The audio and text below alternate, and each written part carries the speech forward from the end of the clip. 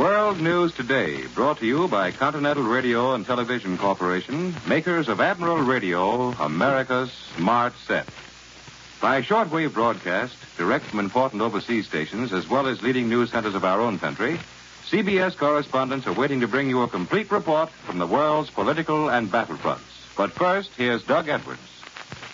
German troops are evacuating the Mediterranean island of Sardinia while the fighting on the Italian mainland continues to go well for the American Fifth Army. Prime Minister Churchill has returned to Great Britain. American Ambassador Stanley has suddenly left Moscow and is en route to Washington for consultations. On the Russian fighting front, the Red Army continues to make tremendous gains. They're 30 miles from Smolensk, and they've recaptured Krasnograd. And in the Pacific, American forces have carried out a heavy attack on Jap targets in the Gilbert Islands. Now, for our first news direct from overseas, Admiral Radio takes you to CBS Algiers. Winston Burdett reporting.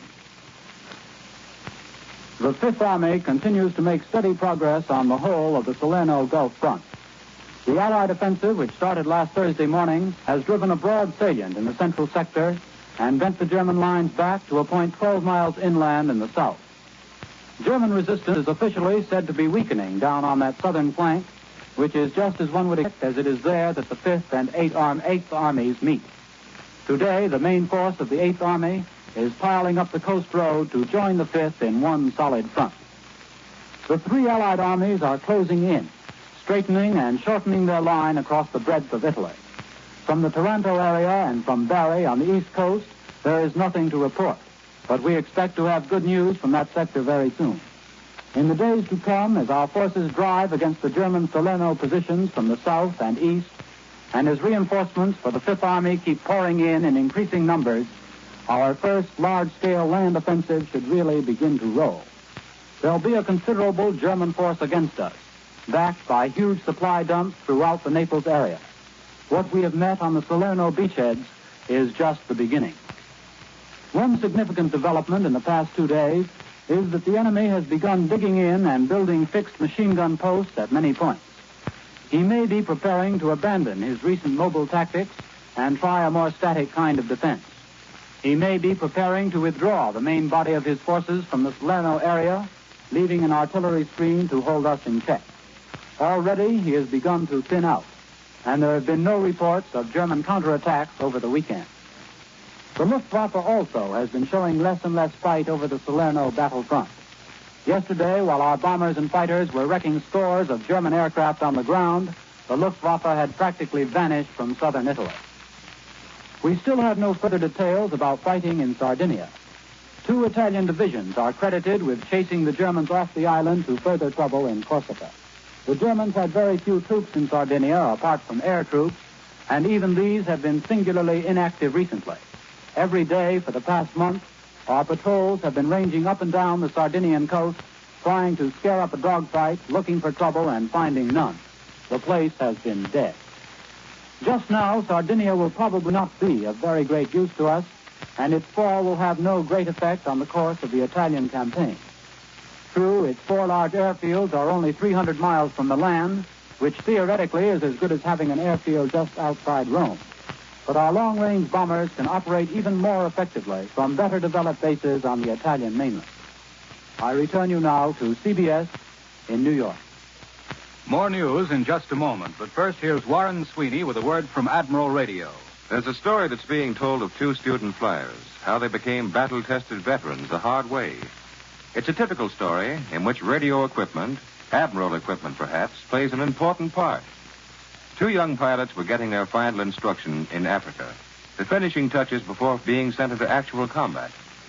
While on a routine training flight, over the radio came the sudden, sharp warning, enemy bomber at 6 o'clock. For a moment, both boys calmly assumed that the instructor was indulging in a bit of leg pulling. But looking down, they saw a huge Nazi bomber streaking in just over the water. Jolted into action by an eyeful of the real thing, they whirled their planes into a screaming dive. A press of a button, and 3 cannon shells ripped into the enemy ship. For a split second, nothing happened. Then a terrific explosion, and all that remained of the enemy bomber was a shattered tail assembly, slowly sinking into the sea. On many battlefronts in such real-life dramas, Admiral-built equipment is playing a leading role. Admiral research engineers fully appreciate their responsibility to our fighting men, are devoting all their skill and ingenuity to building rugged, dependable instruments of communication. And after the war, when Admiral can again return to civilian production, the knowledge gained now will be yours in the peacetime, Admiral, America's smart set. Now, here once again is Doug Edwards. In Western Europe, Allied planes are again hammering the continent, and Prime Minister Churchill has returned home after his conferences in this country. Now, Admiral Radio takes you to CBS London. Charles Collingwood reporting. Winston Churchill is back home. The British Prime Minister has returned to help open the new session of Parliament. He will find the legislators in a mood both admiring and questioning. They, like the people for whom they speak, want to know from Mr. Churchill, first of all, about Italy. Not about the progress of the 5th and 8th Armies. The British have no trouble reading communiques. What they want to know is what happened between the fall of Mussolini and the invasion of Italy. General opinion is that we missed a chance. Not since North Africa has there been such a unanimous querying of official policy. I don't want to give you a lot of quotations. Doubtless American papers are saying much the same things. But on the left in Britain, it is said that we delayed in Italy because we are afraid of unleashing the forces of Italian radical democracy. On the right, they are saying that we just delayed. But from right to left, they think something went wrong. When Winston Churchill gets through with the international situation, he's going to find himself confronted here for the first time with a serious situation on the home front. Up till now, Britain's home front problems have been easily handled by economists and administrators. The government produced a plan, and the people carried it out. No one really noticed, as we do in America, the separation between internal problems and war problems. But now there is beginning to be trouble on the industrial front. The strike rate is going up. There are grumblings on all sides over the operation of Britain's wartime labor policy. Employers say that there is no longer any discipline now that their power to hire and fire is gone. Workers complain about the fixing of their wages, about being arbitrarily transferred to lower paid and less attractive work. And they say that they've lost their last weapon when their right to strike is denied. This situation is most dramatic in the coal fields, where last week more than 30,000 miners were out on strike. Britain's coal output continues to drop. They can't get new men to go down into the mines by just asking them. And miners strike when the government tries to compel boys to take up coal mining. It's a difficult position. As Britain goes into the 5th winter of the war, it is coal and not food which has become the great home problem. I return you now to New York. Allied planes from the Middle East have again attacked Italy. There are new reports of impending action in the Balkans by Allied forces. For a direct report from this war zone, Admiral Radio takes you to CBS Cairo. James Fleming reporting. Today's Middle East air communiques tell of intense bomber and fighter activity during the last 48 hours. In an air battle over the eastern Mediterranean yesterday, fighter planes of the Royal Air Force encountered formations of German bomber and fighter aircraft. When the scrap was over, the RAF fighters had sent 5 Junkers 88 bombers and 2 Messerschmitt 109 fighters to their destruction. Last night, Wellington bombers were over the largest island of the Dodecanese group, Rhodes.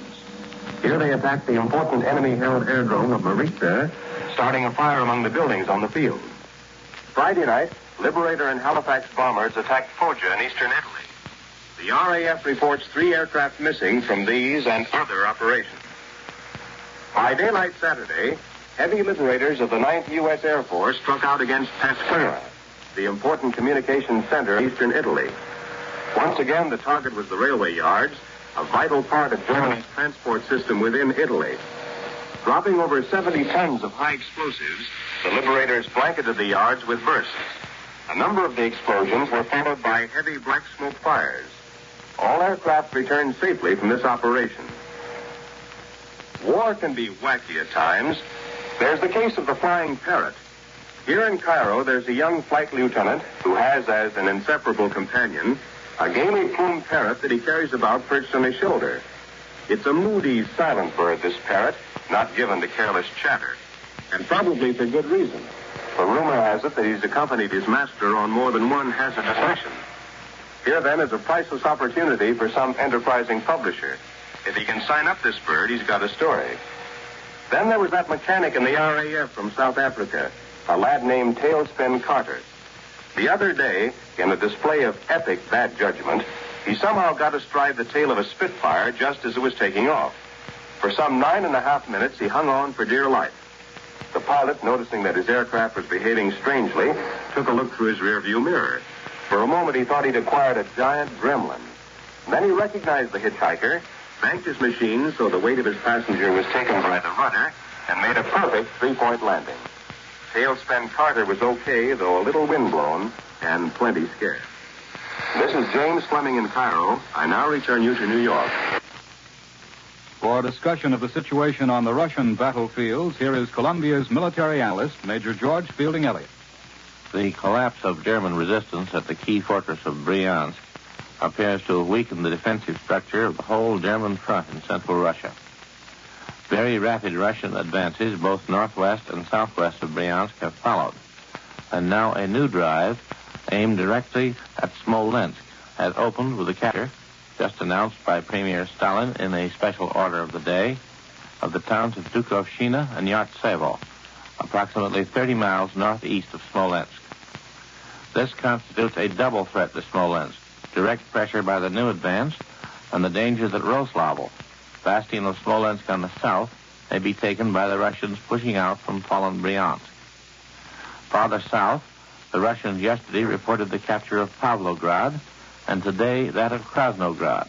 These are two of the most important of the group of railway junctions just east of the great bend of the Dnieper River. Also yesterday, the Russians cut the Kiev-Poltava Railway at Mirgorod.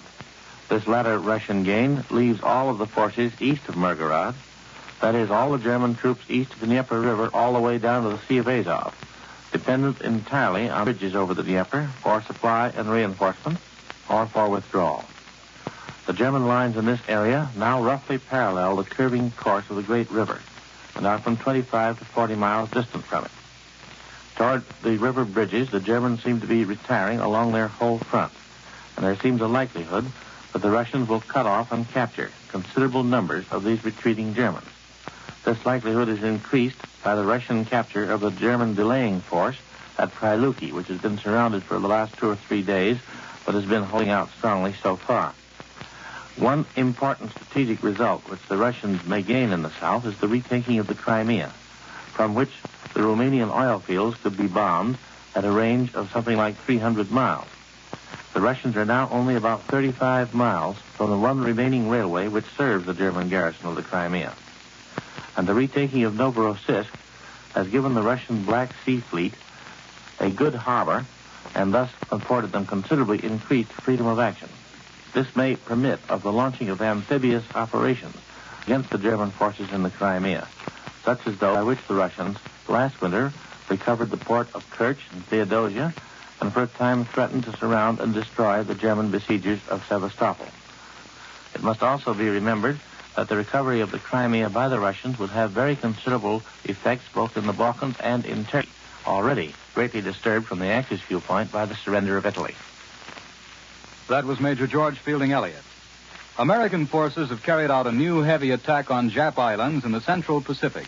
For details and an indication of what kind of fighting the Navy is looking forward to, Admiral Radio takes you to CBS Honolulu, Webley Edwards reporting.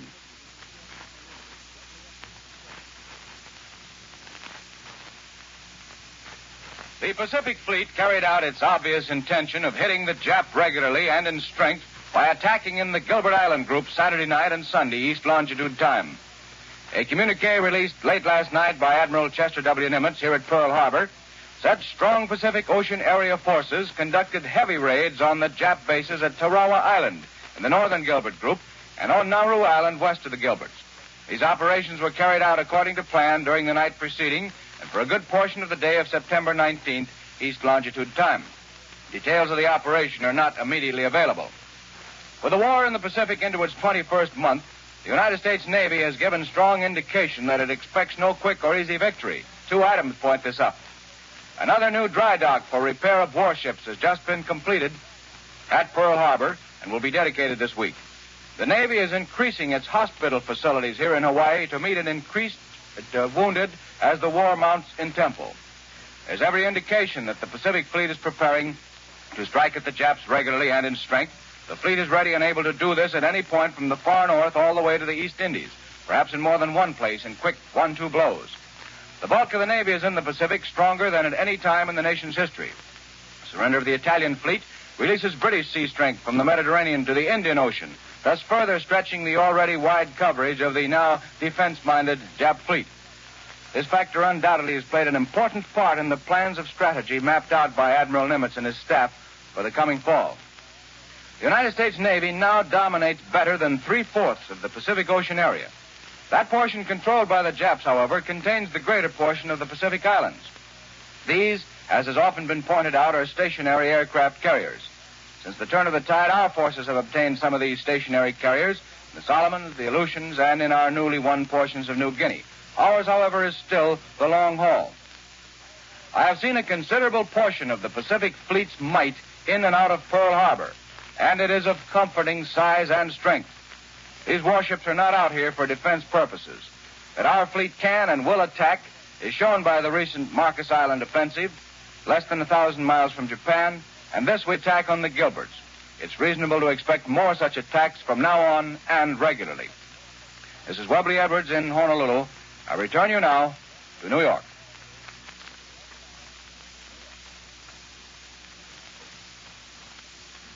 Here in our New York studio is Larry Meyer, war correspondent who has just returned from the Southwest Pacific area, where he broadcast for CBS World News.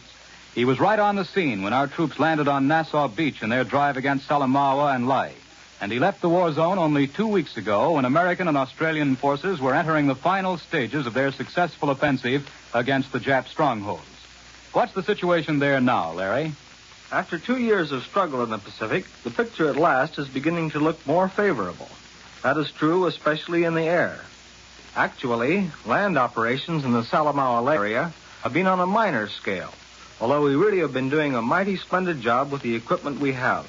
But really big land drives are still impossible because we have not yet sent sufficient men and material out there. And how did we win at Salamaua and Lae? Our successes were due to the skill of our soldiers, our superior equipment, our air coverage, and most of all, the element of surprise. Our troops have proved themselves better fighting men than the Japs. And in actual combat, in the muck of the rotting jungle, they have blasted the myth of Japanese superiority in warfare in the tropical wilderness. And when they went after Salamaua and Lae, they sprang a double-barrel surprise. First, we landed troops at Nassau Bay and started thrusting towards Salamaua. While the Japs were concentrating on the defense of that base, we sent out another surprise force on the other side and outflanked them in the Lae sector. Then it was fairly easy going? Not a bit. I can tell you it was no picnic. I've been over that ground on bombing missions. I've hiked through the jungles and mountains with the troops and swung around Huon Gulf on barges and patrol torpedo boats. The natural obstacles are heartbreaking, and the Japs resisted bitterly. Yet we succeeded in opening a new phase of war, offensive war, in the Southwest Pacific. Are there any other factors in our success? Yes, superiority in the air. General MacArthur, in a recent talk I had with him, confirmed our superiority. We have scored great blows at Wewak, Madang, and other enemy bases. Besides, we are getting more and more fighter and bomber planes out there. But probably the most important element is the plain fact that our flyers themselves are vastly superior to the Japs. The score in our favor now is nearly 10-1. Well, Larry, we seem to be doing all right so far. How about future operations? Well, General MacArthur has never become fully reconciled to the idea of winning the war in Europe first. Naturally, he has to fit in his policies with the world strategy of the Allied High Command. But he can use the men and equipment he has to their utmost advantage. And even with his limited resources, he hits the Japs where he can and whenever he can. Where do you think the next blow will fall? Many observers look for a land, sea, and air assault on the Japanese naval base at Rabaul. Yet the first really big blow may come at some far distant point least suspected by the Japs. That was Larry Meyer, one of Columbia's correspondents in the Southwest Pacific. In this country, Ambassador Stanley's return home from Moscow and a new discussion on the future of General Marshall are attracting major attention. For details, Admiral Radio takes you to CBS Washington. Robert Lewis reporting. The departure from Moscow of American Ambassador Stanley is expected to further the arrangements for the three-party meeting of American, British, and Russian representatives in the near future. The State Department yesterday had announced that Stanley was returning for the purpose of making a personal report to Secretary Hull and President Roosevelt. And although there is speculation in some quarters that Stanley's return is the answer to the sudden recall of the Russian ambassador from Washington last month, it's generally considered here that that is not the reason for this new move. However, it's not known whether Stanley will return to Moscow, but if he doesn't, it's felt that the reasons will be personal and not political. Those recurring rumors, both here and in London, that General Marshall, the Army's Chief of Staff, would soon be appointed to the post of Allied Commander-in-Chief in Europe, has drawn the fire of the Army and Navy Journal, the semi-official magazine of the services. In an editorial, the journal scoffed at reports that such an appointment would be a promotion, saying that powerful interests would like to see Marshall removed from his present position and a man more sympathetic to their interests appointed. Another opinion here in Washington closely follows that of the journal. Marshall is considered tops. On the home front, there are rumors that Prentice Brown is about to resign as chief of the OPA, but these reports are strictly rumors and based principally on Brown's long absence from his desk here in Washington. In Congress, final consideration of the Wheeler bill to defer the drafting of fathers may be postponed from Tuesday to some day later in the week, due to the inability to get recent testimony printed in time. But regardless of this delay, it's freely predicted here that the senators will not pass the bill. Over in the House, Representative Joseph Martin, the Republican leader, says that if the Senate does reject the Wheeler bill, it will remove any necessity for House consideration. But regardless of the fate of the bill, Martin says that he plans to start action soon to increase the allowances granted to soldiers' dependents by 20%. And now back to CBS, New York. Premier Stalin, in the third order of the day, has just announced that Soviet troops have captured the junction of Lubny on the Poltava-Kiev Railroad. And now here's Warren Sweeney. You've heard many stories of the part radio. Much of it Admiral-built equipment is playing on our battlefields. But what are the training programs of our troops here at home? An interesting plan for furthering the use of radio in this important work was recently revealed. Manning an anti-aircraft battery, for example, is a highly technical precision operation. Naturally, the more realistic the target, the more skilled the men will be when faced with actual battle conditions. Kites have been used, as well as sleeves towed by training planes. Miniature gliders have also been released high in the air to serve as objects for anti-aircraft fire. Experiments are now being made with model planes driven by actual motors and entirely guided and controlled by radio. New instruments, improvements on the old, new applications of radio and electronics. These are the problems that have become a constant challenge to admiral engineers and research technicians. Not until after the war will we fully appreciate the changes, present improvements, and new developments will make in our daily lives. Even now, Admiral is making long-range plans for conversion to peacetime production, and many wartime advances have already been assigned important roles in the new Admiral America's Smart Set.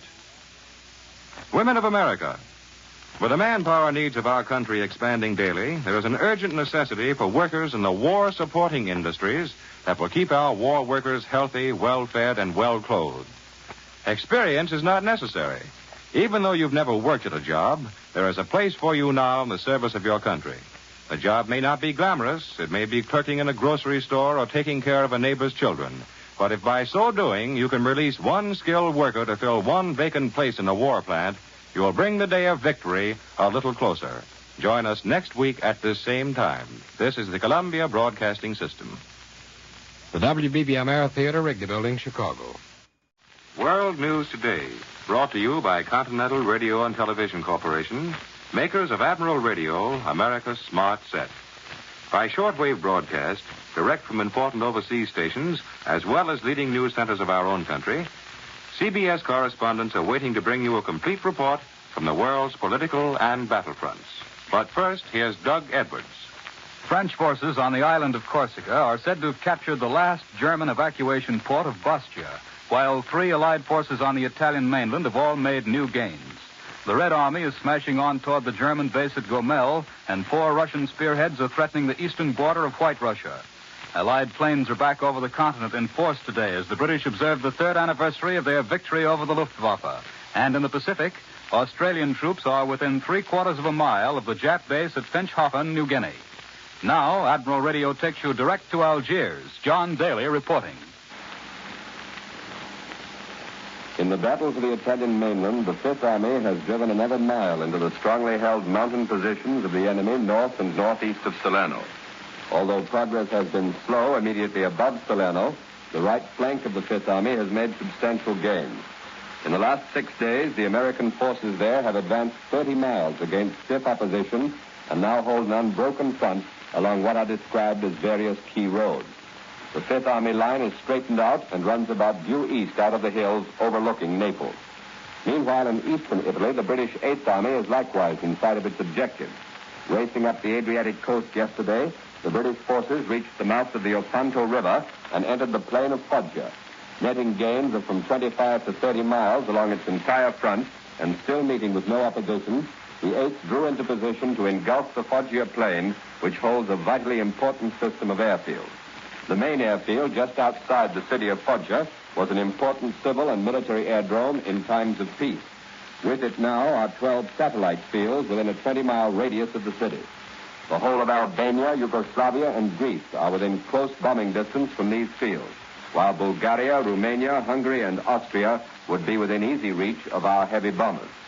The Naples-Foggia line is a logical place for the Germans to make a determined stand. If they don't, it may mean a steady withdrawal to the Po Valley in the north, covered by the now familiar demolitions and skillful rearguard actions. A French communique, issued just a short while ago, speaks of steady pressure on the German forces contained in the northeast corner of Corsica. 3 new towns on the hills about 8 miles outside of Bastia have been occupied by French patriots and regular troops, and the road junction west of Bastia, which leads up into the Corsican finger, has been captured. The communique also reports sharp fighting in the district of Casamosa, 15 miles south of Bastia. Many prisoners were taken, and the Germans suffered severe losses. The Air Force yesterday struck another large feather in its cap by making the second 1,400-mile round trip this month to blast Bolzano, Bologna, and Verona in northern Italy. Both Bologna and Bolzano, which is only 30 miles from the Brenner Pass, are vital control points for rail traffic into Italy from Germany. Both took a heavy pounding from formations of our flying fortresses. The railway yards at Verona were also attacked, and bombs were dropped on a highway near Florence. About 24 enemy fighters attempted to intercept. 4 of them were shot down. There can be little doubt that their forces are stretched very thinly, since in heavy operations by our medium bombers and fighters in central Italy yesterday, only 4 enemy fighters were sighted, and one of these was destroyed. The Air Force also took a hand in the Corsica fighting. B-25 medium bombers struck at the Cherbourg airfield in Corsica, a blow at any German hopes of continued evacuation by air. Now back to CBS in New York. More news in just a moment, but first here's Warren Sweeney with a word from Admiral Radio. In the latter part of December 1942, a shock force of British regulars and native troops under Brigadier Wingate slashed out from India into the center of Jap-held Burma. The expedition was not a large one. There were no armored units, artillery, or supply trucks. But in its successful conclusion, radio, some of it perhaps Admiral equipment, played a vital role. Except for destroying enemy communications, the aim of this raid was largely experimental, to test the possibility of supplying such units entirely by air and to gain first-hand knowledge of jungle warfare. For almost 5 months, these raiders fought their way through dense, tangled jungles, over unbridged rivers, and through the rocky passes of the mountains of central Burma. Over 1,200 miles covered entirely by foot. During this time, the sole means of communication with the outside world was by radio. Radio formed the link that kept a steady stream of plane-borne supplies flowing into their hands. The food, ammunition, medical supplies that are the lifeblood of military movements. The wartime duties of your peacetime admiral are dramatically illustrated by such cases as this. Though entirely devoted to war production now, to you on the home front, Admiral gives this assurance. The skill and effort now going into weapons of war, will be yours when victory has been won in the new Admiral, America's Smart Set. And now, once again, here's Doug Edwards. Admiral Radio takes you now to CBS London. Charles Collingwood reporting. This is Battle of Britain Sunday over here. The British have a rather nice habit of setting aside a Sunday every now and then to give thanks for some great event of the war. And all over Britain today, in thousands of little churches, people came to thank God that the Battle of Britain had made it possible for them to be still in the war today.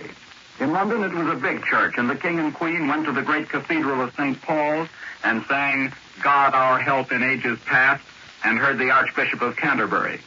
But the most moving thing about this Battle of Britain Sunday is that all the people, all over the country, knew what that battle meant in terms of their lives and the lives of their children and the lives of the men who died that it might be won.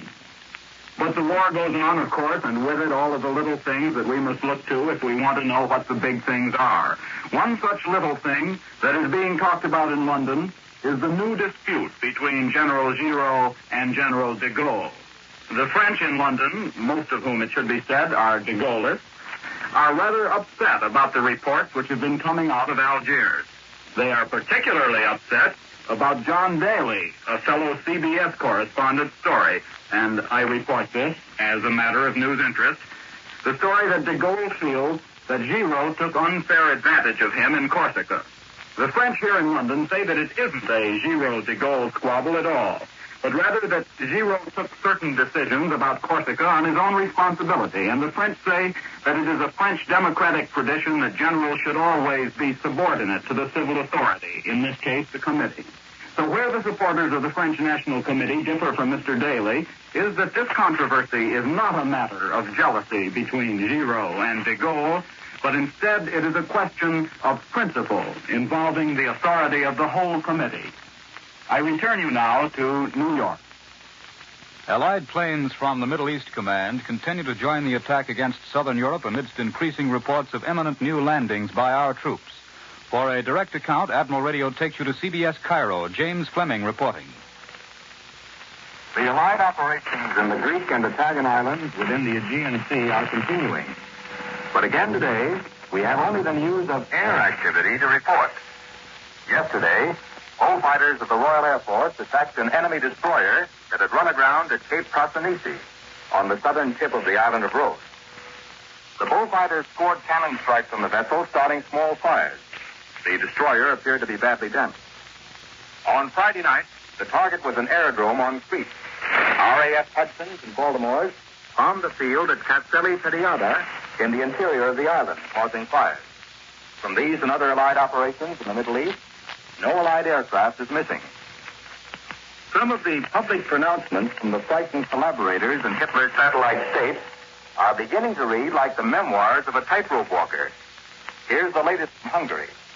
After the meeting of the Hungarian Prime Minister and Chief of Staff with Hitler, the cabinet held a meeting and issued a circular explaining what was called Hungary's position in the defense of Europe. The circular states that Hungary cannot play a positive part in case of an invasion of the Balkans because Hungary is not a Balkan state. Then it goes on to deny that Hungary has sent troops into the Balkans. Finally, in a kind of watered-down punchline, the statement concludes that Hungary is interested in the Balkans only as a neighbor. A nervous neighbor, they might have added. Even the Nazi-dominated Bulgarian army, on which Hitler is depending for occupation garrisons to replace Italians within the Balkans, begins to display a case of cold feet. It's reported that they've stopped at the Yugoslav border and refused to cross the frontier into Albania, despite a strong German demand that they do so. For the Bulgars, the sight of strong Allied forces just across the Adriatic in Italy is just too discouraging. This is James Fleming in Cairo, and now return you to New York. In this country, President Roosevelt has announced the appointment of a new Undersecretary of State. For this news and other developments on the home front, Admiral Radio takes you to CBS Washington. Robert Lewis reporting. President Roosevelt's appointment of Edward R. Stettinius, Jr. as the new Undersecretary of State and his establishment of a new Office of Foreign Economic Administration is being interpreted here as a move to bolster the State Department for the many post-war problems which already are developing on the international front. As Lend-Lease Administrator, Stettinius became acquainted at first hand with many of the problems confronting the various countries of the United Nations. And in both that capacity and in his former position as chairman of the board of the United States Steel Corporation, he was in a position to know his own country's needs and aims. In Congress, his confirmation seems assured. Both Democratic and Republican members of the Senate Foreign Relations Committee have said that his appointment will be well received. In announcing Stettinius' appointment, the president also revealed officially that Sumner Welles had resigned. In the consolidation of the various agencies dealing with foreign economic matters into the new Office of Foreign Economic Administration, the president named Leo T. Crawley as the administrator. He will be in complete charge of all operations, subject only to State Department direction and policy. Former Governor Herbert Lehman, who resigned simultaneously from his foreign relief and rehabilitation post, was appointed special assistant to the president. He is expected to work out the details of the forthcoming United Nations Relief Conference to be held here in Washington in November. And it's understood that Lehman will be this country's nominee for the chairmanship of that conference and its resulting inter-allied commission. On the home front, the administration apparently has set the stage for another congressional battle over subsidies. The War Food Administration has announced a $100 million milk subsidy program, and it's understood that it's also preparing to ask for an extension and enlargement of the Commodity Credit Corporation. In the third war loan drive, the Treasury says now that we are within $1,695 million of the goal. This is Robert Lewis in Washington. Now back to CBS New York and Doug Edwards. The Red Army's latest successes pose a great many problems for the German High Command. For a summary of these problems, here is Columbia's military analyst, Major George Fielding Elliott. Today, the great military question regarding the Russian front is this: can the Germans hold on the line of the river Dnieper? At the moment, the Russians are engaged in mopping up the remnants of German resistance in the salient between fallen Smolensk and still resisting Gomel. They are hammering heavily at all the German bridgeheads on the left bank of the Dnieper from Kiev down to Zaporozhye. None of these bridgeheads have fallen as yet, and so far there is no report that indicates that the Russians have anywhere crossed the Dnieper in force, though it is quite possible that patrols may have reached the western bank. West and southwest of Smolensk, the Russians are driving for the vital railway junctions of Vitebsk, strategic pivot of the German northern front, Orsha, main supply base for that front, and Mohilev. Farther south, Gomel is threatened, and below that, the Russians are in the eastern suburbs of Kiev itself. German resistance seems to be stiffening all along the southern part of the front.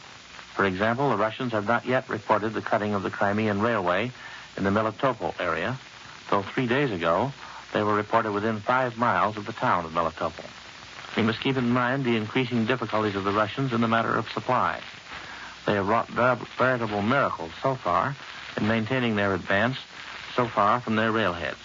They cannot do so indefinitely without a pause to enable their railway engineers to catch up with them and to reconstitute their forward depots. It may be that German resistance along the Dnieper will bring about the occasion, indeed the necessity, for that pause. But we do not know as yet whether that will be the case. That was Major George Fielding Elliott.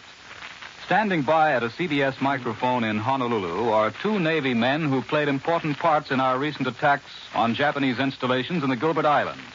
For their stories, Admiral Radio takes you to CBS Honolulu, Webley Edwards reporting.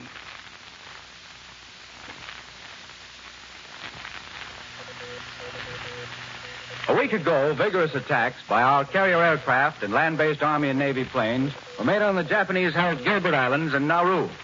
Just returned are Commander Leonard B. Sutherland of Fort Payne, Alabama, who commanded a carrier air group, and Lieutenant Commander Ernest M. Snowden of Beaufort, North Carolina, a dive bomber squadron commander.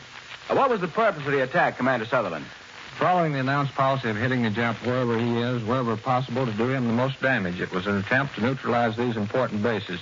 It was also excellent training for our men for a bigger job ahead. How was it carried out? The Army hit Tarawa with B-24s Friday night from midnight to around 4:30 with 25 tons of bombs. At the same time, other 4 motor bombers, both Army and Navy of the same type, attacked Nauru with similar bomb tonnage. Next morning, our carrier bombers and fighters struck Tarawa. Some Jap fighters came up at Nauru, but none at Tarawa. However, we encountered heavy anti-aircraft fire. The fighters strafed the anti-aircraft positions and, together with the bombers, knocked out from 50 to 60%. Each bomber pilot was assigned a target on the first track. From then on until noon, they were reassigned primary targets. Or if these had been destroyed, any target of opportunity. They dropped 80 tons of bombs. My group alone used up 55,000 rounds of 50 caliber ammunition. About mid-morning, I counted 9 Jap bombers burning on the ground, and 3 more counted later. Your fighters were flying the new F-6F fighter, Commander. Yes, but we had no chance to match them up with the Zero, for none came up at Tarawa until the Second Army attacked the day after we left.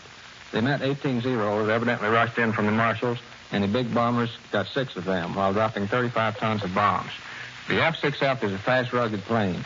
My group had 40 planes shot up, but in the entire operation, only 4 planes, 2 dive bombers, a torpedo bomber, and a fighter were lost. None of the Army or Navy 4-motor bombers were down. The damage to the Jap base was quite heavy, 45 or 50% destroyed. What about the dive bombers, Lieutenant Commander Snowden? I saw quite a few explosions and fire start up from our bombs. The fighters are everywhere, and the tracer bullets look like hoses pouring out red lead. When the dive bombers were diving and ran into clouds obscuring their targets, the pilots would pull out of the dive and make a run all over again, regardless of the heavy air fire. One fighter pilot came back with some palm leaves hanging on his guns. He was coming in low, got into some smoke, and when he came through it, there was another plane coming right at him. He swerved over, and his guns gouged out layers on a tree. One highlight was our last dive bomber attack. On the return, we looked back and saw some tremendous columns of smoke. I think the fire started from bombs that set off an ammunition dump. Commander Sutherland, do you feel the Japs were caught napping? No, I think that his large defense parameter keeps him spread pretty thin. It looks like the Jap is going to have quite a bit of worrying about where to put his available fighter planes from now on. Thank you, Commander Leonard B. Sutherland, Air Group Commander. Lieutenant Commander Ernest M. Snowden, Dive Bomber Squadron Commander, with this story of the Gilbert Islands attack. Good luck. This is Webley Edwards in Honolulu. I return you now to New York.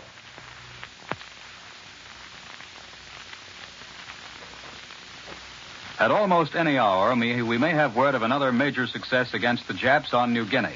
General MacArthur reports that Australian troops beating down bitter Jap resistance have moved within 3/4 of a mile of the enemy base at Finchhofen. And over on the Asiatic mainland, American medium bombers have again hit Jap installations in Burma. A communique from New Delhi tells of 4 buildings being destroyed in the Memao area east of Mandalay.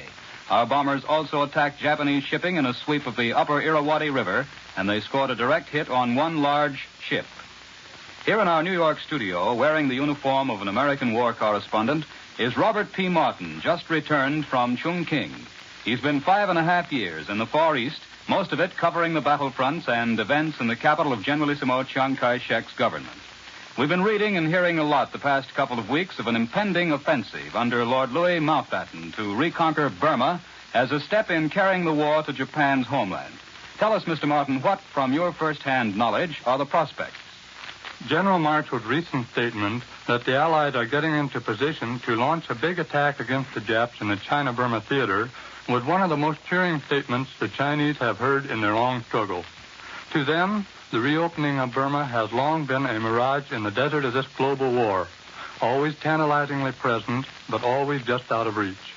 Are the Chinese convinced that if we reopen Burma, we can start hitting the Japs in their home islands? It isn't quite as easy as that. A reconquest of Burma doesn't mean that China would at once be turned into a great base for operations against Japan. Chinese leaders with whom I have talked admit that the Burma Road's former capacity of from 12 to 15,000 tons of freight a month in good weather can't be more than tripled, even under strict military control. And 45,000 tons a month certainly will not equip and maintain China's armies. It will take American naval victories to do that. We'll have to reopen 1 or more Chinese ports. Well, from what you say, Mr. Martin, maybe an offensive to reopen Burma wouldn't be worth the cost. Is that true? Oh, no. Its benefits would be enormous. For instance, it would facilitate the movement of supplies to General Chennault's 14th Air Force, also to Chinese troops defending Chennault's air bases. Furthermore, China would obtain machinery for her almost worn-out war factories. Then I take it that the Second Battle of Burma will be essentially a battle of supply. That's it, exactly. And before we open up Burma, the Allies, the British, the Chinese, the Indians, and ourselves, will have to go through a lot of tough fighting. Our American and British bombers, despite the monsoon, have been constantly hammering the Jap lines of communication and Jap supply bases. It's true that our own lines of communication are not being subjected to this sort of pressure. But you must remember that it is more than 15,000 miles from the American assembly lines to the Burma front. Last week, I flew from Chongqing to the United States in 6.5 days. But only the most urgent personnel and supplies, and only limited quantities of them, can cover the distance at that speed. The rest, the bulk of our aid, goes by slow freighter. And sometimes, under the pressure of demands from other fronts in this global war, those freighters aren't available immediately. Most of us know that Burma is a pretty tough spot for waging war, but I wonder if we realize just how tough it really is. Well, Mr. Edwards, I recently visited the battle areas on both the Burma-India and the Burma-China frontiers. And I can tell you this. You can let your imagination run wild, and you probably won't be exaggerating. The main lines of communication are mountain trails worn deep through the centuries by plodding natives. These trails run through steamy, malaria-infested jungles. Tremendous mountains rear up on all sides. Travel isn't reckoned in miles, but in hours or days. Water and food are at a premium. But the Chinese have proved in these past few months, as have Brigadier Wingate's British jungle fighters, that the Japs can be beaten in Burma. They can be beaten in Burma just as they have been beaten in the jungles of New Guinea. I'm sure they can, and I'm sure they will be, and thank you very much, Robert P. Martin. And now, once again, here is Warren Sweeney with a message from our sponsor. Not only on the battlefield is radio demonstrating its vital usefulness in this war, there is an equally important part being played guarding our shores here at home. So essential has radio proved itself in the operation of the Civil Air Patrol that many states have conducted special drives for funds to provide patrol planes with two-way radio equipment. For example, a special appropriation was recently made by the General Assembly of the State of Virginia for this very purpose. With the facilities of the Admiral plants entirely devoted to building such instruments, make it a part of your home front duties to conserve your radio, which has now become irreplaceable. Call your Admiral dealer in case of emergency and be assured that he will do everything in his power to keep your set in working order. After the war, Admiral, in peacetime, the world's largest manufacturer of radio phonograph combinations with automatic record changers, will bring you the new Admiral, America's Smart Set. Attention, men and women of Chicago. Your country needs you. Help build vital communication equipment for our frontline fighters at the great Admiral plants in Chicago. The work is easy and interesting. No experience is necessary, and you'll be paid while learning. The factories are modern with the latest type machinery, as well as company cafeterias for your convenience. Simply go to the employment office of the Admiral plant at 4150 North Knox Avenue by taking a Montrose streetcar to 4600 West. Or take the Armitage Avenue car to the Admiral plant at 3815 Armitage Avenue. Get into radio now, the modern business with a great future. Be sure to listen again next Sunday when the Continental Radio and Television Corporation again brings you World News Today, direct from the leading news centers of the world. This is the Columbia Broadcasting System. You're listening to the WBBM Air Theater, Wrigley Building, Chicago. World News Today, brought to you by Continental Radio and Television Corporation, makers of Admiral Radio, America's Smart Set. By shortwave broadcast, direct from important overseas stations, as well as leading news centers of our own country, CBS correspondents are waiting to bring you a complete report from the world's political and battlefronts. But first, here's Doug Edwards. The Germans have launched a sea and airborne attack today against the Dodecanese island of Kos, which was recently occupied by the British. Allied Fifth Army troops on the Italian mainland have captured Benevento, northeast of Naples, while the British Eighth Army, striking swiftly up the Adriatic side, has lopped off a wide area. The Royal Air Force bombed Munich again last night, and Berlin reports that German troops in South Russia have evacuated the town of Taman on the peninsula directly across the Kerch Strait from the Crimea. For our first news direct from overseas, Admiral Radio takes you now to CBS Algiers. Winston Burdett reporting. All along the Italian front, from Naples across the Apennine Mountains to the Adriatic coast, the Germans are fighting bitter rearguard actions against the Allied advance. The fall of Naples really marked a stage in the battle. Both sides are now regrouping for another major clash. Once again, the vital sector is on our left flank on the coast. But instead of mountains this time, we have a clear plain stretching 25 miles northward, where both we and the Germans can throw in heavy armored forces. French and Patriot troops have all but ousted the Germans from Corsica. French headquarters this afternoon announced that Moroccan sharpshooters have driven the Germans off Tigina Hill, just 4 miles outside of Bastia.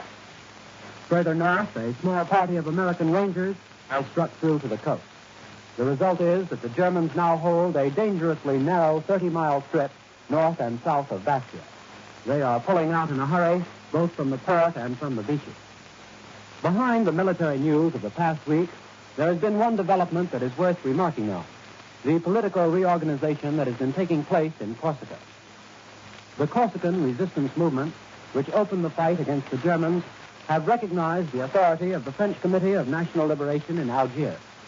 The new prefect or governor named by the committee has approved virtually all the popular elections held throughout Corsica when the organized patriot drive against the Germans began. The Corsicans have now set up a new committee, a purification committee it is called, to deal with Corsican officials and others who have collaborated with the enemy. This committee began its work today. All charges must be laid before it by the 1st of next month. It will complete its report by November 10th, and the accused will then stand trial for war crimes. These developments in Corsica are significant because they foreshadow what may one day happen in France itself. The French Commissioner of the Interior, André Philippe, who is responsible for coordinating French resistance movements, told correspondents here yesterday that he expected to see the same sort of process in France when France is liberated. The same preparedness, the same quick popular reaction, and the same general pattern of cooperation between the French National Committee and the people in France who have been organizing to resist the enemy. How strong those people are, we don't know. But they are a force, a political force for the future. A hint of their numbers was given in an official French statement today. It said that since mid-July, 54,000 young Frenchmen have escaped deportation to Germany and have joined the 150,000 who already are hiding out in the French Alps and the Pyrenees. They are going to have a rough winter, but someday they will come back. I return you now to New York. More news in just a moment, but first here's Warren Sweeney with a word from Admiral Radio. A flying fortress formation recently returning from a bombing mission over France was attacked by a swarm of Volker-Wolfs. One fort, an engine knocked out, lurched out of control, leveled off, and began to fall behind. Immediately, 8 enemy planes roared in for the kill. High above, a Thunderbolt pilot saw the action.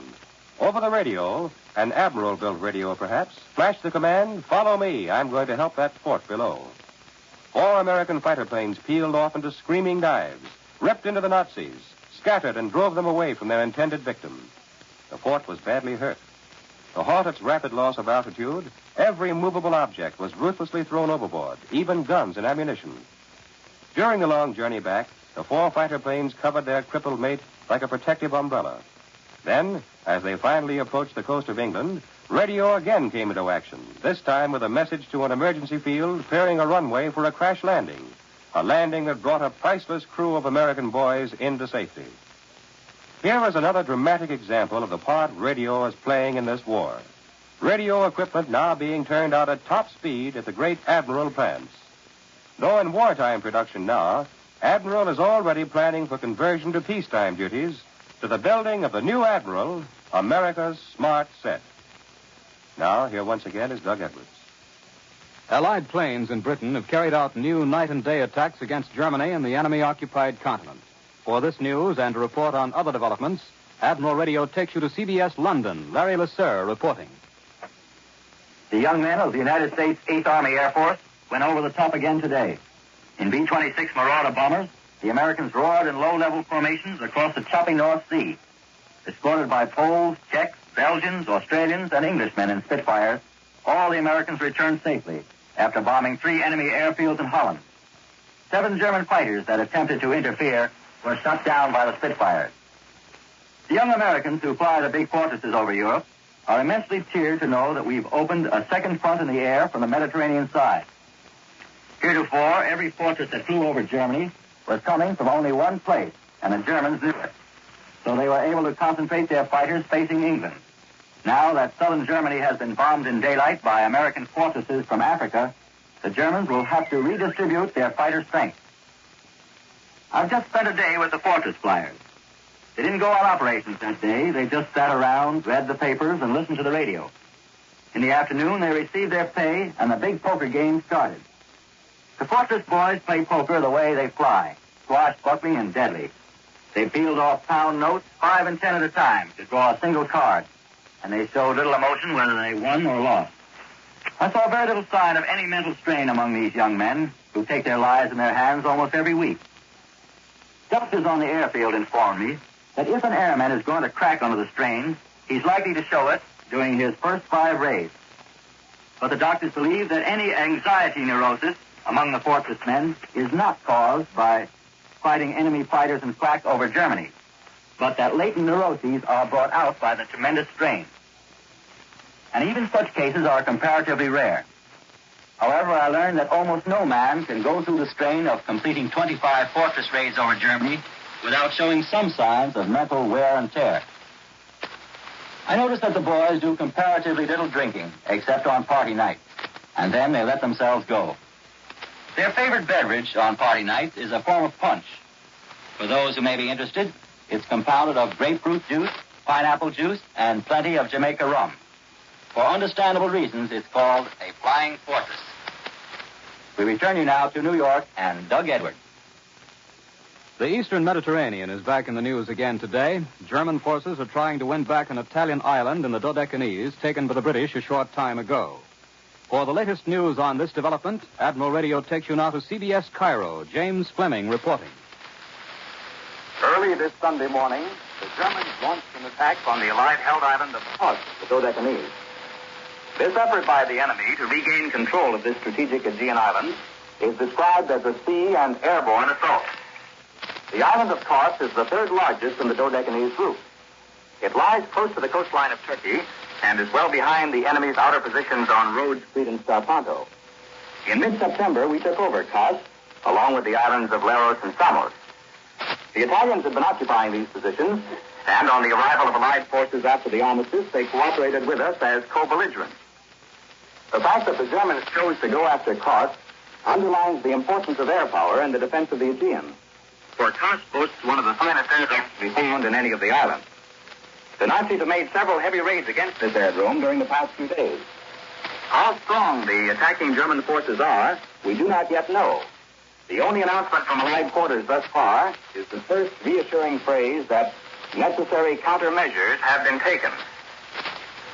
Lieutenant Harold Hare, an American fighter pilot formerly based in North Africa, is based in Cairo these days, recovering from 12 days of floating in the Mediterranean after bailing out during an encounter with some Messerschmitt fighters.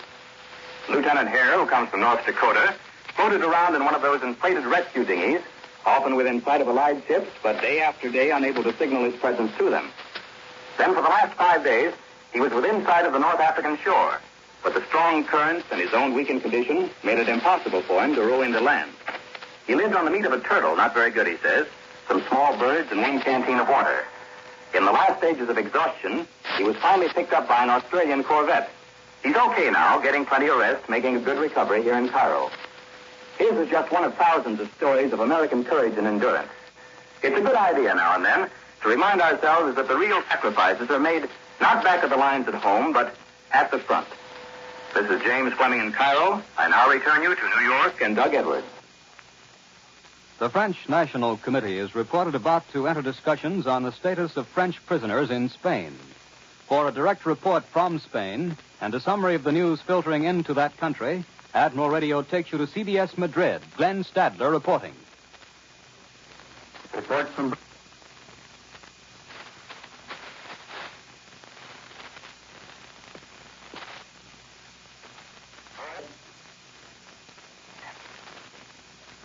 We regret the interruption of our broadcast from Madrid. But now for a summary of the battlefield situation in Italy, here is Columbia's military analyst, Major George Fielding Elliott.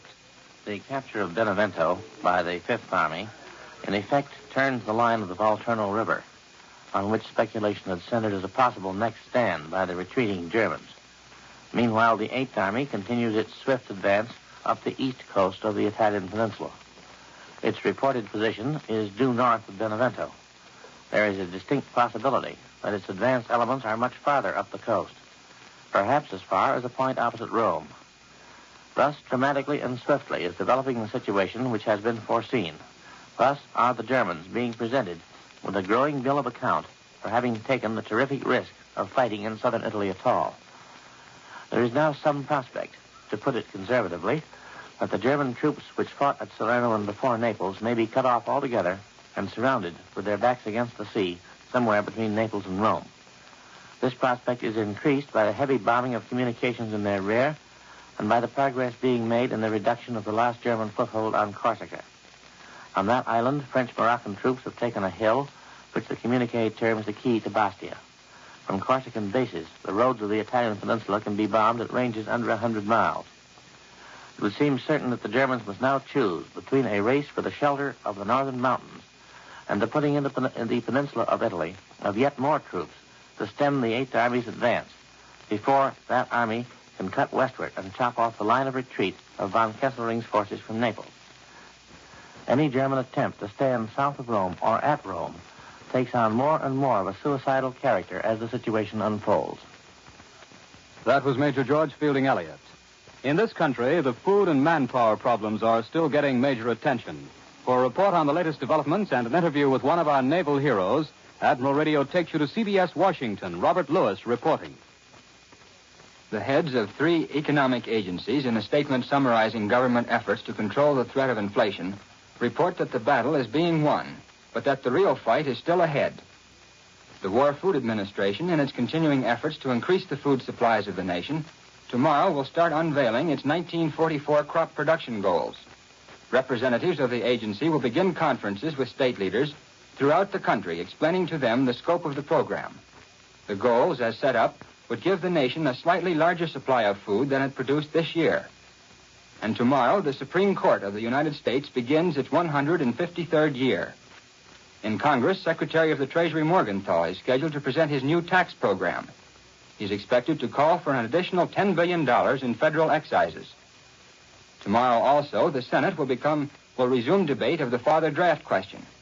Latest developments in that field come from Draft Director Hershey, who suggested that more efficient use could be made of men now classified as 4F. The Navy Department reports in a communique this afternoon that a lone American reconnaissance plane flying over the Japanese-held island of Nauru in the Central Pacific beat off 9 attacking Zeros, shooting down one of them. And every American knows the legend of the battleship X and her famous commander, Rear Admiral Thomas Lee Gatch, who did so much to turn the tide of battle in the South Pacific just a year ago this month. Newly commissioned, fresh from her trial runs, this 35,000-ton battle wagon sailed into the Battle of Santa Cruz on October 26th and into the same murderous kind of Japanese torpedo plane attack which killed the Prince of Wales in repulse. But the X, maneuvering at better than 27 knots, shot down 32 enemy dive bombers with a hail of steel so awesome that the commander of American aircraft signaled his men away. He yelled, "Stay away from that big bastard. She's shooting down the sky." Admiral, then Captain Gatch, was badly wounded during that encounter. But 3 weeks later, he took the X into Windy Gulch off Salvo Island, where in a weird and deadly night engagement, 5 Japanese warships were sunk. Previously, this ship was known simply as the X, to hide her secrets of armament and greatly increased firepower. But now the Navy has revealed her as the USS South Dakota. Today, her skipper, during those historic engagements, is here to tell you of the ship he proudly calls the greatest in the world, Rear Admiral Thomas Lee Gatch. That's exactly my opinion. The South Dakota is the greatest in the world, including the much-vaunted Admiral Tirpitz. And I'd like to say something about her. She was built by the New York Shipbuilding Corporation in Camden, New Jersey. She was commissioned in March 1942, but didn't get to sea until June because it takes a long time to finish a battleship's turrets. But from the minute we hit salt water, those of us who knew a ship knew that this one was perfect. She ran as quietly and efficiently as a sewing machine. Every one of the crew loved her. This enthusiasm continued throughout the grueling weeks of trial runs and fire practices. You know, in peacetime, it takes a year for a new crew to learn to handle a ship in battle, but we did it a lot faster. My navigator said I kept saying, "That's the rottenest shooting I've ever seen," and sometimes I just grunt. But 2 days before we got into battle, I conceded that the shooting was pretty good. Well, that sounds like a masterly understatement, Admiral. And that kind of shooting changed the opinion of some so-called experts about the value of the battleship, didn't it? I hope it gave them something to think about. I think the first action, when the Japs tried to relieve Guadalcanal by superior air power in the daytime, proved that the battleship, with proper air coordination, rules the seas. And the Savo Island fight, with the Air Force out of it, demonstrated that there is no match for the battleship except equally good battleships. I rather think the battleship is here to stay. Well, what about the Japanese battleships, Admiral? The Japanese build good ships, but every time we've met them on anything like equal terms, they've been overwhelmingly defeated. I think we will keep on doing it. Well, I'm sure that America shares that confidence, Admiral Gatch, thanks to you, your officers and men of the USS South Dakota, formerly the Battleship X. And this is Robert Lewis in Washington. Now back to CBS New York and Doug Edwards. Allied troops have chalked up another victory against the Japs in the Southwest Pacific. For this news and other developments in the Pacific, Admiral Radio takes you to CBS Honolulu, Webley Edwards reporting.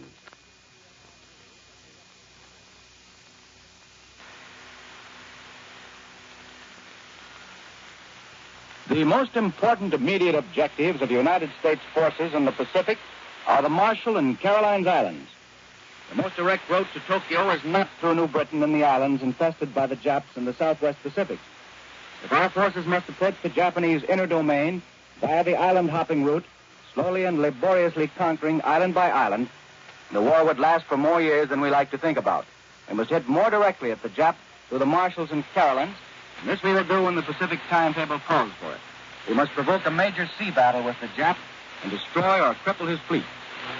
This is the gist of conversations I have had with men here at Pearl Harbor who've been fighting the Jap for nearly 22 months now. To these men, the fall of Finchhaven in New Guinea, which has just been announced, is good news. For its fall continues to put pressure on the Japs' outer perimeter of defense in that area. Plus, its pressure is being put on the Japs from the Aleutian and from recent air attacks on Marcus and Gilbert Island. All of these tend to keep the Jap defenses spread as thin as possible. Finchhaven's fall puts the Allies in control of all the area leading to Rabaul on New Britain from the west and the south. The slow push of the Americans up from the Solomons is opening the way to Rabaul from the south and east. There is, however, some evidence that Rabaul is no longer the mighty Jap base it once was. That the Japs have pulled some of their strength back from Rabaul to their inner domain. The drive toward the Marshall and Caroline Islands has been a necessity of the Pacific campaign from the outset. To most of us who follow this Pacific War, it has been something that was far, far over the horizon, in some happy day to come. That happy day is much closer than we had dared hope for. There are strong indications that the might of the Pacific Fleet is aimed at the heart of the Jap defenses rather than to the outer fringes of the defense perimeter. The nearer that time approaches, the less talk you can get from Navy leaders here. Right now, they are saying nothing, which experience shows is a good sign out here. When you're ready for heavy action, you don't have to do much talking about it. There are many warships and planes now on hand in the Pacific to do the talking. This is Webley Edwards at Pearl Harbor. I return you now to New York.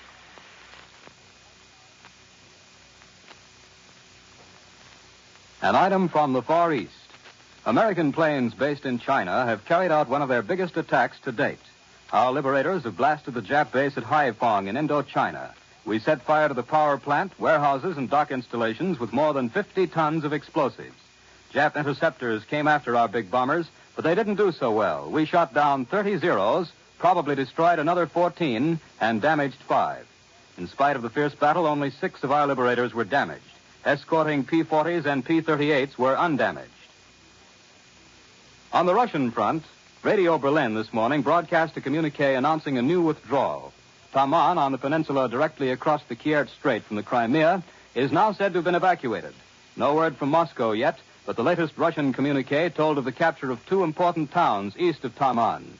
The German evacuation of Taman means that the defeated Nazi armies of the Caucasus, the troops that once held great areas and stubbornly defended their Kuban bridgehead against Soviet offensives, are finally being driven out of the Crimea. Nazi propaganda minister Goebbels today let the German people on what's in store for those who attempt to undermine the belief in victory. Goebbels said the Reich is prepared to cut off the heads of those persons.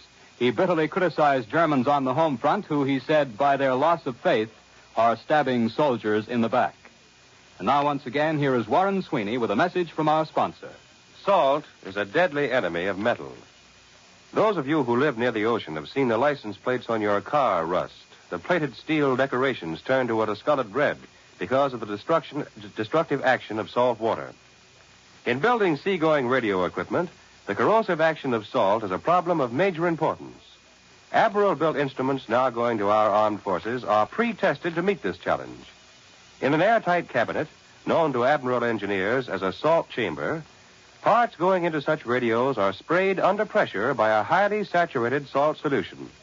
This treatment continues not for minutes or even hours, but literally for days. Though completely encrusted with salt when finally removed, these delicate parts must still meet Admiral's exacting standards of performance. Here is one of many thorough tests Admiral equipment must pass before being accepted for seagoing duty. Tests that assure rugged dependability wherever Admiral equipment may serve on our many fighting fronts. Attention, men and women of Chicago. Your country needs you. Help build vital communication equipment for our frontline fighters at the great Admiral plants in Chicago. The work is easy and interesting. No experience is necessary, and you'll be paid while learning. The factories are modern with the latest type machinery as well as company cafeterias for your convenience.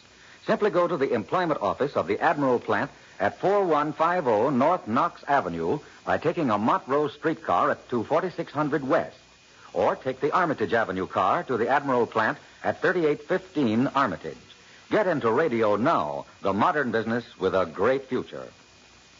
World News Today is brought to you each Sunday at this hour by Continental Radio and Television Corporation, makers of Admiral Radio, America's smart set.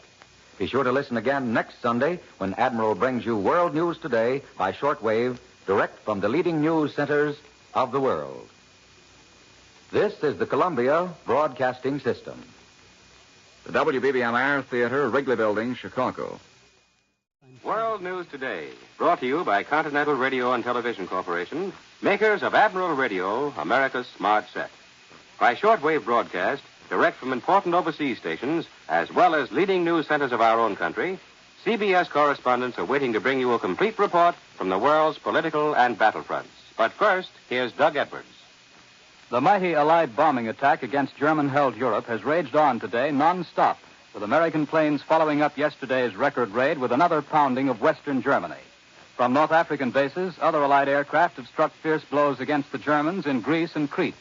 On the Italian mainland, the Allied 5th and the British 8th Armies are increasing pressure on the enemy. And in Russia, German troops along the Dnieper line have been thrown back beyond shelling range of the river at several points. Now, for further details on the fighting in the Mediterranean war zone, Admiral Radio takes you direct to Algiers. John Daly reporting. The German offensive on the eastern end of the Italian front has failed. Yesterday, the British 8th Army advanced 2 miles above Chamouly as the German forces, recently reinforced with the 16th Panzer Division and ordered to retake Chamouly, retreated. At the same time, other units of the 8th Army, advancing from 1.5 to 4 miles along a 50-mile front, captured the towns of Guglielmesi, Larino, Colletorto, Gambellesa, and San Marco. In central Italy, the 5th Army, advancing up both sides of the Calore River northwest of Benevento, occupied Ponte. The rest of the 5th Army line follows the south bank of the Calore and Volturno rivers for some 45 miles from Ponte to the shores of the Tyrrhenian Sea. Our patrols have crossed the Volturno in some strength and are active. There is little detailed news from the front, but heavy fighting appears to be going on just northeast of Capua, where American troops are trying to gain control of 2 hills from which German artillery command our crossings over the Volturno River from there to the sea. It is known that the Germans have moved another division into this area, and a major battle may be in the offing. But enemy resistance still consists of rearguard action by strong mobile forces equipped with artillery. General Tui Spatz's Northwest African Air Force gave strong support to our ground forces in Italy yesterday, and at the same time struck a crippling blow to the Luftwaffe in Greece and Crete, where the Germans have shown surprising air strength in the last week. Flying fortresses dropped tons of bombs on 4 of the principal airfields in Greece, as liberators performed the same mission over the main German airfield on the island of Crete. Scores of enemy airplanes parked on the fields were destroyed. Runways were torn up, and hangars and fuel and ammunition dumps set on fire. Officially described as highly successful, the raids appear to have caught the Germans by surprise. At only one field, Eleusis Airport outside Athens, did German fighters offer any opposition. 15 attacked the forts there. 5 German fighters were shot down. Besides this bag and the dozens of enemy planes destroyed on the ground, long-distance P-38 Lightnings found a fleet of Stuka dive bombers over the Scarpanto Straits near the island of Rhodes in the eastern Mediterranean. They shot down 15 of them, adding 1 Ju-88 for good measure. Our losses for the whole day's operations were just 1 fighter which went down over the battle area in Italy. A supplement to the air communique released just a short while ago tells of 3 additional successful raids by liberators yesterday. The targets were airfields. 2 of them, Maritza and Scalato, are on the island of Rhodes.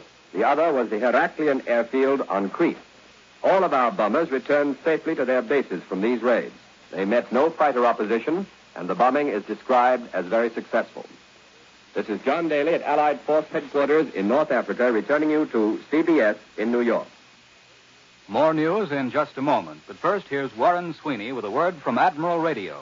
Somewhere in England today, there are 8 American boys to whom radio, equipment like that now being built by Admiral, has acquired a new meaning. Here's how it happened. For 150 miles, on the way back from a bombing run over Saint-Nazaire, the crew of a battered flying fortress fought to keep their ship aloft. Guns, ammunition, even parachutes were tossed overboard to lighten the load. But still the fort sank lower and lower. Realizing they couldn't make it, the crew gathered in the radio room and braced themselves for a plunge into the sea. With a shattering crash, they struck. Water gushed in through the ball turret, and the crew quickly climbed out over the wings into their 2 life rafts. No sooner had they pushed off when one of the men, much to the astonishment of the others, suddenly dived overboard. Bobbing in the water like a cork next to the sinking plane was their portable radio, the only means of bringing help. No one can tell, of course, who built that particular radio, but Admiral would like to believe that it came from an Admiral assembly line. All night long, the boys took turns in sending out an SOS, and by the following afternoon, they were back safe in England. Yes, radio is playing many dramatic roles in this war, roles in which Admiral-built equipment is being featured on many fronts.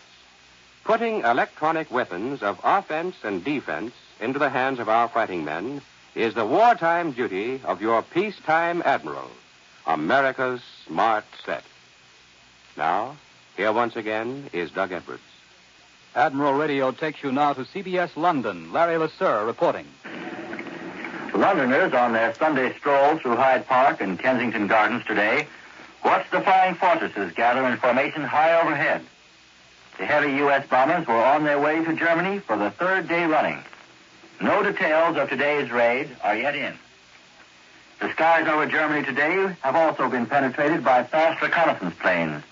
They took pictures of the damage done in the brilliant American bomber attack yesterday on Poland and East Prussia.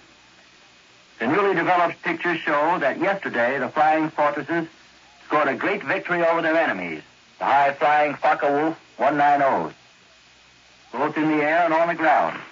For 91 German fighters were downed yesterday trying to protect their assembly plant at Marienburg. And today, photographs show that the forts completely wrecked the huge factory where 1/2 of all the Focke-Wulf fighters made in Germany were assembled. Smoke screens still obscured the German naval base at Gdynia when reconnaissance planes went over today. But through the veil of smoke, it could be seen that yesterday's attack damaged a German liner and set 3 other ships afire. On the British home front, the chief subject of debate this week has been the question whether Britain should keep its people regimented after the war in order to aid economic recovery. Just in case some persons may think regimentation or labor mobilization, as it's called here, has not been as serious in Britain as it has been in the totalitarian states, some figures were released today. They show that the Ministry of Labor has prosecuted no less than 12,000 persons who refused to go to work where they were sent. In most cases, the magistrates imposed fines on these sturdy individualists, but at least 1,000 men were sent to prison. 128 women also went there, There has been talk that women who refuse to work be examined by psychologists. But one English magistrate said today that these were only good-time girls anyway, and to put psychologists onto them was not only unnecessary, but a lot of rubbish. And now back to New York and Doug Edwards. Allied planes continue to attack German airfields in the Balkans.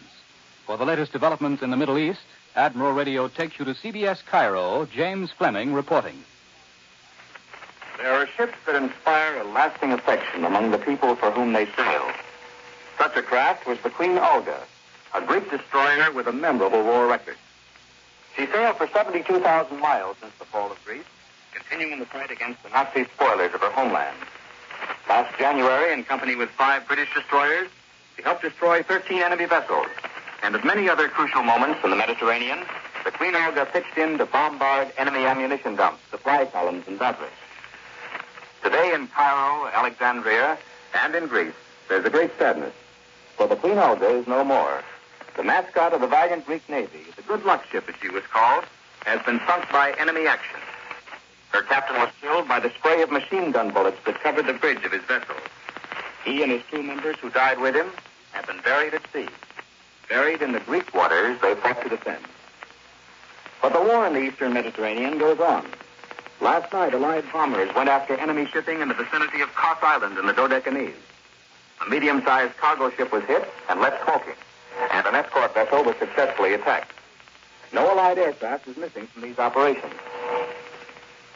Broadcasting from Cairo this week to his countrymen in Yugoslavia, young King Peter, who now makes his headquarters here, urged the dissident Greeks within his homeland to refrain from internal struggle, and said that he was saddened by an insufficient harmony among Yugoslavs both within his country and abroad. But whatever their parochial differences, the Yugoslav patriot fighters continue to offer large-scale resistance to the Germans in the Balkans. Reports reaching Cairo, supplemented by the broadcasts of the Free Yugoslav radio from Tiflis in Russia, tell of intense fighting all along the Adriatic coastline. Important railway lines between Austria and Italy, now more than ever important to the Germans, have nearly all been cut. The Nazi forces on the Istrian Peninsula, that's the piece of land jutting out from Trieste and Fiume, are now isolated as a result of this guerrilla resistance. The Nazi method of fighting back is to send daily 6 bomber sorties against defenseless villages. Unable to meet the Yugoslav soldiers, they take their reprisals against the civilian population. This is James Fleming in Cairo. I return you now to New York and Doug Edwards. And now for news on the home front, Admiral Radio takes you to CBS Washington. Robert Lewis reporting. The suggestion is being made here today that a joint House-Senate committee be established to keep Congress in touch with the administration's post-war plans. Unless some sort of a middleman group is set up, Representative Dirksen says, the end of the war will come and will be called upon to wrestle with international plans and policies about which we know little or nothing. Congress this coming week also will have several other highly controversial subjects up for debate. The bipartisan attack against the administration's tax proposals is expected to continue, but no major opposition is expected on a bill calling for increased allowances for the families of fathers in the armed services. And last night, Torpedo Squadron 8, which put up such a gallant fight during the Battle of Midway, came back in the news. The Navy Department announced that this already famous aerial squadron had received a second Presidential Unit citation for its outstanding performance in another theater of operations. The award was given to Torpedo 8 as a part of the 1st Division of the United States Marines Reinforced. They were cited for their outstanding gallantry and determination in pressing home the invasion of Guadalcanal, which started last year on August 7th. Torpedo 8, previous to that time, had won its first citation for its action in the Battle of Midway. In that action, all 15 planes of the group which were operating from the carrier Hornet were lost. Only one man of that group survived, Ensign, now Lieutenant George Gay, of the United States Navy Reserve, Houston, Texas. Torpedo 8 thus becomes the first command in the United States Navy to receive 2 presidential citations. And in announcing this most unusual recognition, the Navy also revealed that a new group has been commissioned which will carry on the famous name of the 8th. Here at our CBS microphone is a member of that first group. He was that sole survivor of the attack at Midway. And Lieutenant George Gay, what would you like to say to the new Torpedo Squadron 8? What I'd like to tell them most is that the old bunch of the original squadron would welcome the opportunity that the new ones are going to get. We were fighting a defensive war at Midway, and the group that operated on Guadalcanal, while supporting the landing operations, also were dealing primarily with the question of keeping the Japs from coming back. To the new 8th, then, they'll probably get that chance that we would have welcomed, a chance to go on the offensive and carry the fight to the Japs. That is when the fight will really begin. Well, in other words, Lieutenant Gay, that's when Squadron 8 will be able to carry out its motto and attack. That's right. And that's what we did when we saw the Japs at Midway. What happened to you after you were fished out of the water following that attack? Well, I came back to Hawaii and was in the hospital for a while, just long enough to miss the group that went to Guadalcanal. That group, incidentally, was really part of the original squadron. When the war broke out, we were all in Norfolk. We received orders to go to sea, but we had nothing but some old planes. We were expecting some new ones, and about half of the squadron was left behind to fly them out to the ship when they were received. It was this group which, for the most part, missed the action at Midway, but then went down to the Solomons, where for 14 weeks they helped hold the Japs during the darkest days of that campaign. During that time, they were officially credited with 40 attack missions. Among other things, they hit with torpedoes 1 Jap battleship, 5 heavy and 4 light cruisers, 1 destroyer, and 2 aircraft carriers. That group was finally relieved. I just came back with another squadron, which took over some months after they left.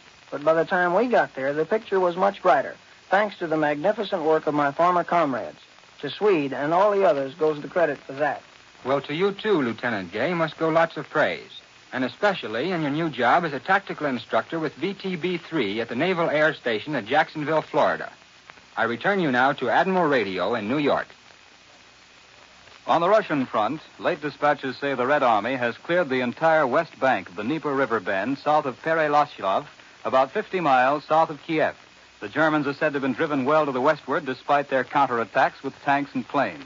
Pravda, the communist newspaper, says the Germans have been beaten back so far in this sector that the sites of the Russian crossings are already outside the range of German artillery fire. The British Broadcasting Corporation, in a broadcast in German to Europe, said today that 8 Soviet divisions had crossed the Dnieper River in the breakthrough of what Nazi propagandists had insisted would be the German Winter Line. China today is celebrating the 32nd anniversary of the Chinese Republic, and Generalissimo Chiang Kai-shek has been formally installed as president.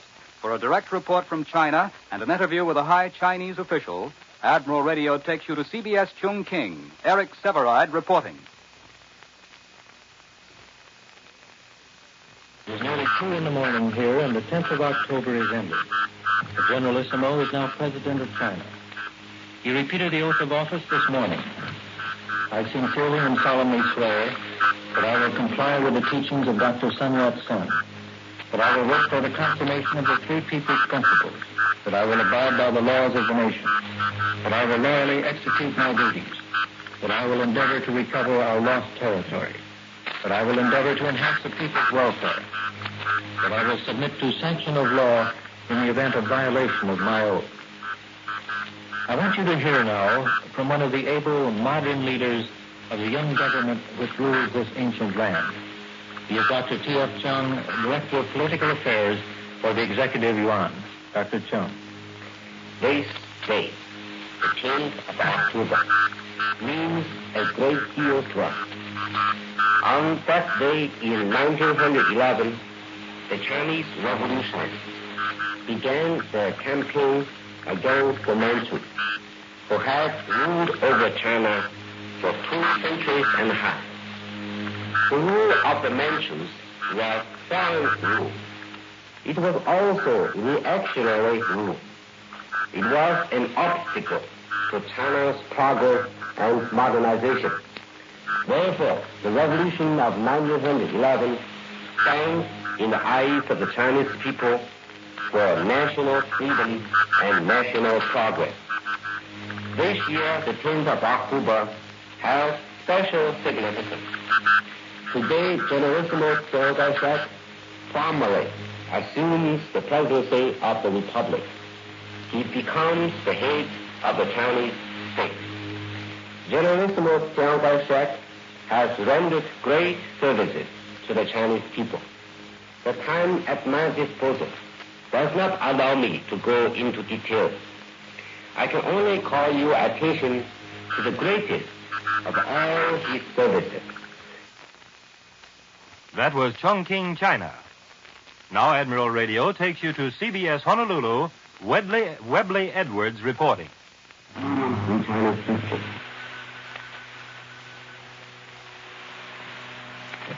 The weight of the offensive action against the Japanese has definitely shifted from the south and southwest to the central Pacific. This is pointed out by the quick strikes in force against Marcus Island, Torello and the Gilberts, and last Friday's strong attack on Wake Island by carrier aircraft and ship bombardment. While no further details have been released since last Friday's terse communique by Admiral Chester Nimitz, we get the impression here today at Pearl Harbor that Rear Admiral Alfred E. Montgomery's task force gave Wake a severe plastering, and that the Wake offensive was much more than a routine raid. The full story, when Admiral Montgomery's fighting ships get back to their base, will make good listening. Marcus, Wake, and Torella are, or were, three strong points in the Japs' outer circle in the north central, and south central Pacific. They form the outer guard of the Caroline and Marshall Islands, and in the case of Marcus, of Japan itself. They have been the eyes of the Jap defenses in that it was possible for the Japs to send out patrols, both by air and sea, that covered a substantial portion of the area through which the Pacific Fleet might strike. The most important immediate objective of American forces in the Pacific is still the Caroline and Marshall Islands. The Wake attack, by its strength and powerful strike so near to Japan's inner defense bases, discloses the Pacific Fleet's knowledge of its own strength and its desire to come to grips, the sooner the better, with the Japanese fleet. This is Webley Edwards in Honolulu. I return you now to New York.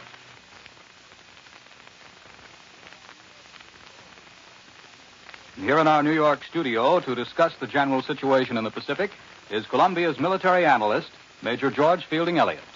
With the withdrawal of the Japanese from Columbangara and Vela Lavella Islands, and their apparent abandonment of Santa Isabel as well, the American hold on the Central Solomons is virtually complete. All our effort in those islands can now be concentrated on the Japanese positions on Bougainville, the last important island standing between our present bases and the main Japanese base at Rabaul, New Britain. Meanwhile, on New Guinea, Australian troops are reported moving overland toward the Japanese staging point at Madang on the north coast, and further amphibious moves, such as those which brought about the fall of Lai, Salamau, and Finchhafen, are a possibility of the immediate future. The advantage to be gained here is apparent from the nature of the Japanese position on New Britain.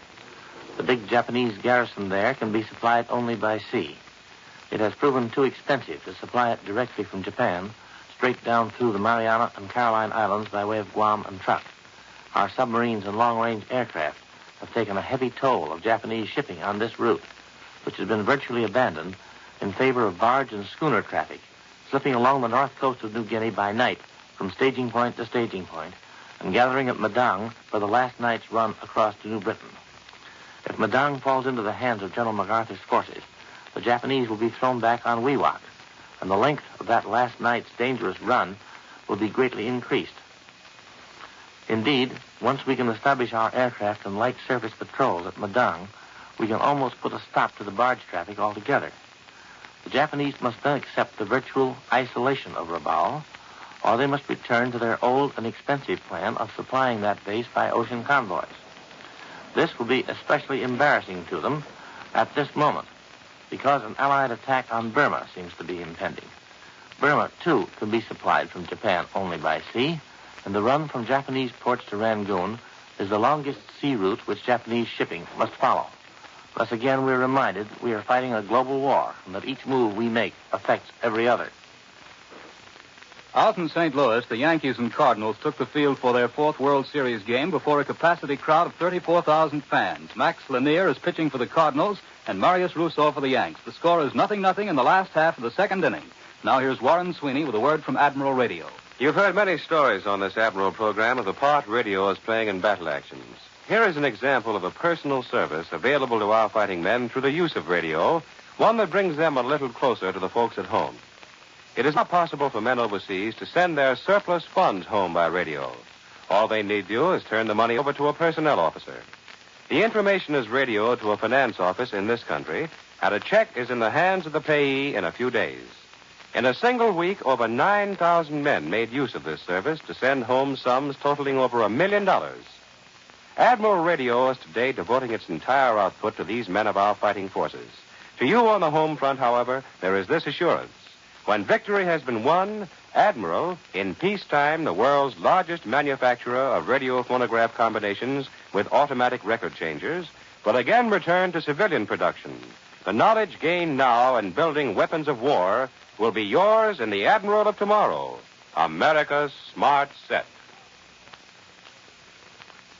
With thousands of doctors and nurses going overseas each month, much of the responsibility of protecting the health of our people must rest with the women of America. If you can spare 10 hours a week, sign up for a Red Cross Nurses Aid course. If you have but 2 to 4 hours, enter a class in home nursing. You can perform a wartime service by relieving our doctors and nurses on the home front. And the knowledge you gain may save the life of your child or husband. Contact your local Red Cross chapter today. World News Today is brought to you each Sunday at this hour by Continental Radio and Television Corporation, makers of Admiral Radio, America's Smart Set. Be sure to listen again next Sunday when Admiral brings you World News Today by shortwave, direct from leading news centers of the world. Warren Sweeney speaking. This is the Columbia Broadcasting System. This is the WBBM Theater, Wrigley Building, Chicago. World News Today, brought to you by Continental Radio and Television Corporation, makers of Admiral Radio, America's Smart Set. By shortwave broadcast, direct from important overseas stations, as well as leading news centers of our own country, CBS correspondents are waiting to bring you a complete report from the world's political and battle fronts. But first, here's Doug Edwards. The Allied Fifth Army is forcing the Germans back from nearly all their positions on the Volturno River in Italy today, while the British Eighth continues to advance along its front. Berlin admits the Germans have given up hopes of holding the Dnieper River line, and Moscow reports continued heavy fighting at Melitopol. The Yugoslav partisans announce a new victory for their forces in the Balkans, and there are reports of patriot uprisings in France. In the Pacific, General MacArthur's troops on New Guinea have advanced to within 40 miles of the Jap base at Madang. Now, Admiral Radio takes you to CBS Algiers. Winston Burdett reporting.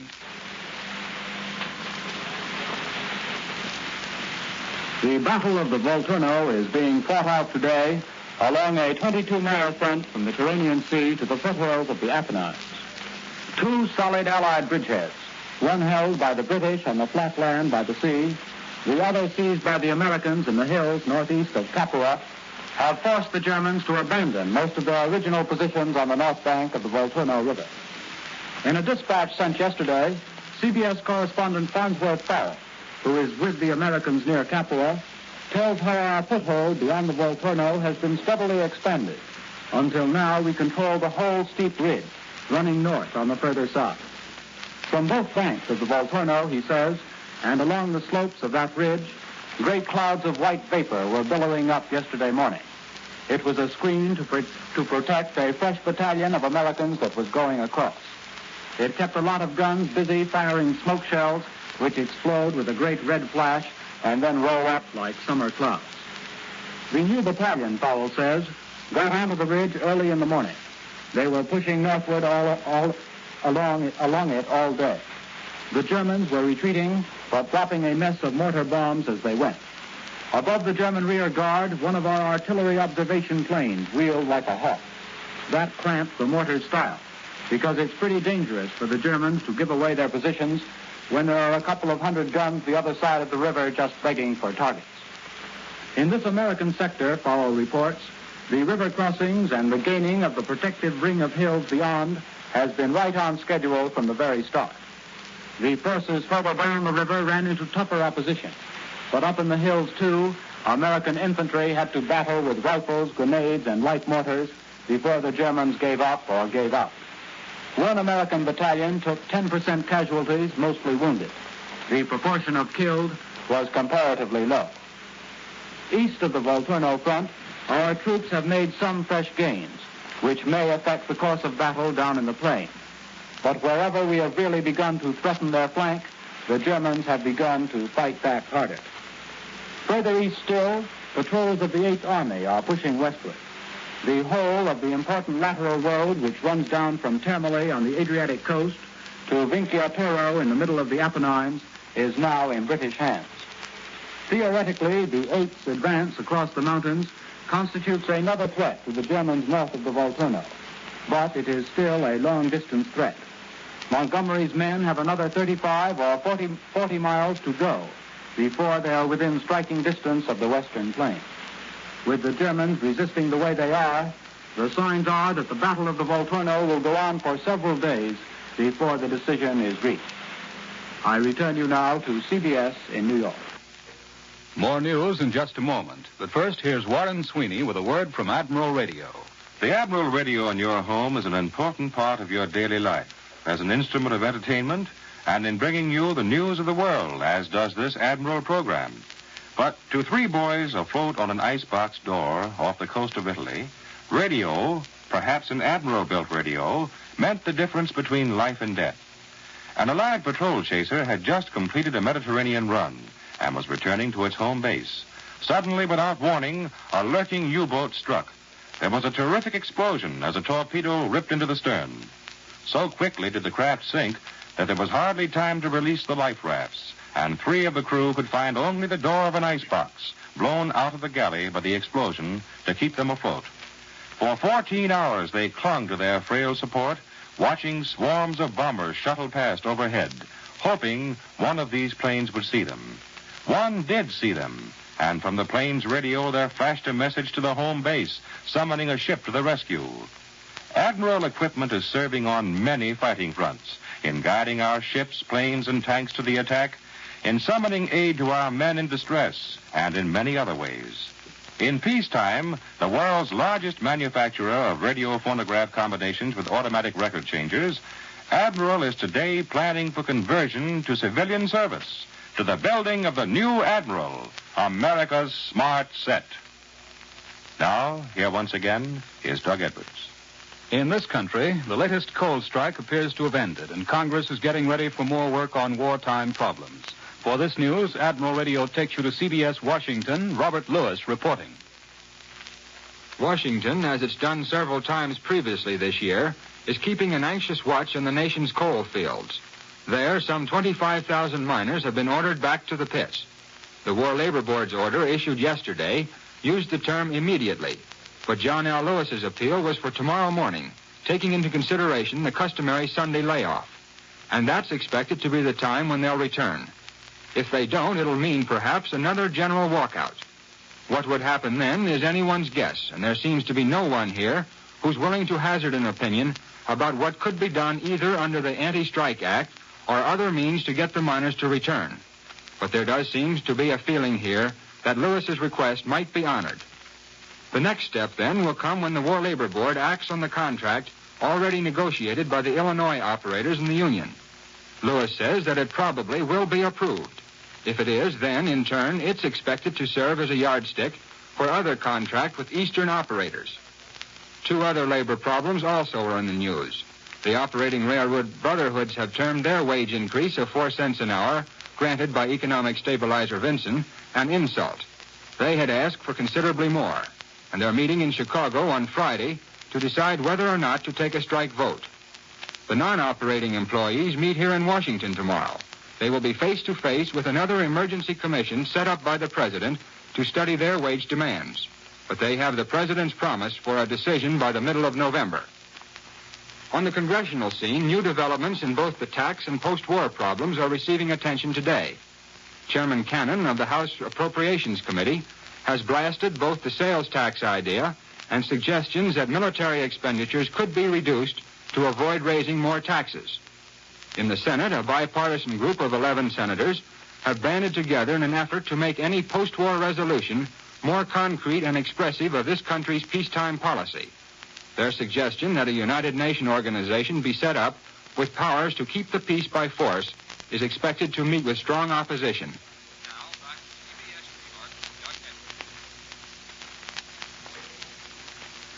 The Allied world is waiting for good news from the Red Army driving on Kiev. For a discussion of the problems facing both sides, here is Columbia's military analyst, Major George Fielding Elliott.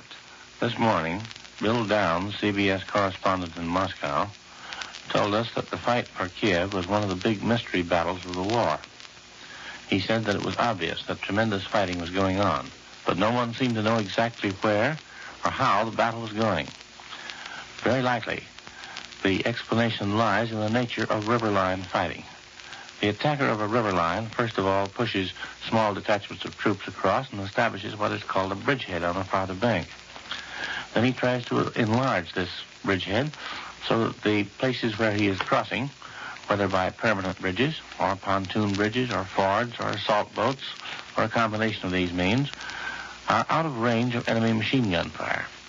When he's done this, he can bring over more troops and some heavy equipment, and then he tries to enlarge his bridgehead still further so that the crossings are out of range of the enemy's artillery.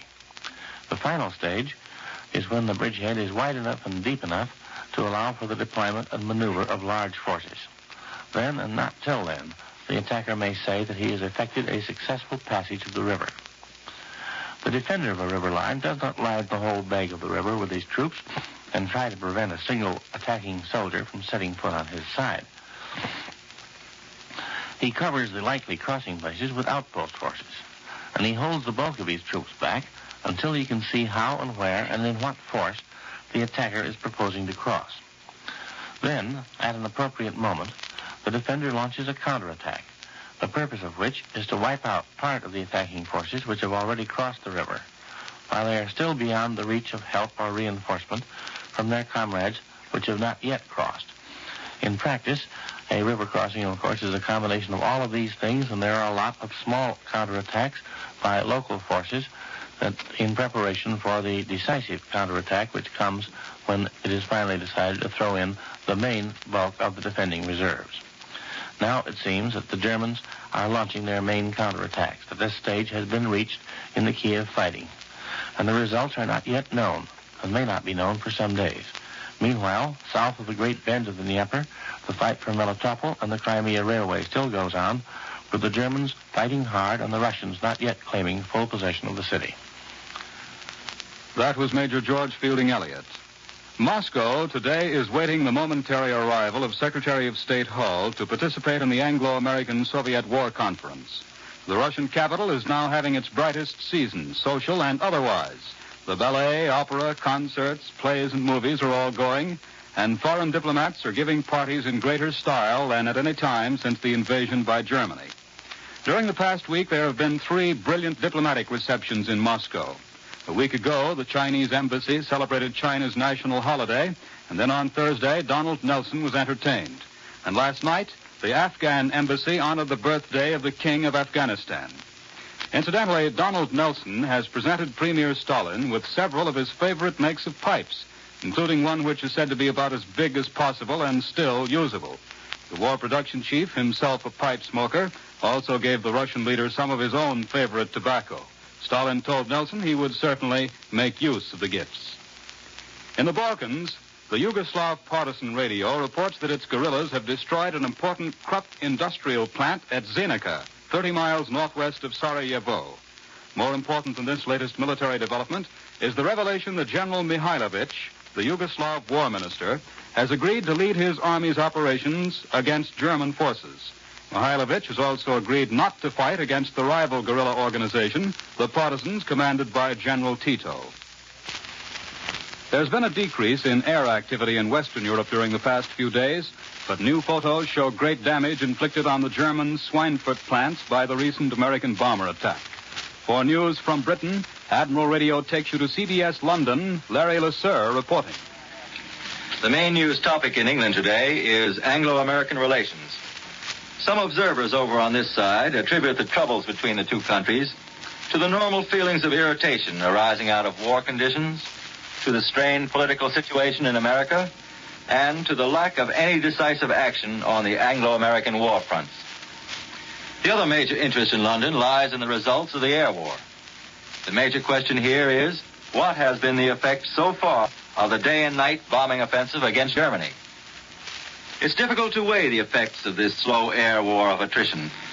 But experts here now feel that enough is known of the devastation caused by the Allied air attacks in the past 6 months to justify the bombing policy on which so many of our Anglo-American hopes are placed.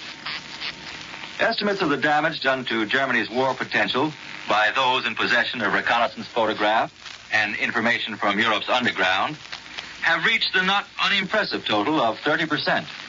That is, 30% of German war industry knocked out and being kept neutralized by constant air attack. In one specialized field, the results are even better. German production of single-seat fighters has been cut in half, mainly by flying fortress daylight raids. The cumulative effect of this is expected to influence the course of the war decisively in the next few months. British observers are also quick to point out that the number of German men who have been forced to man the anti-aircraft defenses and to repair the bomb damaged has reached impressive totals. One well-informed expert figures that more than 500,000 men are known to be engaged in clearing and repairing air raid damage in Germany, while the whole machinery of civil defense, including fighter crews in the air and on the ground, anti-aircraft gunners, air raid wardens, and firefighters, reaches nothing short of 2 million persons occupied entirely with Anglo-American bombing offensive. But as it becomes obvious that the European war is moving towards its climax, service officials here are emphasizing an important point, that the air bombardment of Germany is an essential preliminary part of the invasions itself, and not, as many have come to believe, an end in itself.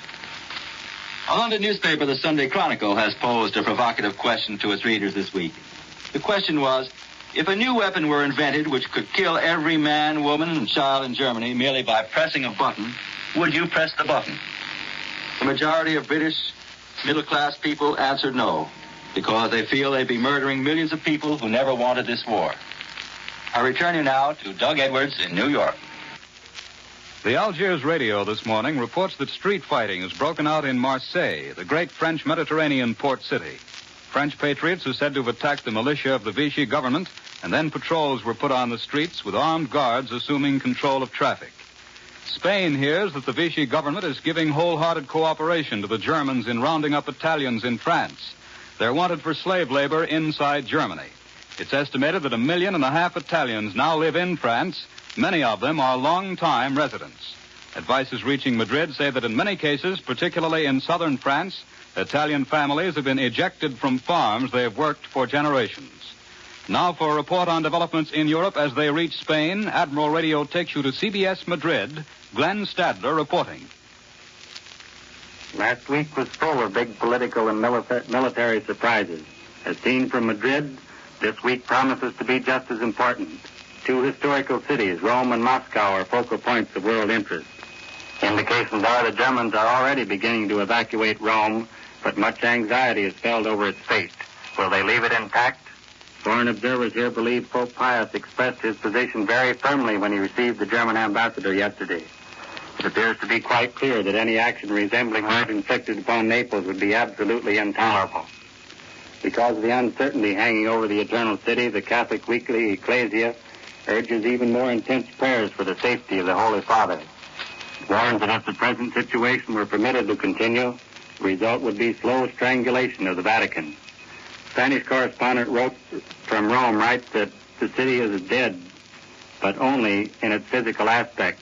Everyone is waiting for what they term a new hour of resurrection. Perhaps only a few hours hence, for the 5th and 8th Armies are not very far away.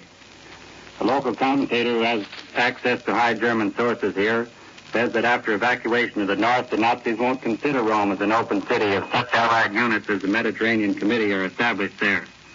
The Germans contend they're respecting the present open city character of Rome. I was in Paris in June 1940 and recall that Hitler demanded that every French soldier leave before he considered it open. Today there's a picture in a Madrid newspaper showing fully armed German soldiers on guard outside St. Peter's Cathedral, while Nazi planes fly overhead. The meeting of foreign ministers in Moscow commands an especial interest here. The outcome is expected to give an idea of the pattern of future cooperation among the United Nations and its effect on other nations. Reports from Portugal today say that the general feeling of satisfaction over leasing airborne bases to England has been partially counterbalanced by Germany's strong note of protest.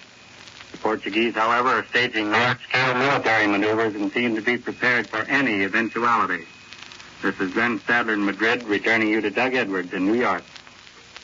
Back in Hawaii, after 114 days spent among natives in the Southwest Pacific, is an American flyer who has quite a story to tell. For that story, Admiral Radio takes you to CBS Honolulu. Webley Edwards reporting.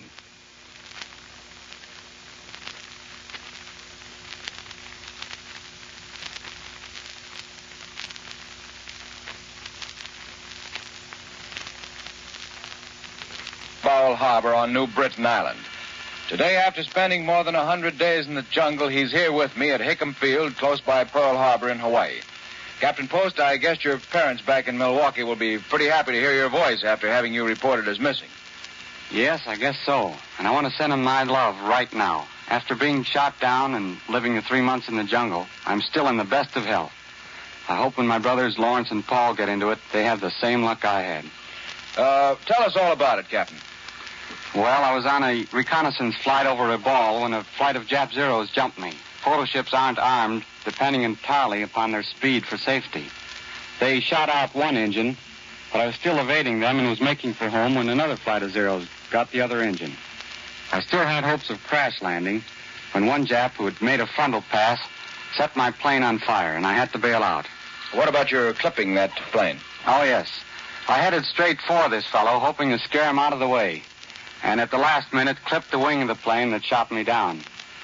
I knew the Japs would machine gun me if I opened the chute too soon, so I fell free for about 10,000 feet before pulling the ripcord. I hurt my leg on the last few feet of fall in the jungle, was dazed and burned about the hands and face. However, I dusted sulfanilamide on the burns and they healed up fine. You knew you were in Jap country? Definitely. I cut up my chute for shelter, made a splint for my leg, and decided I'd have to make for the bush and hide out until I was in better shape. I could drink from some muddy pools by using chlorine capsules to purify the water. And I had some emergency rations in my jungle pack. However, it was in the rainy season and rained practically all the time. After a little while, I started traveled for 5 days. By moving, I could forget the hunger and pain, and at night when I could sleep, I dreamed of home and happy times. The 5th day, I stumbled upon a native village, found some women and children who saw me first. They ran away and called the men, who appeared and very solemnly greeted me by offering to shake hands.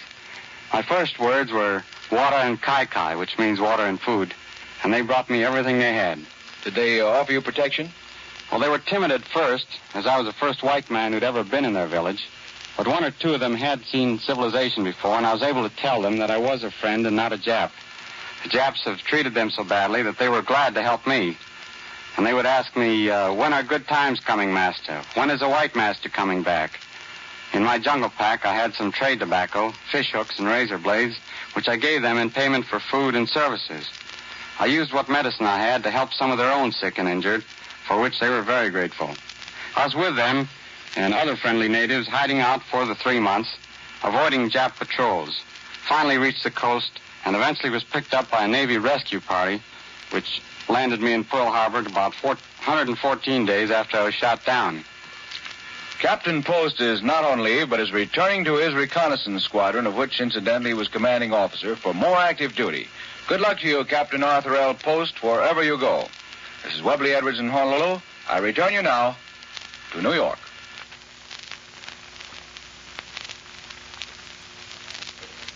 Once again, here's Warren Sweeney with a word from Admiral Radio. You've heard the expression, it's not the heat, it's the humidity. In speaking of electronic instruments like those Admiral is now building, you might say, it's not only the heat, it's the humidity. For moisture in the air, as well as extreme ranges of temperature, is a deadly enemy of such equipment. The ordinary radio that operates perfectly in your home would falter or fail entirely in the heavy, humid atmosphere of the tropics. Radios being used by our fighting men must operate perfectly in all climates. For that reason, the Admiral-built instruments going to our armed forces have been conditioned to withstand extreme humidity. The delicate coils of copper wire going into Admiral equipment, for example, are placed in a tank and subjected to a powerful vacuum that draws out every trace of moisture. Then, into this airtight chamber, there flows a stream of liquid wax to seal hidden openings and give permanent protection against the deteriorating effects of moisture. Admiral-built instruments are today in use on many of our fighting fronts, in all climates, under all conditions. But wherever they're found, the pre-tested, rugged dependability of these electronic weapons is helping to bring closer the day of victory. This year, your community chest is a war chest, and to its usual peacetime duties are added a host of wartime responsibilities, aiding prisoners of war, caring for the people of the occupied countries, adults and little children, establishing USO and Seaman Service Centers for our boys overseas. 17 national relief and service organizations, along with thousands of local relief and welfare groups, have combined in the National War Fund drive to raise the $125 million needed for the coming year. This is the only appeal that will be made. Give generously when the call comes in your community. World News Today is brought to you each Sunday at this hour by Continental Radio and Television Corporation, makers of Admiral Radio, America's Smart Set. Be sure to listen again next Sunday when Admiral brings you World News Today by shortwave, direct from leading news centers of the world. Warren Sweeney speaking. This is the Columbia Broadcasting System. This is the WBBM Air Theater, Wrigley Building, Chicago. World News Today, brought to you by Continental Radio and Television Corporation, makers of Admiral Radio, America's Smart Set. By shortwave broadcast direct from important overseas stations, as well as leading news centers of our own country, CBS correspondents are waiting to bring you a complete report from the world's political and battlefronts. But first, here's Doug Edwards. A large fleet of Britain-based bombers struck across the Channel into France today to hammer German aerodromes and communications, and Allied planes from Italy have attacked southeastern Austria. The 8th Army has resumed the offensive in Italy, driving across the Trinio River and capturing 3 towns. But British General Alexander says progress toward Rome will be slow. German troops are in an increasingly bad spot in Russia as the Red Army pushes relentlessly on toward the Crimea. And in the Balkan War, General Tito's guerrillas have captured 2,000 Germans in Yugoslavia. Now, for further details on the Mediterranean War, Admiral Radio takes you to CBS Algiers. John Daly reporting. Trinio River, 13 miles north of Chamonix, a stepping stone in the Allied drive to break the German hold on the lateral highways running westward to Rome. The 8th Army attack broke a 3-day stalemate along the Italian mainland front. Under the personal command of General Montgomery, British troops cleaned up the principal enemy strong points south of the Trinio River, occupying Rusquito and Montenero, drove the Germans off several commanding heights overlooking the battle area, and forced the crossing of the river in one sector. Frontline reports indicate that other British units had reached the south bank of the river at several points. In central Italy, where the left flank of the 8th Army and the right flank of General Mark Clark's 5th Army, to which General Eisenhower has just paid a visit, are driving through the difficult mountain spine running down the Italian peninsula. Advances were small but significant. The 8th Army flank occupied Campo Chiaro on the forward slopes of the mountains commanding the main highway to Isernia and Rome, while the 5th Army flank captured Baia e Latina, a road junction 4 miles northwest of Dragoni. Progress in the mountains of central Italy is slow, but any advance, no matter how small, that gives us further command of the road networks in that area is very important. There was little activity in the center of the 5th Army front, and our left flank on the Tyrrhenian coastal plain still rests on the south bank of the canal, 4 miles north of the Volturno River. Bad weather kept our heavy bombers on the ground yesterday for the 2nd day in a row, but medium, light, and fighter bombers continued the accelerated air offensive. The Germans have learned by experience that in Allied military operations, the Northwest African Air Force has taken the place of that calm which traditionally precedes the storm. Yesterday, medium bombers scored direct hits on 3 important bridges in the Rome area, causing new havoc in this bottleneck of enemy communications, which recent photo reconnaissance shows has been badly mauled. The Rome Leghorn and Rome-Florence rail lines are completely blocked. Medium bombers also attacked the coastal gun positions near Gaeta, over 20 miles north of the battlefront. And closer to the battlefront, the tactical air force, in a large-scale dawn-to-dusk offensive, drew wave after wave of planes into attacks on enemy troops, defense points, and railway and highway bridges. Scores of enemy trucks were set on fire, and several hundred railroad trains blasted. Secretary of the Treasury Morgenthau, who has just finished a tour of the Mediterranean area, held a press conference here at headquarters this morning. He said a good deal about the great work that has been done in this theater. We asked for news of home. He told us there's too much optimism at home and a lack of realization of what our troops are up against. Mr. Morgenthau went to the Volturno front and saw what we are up against, and this is what he had to say. The battle ahead will be hard, tough, and bloody. Now back to CBS in New York. More news in just a moment, but first, here's Warren Sweeney with a word from Admiral Radio. Admiral is today turning out many different electronic instruments for our fighting forces. Radios for ships, planes, and tanks, direction finders, altimeters, and many others. I wonder if you've heard this story of a Thunderbolt pilot for whom an altimeter, built perhaps by Admiral, measured the distance between life and death. At full throttle, he roared down toward the earth with his eyes glued to the altimeter on his instrument panel, watching it drop from 25,000 feet to 20,000 to 15 to 12. Something had gone wrong. Frantically, he pulled back on the stick, eased off the throttle, even fired his guns, but the plane refused to pull out of the dive. Then, at 10,000 feet, the nose slowly lifted, and at 5,000, the plane finally leveled off. Just another dive, you say. Well, listen to this. Army experts later estimated that during the time he plummeted earthward, this pilot had actually reached the amazing speed of 840 miles an hour, 14 miles a minute, even faster than the speed of sound. Yes, for those few seconds, the most important thing in the world to that pilot was his altimeter, the instrument that measured the distance between himself and death. Such experiences are being duplicated on many fighting fronts where Admiral equipment is being used. Admiral guiding our forces to the attack, Admiral summoning aid to our men in distress. This is the wartime duty of your peacetime Admiral, America's smart set. Now, here once again is Doug Edwards.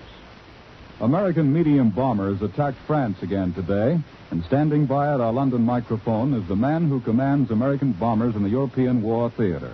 For his report, Admiral Radio takes you to CBS London. Larry Lasser reporting. London was the scene of a huge home guard mock war today. More men took part in the exercise than we have fighting in Italy.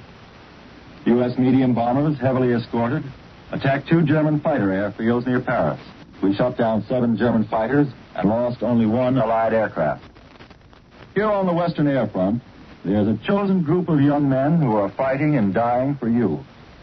They are the air crews of our heavy daylight bombers, and a large part of our hopes for eventual victory go riding on their shoulders. A great weight of responsibility for masterminding the daylight battle of Germany rests on a young American general, 38-year-old Brigadier General Frederick Anderson, commanding General 8th Bomber Command. Today, he's taken time off from his heavy duties to answer some questions about America's part in the Battle of Germany. General Anderson, do you consider major daylight raids on Germany worth their cost, even if our losses are high? In the first place, there's no such thing as a major raid. The word raid is wrongly used to describe our bombardment operations. At the present time, it's the Germans who are making ineffectual raids on England. Our operations against Germany and occupied Europe have gone far past the raid stage.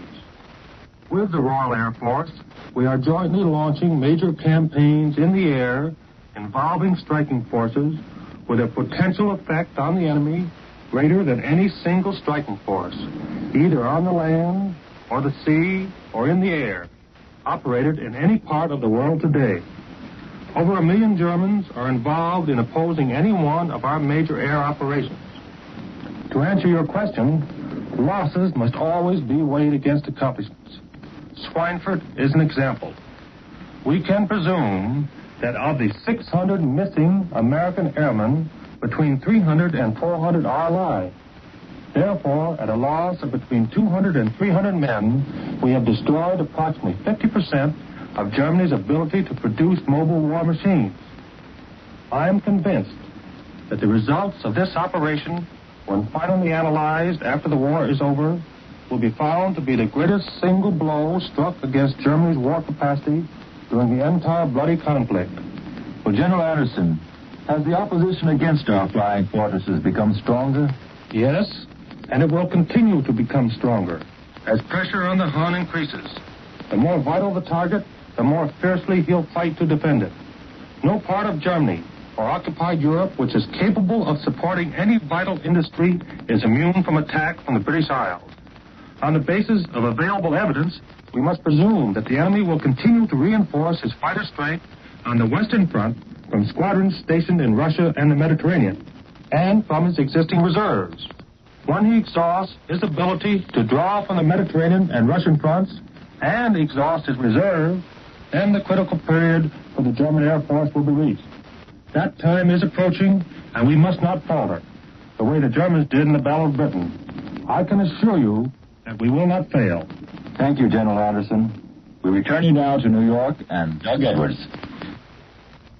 Allied planes continue their attacks on enemy islands in the Aegean. For a report on the latest developments in the Middle East, Admiral Radio takes you to CBS Cairo. James Fleming reporting. This week's outspoken injunction by the Middle East Commander-in-Chief General Wilson, asking certain of the Greek Patriot fighters to cease turning their arms against each other and to concentrate on fighting the Germans, underlines one of the basic problems faced by Allied political strategy in southeastern Europe. This fratricidal strife in Greece, essentially a quarrel between two left-wing patriot bands, is in no sense a civil war. It's a small-scale scrap with large-scale implications. With liberation in sight, Greek political temperatures are running high, and General Wilson's advice to the effect that now is not the time and arms are not the means by which to resolve internal difficulties is timely. Somewhat the same advice would certainly be applicable to the two guerrilla bands in Yugoslavia. Today, both the partisans and the forces of General Mihailovich report clashes by their respective troops in Dalmatia. The partisans say they killed 300 of Mihailovich's men, and the latter protest that they are forced to fight the partisans even as they fight the Germans. The accusations fly thick and fast from both camps. The solution to these Yugoslav differences is presumably one of the urgent items on the agenda of the Moscow conference. It is hoped here that out of that meeting will come a formula that will reconcile these Balkan irreconcilables. Meanwhile, the Nazis seek to make political capital of this Balkan discord. One of their projects, reported by a neutral source, is a so-called Greater Serbia, which will involve the return by Hungary and Bulgaria of certain Yugoslav territories for the creation of this new nationalist state. A Bush League Machiavellian named Filak, who is the chief operator in the Bulgarian Regency, has visited Hitler apparently to discuss Bulgaria's part in this performance. Of course, such a German move has no meaning whatsoever, except to a minority of Slavic collaborationists. The chief use of the new Greater Serbia would be as a propaganda diversion for the outside world. In the wake of the Moscow conferences, at a time when the Allies are reaching common understandings concerning the Balkans, we can expect any number of Nazi overtures in southeastern Europe, all of them designed to confuse the issue. This is James Fleming in Cairo. I return you now to New York and Doug Edwards. In Russia, the Red Army continues to move ahead. Dispatches from Moscow this morning say Soviet troops, in a new effort to widen their salient in the Dnieper River bend, launched great attacks to seize the vital Zamninka rail junction, which is 40 miles southwest of Kremenchuk. The Germans now admit their withdrawal from Melitopol, and they concede that the Red Army attack was on a large scale. Here in our New York studio to discuss the military situation in Russia in the light of Berlin broadcasts is Major General George Fielding Elliott. In a broadcast heard in this country by CBS shortwave listening post, Radio Berlin confirms the views already expressed by military observers in the United States. But the moment has now come for the Germans to throw their reserves into the battle south and southeast of Kremenchuk. This broadcast hints that the Germans have been conserving manpower up to this time, and so they possess considerable reserves which must now be put into action. The German broadcast admits that the Soviets are at present widening their bridgeheads, and they're putting in enormous forces of tanks, motorized infantry, and artillery. The Germans speak repeatedly of the extraordinary Russian strength on this front. The conclusion drawn by the German broadcaster seems to be that the victory will go to the side which can throw in the greatest reserves at this crucial moment, a view which hardly contains any element of novelty. It was expressed once by Napoleon, but which is interesting because it implies something less than certainty that it will be the Germans who will be thus victorious. It is interesting to observe in this connection that London has just reported a DNB broadcast from Germany, which states that German troops in front of Krivoy Rog have been withdrawn to the rear as a result of enemy pressure. This may mean that the vital railway junction of Krivoy Rog is already in Russian hands, though the Russians have not yet claimed it. Of course, the regular Russian communique for today is not due for several hours.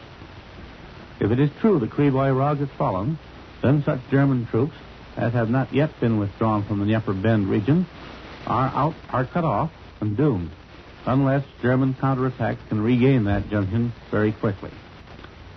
On the whole, we must certainly agree with the German broadcaster that the time has come for the use without stint of the German reserves for counterattack in force. And the outcome of the great battle, now raging in and south of the bend of the Dnieper River, will depend on the power which the Germans are now able to throw into this decisive counterattack.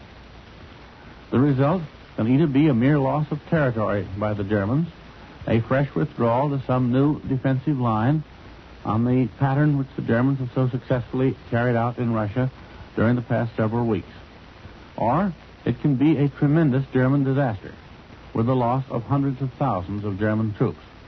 This might be a blow from which the Wehrmacht would never recover. It wouldn't be decisive, but it would be a cruel and bleeding wound. The battle can go either way at the moment. Remember, it is the destruction of the German army at which the Russian High Command is aiming, not just the recovery of this or that piece of territory. That was Columbia's military analyst, Major George Fielding Elliott. The German news agency reported in a broadcast an hour ago that major formations of United States four-engined bombers penetrated German territory from Italy around noon and extended their raid to the Vienna area. There is no confirmation. The Japanese in Burma are still on the receiving end of an almost endless series of attacks by British planes. A New Delhi communique tells of widespread attacks against enemy troop positions, villages, and communications. And now for a report on conditions in the South Pacific by two lieutenant colonels who have just returned from that war zone. Admiral Radio takes you to CBS Honolulu. Webley Edwards reporting.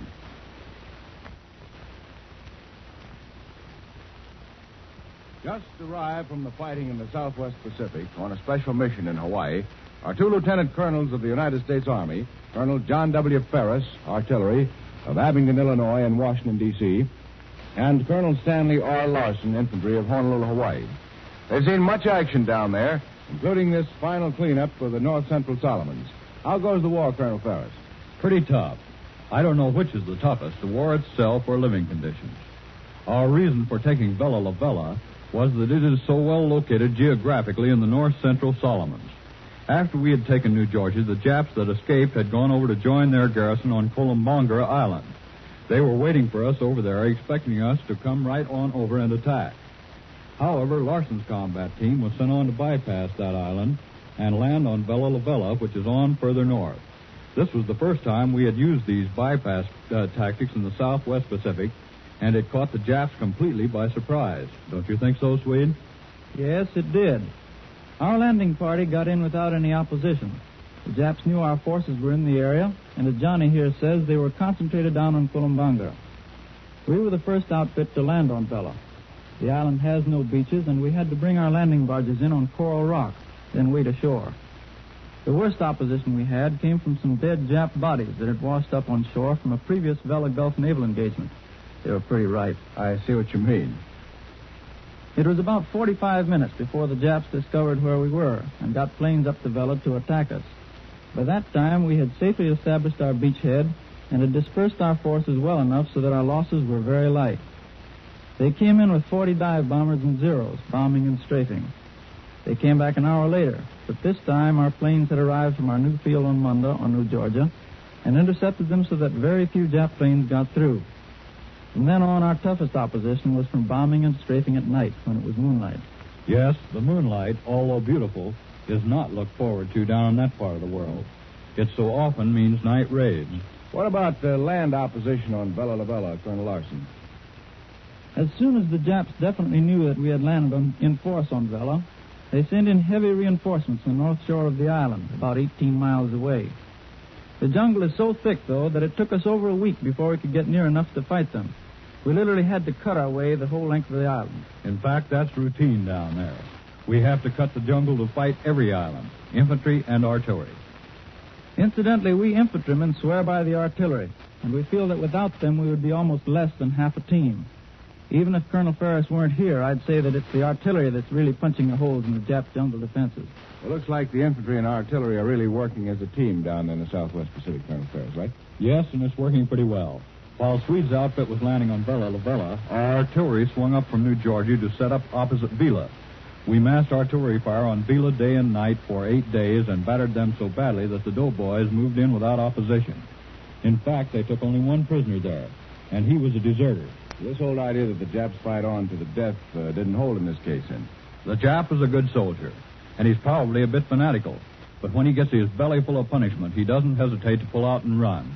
This old face-saving stuff doesn't always hold true. Their officers don't hesitate to desert their troops either when the going gets tough. Our capture of Bella La Bella puts American forces in a nice strategic position in the north-central Solomons. I know our listeners will be glad to know that for his action in the Solomons, Colonel Larson has the Distinguished Service Cross. Thank you, gentlemen. Lieutenant Colonel Stanley R. Larson of Honolulu, Lieutenant Colonel John W. Ferris of Abingdon, Illinois. This is Webley Edwards in Honolulu. I return you now to New York.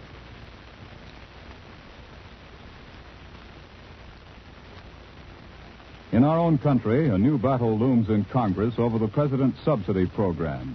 For a summary of this issue and the labor situation, Admiral Radio takes you to CBS Washington, Robert Lewis reporting. The Navy Department has just announced, less than 10 minutes ago, the loss of the United States submarine Dorado.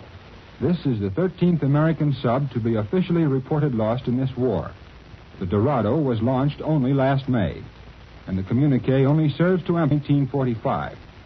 And the Navy announcement recently that those 45,000-ton aircraft carriers will be completed late in 1945 is described by one congressman as being in plenty of time to participate in the battle in the Pacific. Elsewhere here, the new developments, highlighted by the mine and railroad labor problems, are threatening the administration's whole stabilization program. As the situation lines up now, Congress is expected to take action supporting a House committee-approved board's order to Alabama miners to return to work by tomorrow morning puts a definite time limit on that score. If the miners fail to act, the board can refer the case to the president, who could again take over the mines and let the government operate them. But the strike is spreading. In addition to Alabama's 22,000, about 16,000 more miners in Illinois, Indiana, Kentucky, Ohio, and Pennsylvania have quit. What will happen is causing no little loss of sleep here. Union officials have given the miners another order to return to work, but they point out that the strikes are wildcat in nature. In the railroad case also, it's considered here that the only thing that will head off the threatened strike is personal intervention by the president. Tomorrow, debate opens in the Senate on the Foreign Relations Committee's post-war resolution. Administration forces are lining up the votes in order to secure an overwhelming majority. And today, Senator Taft got in a little before the battle opens punch by advocating that the framework of the League of Nations be used as the basis for post-war planning. His idea is to use the existing machinery of the League in order to simplify the task. This is Robert Lewis in Washington. Now back to CBS in New York. Once again, here is Warren Sweeney with a word from Admiral Radio. If you have wondered why you can no longer buy an Admiral Radio from your dealer, here's something that might be of interest to you. Every flying fortress that takes off for a raid on Jap or Nazi-held territory carries as part of its regular equipment not one or two, but no less than 7 complete radios, each for a separate, specialized purpose. These 7 instruments are valued at approximately $50,000, equal to the cost of over 2,000 medium-priced home radios. Every time you hear, for example, of 500 planes bombing enemy bases or industries, remember that the equivalent of over 1 million civilian receivers have taken an active part in the raid. Admiral is today working at top speed, helping to fill the ever-increasing needs of our armed forces for many kinds of electronic weapons. All the facilities of the great Admiral plants, all the efforts of Admiral engineers and research technicians are being devoted to this one task. In peacetime, the world's largest manufacturer of radio phonograph combinations with automatic record changers, Admiral will again return to civilian production when victory has been won. News from the fighting fronts is encouraging, but no more so than the news from our home front battle line, the fight against rising prices. Recently, for the first time since the beginning of the war, figures of the Bureau of Labor Statistics show a decline in the average cost of living. Every war bond you've bought and held has played an important part in halting that vicious upward spiral of higher prices, higher wages, still higher prices. A turning point has been reached, but the battle must continue. Invest your dollars with Uncle Sam and help keep the lid on rising prices. World News Today is brought to you each Sunday at this hour by Continental Radio and Television Corporation, makers of Admiral Radio, America's Smart Set. Be sure to listen again next Sunday when Admiral brings you World News Today by shortwave, direct from leading news centers of the world. This is Warren Sweeney, speaking coast to coast for Admiral Radio. This is the World News Today, brought to you by the Admiral Corporation, makers of Admiral Radio, America's Smart Set. By shortwave broadcast, direct from important overseas stations, as well as leading news centers of our own country, CBS correspondents are waiting to bring you a complete report from the world's political and battlefronts. But first, here's Doug Edwards. American troops have captured San Pietro, one of the strongest points in the German winter line across Italy. Reports from the front describe the battle as one of the bloodiest of the war. In Russia, the Germans report heavy fighting near the Polish frontier in White Russia. American forces are still making progress on New Britain Island in the southwest Pacific, and on Bougainville, our troops have begun to drive into the jungles northeast of the Empress Augusta Bay bridgehead. And from London comes word that Prime Minister Churchill continues to improve. The signs of pneumonia are disappearing. Now for our first news from overseas, Admiral Radio takes you to CBS Algiers. Winston Burdett reporting. American troops have smashed through the Mignano Gateway to the road to Rome.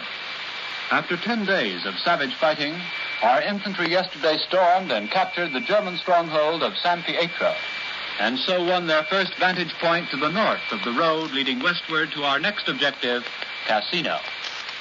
There has been no fiercer battle in the Italian campaign than this.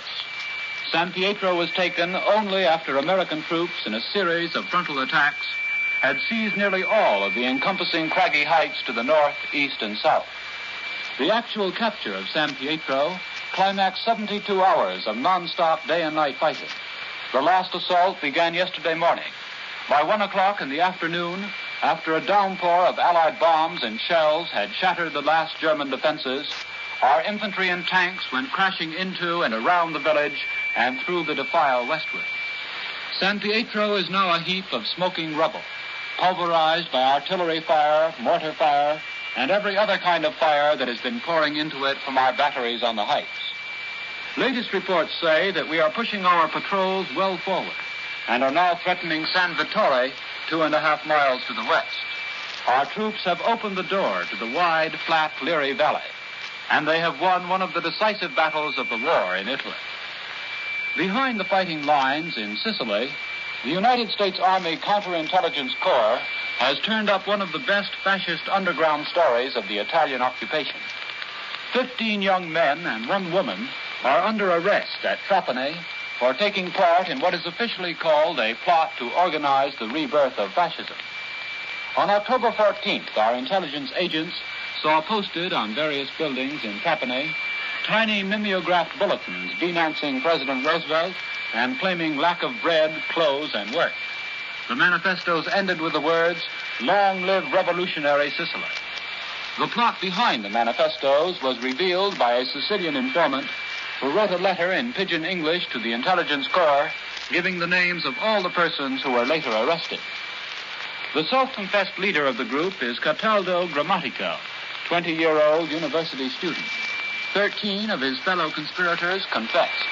Acts of sabotage and wire-cutting since the Allied occupation were admitted. Quantities of Italian army equipment, arms and ammunition, propaganda leaflets, and copies of radio harangues by Hitler were seized. Signed confessions revealed a plan to stage an armed uprising. Most of the arrested persons are students. As conspirators, they seem to be amateurs. As a conspiracy, this was a fairly easy nut for the Intelligence Corps to crack. What will be much harder will be to re-educate a generation of young Italians who know of nothing better to live for than Mussolini's fascism. I return you now to CBS in New York. More news in just a moment, but first here is Warren Sweeney with a word from Admiral Radio. On previous Admiral programs, you've heard many stories of the deeds of our fighting men. Stories of the uses these men are making of the electronic instruments now being turned out at top speed at both great Admiral plants. But today, Admiral would like you to hear a letter, one that might have been written by almost any boy in the service. There's no need trying to tell you that this Christmas is not going to be different, for it is. A lot different. But no matter where we may be, there's one thing you can be sure of. Every one of us will be thinking of home, and the Christmas he imagines is being celebrated there. Of course, we realize that things aren't the same for you at home either. Shortages, people working harder than ever before, vacant chairs, like mine. But even so, the Christmas we like to think you'll soon enjoy is the one we knew, just as it was, without any changes. I think most of us out here would like to know that you at home are carrying on just as if we were with you, and I just stepped out to the corner for a minute. Yes, these are thoughts that will probably be in many a boy's mind at this time, our third Christmas at war. And Admiral joins in their unvoiced hope that by the time another Christmas rolls around, there will be no need for pretending that our boys, now scattered at the far corners of the earth, will be home with us again.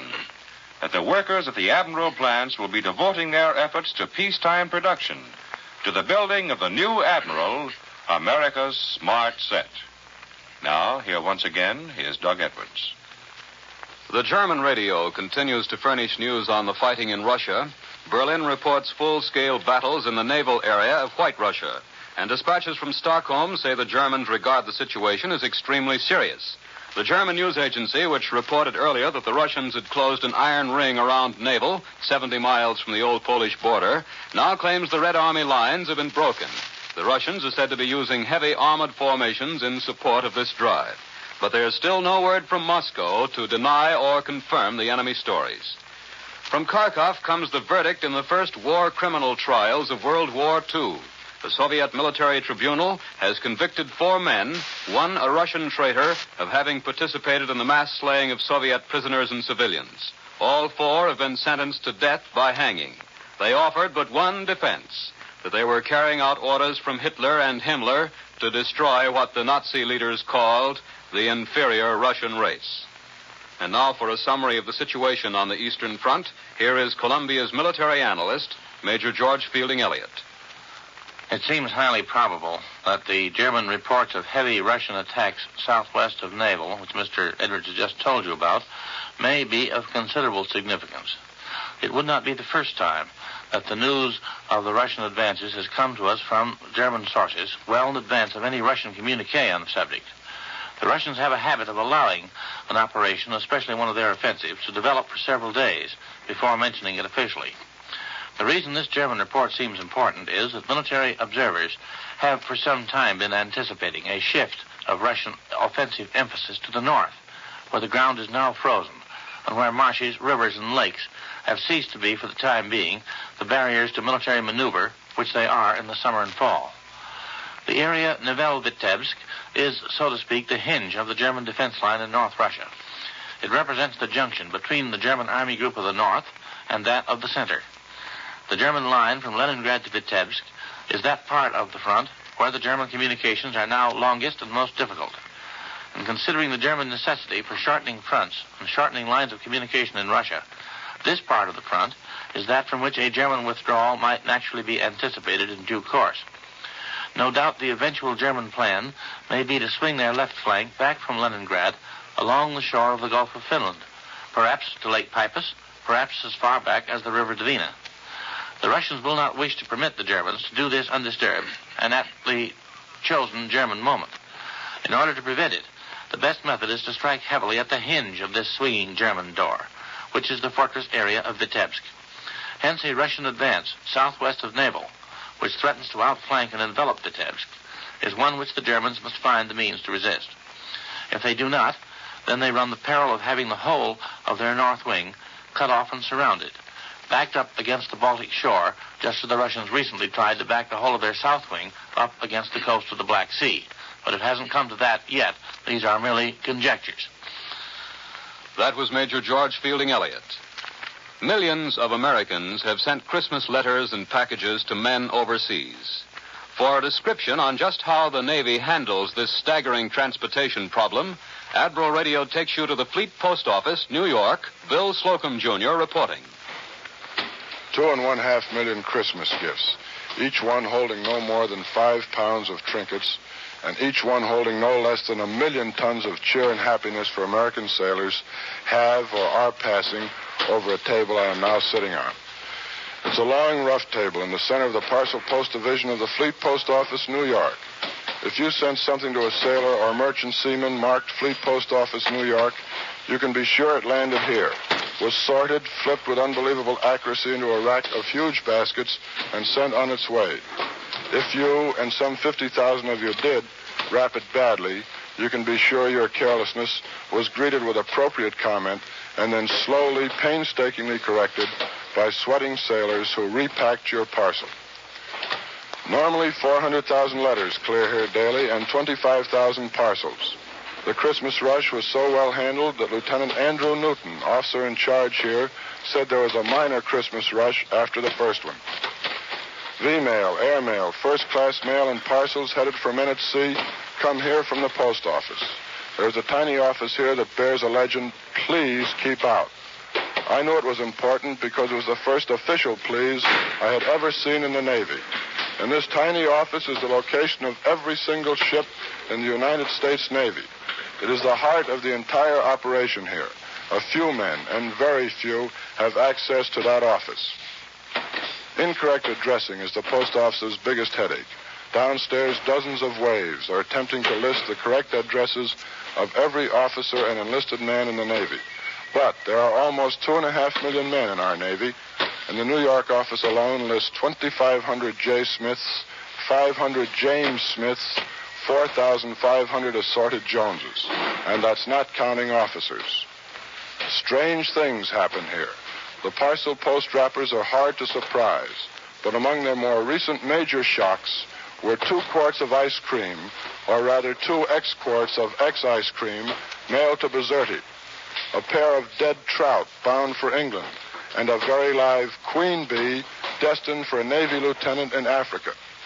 Baby dishes, teddy bears, washboards, and girdles have also popped out of badly wrapped packages. I am solemnly assured that never in the history of Fleet Post Office, New York, has a bottle of anything alcoholic been found except hair tonic. Plenty of bolognas and historic cheese, though. Fleet Post Office is thorough. To make sure there is no hitch, it had a code number assigned to Casablanca and Naples many, many months before they were necessary. They already have a code number assigned to Tokyo, but they won't tell me the number. Seems they picked a year for the code, and they don't want to sound too optimistic. Now back to Admiral Radio.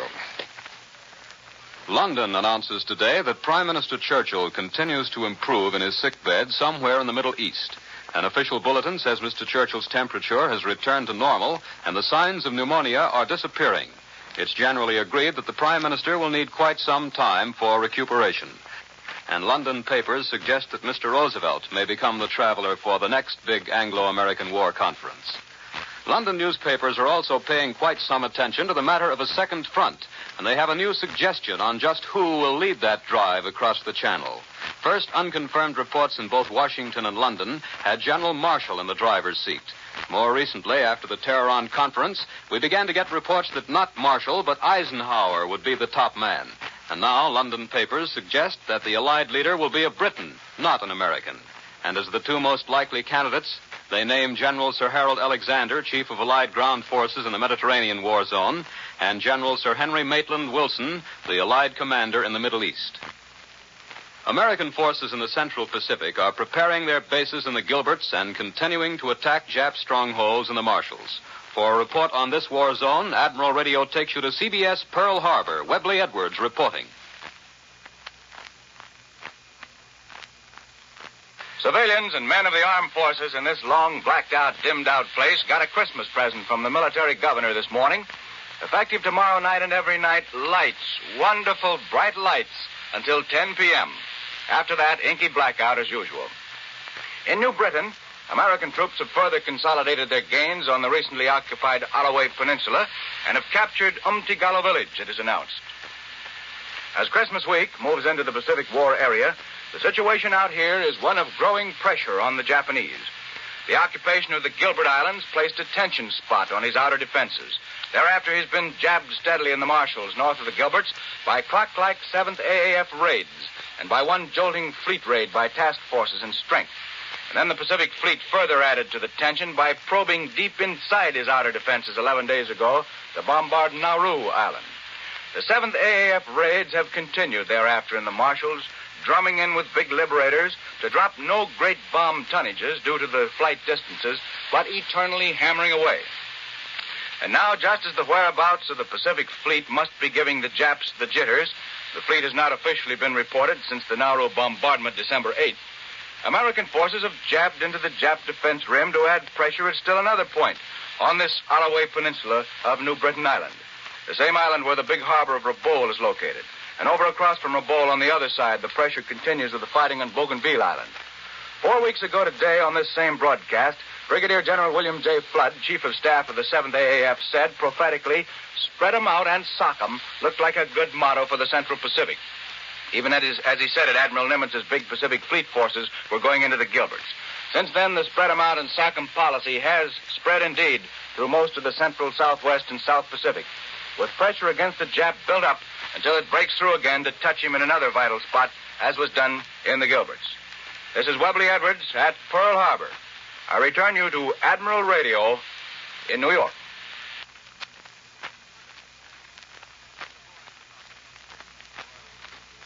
Germany this week continued to watch for signs of the coming invasion. For a report direct from one of the few neutral listening posts on the continent, Admiral Radio takes you to CBS Madrid. Glenn Stadler reporting. The law of diminishing returns appears to be operating among Hitler's satellites. Indications are that it's working well in Hungary, where there have been strong demands for immediate return of troops from Russia. These number about 60,000, but because the Germans won't permit a withdrawal, they face either being killed, captured, or pushed back home. In Hungary itself, there are about 450,000 soldiers, many guarding against attacks by Yugoslavs. Romania's situation is similar. As early as 2 months ago, reports from Bucharest told of demands for the return of their troops. Romania is more valuable to the Nazis as a source of oil, but also has 100,000 soldiers in Russia. They have occupied Odessa since its capture by German stormtroopers more than 2 years ago. Slovakia has about 60,000 men in Russia and keeps 30,000 at home. Bulgaria is not at war with Russia, but declared war on us. However, an odd story from Sofia today says the Bulgarians began to fight communism even before communism existed. They have an army of about 325,000, of which 60,000 are quartered in Greece and 100,000 in Yugoslavia. Thus, Hitler's Balkan allies show, on paper at least, a force of more than 1.25 million. This includes 6 or 7 ersatz commando divisions made up of so-called volunteers from the occupied countries, but really contain a large majority of Nazi regulars. In the north, Finland, with 20 divisions, aligned with Germany, is at war with Russia, but not with the United States. Here in Madrid, where the war seems far away, entertainment has taken on a more decided international aspect.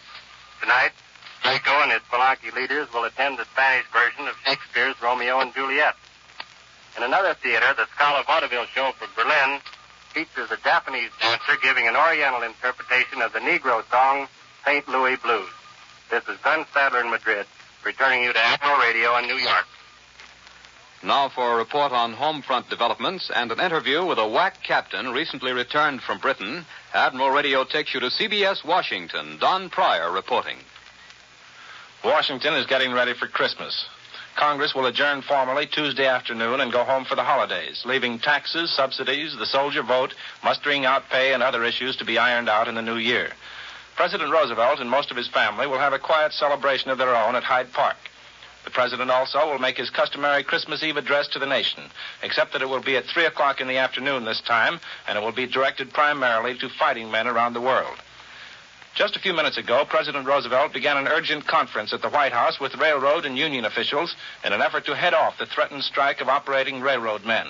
The strike is set for December 30th, but private information here is that the unions will postpone the deadline, using the threat as a lever to force negotiation of their wage demands. They want $3 a day more. Selective Service said last night that 1 million fathers will be drafted by July 1st. We've brought you a lot of heroes on this program, but it can't be emphasized too much that wars aren't fought alone by heroes. Most of it is done by potential heroes, just plain GIs, and this time by women, too. So our Washington guest today is a woman soldier, Captain Catherine E. Falvey of the Women's Army Corps. Before the war, she was elected to the Massachusetts legislature, and she's still a member. She was a practicing lawyer in Boston, a member of the United States Supreme Court Bar. But don't let that mislead you. She's also petite and very attractive. Captain Falvey, what branch of the Army are you working for right now? The Army Service Forces. Well, you haven't been in that very long, though. What were you doing before that? I was in England. I went over there last summer, in June, to help get an organization set up before the 1st WAC Battalion was sent across. Well, were you one of the first to go over there? No, I was in the 4th group.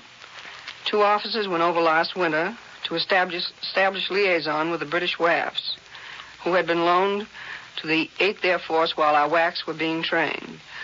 Then Major Wilson went over to take charge as WAC director, along with her assistant, Lieutenant Herbert. They were followed in May by 6 officers and 5 enlisted women.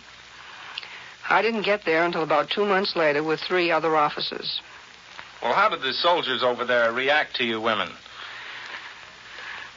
They would just walk up to you and say, "Stand still. Let me hear you say something." Oh, and what did you say? I was stopped. I couldn't find a word. Of course, most of the attention was paid to the 5 enlisted girls. They could have lost their heads just as easily as not, but they didn't. Not one of them. They brushed it all off and let it be known they were there to do a job. And speaking of jobs, what types of jobs do most of the WACs do over there now? Oh, all kinds. According to the latest count, I believe WACs are doing at least 155 jobs. All the way from cooking, stenography, driving cars, to plotting bomber courses and coordinating the big air raids over Germany. And what was your job there? Was it secret? Not entirely. I was on Major Wilson's staff at headquarters. And how about the British, Captain Falvey? The British women, for instance. What was their reaction when you WACs arrived in England? All of them I met were extremely kind and generous. They were very much impressed by our manner of speaking and our uniforms, especially our stockings. They also wore rayon, and they couldn't believe that ours were rayon and not silk, and just plain GI rayon, too. As for the British people as a whole, you can tell by their faces they have gone through an ordeal. Well, I wish we had time for more details. Captain Falvey says that America needs a lot more women in the Army. Each one of them can take over a vital Army job, and the Army can use hundreds of thousands of them. And I hope hundreds of thousands join. That was Captain Catherine E. Falvey of the Women's Army Corps. I return you to Admiral Radio in New York. And now here's a message from Admiral Radio. You know, your Admiral dealer is a busy man these days.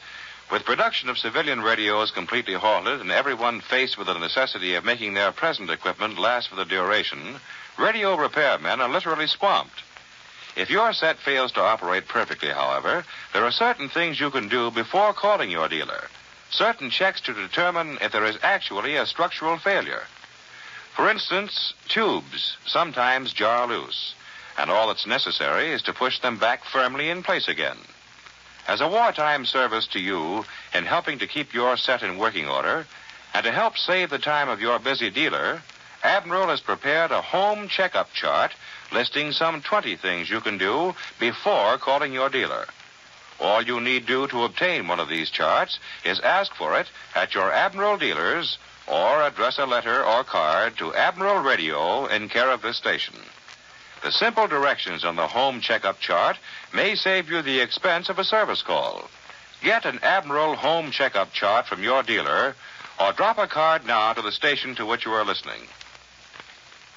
The Christmas holidays always place a heavy burden upon our transportation facilities. This year, with thousands of servicemen going home on Christmas furloughs, the strain will be greater than ever before.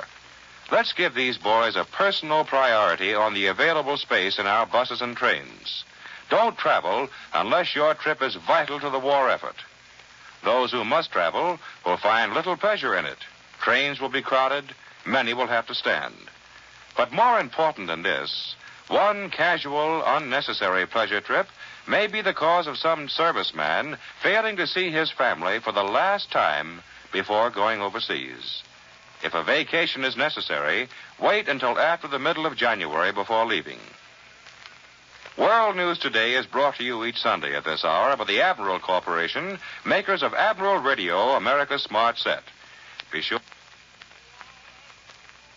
World News Today by shortwave, direct from leading news centers of the world. This is the Columbia Broadcasting System. The WBBM Air Theater, Wrigley Building, Chicago. WBBM, Chicago. World News Today, brought to you by the Admiral Corporation, makers of Admiral Radio, America's Smart Set. By shortwave broadcast, direct from important overseas stations, as well as leading news centers of our own country, CBS correspondents are waiting to bring you a complete report from the world's political and battlefronts. But first, here's Doug Edwards. The Allied Fifth Army in Italy has taken 2 German hilltop strongholds dominating a fortified village near Cassino, while Eighth Army troops are fighting fiercely in the streets of Ortona. On the Russian front, Soviet forces have taken the initiative on every sector of the long line, except southwest of Zhilovin in White Russia. The Yugoslav partisans have cut the important Zagreb to Belgrade railway at several points, and in the Pacific, American heavy and medium bombers have made 4 more attacks on the Jap base at Cape Gloucester, New Britain Island. Now, Admiral Radio takes you direct to Algiers. Winston Burdett reporting.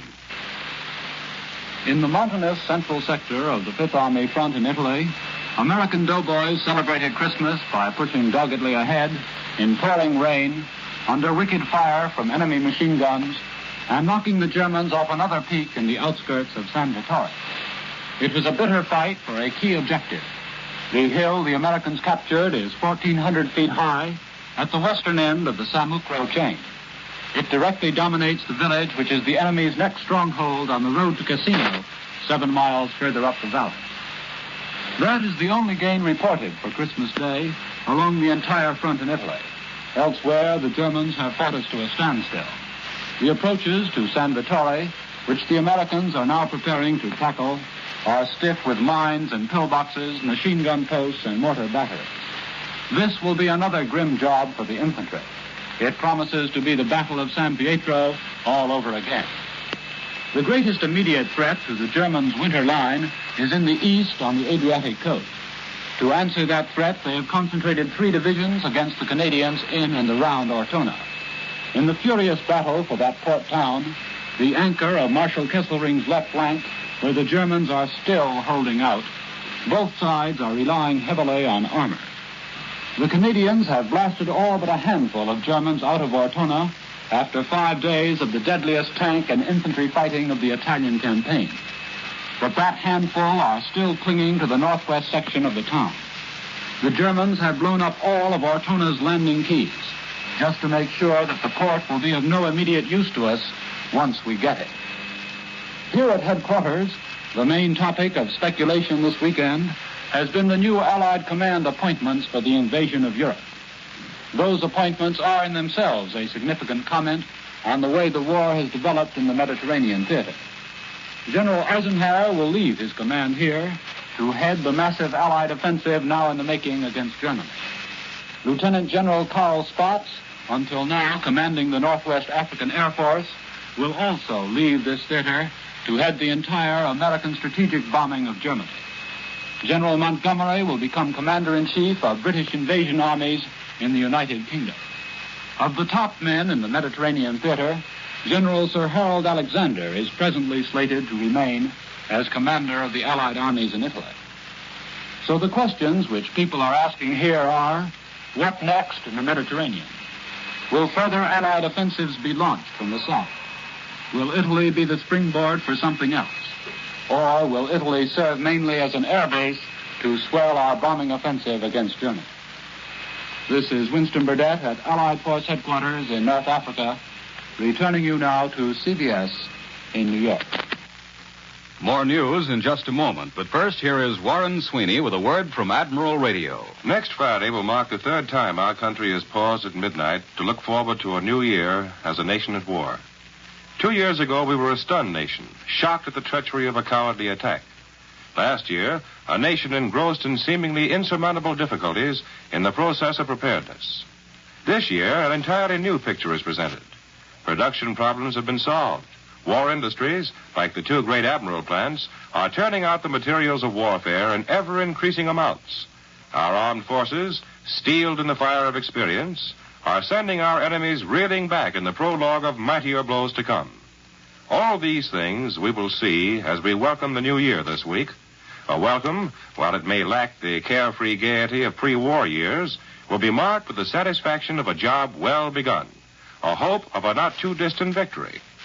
The Admiral Corporation and every Admiral worker join in the silent resolve that the work so well begun shall continue until our enemies are blasted into complete defeat. But to you on the home front, Admiral has this assurance. Though completely engaged in war production now, Admiral, in peacetime, the world's largest manufacturer of radio phonograph combinations with automatic record changers, is today planning the conversion to civilian duties, to the building of the new Admiral, America's smart set. Now, here once again is Doug Edwards. For Homefront News, Admiral Radio takes you to CBS Washington. Don Pryor reporting. It looks like a toss-up today as to whether the railroad strike controversy will be settled or whether the government will take over the carriers. Right now, the argument is hanging on dead center.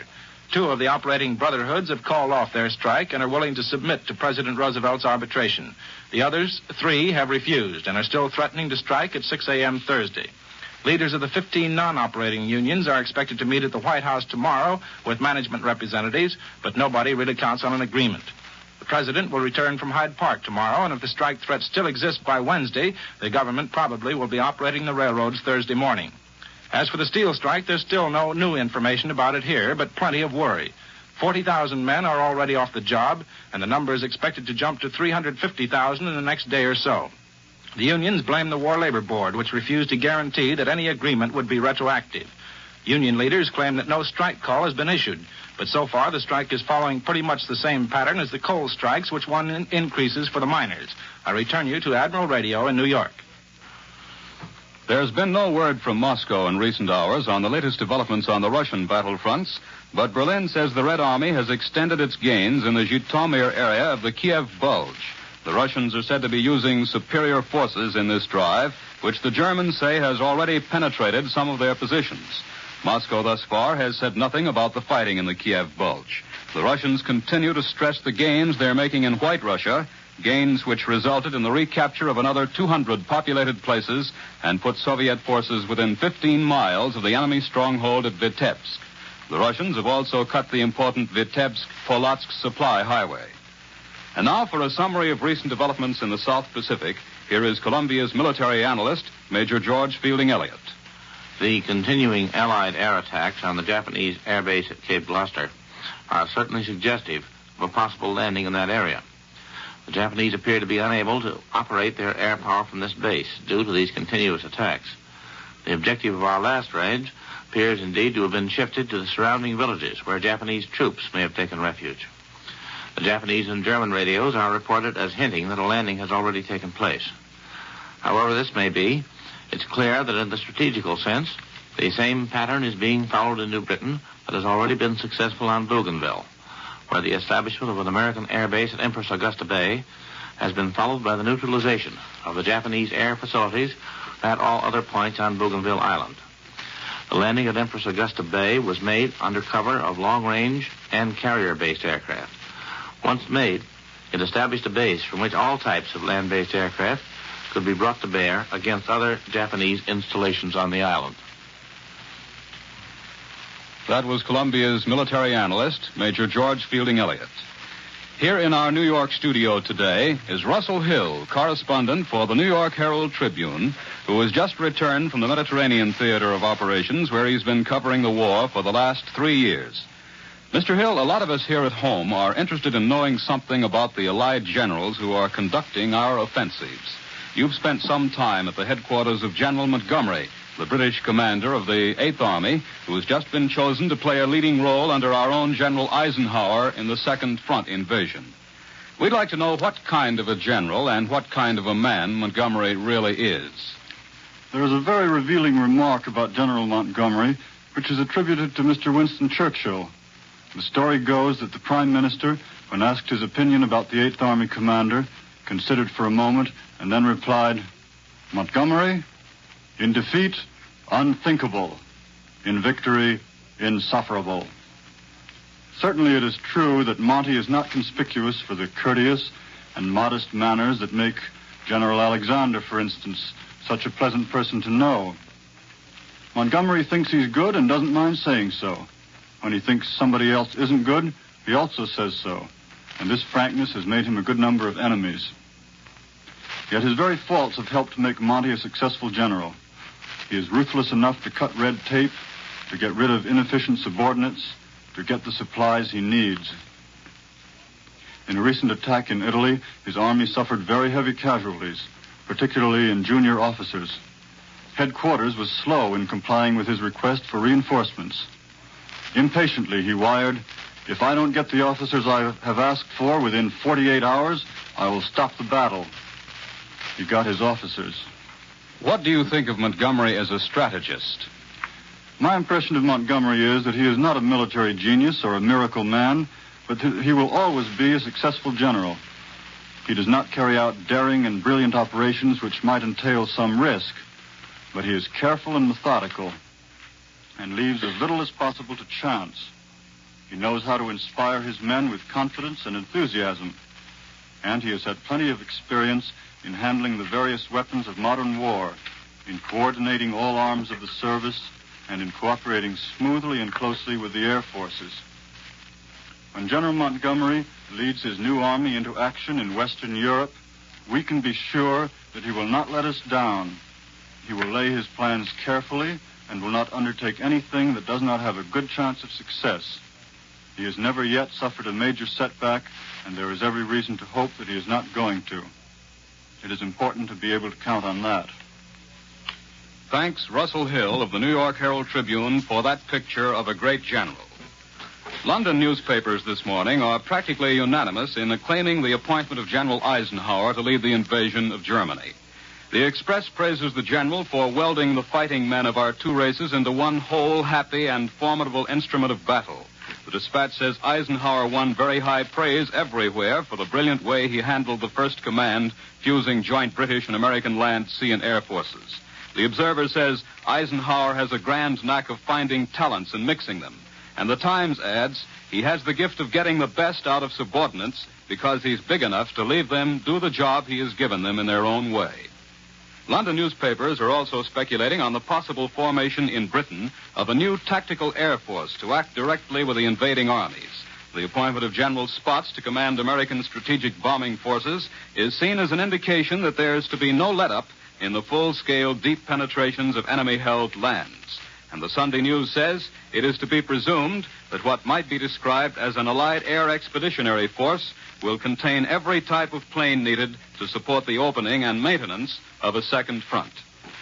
Reports from London this morning say that the premier of the Polish government in exile is on his way to Washington to meet with President Roosevelt. And these reports, which are said to come from reliable sources, say the president may be asked to mediate the entire Russian-Polish problem. The two governments, you know, broke relations in April after the Kremlin charged that the Polish government has asked for an investigation of Nazi reports that the Russians had executed 10,000 Poles near Smolensk. The Polish premier is said to have left London after he heard Foreign Minister Eden's accounts of the Tehran conference, together with Russia's conditions for restoring diplomatic relations. Only last Friday, President Roosevelt predicted that as a result of the Tehran conference, no insoluble differences would arise between Britain, the United States, and the Soviet Union. And now for news from South America, Admiral Radio takes you to CBS Rio de Janeiro. John Adams reporting. The American ambassador to Brazil, Jefferson Caffrey, left Rio early today for consultations in Washington. His last trip to headquarters was in August 1942, the month Brazil declared war against Germany and Italy. Since that date, however, Ambassador Caffrey has conferred with both President Roosevelt and Cordell Hull within the borders of Brazil. most important local news of Christmas week was the visit of President Getulio Vargas to Sao Paulo, the great industrial center 300 miles south of Rio. The president conferred with business and industrial leaders on the problems of war production and post-war industrial planning. In Rio, the president's wife, Donna Darcy Vargas, held her annual party for the poor children of the city.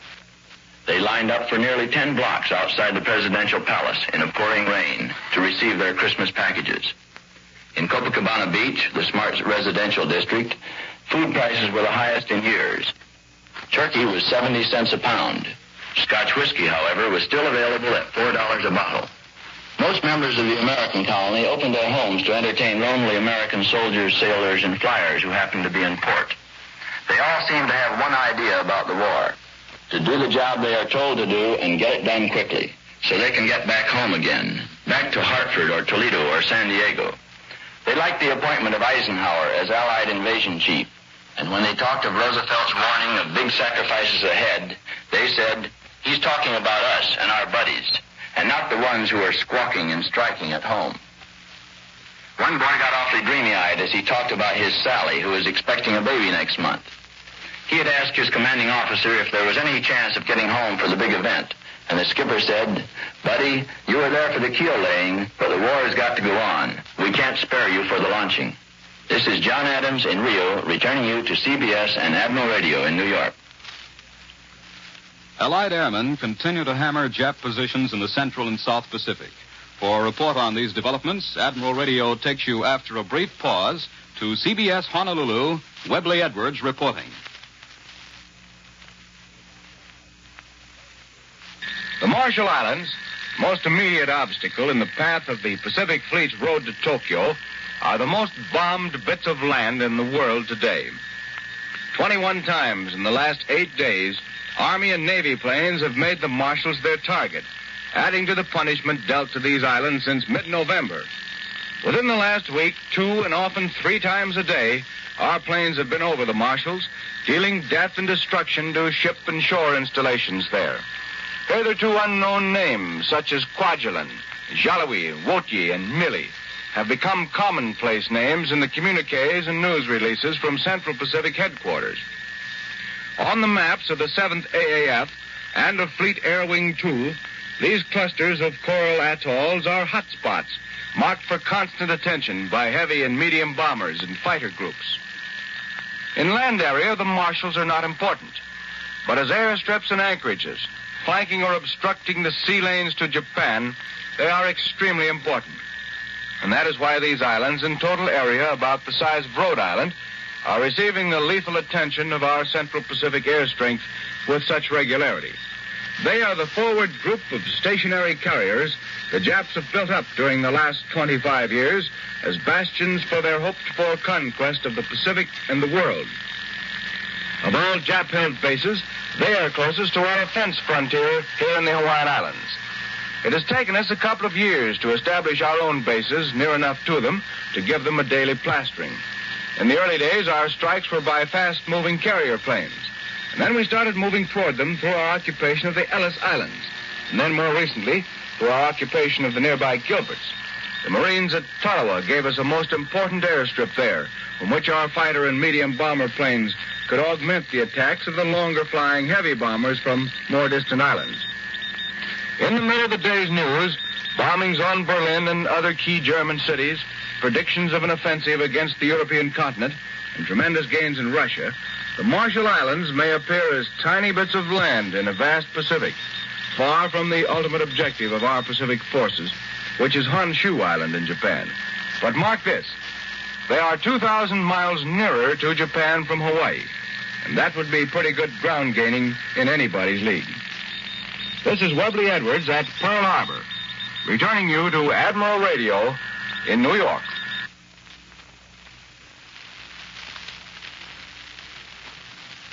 Marshal Tito, the leader of the Yugoslav partisans, today reports that his troops have cut the important Zagreb to Belgrade railway in Croatia at several points. And in central Bosnia, heavy fighting is said to be continuing with additional huge losses inflicted on the enemy. The partisan communique also tells of new fighting against General Mihailovic's Chechnits in several parts of Serbia.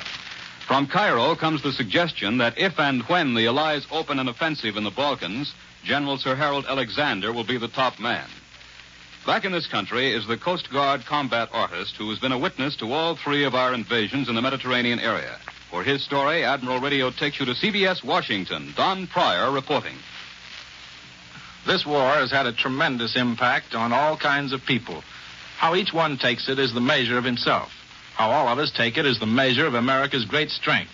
Here is a young Midwestern artist, John Stephen Gretzer, 23 years old. 10 months as an artist for the Omaha World Herald, art study under Thomas Hart Benton, then night school and a job at the William Rockhill Nelson Art Gallery in Kansas City. And what then, John? Then things were changed. I joined the Coast Guard, went to Manhattan Beach, New York for training, and was assigned to sea duty 1 month later. Just like that? And I've been at sea on the same ship almost continuously ever since. Right out of the solid Middle West. And why did you pick the Coast Guard, John? Mostly, I guess, just because I'd never seen the sea and wanted to. Do you like it? Frankly, I didn't like it at first during that month of training. It was pretty rough for an artist anyway. But I liked the sea immediately, and after a while I got so I liked almost all of it. Especially after we'd been through a couple of invasions. Which invasions? We were in all three of them. North Africa, Sicily, and Italy. I was on a Coast Guard transport, the Samuel B. Chase. Well, you sound sort of proud of that ship. I am. She's known as the Lucky Chase. At her end, she was only one of a group of 4 transports that wasn't sunk by bombing. She was attacked morning, night, and sometimes oftener for days on end. She stood off Gela, Sicily, unloading troops and taking on wounded for several days, with bombers overhead all the time. At Salerno, she did the same thing, only there it was twice as tough. On the way back from there, sailing through a channel in the minefields, she went through the worst night bombing attack I've ever seen. At least an hour and a half with the air full of tracer shells and bombs exploding all around. But in all that time, 18 months, she was never damaged once. She never lost a single man, and nobody in the crew was even wounded. Well, Lucky Chase is right. John, where did you spend last Christmas?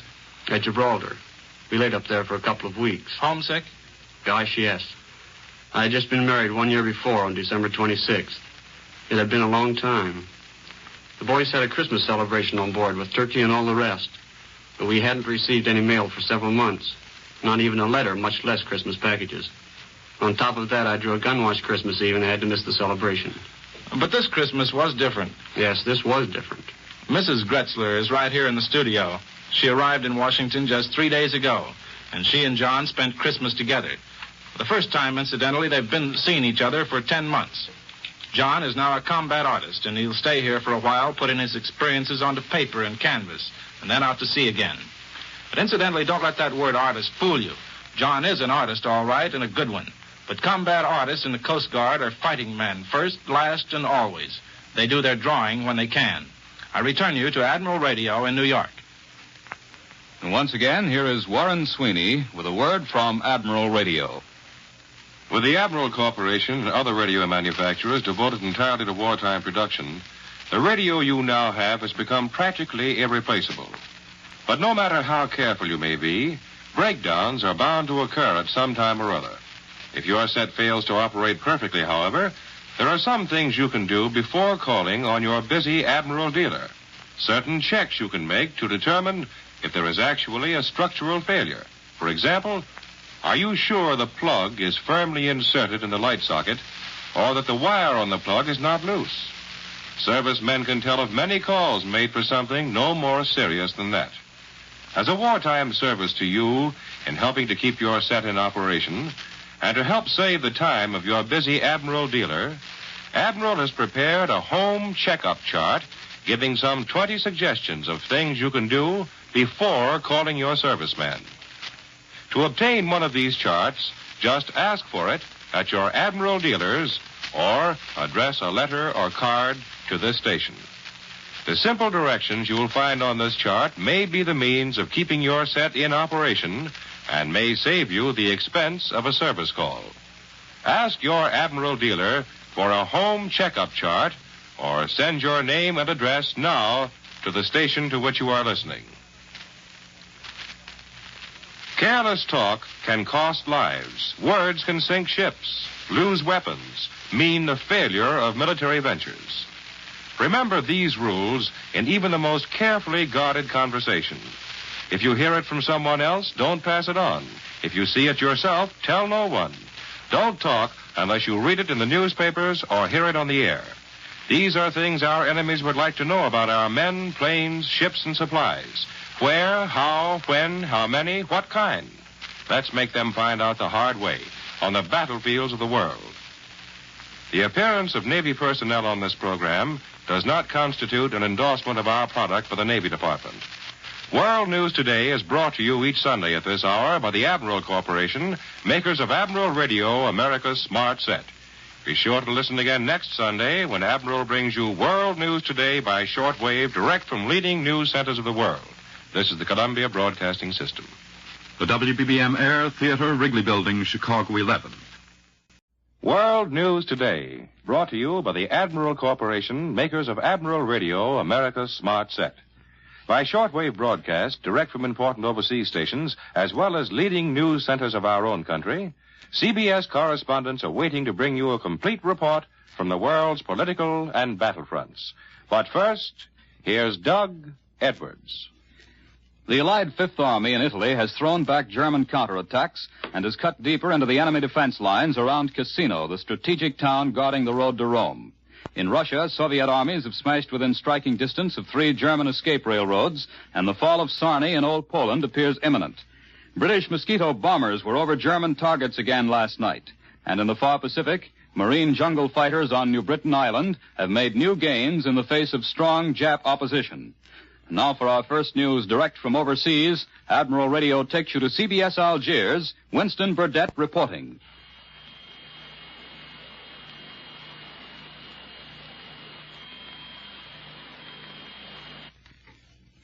We regret that we are not able to make contact with Columbia's correspondent in North Africa. However, for home front news, Admiral Radio takes you now to CBS Washington, Don Pryor reporting.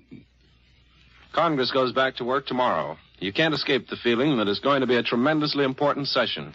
Certainly it will be racked with controversy because all the pent-up wartime pressures of the nation will be focused on Capitol Hill. Here are some of the issues that are waiting to be solved. Taxes. A bill providing a little over $2 billion, 1/5 as much as the Treasury asked for, is awaiting action in the Senate. Subsidies. By February 17th, there will have to be a showdown on the whole question of using subsidies to hold down the prices of food. The argument was postponed a bit by stopgap legislation adopted just before Congress went home for the holidays. Wages. The Senate has passed and the House is all ready to act on legislation which will give the non-operating railroad employees an arbitrary 8 cents an hour increase in wages. And then there's the red-hot question of labor policy in general. The recent steel strike and the threatened railroad strike are certain to lead to demands for more stringent labor legislation. There will also have to be strong movement in favor of national service legislation, which in effect would be a labor draft. Last night, Major General Hershey of Selective Service announced that occupational deferments for men under 22, whether they're fathers or not, will be curtailed sharply after the 1st of next month. War Mobilization Director Burns has announced the adoption of a uniform clause for war contracts to cover their termination. It's the first big step of the new Baruch organization in preparing for demobilization when the war is over. President Roosevelt's annual message is expected to go to Capitol Hill day after tomorrow, but we still don't know whether the president will deliver it in person. That's up to his personal physician, Rear Admiral McIntyre. I return you to Admiral Radio in New York. More news in just a moment, but first here is Warren Sweeney with a word from Admiral Radio. Here in America, when a man's work is done, he can sit leisurely by his radio, perhaps an Admiral radio, and listen with complete enjoyment to his favorite program. But not so with the oppressed peoples of Europe. With Pierre the Frenchman, for example, who lives under the heel of the Nazi boot. Pierre must wait for darkness. In the dead of night, he steals down into the cellar, through the secret door, and there he is, underground. That's where his radio is. There, underground, at the risk of his life, he gets information which tells him when the long-awaited invasion is coming, and how to aid by destroying enemy installations, rails, bridges, factories. Through radio, underground, the oppressed learn the truth, learn of the coming invasion that will crush the heart of the enemy. To coordinate an invasion from the sea, on land, in the air, and yes, even underground, it takes radio. Admiral Radio is proud to be part of the coming invasion, just as Admiral was proud in pre-war days of its leadership as the world's largest manufacturer of radio phonograph combinations with automatic record changers. The entire production facilities of Admiral's two great plants are devoted to victory. But Admiral gives you this assurance: when victory is ours, the skill and precision now going into weapons of war will be found in your new and better Admiral, America's Smart Set. Now, here once again is Doug Edwards. Massive Russian spearheads are pushing steadily forward today against retreating German troops in the southwestern Ukraine and in Old Poland. Red armies have smashed to within striking distance of 3 German escape railroads. Pushing on rapidly from captured Ilyinsky, 40 miles east of Zhemerinka, one of General Vatutin's spearheads has brought the Odessa to Warsaw Railroad under attack. The cutting of this vital line of communication would force the Germans in the south to depend on secondary long-way-around railroads through Romania. Another Red Army group is less than 11 miles northeast of the junction town of Miranovka on the Belayat-Sirkov to Smelia Railroad. And in addition, Vatutin's advance units have practically made the east-west railway from Smelia to the Odessa to Warsaw line useless. Red Army troops are only 11 miles north of this line, which is the main German escape route across the southern Ukraine. Meanwhile, General Konev is developing his drive from captured Kirovograd. He's smashing at the rear of the German forces in the Dnieper Bend and increasing the threat to Krivoy Rog and Nikopol, the iron, coal, and manganese centers in the southeast. Red Army observers report that roads in the captured Kirovograd area are covered with smashed enemy guns, lorries, and crippled automobiles. To the northwest, Soviet columns in Old Poland are reported 5 miles east of the town of Sarny, capture of which would cut a 4th vital rail line which links the German armies to the north and south. American and British troops in the Allied Fifth Army in Italy have beaten off German counterattacks and reached a point within 4 miles of Cassino, the important town which guards the road to Rome. Reports from the front say terrific mountain battles are now underway, battles unlike anything seen in this war since the Greeks fought Italians in Albania 2 years ago. American troops fighting with bayonets and hand grenades pushed the Germans out of their strong positions in the village of Justo, and they've now driven into the heights closer to Cassino. Allied planes continue to hammer the continent. For this news and an interview with one of our fighting men, Admiral Radio takes you to CBS London. Larry LeSueur reporting. In the past few months, this great aircraft carrier called Britain has become a concentration point for the fighting men of the United Nations. Sunburned men who conquered Africa confer over the map of Europe with those who drove out the Japs from the Aleutians. And here's a man who has seen the war in both the Atlantic and the Pacific. 32-year-old Colonel William J. Cummings of Lawrence, Kansas. He's better known to his boys in the 8th Air Force Fighter Command as Wild Bill Cummings when he leads his Thunderbolt group over Europe. Cummings now escorts our liberators and fortresses to Germany in daylight. But not so long ago, he was fighting Japanese Zeros in the Pacific. Colonel Cummings, which do you consider the toughest theater of war, the Atlantic or the Pacific? Well, as an airman, there's not much doubt that the war is tougher here in Europe than it was out in the Pacific. The German planes are just as good, if not better, than the old Jap Zero, and I think the German pilot is more resolute. The Jap fights very hard on the ground, but in the air, the Jap will bluff out just as soon as anyone else. Well, I'm glad to hear that. But, Colonel Cummings, I understand that although you're a fighter pilot, you've also fought on the ground against the Japs. How was that? Well, you remember when the Japs attacked the Philippines, we were pretty short of planes. By the time we were driven to Bataan, we only had a few left. We kept passing them and shelling back and forth to Mindanao, bringing in supplies and ammunition. After a while, all our planes were out of action, and my squadron became infantrymen. We had rifles and pistols, and we fought skirmishes with the Jap infantry closing in on our soldiers in Bataan. Things went from bad to worse. Everybody had malaria, dysentery, and dengue fever. Then one day a liberator came in from Australia, and 35 of us piled into it, and we flew to safety on the mainland. You were one of the lucky ones, weren't you? How many of your squadron got out of there, Colonel Cummings? Just 9 out of the original 40. The rest of my friends are dead or prisoners of war. Some were killed on the ground, some were hit by bombs, some were shot down, and the rest are in prison camps. Did you get any rest after that experience, Colonel Cummings? Yes. After making a few missions over New Guinea against Japanese Zeros, I went back to America. Joined a new fighter squadron, and they sent me over here. Well, where would you rather be, here or in the Pacific? Living conditions are better over here, aren't they? Yes, they are, except for the cold. Well, how about food? That's better over here, isn't it, Colonel Cummings? Well, on Bataan, we had 2 meals a day, rice and sometimes a little canned salmon. Over here, it's spam and Brussels sprouts. Well, I guess you'd settle for a steak and French fried. Sure would, Larry.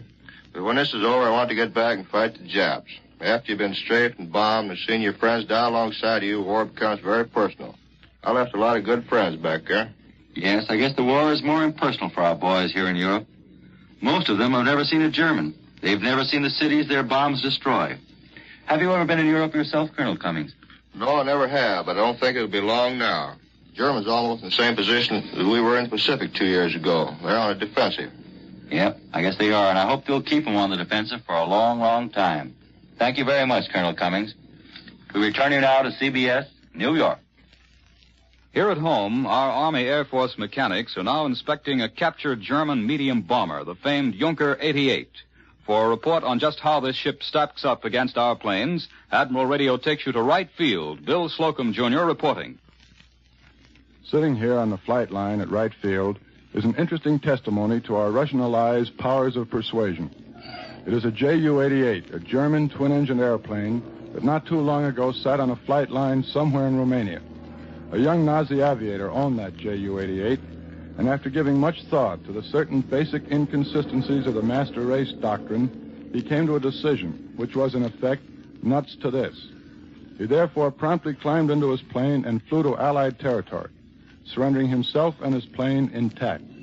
Being a very observing young Nazi, he was smart enough to surrender to the British, even though they were farther away than the Russians. This plane is now at Wright Field, headquarters of the Air Force's Materiel Command, where daring young American test pilots are learning exactly what makes it click. It is long and anemic-looking except for its head, which is fairly large. It looks like a garden snake trying to swallow a golf ball. 3 or 4 Germans get into that bulbous nose up front, but it's a cinch 2 of them must be junior Germans. Captain Gus Lundquist, a young man from Chicago, has, with several other test pilots at Wright Field, been flying this plane. The captain's passion for the Ju-88 is somewhat restrained, but he did consent to talk about it with me today. Captain, what do you think of it? Confidentially, Mr. Slocum, it isn't a very good airplane. As an all-purpose plane, it's good. It can be used as a bomber, fighter, a reconnaissance job, or a dive bomber. But, and this is the important but, she isn't any too good in any one phase of the different types of, How about the gadgets on her, Captain? She carries good instruments and a couple of buttons that are something. One button, when pushed, sets off a charge that destroys a bomb bay mechanism. How'd you find out about that button? The hard way, Mr. Slocum. We pushed it. One of the boys got hurt a little bit. How about the other button? That blows off the entire tail assembly. We discovered that right after we found out about the bomb bays, but not by pushing anything, so the tail's still on. What do we have that's like the Ju-88? Our A-20 is something like her, but the A-20 is faster, better armed and armored, and carries more bombs. Anything that Junkers can do, we have 1 or more planes that can do it better. You and the Nazi pilot who surrendered her seem to have basically the same opinions of the 88. Could you say a kind word about her at all? Well, Mr. Slocum, she flew across the Atlantic. And that is a thought, Captain Lundquist. Thanks for helping us give a picture of the German Ju-88, now close to obsolescence. But as any merchant mariner or Navy man can tell you, she was a great gal when she had it, and she really had it. Now back to Admiral Radio in New York. This week, the Germans made little effort to minimize the disaster of facing their troops in Russia and their troubles at home. For a direct report from one of Europe's listening posts, Admiral Radio takes you to CBS Madrid. Glenn Stadler reporting. As Nazi Marshal Rommel ranged up and down the Channel coast checking his anti-invasion preparations, all of Europe, and especially Holland, Belgium, and France, became visibly more restless. This condition is everywhere reflected in the German-controlled newspapers. Notices of executions of patriots are increasing daily. A typical one from Le Journal of Lyon announces that 3 Frenchmen were shot by a Gestapo firing squad on December 28th. The charge was favoring the enemy. But despite reprisals and 3,000 arrests each week in France alone, anti-Nazi groups become larger, better organized, and more daring. In Valenciennes, a dozen armed men, led by a man brandishing a gun in each hand, broke into the jail, took 50,000 francs, and liberated 5 companions. In a running gun battle, 1 was killed. The others escaped, some on bicycles. Thus, having failed to quell resistance, the Nazis have reverted again to what they must think is a clever trick, but has had little or no success. It's a periodic appeal to surrender firearms and promises immunity from punishment, even though possession of guns and explosives is illegal. The catch is, of course, that the minute someone is foolish enough to comply, he's arrested. Yes, they promised immunity, but only for the period specified. The person is guilty of having the arms in the previous overlapping period covered by an identical law prescribing the death penalty. German papers carry none of this type of news because the propaganda ministry believes that people might get the wrong idea about life in the occupied countries. Hitler's own Völkischer Beobachter features blasts at the Allies and laboriously written explanations on why the Red Army is in Poland now. The Nazi journals, however, do carry hundreds of death notices daily, and there obviously is a large backlog because many are dated as of 6 months ago. One recently announced the death on the Russian front of a soldier named John Dillinger. Another, in black border and big type, bore only the name Adolf. This is Glenn Stabber in Madrid, returning you to Admiral Radio in New York. Our Pacific forces continue to strike hard at the enemy in the central and southern area. For a summary of the latest developments in that war zone, Admiral Radio takes you after a brief pause to CBS Pearl Harbor. Webley Edwards reporting. In the Pacific, United States Marines on New Britain have pushed 1 3/4 miles south of Silimati Point. There's heavy fighting. Revolt has been raided for the 6th time in 6 days. Australians are driving up the Huon Peninsula and are close to a juncture with United States forces who last week landed at Sidor. The marshals have been bombed again. I'm now able to tell you that I have just spent some time with the Marines of Tarawa. Earlier, I flew to a Pacific island and, to my surprise, landed squarely in the midst of them, just as their convoys were arriving. I say to my surprise because outside of official circles, nobody knew where they were, and there'd been considerable speculation as to where the Marines would be taken for rest and rehabilitation after their occupation of Tarawa. That arrival of the Marines, back from one of the grimmest, bloodiest actions of all the history of this fighting corps, was one of the most impressive things I've ever seen. They came off their troop ships in every stage of disarray. They still wore their mottled camouflage fighting outfits, those who still had them, but many were in shorts and old suits of underwear, and some wore improvised wraparounds. They brought much of their equipment back with them, and it had the look of well-worn battle gear. Only equipment that's been in real fighting can have quite that appearance. They had some of their wounded with them, and some who had died on the way home. They were tough, hard-bitten, and soberly serious. They were men who'd learned about war at Guadalcanal before they found out about hell at Tarawa. And yet, being Marines, there was a jauntiness about them that even their disheveled clothing could not hide. This was no gala landing, nor was there any of the spick-and-span parade ground stuff about this homecoming. But even so, as they poured down the gangways and stepped again on solid earth, the Marines raised their heads and straightened their shoulders and looked just square in the eye as if to say, well, that was that. They had trophies, naturally, bundles of Jap paper, money, Jap flags, and all the dozens of things that fighting men pick up on battlefields to take back to the girlfriend of the family. They went to a plain in a higher region of the island and set about making themselves a great camp. It's a real undertaking to set up a camp for as many men as they had and do it from the ground up, but they thought nothing of it. They're there now, getting some rest. They are restless, though, and I think they would welcome action at once if they could get it. When you have seen the Marines back from Tarawa, it makes you glad they are on our side. It would be very unpleasant to have to meet these Marines in battle anywhere. This is Webley Edwards at Pearl Harbor, returning you to Admiral Radio in New York.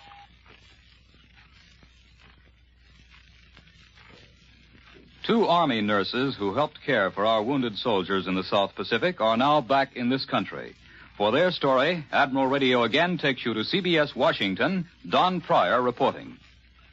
I met a couple of girls yesterday out at the Army's Walter Reed General Hospital. They had a story to tell, so here they are.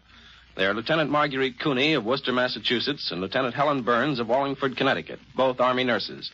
They just got back to the States after 22 months abroad. How'd you happen to get in the Army, girls? We both joined through the Red Cross in 1940. We volunteered for 1 year. That was Lieutenant Burns. You say you volunteered for 1 year, but it's well over 3 years now. Well, the war changed things. We got our orders to sail right after Pearl Harbor, January 1942. Well, did you know where you were going? Incidentally, that was Lieutenant Cooney that time. No, we didn't know. Well, most of us guessed that we were going to Australia. That seemed like the most logical place. And you were right? Yes, but we only stayed there a week, and then we went to New Caledonia. Had you ever heard of New Caledonia before? No, we didn't know there was such a place in the world until we set foot in it. Was it exciting after you got there? It was at first. We were expecting trouble when we landed. We went ashore in fatigue uniforms with tin helmets and everything. But nothing happened. Oh, where were you? In a city? I wouldn't call it that. We were in Noumea for a while. That's the biggest town on the island, but it's just a dirty little village. We stayed there a few weeks, though, and then our whole outfit moved to 120 miles north. And that was some ride. It took us 10 hours in a truck. Well, where was that? What town? No town at all. We were right out in the woods. Well, how about living accommodations? We lived in tents for 8 months. Our hospital was a tent, too. And we had to carry all our water from a brook. We bathed in the brook, too, and we had a little pool there screened off with tenting. Sort of rugged, but it does sound like fun. It was. But, of course, we got pretty homesick now and then. After the first 8 months, we got the natives to build us some grass houses. You could have a house built for about $25. They were all right, too, until I got too full of rats and mice and things. Did you handle very many casualties? Not for quite a while. Finally, all the boys who were with us at first were sent to Guadalcanal. But we had plenty of casualties later. After 14 months, we moved again, not far from Noumea. We received many from the New Georgia and Russell Islands. Were they good patients, mostly? Most of them were very good and very appreciated. Speaking of getting back in the States now, after 22 months, how did it feel to get back? Wonderful. It's funny how the little things impress you most, like bathtubs and being able to walk into a store and buy something. But the thing that surprised me most was the fact that rationing wasn't nearly as bad as I thought it would be. My friends had written about how terrible the shortages were. And how about you, Lieutenant Cooney? What impressed you most? Women running streetcars, buses, and so many of them in work clothes. I'd heard about all those things, but I really wasn't prepared for it. Do you want to go back out there? Yes, I do. I was terribly anxious to get back here, but now I feel kind of restless and lost. I suppose I'll get used to it after a while. Yes, I suppose you will after a while. That was Lieutenant Marguerite Cooney and Lieutenant Helen Burns, Army nurses just back from the South Pacific. I return you to Admiral Radio in New York. The Chungking Radio has broadcast a note to Jap Premier Tojo to keep him up to date on the latest figures on American airplane production. Dear Tojo, the broadcast said, for your information, for your further information, the United States produced a bombing plane every 4 minutes, every day, 24 hours a day during December. And then the broadcast gave the figures. A record number of 8,800 planes in December to bring the American total for the year to almost 86,000 planes. The Chinese broadcast concluded, start counting, Tojo.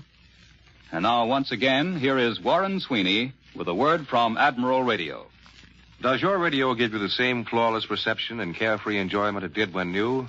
If not, the trouble may be some easily made adjustment that you can do yourself. To conserve your busy Admiral dealer's time, Admiral has prepared a clearly illustrated home checkup chart showing you how to correct minor difficulties in reception. For example, here is one of the 20 suggestions made. Make sure your antenna lead-in wire hasn't become frayed by rubbing. The exposed wire, when wet by rain, sleet, or snow and blown against the building, may be grounded in poor reception results. The Admiral Home Checkup Chart is designed purely as an aid and time saver for your Admiral dealer and will not help you to correct major troubles or structural failures. Your Admiral dealer is the man to call in such cases because of his knowledge and equipment. But for your copy of the Admiral Home Checkup Chart, ask your dealer or address a card or letter to Admiral Radio in care of this station. Thanks to huge increases in farm production, America has enough food to satisfy the basic requirements of good health and sound nutrition and still meet the food demands of war. But we do not have all the food we want and can afford. Rationing is the democratic way to share and share alike. It is a vital wartime necessity, but rationing is not enough. Prices must be kept from skyrocketing. Black markets must be stamped out. 15 million Americans have signed the Home Front Pledge, which is, I will pay no more than top legal prices. I will not accept rationed goods without giving up ration points. Living up to this pledge will assure a fair share for all. And that's the right way, the democratic way. Remember, food fights for freedom. The appearance of Army personnel on this program does not constitute an endorsement of our product by the Army, as the Army does not endorse any product. World News Today is brought to you each Sunday at this hour by the Admiral Corporation, makers of Admiral Radio, America's smart set. Be sure to listen again next Sunday when Admiral brings you World News Today by shortwave, direct from leading news centers of the world. This is Warren Sweeney speaking coast to coast for the Admiral Corporation, makers of Admiral Radio, America's smart set. This is the Columbia Broadcasting System. The WBBM Air Theater, Wrigley Building, Chicago 11. Stay tuned for the news. World News Today. Brought to you by the Admiral Corporation, makers of Admiral Radio, America's smart set. By shortwave broadcast, direct from important overseas stations as well as leading news centers of our own country, CBS correspondents are waiting to bring you a complete report from the world's political and battlefronts. But first, here's Doug Edwards. Leading the news today is the announcement that General Eisenhower has arrived in Britain to take over command of all forces for the invasion. And in French Morocco, Prime Minister Churchill, completely recovered, has conferred with French General de Gaulle. On the war fronts, American troops in Italy have captured Mount Trocchio, the main barrier blocking their way to the fortress of Cassino. The Germans report a break in their lines with the new Russian offensive in the Leningrad area. And in the Pacific, the Allied ground push against the Japanese on New Britain and on New Guinea continues at a slow pace. And now for the news of the fighting in Italy, Admiral Radio takes you overseas to Algiers. Winston Burdett reporting. The Americans in Italy have captured the last hill barrier between them and the Rapido River. Mount Trocchio, 1,500 feet high, 2 miles this side of Cassino, fell to our troops at nightfall yesterday after a rough 12-hour fight.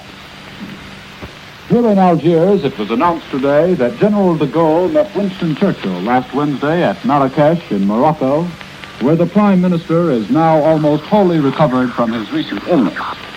The meeting of the two leaders was their first since last June. From all accounts, it was one of their most cordial.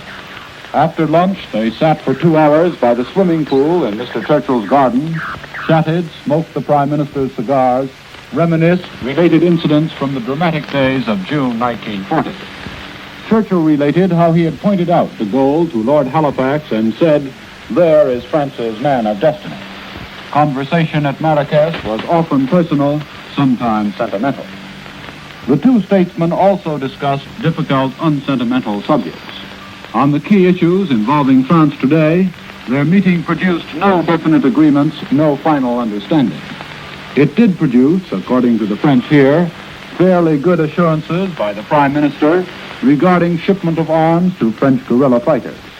Not quite so firm assurances regarding the possibility of some form of Allied military administration in France during the Allied invasion, a possibility which alarms and dismays Frenchmen here.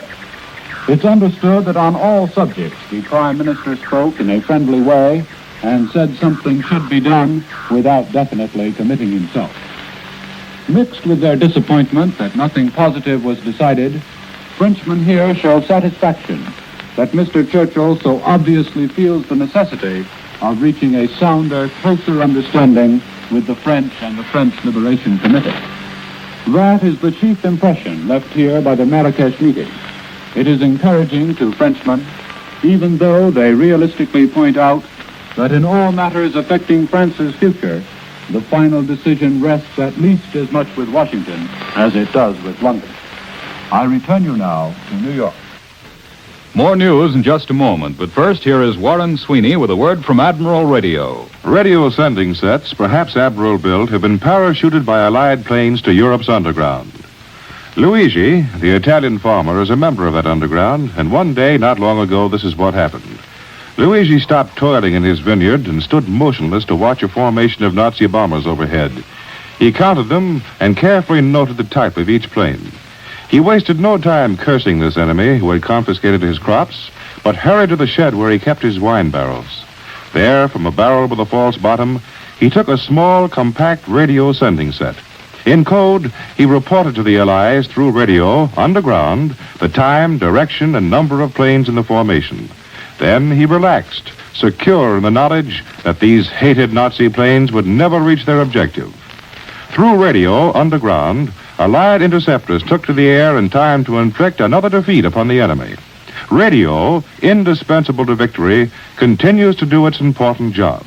Not only in the air, on land, on and under the seven seas, but underground. In pre-war days, Admiral Corporation was the world's largest manufacturer of radio phonograph combinations with automatic record changers. The admiral's skill and admiral precision engineering that made this possible have been dedicated to the production so necessary for final victory. Admiral equipment is fighting on every front, war-proved, battle-tested. The many advancements brought by war will be found in your new peacetime admiral, America's Smart Set. Now, here once again is Doug Edwards. Admiral Radio takes you now to CBS Washington. Don Pryor reporting. It has been known here for several days that General Eisenhower was in Washington and that he conferred with the high command and President Roosevelt before leaving for London to take up his new job as Allied invasion commander. But his presence here had been kept secret pending his safe arrival in Britain. Other important conferences have been underway here, too. Lieutenant General George C. Kenney, General MacArthur's air commander, arrived unannounced and has been in conference with Admiral Halsey, South Pacific commander, and with top military and naval officials, and also President Roosevelt. The President and Secretary Hull are considering the Polish government's request for British and American diplomatic intervention in the Polish-Russian border dispute.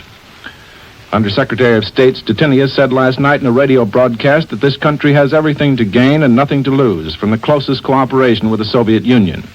Meanwhile, the aroma of politics is becoming stronger here every day.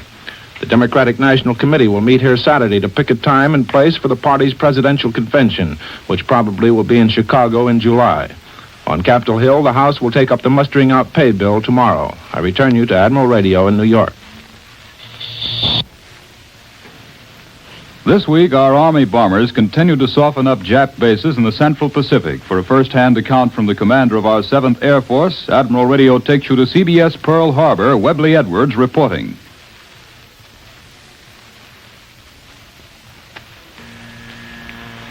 In all the world, there's no campaign quite like the present operations of the 7th Army Air Force in the Central Pacific, ceaselessly pounding vital Jap island bases.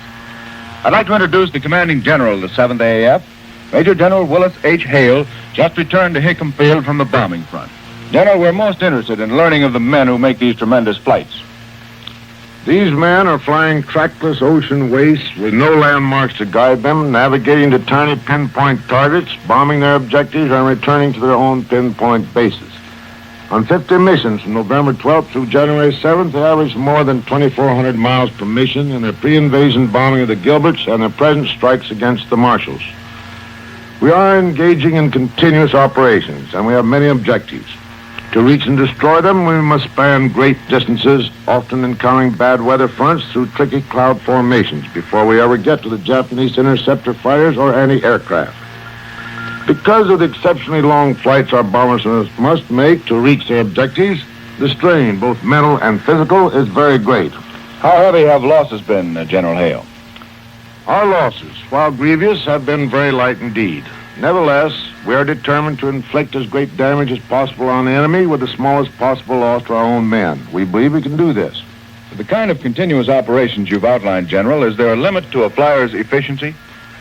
These men would go on flying until dead if we asked it of them. But we believe that if we can give the men assurance of a chance to live before the percentage catches up with them, we will have better flyers and accomplish greater results. To this end, we have established a goal of 30 missions per man. We have figured that in 30 missions, the men have better than a 50-50 chance of coming out alive. When a man has completed 30 missions, we send him back as an instructor in the nation's training schools where his experience is extremely valuable. We've also developed a plan where, after finishing about half of his 30 missions, some 12% of the flyers in rotation come back to Hawaii for a short recuperation period. They return much refreshed and ready for more action.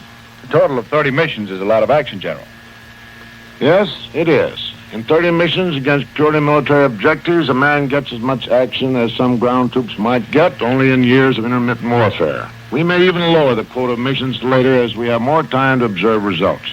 Have you a word from the men of the 7th AAF to the people back home, General? These men are a long way from home, flying extremely hazardous missions against a very determined enemy. They are doing a great job in the face of great personal danger and discomfort. They are pioneering a strange new kind of aerial warfare in a strange new part of the world, and they are doing it well. You may well be proud of them. I am. Thank you, General Hale. This has been an interview with Major General Willis H. Hale, commanding the 7th AAF in the Central Pacific. This is Webley Edwards, returning you to Admiral Radio in New York.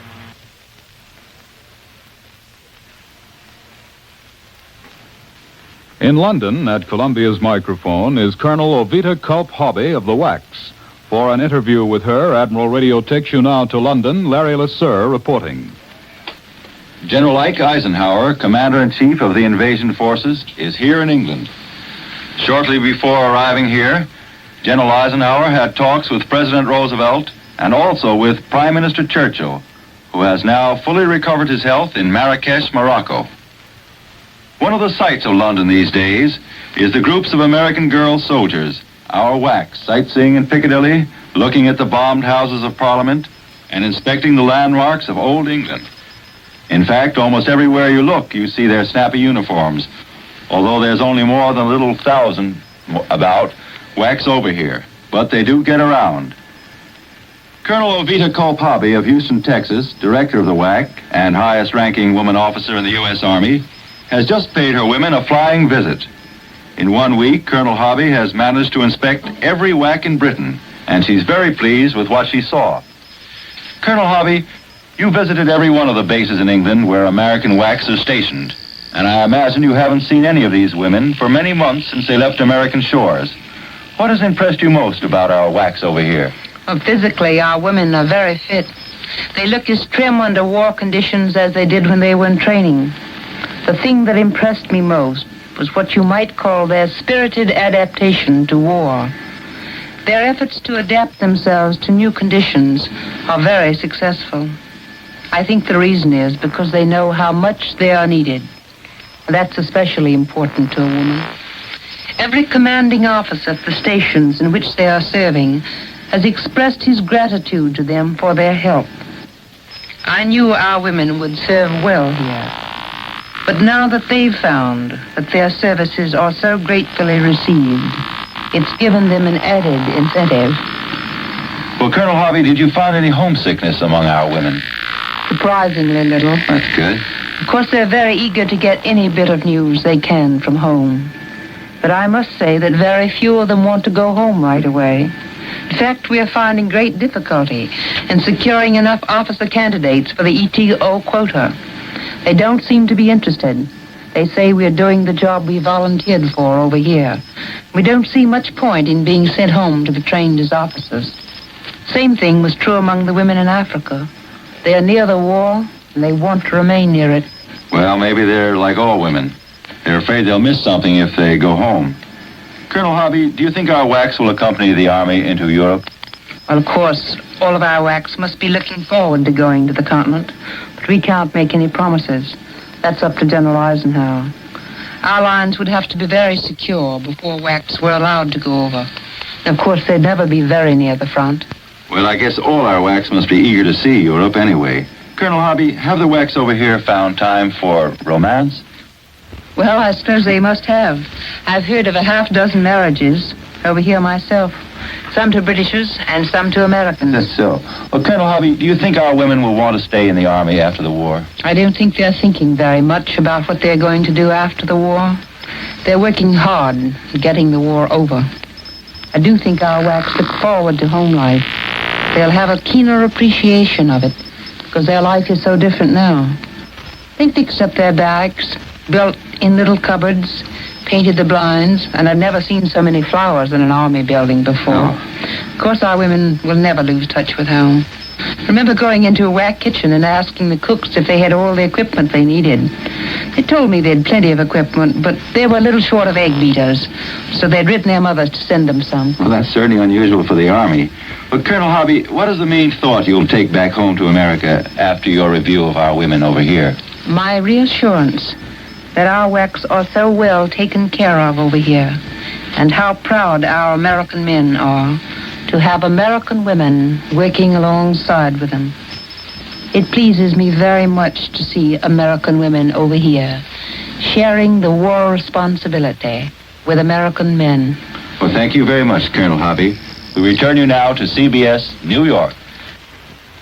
Late dispatches from Argentina received in Chile say 5,000 persons are either dead or injured as the result of an earthquake yesterday in the Argentine city of San Juan. Previous official estimates placed the dead at 200. The German High Command has admitted today that Soviet forces have punched a hole in the Nazi defenses in the Leningrad sector. For the second successive day, while the Russians make no mention of fighting in that area, Berlin reports bitter battles.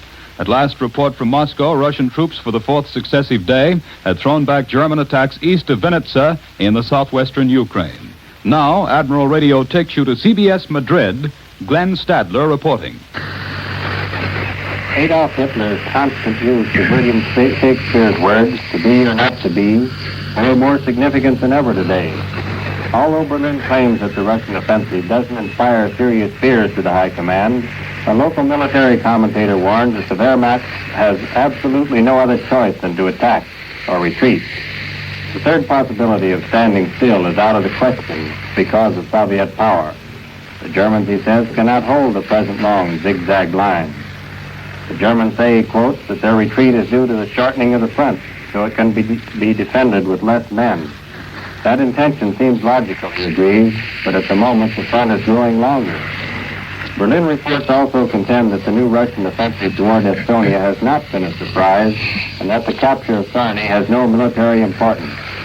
All the Soviet gains are merely advances of exploration, they argue. Thus, there shouldn't be so much political fuss about Poland because that country still is firmly in German hands. Sarny, of course, is 40 miles inside the 1939 border. Nazi apologists also continue to claim that the 900-mile Red Army advance in the past year has failed to force the Wehrmacht into a battle of annihilation.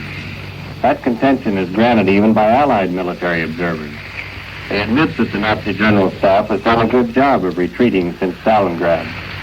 Despite heavy losses in killed and wounded, the German forces have been kept fairly well intact, conserving their still great strength for the final all-out defense of the Reich itself against attacks from all directions.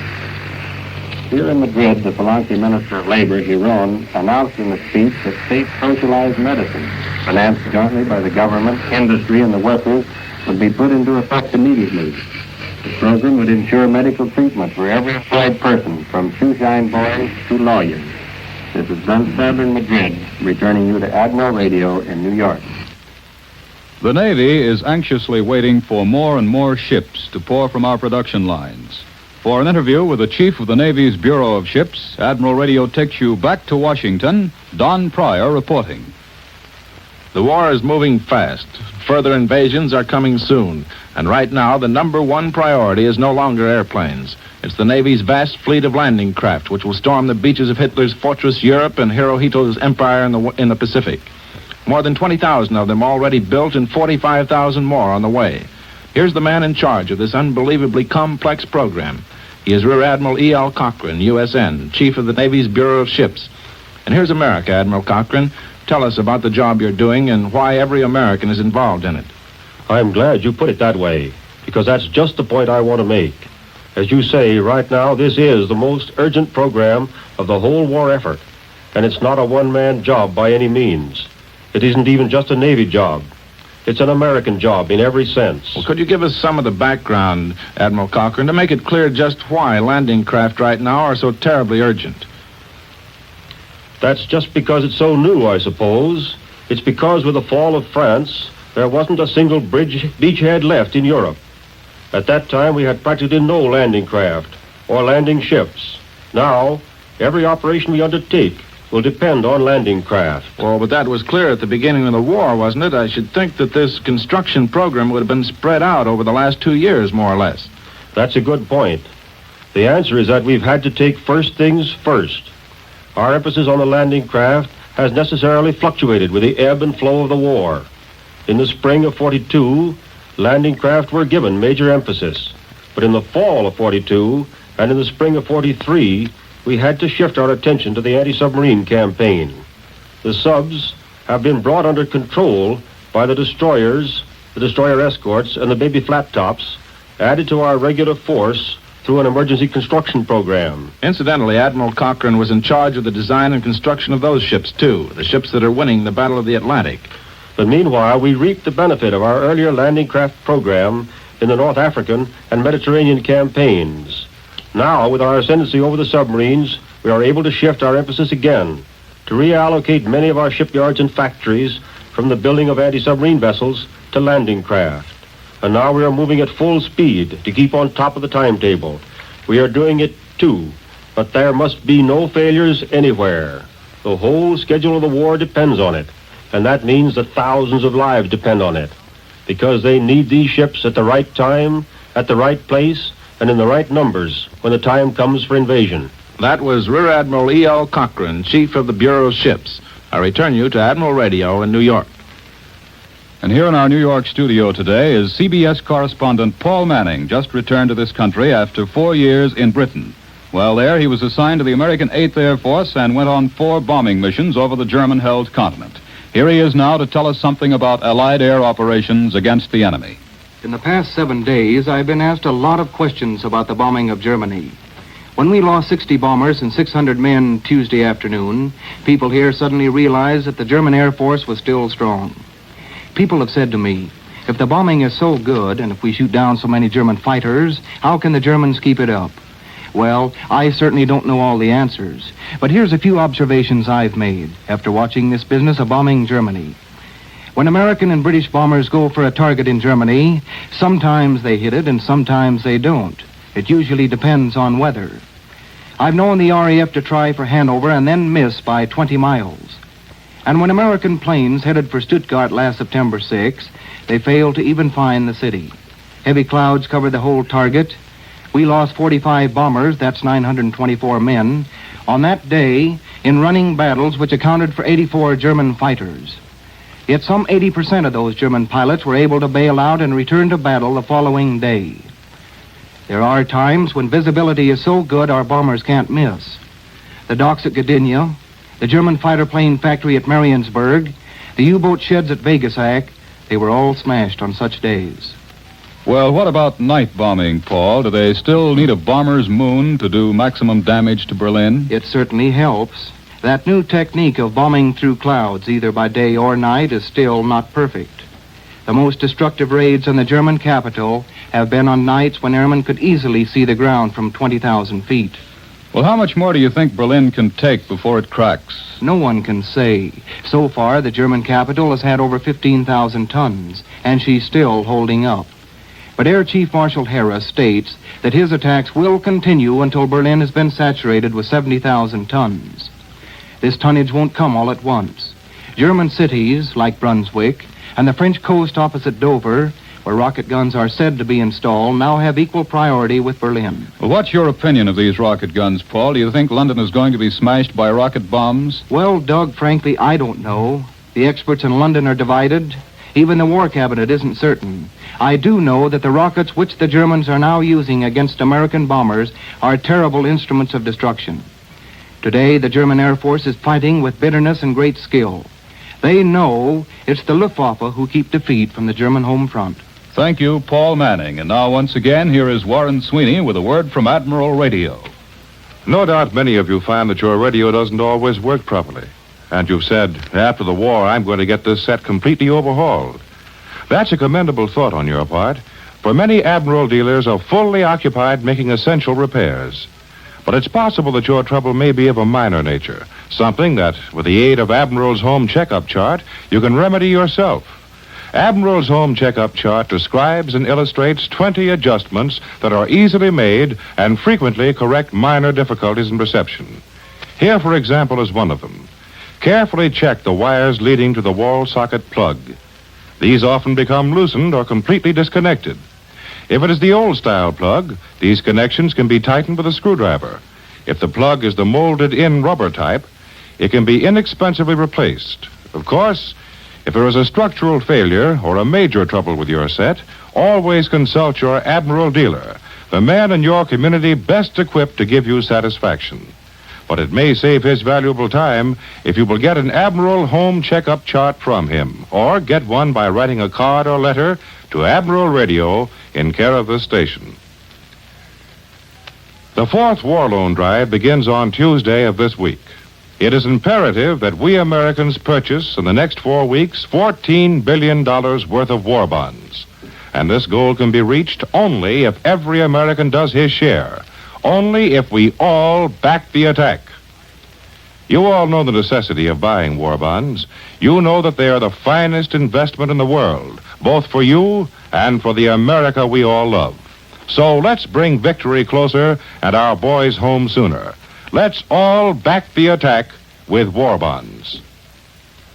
The appearance of service personnel on this program does not constitute an endorsement of our product by the armed services, as the armed services do not endorse any product. World News Today is brought to you each Sunday at this hour by the Admiral Corporation, makers of Admiral Radio, America's smart set. Be sure to listen again next Sunday when Admiral brings you World News Today by shortwave, direct from leading news centers of the world. Warren Sweeney speaking. This is the Columbia Broadcasting System. WBBM Chicago. When simple headache or cold's painful miseries cause drumming, throbbing torment, get St. Joseph aspirin for quick, comforting relief. World News Today, brought to you by the Admiral Corporation, makers of Admiral Radio, America's smart set. By shortwave broadcast, direct from important overseas stations, as well as leading news centers of our own country, CBS correspondents are waiting to bring you a complete report from the world's political and battlefronts. But first, here's Doug Edwards. The new Allied landings on the west coast of Italy appear to have put the Germans into a pretty tough spot. Columbia's shortwave listening station has heard the British radio report that the Germans are moving large forces back from the Fifth Army front towards Rome. Russian troops are driving toward key rail junctions near Leningrad, threatening to cut all German supply lines in the north. The Navy has just announced that American planes have carried out 2 new raids on the big Jap base at Paramushiro in the Kuril Islands. In the South Pacific, the Australians have opened a drive to clear the Japs from the northern New Guinea coast and are now within 40 miles of Madang. For our first news report from overseas, Admiral Radio takes you to CBS Algiers. Winston Burdett reporting. Is now solidly established. Here are the main facts about the Allied invasion south of Rome, which in its second day is making good headway against a surprise German army. American and British forces have struck several miles inland from the western beaches and are now jabbing toward the first highway leading from Rome to the main Fifth Army front. This highway roughly parallels the Italian west coast and is some 12 to 15 miles inland. To isolate this battle zone and to prevent large-scale reinforcements from getting there, fortresses have been blasting road and rail points between Rome and the beachhead. To prevent the Germans from switching fresh Panzer Grenadier divisions from their mountain line to the beaches, liberators have pounded coastal routes linking the two fronts. Yesterday, Allied squadrons outflew the Luftwaffe by 1,300 sorties to 100 over the invasion front alone. The chief question is, from what direction will the German command call up reinforcements to meet the Allied landing? 3 German divisions were recently pulled down from the Rome area to the Fifth Army front. 3 highly trained and completely motorized Panzer Grenadier divisions. Our invasion caught the Germans at the very time they were organizing a counteroffensive along the line of the Rapido and Garigliano rivers. The 3 fresh divisions are either in that line today or in reserve just behind it. In either case, our invasion forces are behind them, many miles behind them up the west coast. A major German counterattack against our landing is bound to come. All the power of our heavy bombers cannot prevent that counterattack. Somewhere between the 2 Italian fronts, the Germans have 3 re-equipped divisions. We have gone around them, but the feebleness of the opposition so far is certainly no measure of the fierceness of the battles to come. Reporting from advanced headquarters in Italy, CBS correspondent Farnsworth Fowle says that everybody in this invasion realizes he has been lucky at the start and that it will take plenty of hard fighting to defend and exploit our gains. But it was not just luck, Fowle adds. Clever strategy aimed our invasion much further north than the Germans expected. Our offensive on the main Fifth Army front sucked in most of the German divisions in the area, and it's that much harder for the enemy to make a quick answer to the new threat. I return you now to New York. More news in just a moment, but first here is Warren Sweeney with a word from Admiral Radio. Berlin's war industries have been almost totally destroyed by recent Allied bombings. And radio underground, radio perhaps built by Admiral, has played an important role in these devastating raids. The Nazis have moved whole munitions plants practically overnight to save them from destruction. But secret radio has helped to keep the Allies informed about these moves and their new locations. In Germany, as in all the occupied countries, the underground movement is a chief source of worry to Hitler and his henchmen. They have decreed the death penalty for listening to Allied broadcasts or for anyone found with a sending set in his possession. But still, at the risk of their very lives, these patriots continue to send out vital information by radio. When the war ends and our enemies have unconditionally surrendered, there will be many amazing facts to tell of radio's part in the war. Admiral Corporation, before the war, was the world's largest manufacturer of radio phonograph combinations with automatic record changers. This vast productive power is, of course, now directed toward our nation's war effort. But Admiral is planning for the day when peace comes. Then, the lessons learned in war will be invaluable in building your new and better Admiral, America's smart set. Now, here once again for Admiral Radio is Doug Edwards. For a summary of the news you heard direct from Algiers a few moments ago, here is Columbia's military analyst, Major George Fielding Elliott. The German troops in Italy are certainly gathering their power for a counterattack against the Anglo-American landing forces who went ashore southwest of Rome early yesterday morning. The point is that they haven't launched the attack yet. The most favorable period for counterattack against a landing force is, of course, when the defender can catch the advanced elements of the landing force, as the military term has it, astride of the beach. That is, with a scattering of infantry elements and perhaps a few machine guns ashore, which can be wiped out by a vigorous attack of all the defending forces, especially armored troops supported by artillery.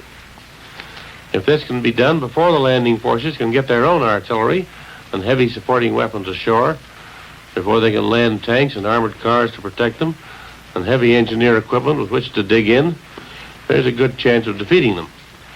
But in opposing a landing, the first few hours are of great importance. Give a strong and well-commanded landing force these first few hours undisturbed, and it will establish itself a beachhead which will have all the defensive power of a fortress. Such a beachhead may well be deep and broad enough to protect the landing beaches from enemy artillery fire. And if this is so, then the first stage of the landing operation has been successfully completed. And this appears to be the case in central Italy today. After that, it's a question of hard fighting, of slugging it out, with a great advantage on the side of the attacker because of his air superiority. We had tough luck at Salerno, where we ran right into enemy prepared positions. Southwest of Rome, we appear to have established our beachheads firmly. The Germans have missed their first and greatest opportunity to throw us out, and in their present desperate strategical condition, the missing of opportunities is a luxury which the German commander in Italy cannot afford. That was Major George Fielding Elliott.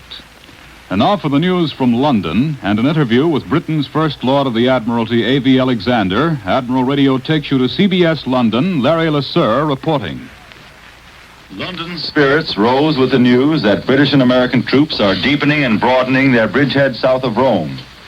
But no amphibious attack can ever catch the enemy completely by surprise, because the marshaling of invasion barges cannot be concealed from the prying eyes of enemy reconnaissance planes. So London waits to see what counteraction the Germans are able to take now in Italy. Meanwhile, it's to be remembered that while Allied foot soldiers are now doing the job in Italy, it was the Navy that brought them there. And tonight you'll hear a naval commentary by Britain's First Lord of the Admiralty, Mr. A.V. Alexander. After the defeat of his attempt to destroy us in 1940, the enemy turned his vast resources against our sea communications. In 1941 and 42, this was as deadly a menace as the Luftwaffe had been in 1940. The more dramatic character of the air battle must not obscure this equally decisive encounter, spread out longer in time and wider in space, and compounded of many diverse incidents. The enemy employed every possible weapon, his main one being the U-boat. These small craft could be built in great numbers, and soon an enormous fleet was at sea patrolling hundreds of miles of ocean. They had the advantage of operating on the flank of our sea communications and the support of long-range shore-based aircraft. The Germans also used aircraft to attack our shipping, and claimed many victims before we could provide adequate defense.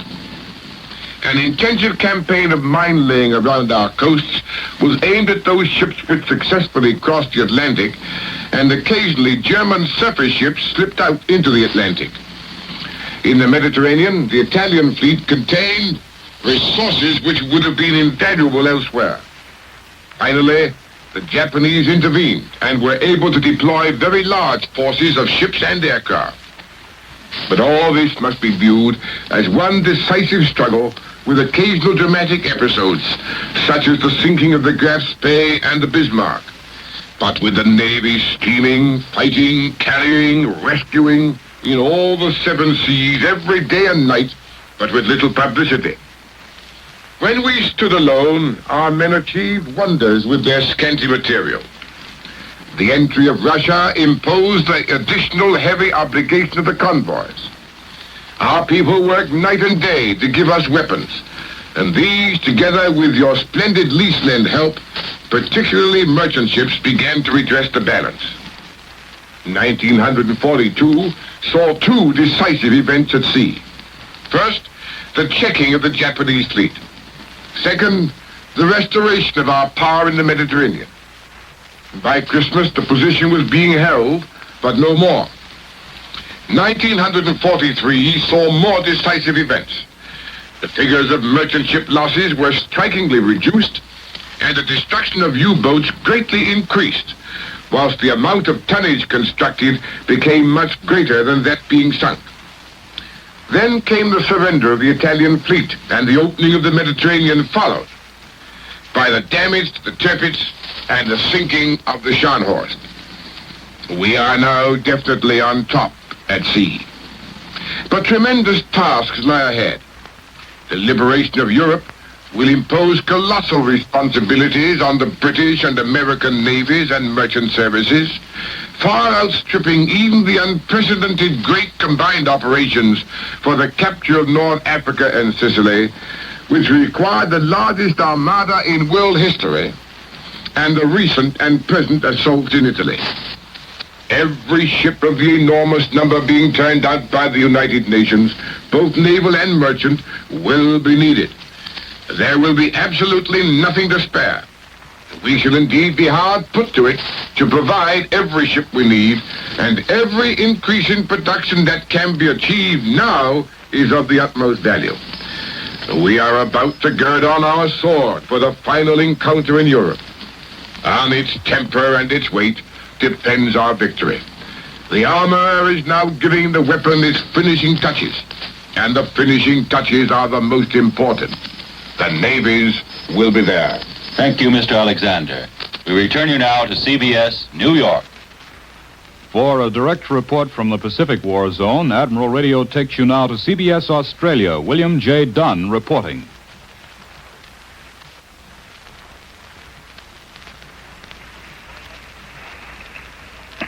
It's just a few minutes before dawn in the Southwest Pacific. In New Britain and the Huon Peninsula, our night patrols are creeping back to their bases after hours of exploring enemy positions.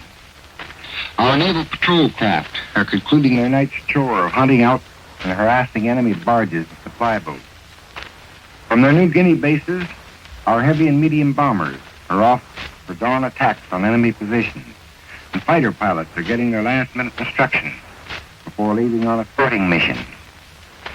The Black Cats are turning back from their long hours of aerial patrolling enemy waters far to the north, possibly with news of enemy ships which may be singled out for attack later in the day.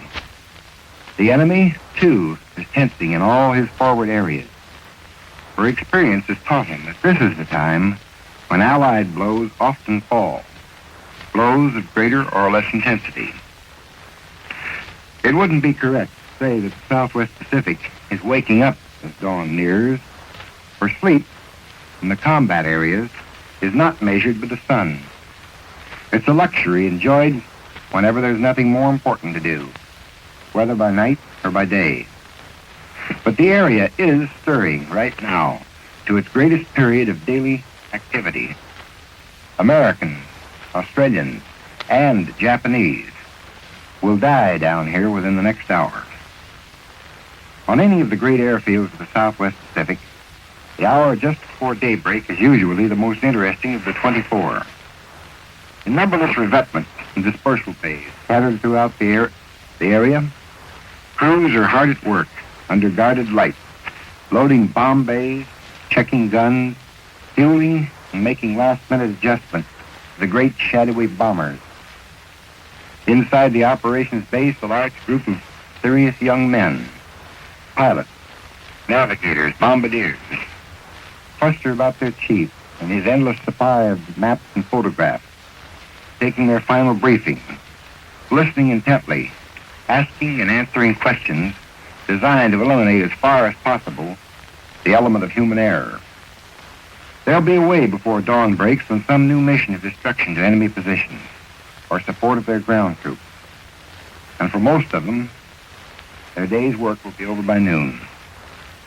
I imagine that most of you folks back home are used to thinking of the Southwest Pacific in terms of your own clocks, although you are aware of the difference. The next time your watch tells you that it's mid-afternoon on America's eastern seaboard, just remind yourself that this hour is the start of a new day down in this part of the world. The hour when your sons, brothers, and husbands in the Southwest Pacific are likely to be launching their greatest adventures. This is William J. Dunn in Australia. I return you to CBS in New York.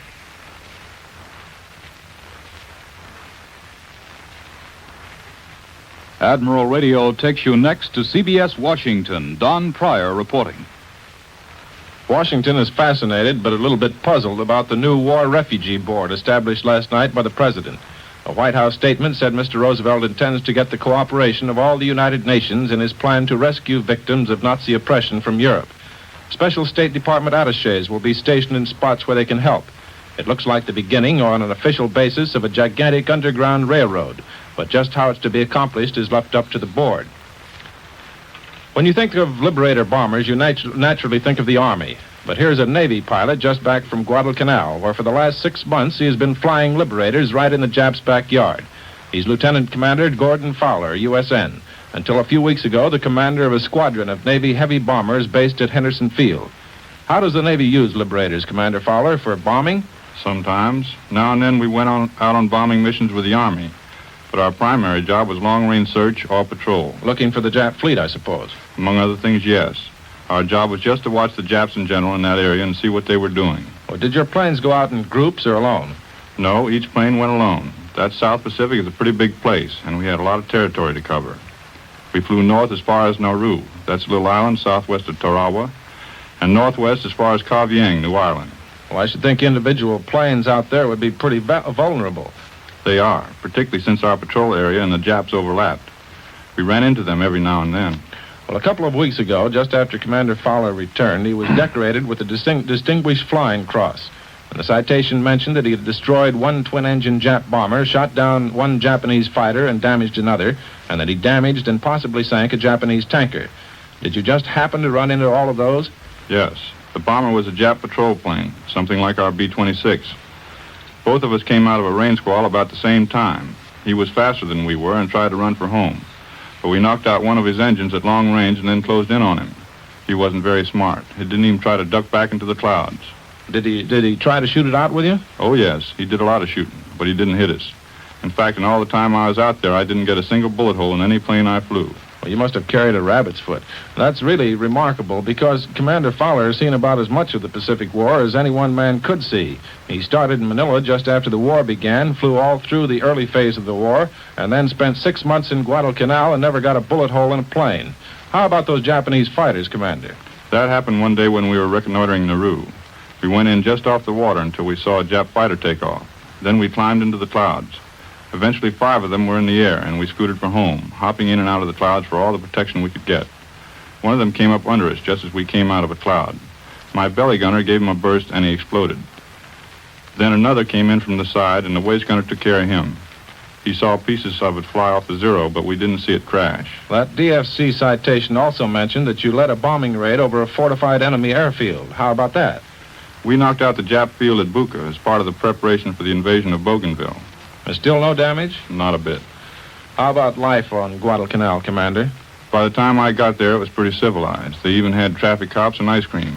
Of course, I was there in the dry season when it was comparatively cool and the mosquitoes weren't too bad. What would you say they need down there now most urgently? Well, I'm not in a position to say with any authority. I know we need a lot more pilots. The ones we have are a lot better than the Japs. That's why our losses down there are so small. But we need more of them. These V-5 youngsters are doing a grand job out there. Well, that was Lieutenant Commander Gordon Fowler, just recently back from Guadalcanal. I return you to Admiral Radio in New York. Moscow dispatches report that Red Army troops are moving southwest and southeast of Leningrad today in an encircling move around German forces south of the city and are threatening to cut off their last escape routes by rail. The enemy is concentrated in an area north of the Magat-Krasnogvardeysk Railroad, which cuts across all 6 lines radiating from Leningrad. Columbia correspondent Bill Downs has just returned to this country after a year in the Soviet Union, and he's here in the studio with us today. How does the present battle of Russia look to you, Bill? Well, second-guessing the Red Army is dangerous business, even when you're in Moscow, Doug.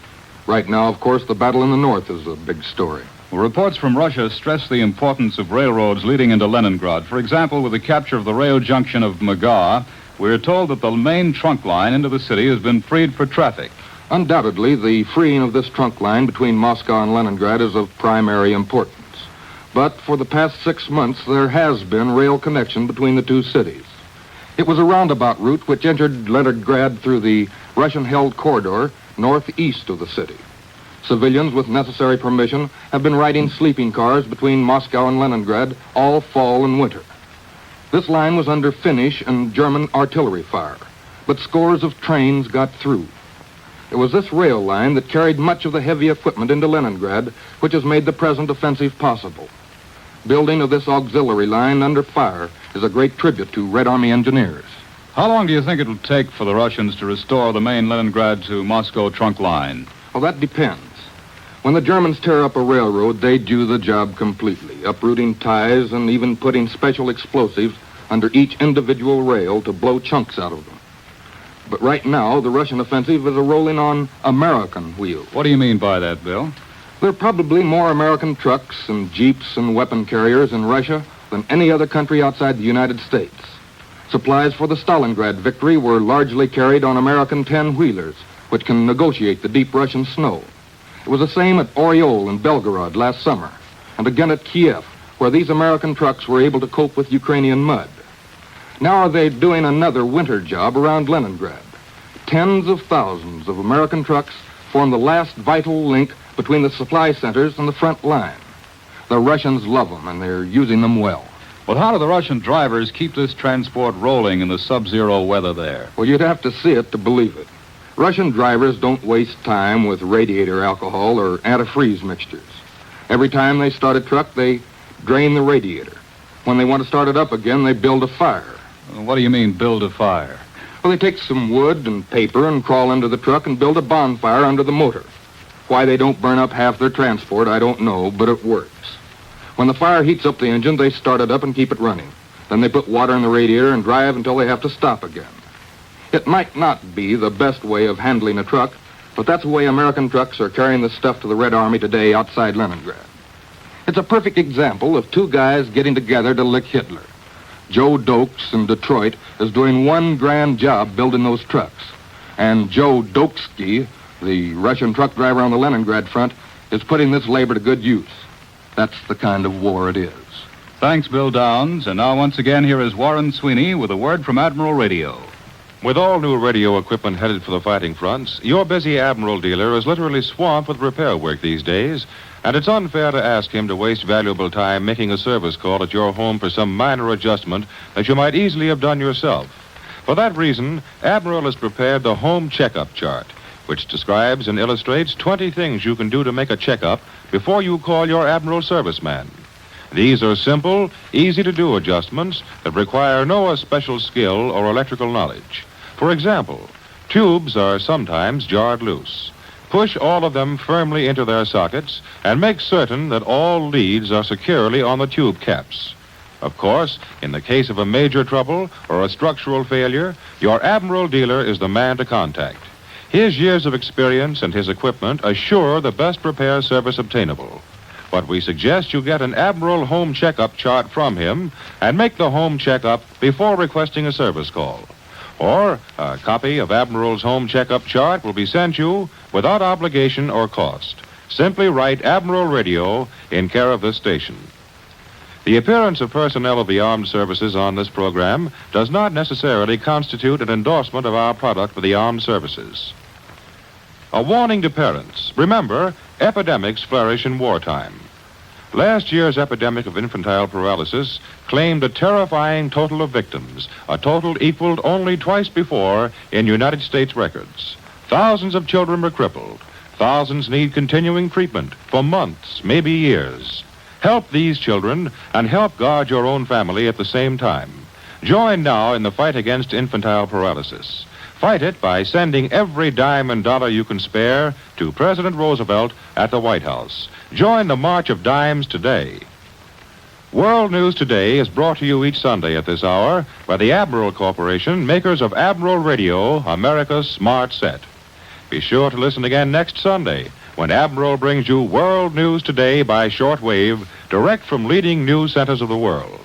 This is the Columbia Broadcasting System. The WBBM Air Theater, Wrigley Building, Chicago. Today, brought to you by the Admiral Corporation, makers of Admiral Radio, America's smart set. By shortwave broadcast, direct from important overseas stations, as well as leading news centers of our own country, CBS correspondents are waiting to bring you a complete report from the world's political and battlefronts. But first, here's Doug Edwards. The Allies have expanded their bridgehead south of Rome today, but the Germans are putting up a stiff fight to hold their lines along the main Fifth Army front. Another powerful fleet of American bombers has battered the German aircraft manufacturing city of Brunswick. Adolf Hitler urged his Germans to bear up under the strain, and he warned them that defeat would bring Bolshevism to Europe. The Russians continue their pressure in the Leningrad region, and in the Pacific War Zone, American carrier-based planes have made the heaviest attack so far on the Marshall Islands. Now for our first report from overseas, Admiral Radio takes you to Naples, Italy. John Daly reporting. French troops threatening the flank of the German Gustav line north of Cassino yesterday recaptured 3 hills west of the Belvedere Nest and are now only 3 miles from Mount Cairo, the northern anchor of the German line. On their left, American forces only a mile or 2 above Cassino inched forward, meeting intense enemy resistance. The Germans have turned the Rapido River from its course above Cassino, flooding the Cassino-San Elia road. The fighting continues night and day. German mortars and artillery on the Cairo elevations blasted our positions during daylight, pinning down everything and everybody in the no-man's land in the valley between the heights. Infantry has to move at night, and although the muzzle blasts from the enemy guns light up the hillsides, they lack the advantage of pinpoint accuracy their observation gives them in daylight. Progress is slow, maddeningly slow, but this flank attack presents the brightest prospect of breaching the enemy line. To the south, along the Garigliano River on the Tyrrhenian coast, the British are once again on the move. 10 miles inland near Suio, British Tommies broke the enemy's grip on 3 ridges, advanced 1 mile and captured about 100 prisoners. In the Enzio-Nettuno area, the expected German counterattack in strength has not materialized. Small groups of German infantry supported by tanks are hitting and running all along the periphery of our beachhead. One such attack was repulsed yesterday at Borgo Montello, about 8 miles inland from Nettuno. A German tank and a self-propelled gun were destroyed. And heavy explosions were heard in the direction of the Vittoria airfield to the southeast. The situation on the beachhead is wholly satisfactory. Some 600 prisoners have been taken in the week since we landed. German air attacks continue, but Allied fighters cover the area night and day. And with our heavy and medium bombers, which attacked over a wide area north of Rome, they yesterday flew more than 1,300 sorties. Our heavy and medium bombers carried out attacks from the rail and shipping centers of Ancona, Rimini, Bologna, and San Benedito, all key points in the transportation network over which the Germans can bring reinforcements planes to the Rome area. 4 enemy planes were destroyed yesterday, and we lost 3. But 2 of our planes, reported missing last Thursday, are now known to be sunk. As far as air operations go, the weather leaves much to be desired today. But the steady drone of our planes has been heard overhead all day as they fly above the overpass to attack the enemy position. Now back to CBS in New York. More news in just a moment, but first here is Warren Sweeney with a word from Admiral Radio. Here's the story of radio's wartime role that is now history, but Admiral Corporation feels is worth retelling.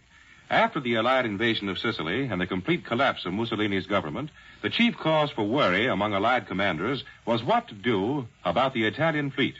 How could it be brought under Allied control peacefully? Naval officers appealed to a chief radio technician. Could we broadcast the terms of surrender so that all the Italian fleet could hear wherever they are?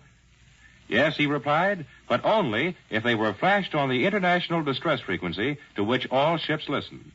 Let's do it, was the immediate reply. There was no suitable transmitter at hand, but the resourceful engineer volunteered to retune an old transmitter to operate on the desired frequency. Working against time, his difficult job was finished in a few hours, and the terms of surrender went on the air. You know the rest of the story. You know how most of the Italian fleet peacefully steamed into the harbor at Malta. Admiral Cunningham of the British Navy paid a glowing tribute to American ingenuity and American radio. They have accomplished in a few hours what I have been trying to do for 3 years, he is reported to have said. Yes, the communications equipment built by Admiral and other American manufacturers is an indispensable tool of victory to Allied invasion forces everywhere. Before the war, Admiral Corporation was the world's largest manufacturer of radio phonograph combinations with automatic record changers. Though Admiral is now wholly engaged in war production, plans are going forward for the day when this vast production can be turned to building your new and better Admiral, America's smart set. Now, here once again for Admiral Radio is Doug Edwards. Admiral Radio takes you now to CBS London. Larry Lasser reporting. American heavy bombers struck another mighty blow at central Germany in daylight today. Approximately the same number of American aircraft that hit Frankfurt yesterday struck at Brunswick, 110 miles west of Berlin today. Some 1,500 planes took part in yesterday's assault when we shot down 102 German fighters at the cost of 31 heavy bombers and 13 American fighters. Details are not yet in for today's smashing attack. The world at war has demonstrated that one of the most important and trying jobs in wartime is that of running a railroad engine. Here tonight is George Whiting, a British locomotive driver. He'll tell us what it's like to run a locomotive in wartime Britain, in fogs and blackout and during German air raids. Mr. Whiting, you've driven your locomotive all through the Blitz. What was your most thrilling experience? Well, I wouldn't call it exactly thrilling. I was doing a job that had to be done. British trains must run on time, peace or war. But the worst experience I had was when a German bomber was after my train. I had just come out of a long tunnel and was pulling up the grade. I imagined the German plane spotted the sparks coming from the engine. There was a canopy of searchlights over the track. Up above, I could see a big black object. It was a Nazi plane. I couldn't shake him loose because a train can't dodge. I just kept going along slowly, trying to lose him. But he seemed to keep following me. Finally, he dropped his bomb. Thank God they all missed. Well, how about bringing your train into a station when there's a heavy raid on, Mr. Whiting? It doesn't sound like much fun. It's not fun, Mr. Lasser. But we keep going unless conditions make it absolutely impossible. Several times I waited outside the station with my train loaded with ammunition because bombs were being dropped on the line ahead. Well, what about these new American engines, Mr. Whiting? I understand you've been testing them under wartime conditions. Yes, they're very fine locomotives. They'll be just the thing to use on the continent. We British engineers think that they have more gadgets than our locomotives, but they're certainly economical on coal. Well, how about those American whistles, Mr. Whiting? I'll bet you fellas like them. Well, Mr. Lasser, your whistles don't appeal to us. They just give one big hoot, and that's all. Our British locomotives make what I'd call a more gentlemanly sound. We have two whistles, one for normal working and a lower tone one for emergency use. But that's not to say anything against your engines. They've been a great help to us in these overloaded days with all the troop trains. Well, anyone who has traveled in Britain since the war knows what a truly grand job the British railroads have done. And we're confident they'll be on the job for the mighty task ahead of them. We return you now to New York. After covering Argentina's break with the Axis, one of our correspondents has now crossed into neighboring Uruguay and is ready to report on the week's developments in South America. For this summary, Admiral Radio takes you to CBS Montevideo. Hugh Jenks of the United Press reporting. We are enjoying a beautiful summer day here in Montevideo, and the calm that prevails here seems to have extended across the broad expanse of the Rio de la Plata to Buenos Aires on the other side. As is natural, in the 4 days since Argentina has broken off relations with Germany and Japan, this city has been flooded with reports of major political developments inside Argentina. Most of these developments never occurred. The reports were based on the inevitable rumors and half-truths which accompany any major change in the foreign policy of a nearby nation. These rumors, including daily confidential reports that some or all of the Ramirez cabinet have resigned, continued to roll in here until about noon yesterday. But if there is a crisis in the Argentine cabinet, there has been no confirmation of it. This does not mean that there will be no resignations in the cabinet. Indeed, it would be strange if there were none, in view of the known totalitarian sympathies of various cabinet members. But it appears that President Ramirez has strengthened his position, and if and when the resignations are produced, he probably will remain in control of the situation. One of the most encouraging features of the past 4 days has been the speed with which the Ramirez government acted to implement the rupture itself. Communications with Berlin and Tokyo were cut off. Economic and financial dealings with the Axis and Axis-controlled countries were put to an end. And the pro-Nazi newspaper, El Pampero, was closed for good and all. These steps, of course, are the logical consequences of the rupture. They may cause little surprise abroad, but it is no secret that United Nations diplomats in Buenos Aires were agreeably surprised at the speed with which they were taken. For, like the rest of the world, the diplomats had adopted an attitude of cautious optimism when the rupture was announced. Some of this caution must be retained, but there certainly appears to be more basis for future optimism. The press conference of President Ramirez last Thursday contributed further to this optimism. In that statement, he made clear that Argentina meant to follow through on the rupture. This is Hugh Jenks of the United Press in Montevideo. I return you now to Admiral Radio in New York. Back in this country, after a dramatic experience in China, is Lieutenant Tommy Harmon of the Army Air Corps.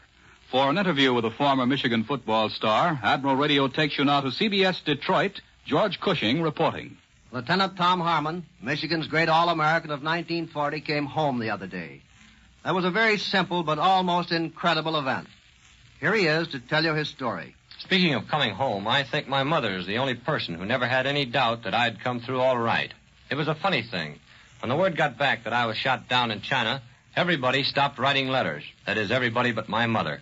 She kept right on, just as if nothing had happened, and when I got back to the base, there was a letter from her waiting for me. She told me all the news about the family and my friends, and not once did she mention the possibility that I might be lost. And that letter was written about 2 weeks after I was shot down. How long did it take you to get back? 32 days. Tell us the story, Tom. What happened? It was last October on the 30th. 4 of us were sent out in P-38s as fighter protection for 4 dive bombers on a raid against the Japanese docks at Kukiang on the Yangtze River. I was tail end Charlie, that is, the last man on the top cover flight. Nothing happened until Captain Bob Schultz of Sandusky, Ohio, the leader of our group, called out 6 zeros at 3 o'clock. I automatically looked behind me, and there were 6 more coming in from the rear, so I called out 6 zeros at 9 o'clock. It was a trap. Somehow the Japs must have known we were coming. Nevertheless, the dive bombers were just starting their run, and we went right on in. 2 of the fighters, Lieutenant Jordan Robbins and Lieutenant Thomas J. Taylor, jumped into the 6 zeros ahead with Schultz, and I turned into the 6 behind me. The Japs concentrated on Captain Loden Enslin of Springfield, Missouri, the leader of the mission. He was flying the leading dive bomber. They shot him down right over the target area, but Captain Schultz got the Jap who led the attack against him. That's about all that I saw, that part of the fight. Then I turned. I busted right between 2 formations of 3 zeros. 3 turned to the left, 2 of the others turned to the right. But apparently one of them got rattled. He turned right in front of me. My first machine gun burst, blew off his cockpit, and my cannon banged him right into the ground. I pulled out of my dive and went back up. I came up under another zero and got him at close range. He went up like a matchbox. After that, I heard a ring on my armor plate. It was a cannon burst. The second hit was under my seat, and the third went right between my legs. One of them started a gasoline fire in the cockpit, so I turned the ship over and tried to beat the flame out with my hands, but it was useless. I loosened my safety belt and jettisoned the canopy cover and flew out of the cockpit. The speed suction just pulled me out. 2 zeros circled me all the way down, but they didn't shoot. They probably thought that I was dead. The explosion and fire had blown my pant legs off, and I was in pretty bad shape. It also burned my face and most of my hair. I landed in a lake below. The Zero zoomed over me several times, but I stayed under the parachute, and they finally went away. How'd you get back, Lieutenant? Well, that's something that I can't tell you. If the Japs knew how I got back, they might be able to prevent somebody else from doing the same thing. Okay, then, how about medical treatment? The first medical treatment I had was 17 days afterwards. I had second-degree burns on my legs, wrists, and face. I finally found a Chinese doctor, though, but all he had was some mercurochrome and some used cotton. You see what I mean? Lieutenant Tom Harmon came home the other day. Simple, isn't it? That wasn't the first time either. Now, last April, he had to bail out over the jungles in South America. He fought his way through jungles for 7 days that time before he came back. I return you to Admiral Radio in New York. American dive and torpedo bombers have made the heaviest attack to date on Jap positions in the Marshall Islands. In a brief communique, Admiral Nimitz says planes from our carrier forces attacked the Marshall bases, including Wotje, Malaolap, and Kwajalein, and that word including may indicate that we hit additional bases. At the same time, dispatches from Pearl Harbor suggest that new details on these raids may be forthcoming at any hour. Germany's battered armies of the north today are reported fleeing into Estonia in Russia through a 30-mile bottleneck between the Gulf of Finland and Lake Peipus as Russian troops advancing more than 10 miles a day swept to the approaches of that Baltic state. Moscow dispatches say the next objective, which the Red Army is expected to take imminently, is the rail and road junction of Kingisepp, 9 miles from Estonia on the Leningrad to Tallinn line. We've been hearing much about women war workers and the job they're doing. And now from Mississippi, we're ready to bring you a champion woman worker, a welder. For this interview, Admiral Radio takes you to CBS Pascagoula, Bill Slocum Jr. reporting. After watching the finals of the Women's Welding Championship of the World here at the Ingalls Yards in Pascagoula, Mississippi, I'm now in a position to make 2 definite statements. First, the women welders of the world have been grossly fouled by radio comedians. And second, welding contests are not habit-forming. In a second, we shall meet the winner and runner-up, and you will hear for yourself that ladies can be welders and vice versa. As for the habit-forming phase of welding competitions, well, the judges must take X-rays of certain weldings before handing down a decision. This is not conducive to serious spectator outbursts. Vera Anderson, the defending champion, kept her title yesterday. Representing the local Ingalls Yards, she defeated Mrs. Edna Slocum from the Moore Yards in Oakland, California. Miss Anderson and Mrs. Slocum fought to a photo finish yesterday morning in the X-ray or quality portion of the contest. Yesterday afternoon, however, Miss Anderson retained her title by grace of some very good quality and extraordinary speed in the overhead, vertical, and downhand welding competitions. The 2 contestants fought it out in a regulation boxing ring. Male seconds worked with them, shouting advice in their pink ears as welding electrodes spluttered blue and yellow flames. After each round, so to speak, the judges moved in to examine the work, and the hard-fighting contestants walked quietly to their corners, pushed back their welding masks, and powdered their noses. Incidentally, the possibilities of a hometown decision for Miss Anderson were very remote. The United States Navy, the Maritime Commission, and the American Bureau of Shipping furnished the judges. Let's meet the champ first. Miss Anderson is 20 years old, and Miss Anderson is very pretty. She weighed in at 110 with full welding gear on yesterday. Vera is the best woman welder in the world, and there are an awful lot of women welders. Why do women make good welders, Vera? Well, I think it's because they have better nerves than men. In welding, muscle helps, but you've got to have those nerves, too. You looked pretty relaxed yesterday. To be exact, I was more relaxed than I am right now, but I was awfully tired when it was all over. Mrs. Slocum is a real good welder and a very nice lady. Got any plans now that you're champion again? Sure, I'm going to keep right on welding. Thanks, Vera Anderson. Now the runner-up, Mrs. Edna Slocum of Oakland, California. Mrs. Slocum is the mother of 2 boys, one 12, the other 14. Sitting across from her now, I suspect that Mr. Slocum upheld the family tradition for child brides. She is a very young mother. Congratulations for finishing second. That's well above par for any Slocum. Well, I finished second to a magnificent welder.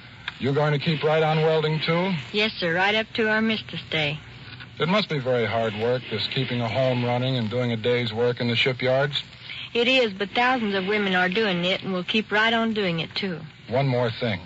If this was a prize fight, you could say, hello, Mom, but you're the mom. That's all right. Hello, boys. I'm fine. I'll be home real soon. A very nice switch, and I know they heard that via KQW in San Francisco. Miss Anderson and Mrs. Slocum, thanks, and keep 'em sailing. Now back to Admiral Radio in New York. And for the news on the home front and an interview with one of our airmen who has led a torpedo bomber squadron on submarine patrols, Admiral Radio takes you to CBS Washington. Don Pryor reporting. President Roosevelt is celebrating his 62nd birthday today. For lunch, he and Mrs. Roosevelt entertained the visiting stars of stage, screen, and radio who have been in town over the weekend as part of the birthday celebration program. Tomorrow on Capitol Hill, all thoughts of celebrations will be put aside when the Senate begins voting on the controversial soldier vote bill. The administration feels confident that it will be able to muster enough votes to pass the bill to provide a simple federal ballot for servicemen and women overseas. Another important measure, the new tax bill, is expected to receive final congressional action this week. Elsewhere here, rumors persist that a shakeup is in the offing down at the Office of War Information. The gossip has it that Elmer Davis is definitely on his way out, and that Byron Price will take over the OWI in addition to his regular job as director of the Office of Censorship. Now, we all know that all the power of the United Nations is being aimed right now at a full-scale invasion of Europe, and that before long the armies will be going ashore over there. But that wouldn't be possible if we hadn't licked the U-boats first in the all-important Battle of the Atlantic. That battle is still going on, and it's being won every day by men like Lieutenant Junior Grade Harold G. Bradshaw, USN. He's here today to tell us how they do it. Well, I can't tell the whole story. No, but I think you can tell enough to give America some idea of the job that's being done out there. How long have you been out on that anti-sub duty, Lieutenant? I've been assigned to my present squadron for about a year, but we haven't spent all that time on anti-sub work. Well, how many attacks have you made? Can't say exactly how many we've made, but we've hit quite a few. Incidentally, I can't emphasize too much. That is a team job by the whole task force. Well, what does that task force consist of, Lieutenant?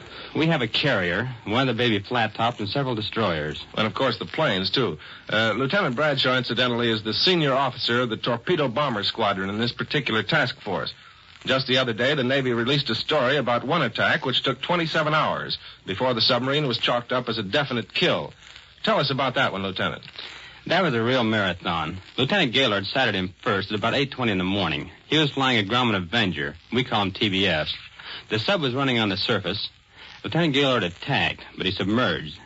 Then the destroyers were called in, and planes went out to help them direct their attacks. The destroyers attacked all day. At night, the destroyers stuck around to keep contact with the sub. The sea was extremely rough that night. About 11:30, the submarine came to the surface. The destroyer attacked with guns and depth charges, but he submerged again. Right after that, I was launched in the TBF, and I found him at 8:30 in the morning and called the destroyers in. Then I ran out of gas and had to land. Lieutenant Ogle took my place. The destroyer dropped depth charges until about 11:30, when the submarine came to the surface. Lieutenant Burstad and Ensign Jenkins were circling in fighters and immediately dove in and attacked. Lieutenant Ogle attacked again with depth charges, and destroyers opened up with gunfire.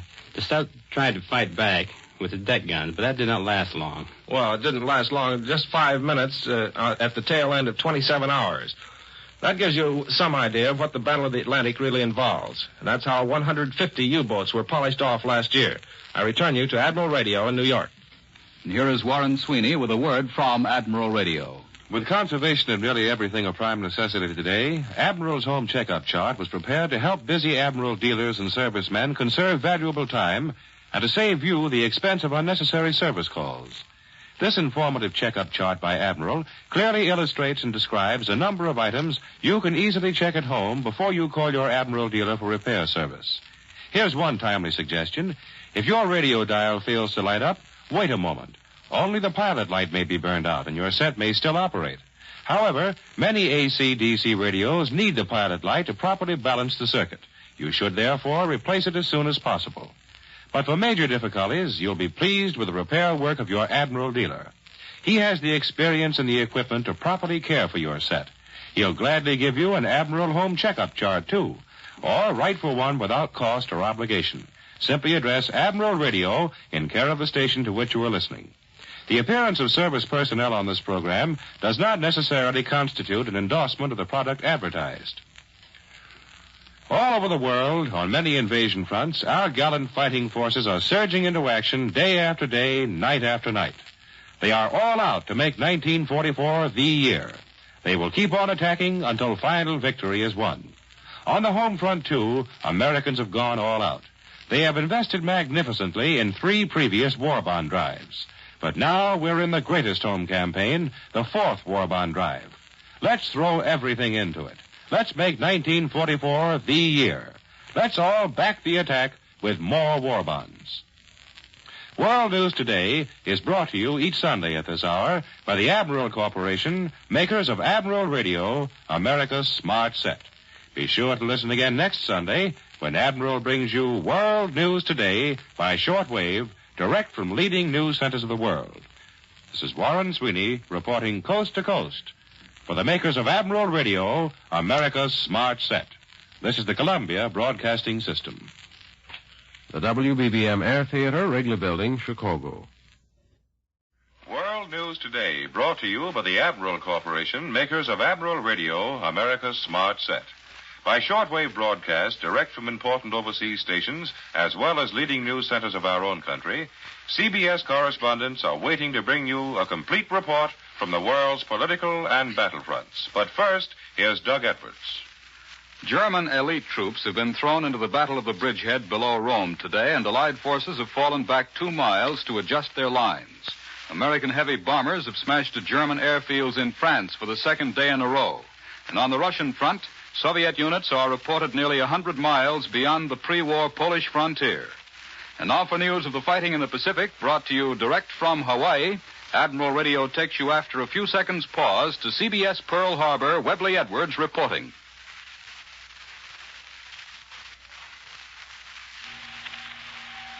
The Marshall Islands have not been captured. With the capture of Kwajalein Island and nearby Ibai on the southern corner, and Roy and Namor in the northern corner, our forces now control the entire Kwajalein Atoll. We now have occupied 20 islands in this atoll, and fighting continues. At least 5 other atolls in the Marshalls, although pounded by our planes, are still strong enemy points. They will either have to be captured by assault or left to the Japs until they wither into impotency. I keep thinking of these atolls as in the shape of a baseball diamond, about 200 miles between bases. Mili, closest to the Gilberts, is at home plate. Maloylap and Wochi at first base. Kwajalein, scene of the present action, at second base. Jalawit at third base. The other, and the Japs placed their faith in the Gilberts, which they armed. They thought we could never take Tarawa. When we did, they started a frenzied reinforcement of the Marshalls with their greatest strength nearest the Gilberts. Our forces bypassed these atoll bases to strike on beyond at Kwajalein in a bold, well-executed stroke. It was, in effect, a sea-going pincers movement, executed somewhat as the Russian land forces have done against the Germans. With the pincers closed on Kwajalein, the other Jap bases at Wochi, Maloylap, Jalawit, and Mili are in the pocket. We now hold bases on both sides of them, and our powerful naval forces are in control of the seas on all sides. What is happening in the Pacific now is what we have all been waiting for these many long months, what the Pacific Command has been preparing for a long time. We tooled up, mounted a mass production military machine in the typical American way, then went in and smashed the Japs at Kwajalein by a combination of great power and skillful adaptation of the fighting machine to the situation, based on knowledge gained in the November action in the Gilberts. The Japs developed their style of fighting: infiltration, jungle sniping, digging into the earth where it was hard to get at them. All right, our leaders said, we will devise our own type of fighting, either to dig them in or to grind them into the earth. At Kwajalein, both quality and quantity did the trick. There may be other bloody beaches, such as at Tarawa, but from here on, it is now a question of when we will attack instead of how. Whatever the future change in our immediate tactics to meet changing situations, the formula for victory is now set. Mass smashing power, quantity and quality. It's still a long way to Tokyo, but the road begins to look surer. There used to be a sort of onus attached to the expression island hopping. I think we may change that now. We are definitely island hopping on the road to Japan, and jump by jump closer to the ultimate and inevitable great sea battle with the Japanese fleet. When you have the kind of superiority we now have, used as it was at Kwajalein, island hopping can be a very satisfactory method indeed. This is Webley Edwards at Pearl Harbor. I return you to Admiral Radio in New York.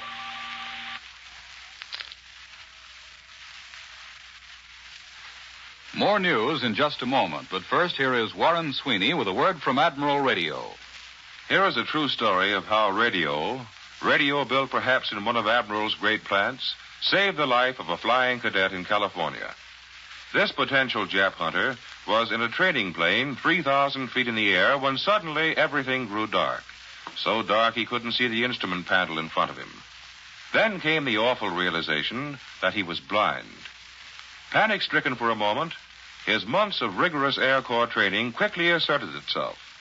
Feeling for his radio equipment, he cried into the microphone, "I can't see. I've gone blind." His commanding officer from the control tower below heard and began talking to the boy. "If you'll follow my instructions exactly," he said, "we'll get you down okay." Talking in a calm, confident voice, the officer guided the blinded cadet through every phase of flying necessary for landing. Keeping the boy in the air until the field could be cleared, the officer brought him down to a perfect three-point landing. We're glad to report the blindness was only temporary, due simply to nervous tension. Admiral Corporation is proud of the vital part Admiral equipment is playing in eventual victory. Admiral was also proud in pre-war days of its leadership as the world's largest manufacturer of radio phonograph combinations with automatic record changers. And when victory is ours and Admiral production facilities can be converted to civilian goods, you'll be happy to say, my radio is an Admiral, America's smart set. Now, here once again is Doug Edwards. For news of the home front, Admiral Radio takes you now to CBS Washington. Don Pryor reporting. The Baton Relief Organization has called a meeting here in Washington for next Thursday, and representatives are expected from at least 14 states. Their object is to seek ways and means of getting aid to prisoners in the Philippines.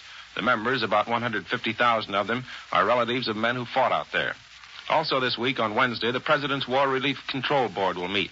Its object is the same, but so far there's no indication here that the stalemate in negotiations with the Japanese for prisoner relief will be broken. On Capitol Hill, the Senate is still in the midst of a tangled legislative snarl on the soldier vote bill. The original states' rights measure, as passed by the House last week, may come up for a vote tomorrow in the Senate. If it passes, it will go to the White House. If it fails, then the Senate will take up the Lucas Green federal ballot bill, or it may wind up with a compromise of some kind. Most legislators are getting pretty tired of the argument. Besides, they're anxious to get on with other important pieces of legislation that have been laid aside during the soldier vote debate. One of these is a new tax bill.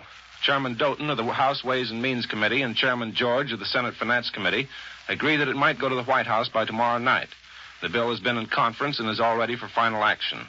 Sometime this week, Congress probably will take up the old but still urgent problem of subsidies. Some kind of action is called for soon. Otherwise, the Commodity Credit Corporation, which conducts the subsidy program, will go out of existence on February 17th. I return you to Admiral Radio in New York. That's the news from America's home scene. The Germans continue to throw reinforcements into the two furious battles now going on across the Atlantic in Italy. For a direct report on the latest developments in the Mediterranean war zone, Admiral Radio takes you after a brief pause to CBS Algiers. Winston Burdett reporting. While bitter seesaw fighting continues on our beachhead south of Rome, the Germans are bringing fresh reinforcements into Cassino to stiffen their house-by-house resistance in that key stronghold of the main Fifth Army front. This afternoon, CBS correspondent Farnsworth Fowle watched the battle for Cassino from a rocky vantage point overlooking the Rapido and Garigliano rivers. Inside the town, Fowle says, our tank and infantry teams have dug the Germans out of a few more houses since yesterday. Both inside and out, an earth-shaking artillery duel was raging this afternoon. Our shells were whistling into the central and southern part of Cassino. They were aiming at German batteries in the hills west of the Garigliano. Already they were reaching out to blast the next important road junction westward up the Liri Valley.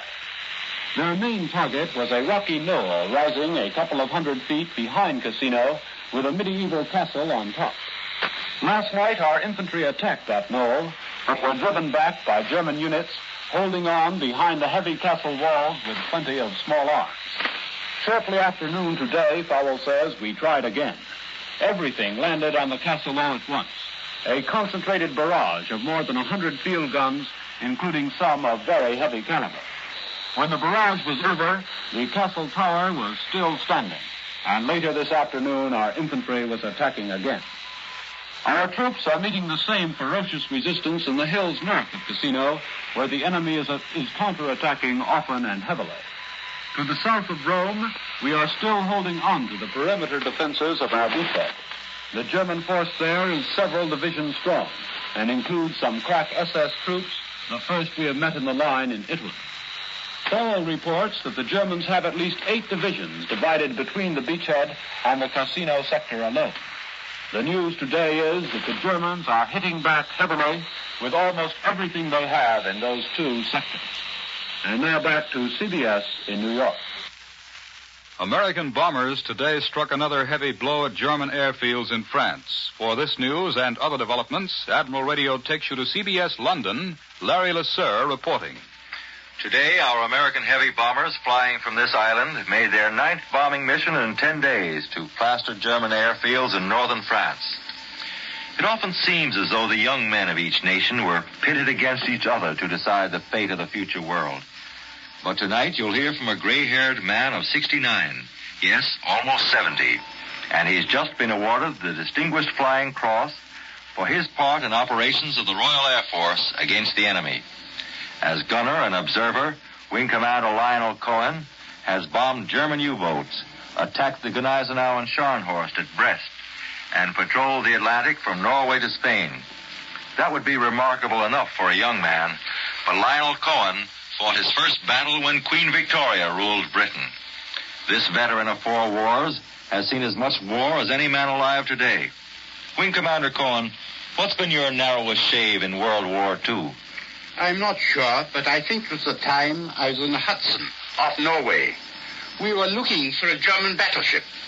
We were cruising off the Norwegian coast when we were sighted by Messerschmitts and fired on by flagship. It was our duty to avoid combat, and my pilot took such violent evasive action that I was thrown around the plane.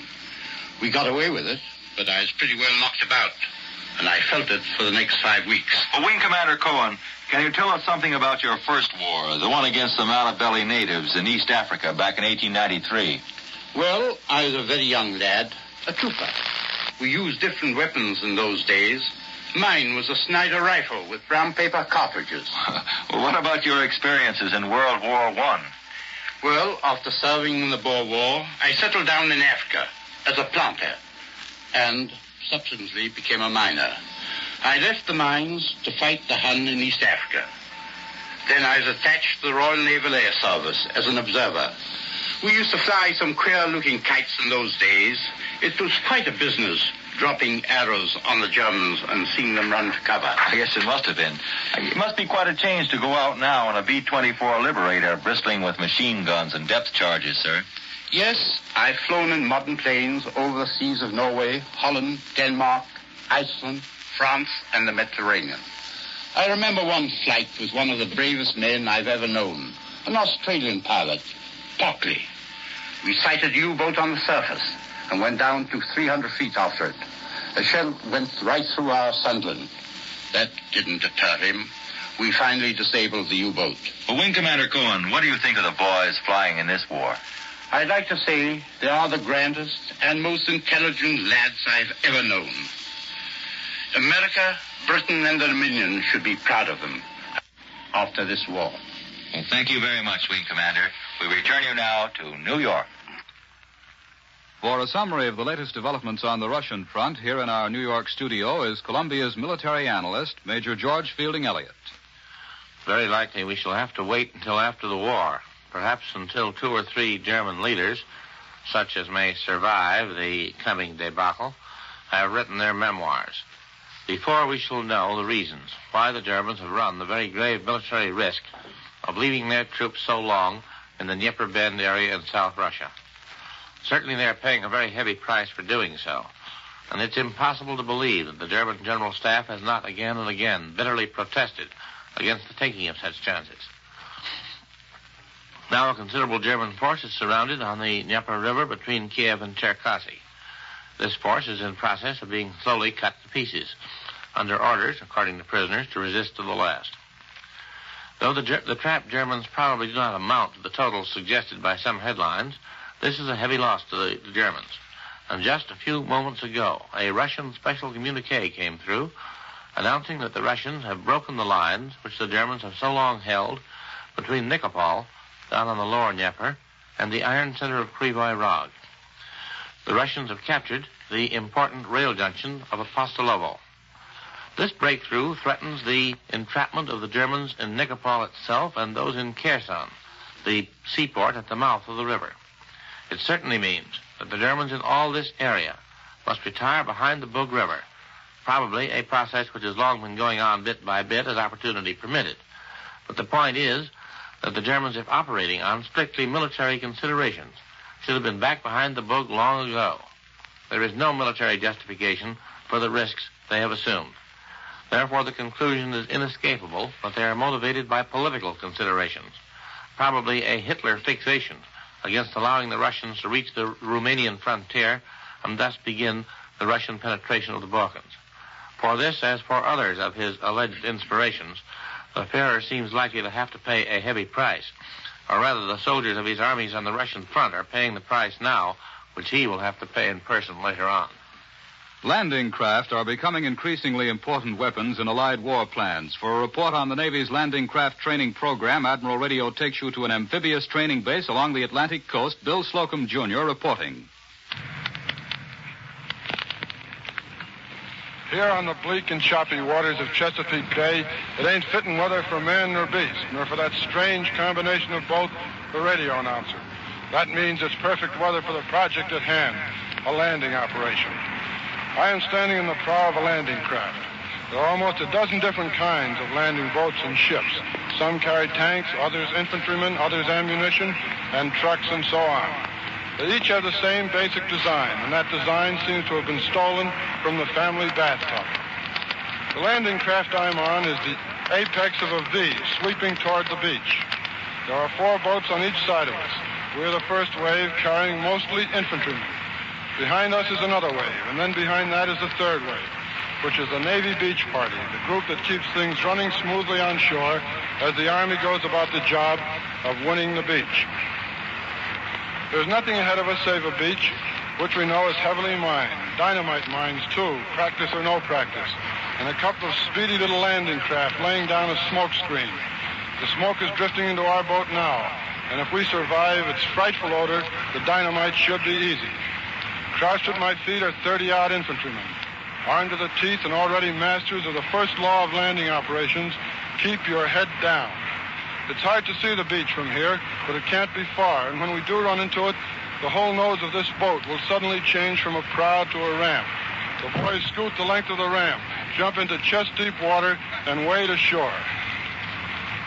As the beach looms out of the smoke and the fog, the commander of the infantrymen snaps out a few orders to his men. Keep your head down, keep your rifles dry, keep moving. On a ramp in the stern, Navymen steer this landing craft straight for a spot long ago determined in pre-invasion planning. The mines will be popping soon. They are carefully placed to avoid injury to the men, but their purpose is obvious. Landing operations are noisy, and now is the time for the soldiers to get used to it. Aircraft, hostile aircraft, was supposed to fly overhead. Possibly you can hear it now. Ah, there's the end of the road. The boat scrapes along. Now the ramp will start to go down like a small steel moat bridge. She goes down fast because the boat is a sitting target in this position. There, they're about to bring the ramp down now. Perhaps you can hear it.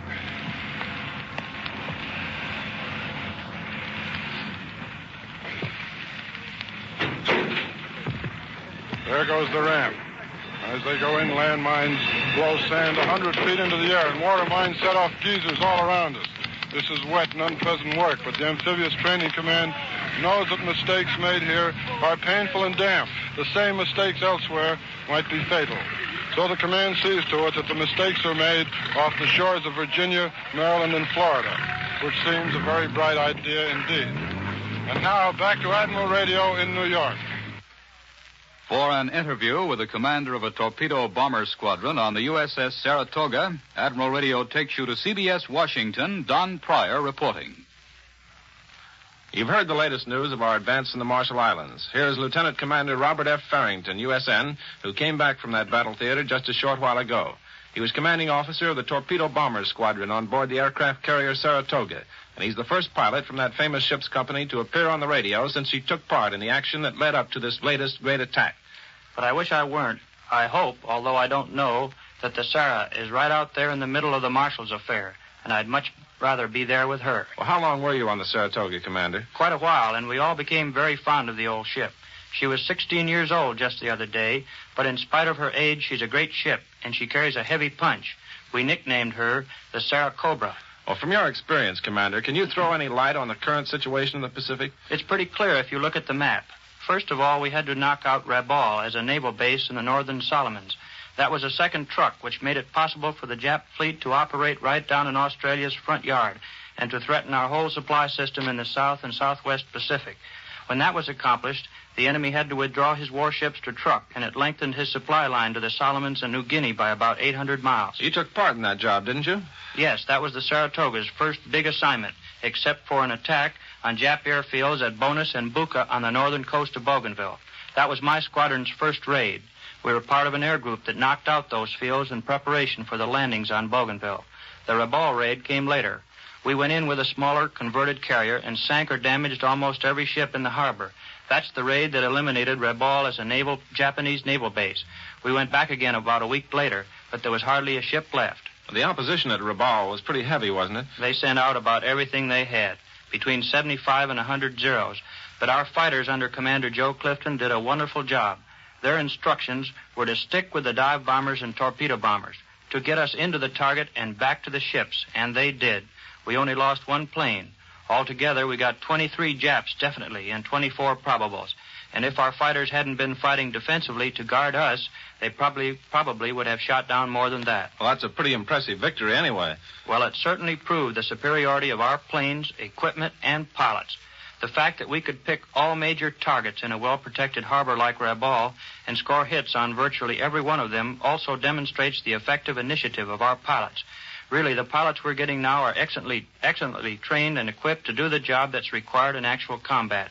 That applies also to the enlisted air gunners and radiomen who fly with our Navy pilots.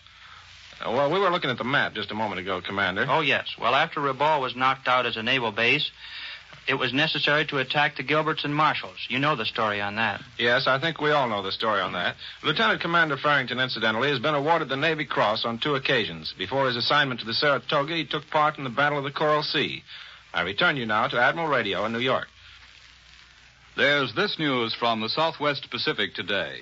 We've destroyed another 20 to 26 Jap planes in new raids on Rabaul, New Britain, and Wewak, New Guinea. We dropped more than 100 tons of explosives on Wewak, where in the past 2 days, 300 tons of bombs have raised havoc with 4 airfields and destroyed 87 enemy planes. In the latest attack, our planes started fires visible for 50 miles. And now, once again, here is Warren Sweeney with a word from Admiral Radio. Have you written for your Admiral Home Checkup Chart? Thousands of listeners have.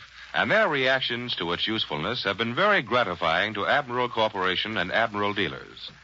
This pocket-sized chart contains much valuable information for making a checkup at home when your set doesn't operate perfectly. There are no strings attached to your getting a copy. All you do is write to Admiral Radio in care of this station and ask for it. Or you can pick one up from your Admiral dealer. Here is a typical suggestion made in the chart. All wires must be firmly connected. Don't merely twist your ground wire around a water pipe or radiator. Use a ground clamp. Please understand that the Admiral Checkup Chart will not supplant the experienced repair service offered by your Admiral dealer. By making a checkup at home, however, it may eliminate wasting your dealer's valuable time on a needless service call. So write for your Admiral Home Checkup Chart today. There is no cost or obligation. It's just another friendly service from Admiral Radio. Simply address a card or letter to Admiral Radio in care of the station to which you are listening. The appearance of service personnel on this program does not constitute an endorsement of the product advertised. Despite the spectacular progress of America's huge synthetic rubber program, we still face a critical shortage of tires for civilian use. Immense military demands for tires and other rubber products, plus manpower shortages, make it impossible to meet normal civilian requirements, much less the huge backlog of demand that has accumulated over the past 2 years. The only answer to this tire shortage is strict conservation.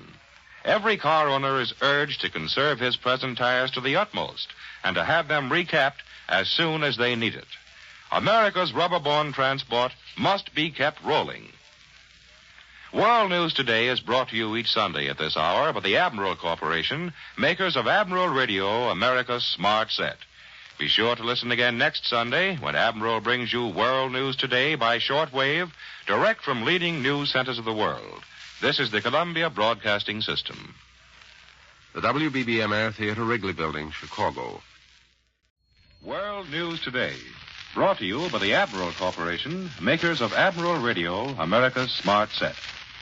By shortwave broadcast, direct from important overseas stations, as well as leading news centers of our own country, CBS correspondents are waiting to bring you a complete report from the world's political and battlefronts. But first, here's Doug Edwards. Here are the highlights of today's news. American planes have carried out the greatest daylight operation of the war against unannounced targets in Germany. The Allies have turned back repeated German counterattacks at Anzio. Russian forces have moved closer to Pskov, and the Pacific offensive continues. For details, Admiral Radio takes you now to CBS Pearl Harbor. Webley Edwards reporting.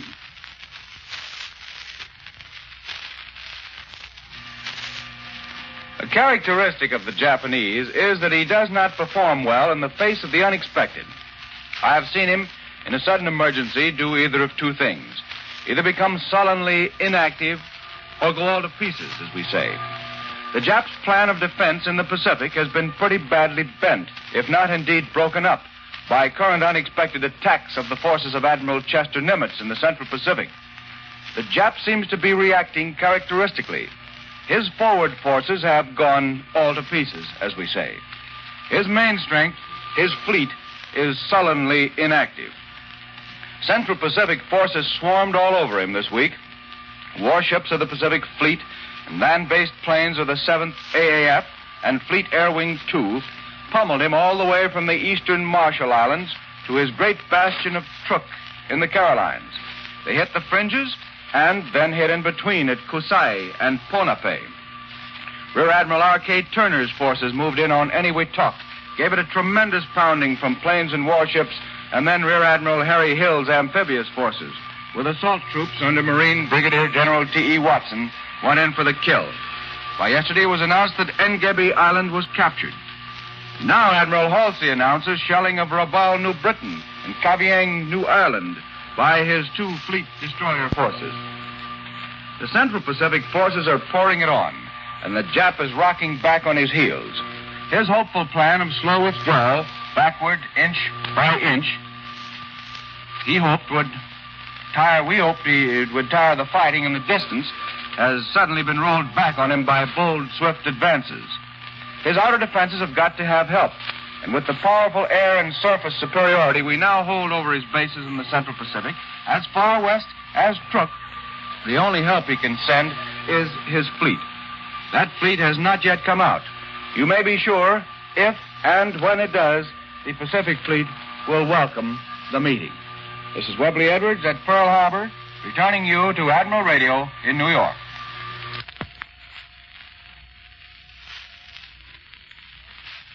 More news in just a moment, but first here is Warren Sweeney with a word from Admiral Radio. One of the many combat uses of radio, such as Admiral is now building, was dramatically portrayed during the recent invasion of Roy and Amur Islands in the Kwajalein Atoll. 2 Marine Corps officers, flying over the atoll, broadcast every detail of the bitter fighting between our Marines and the Imperial Japanese Guard. Marine headquarters was kept precisely informed of developments just as they happened, where fighting progressed according to schedule, where reinforcements were needed, where bombing or strafing from the air would be helpful, and when an artillery barrage from guns on nearby islands or from ships should be lifted or lowered. The 2 officers flew high and low, gleaning every detail of information possible to help in the speedy conquest of these Japanese island bases. They were shot at many times, as testified by their riddled planes. but their cool, concise descriptions of the fighting were invaluable to the final outcome of these battles. Thus, radio continues to play its important part in every invasion. Admiral workers are glad Admiral Corporation is contributing so much to ultimate victory.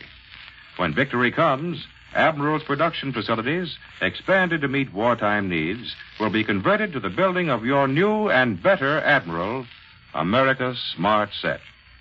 Now, here once again is Doug Edwards. Marshal Tito announced today that Yugoslav partisans attacking the Germans in eastern Bosnia encountered stiff resistance in a battle for Rogatica, 30 miles east of Sarajevo. A large portion of a railroad station 15 miles east of Ljubljana was destroyed. And now for the news from the Italian battlefronts and an interview with one of our airmen who saw quite a bit of fighting before he parachuted to safety. Admiral Radio takes you to CBS Naples. John Daly reporting. Under clear skies today, our strategic bombers, four-motored liberators, joined the battle for the Anzio beachhead. This is the second time since the battle began that our strategic heavy bombers have turned practical and blasted the German concentrations in the Anzio area. Last Thursday morning, crucial second day of the enemy offensive, liberators and fortresses dropped tons of bombs on enemy rail concentrations a bare 8 miles behind the front lines as mediums and fighter bombers attacked the front line. Beside me is Flight Officer George A. Stanley of Nashville, Tennessee, co-pilot of a B-24 which took part in that raid. Later, he had a most uncomfortable grandstand seat for the Anzio battle. But let's begin at the beginning. You tell the story, George. Our target was Ticino, a railroad junction at the northern end of Anzio-Albano Road. We didn't have much trouble going in and did a good bombing job. Then we turned around and started back and ran into what we call now Slack Alley.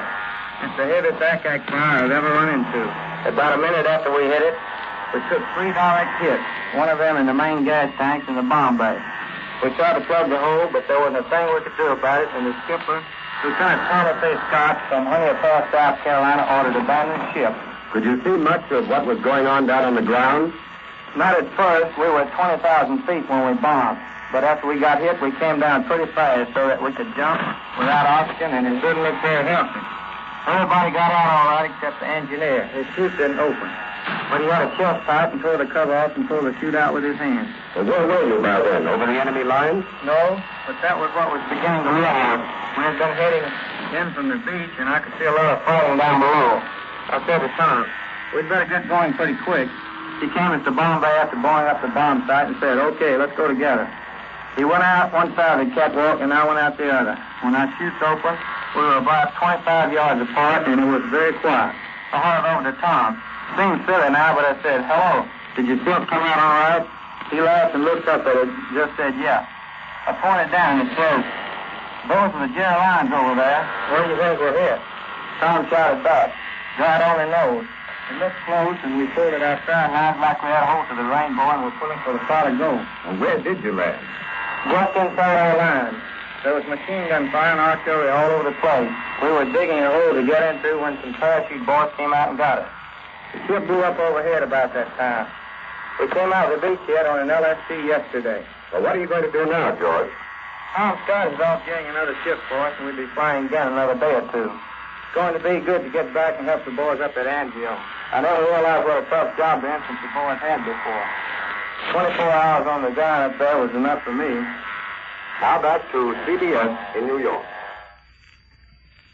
American airmen in Britain today made their biggest attack to date on Germany. For available details and for an interview with one of our Thunderbolt pilots, Admiral Radio takes you now to CBS London. Charles Shaw reporting.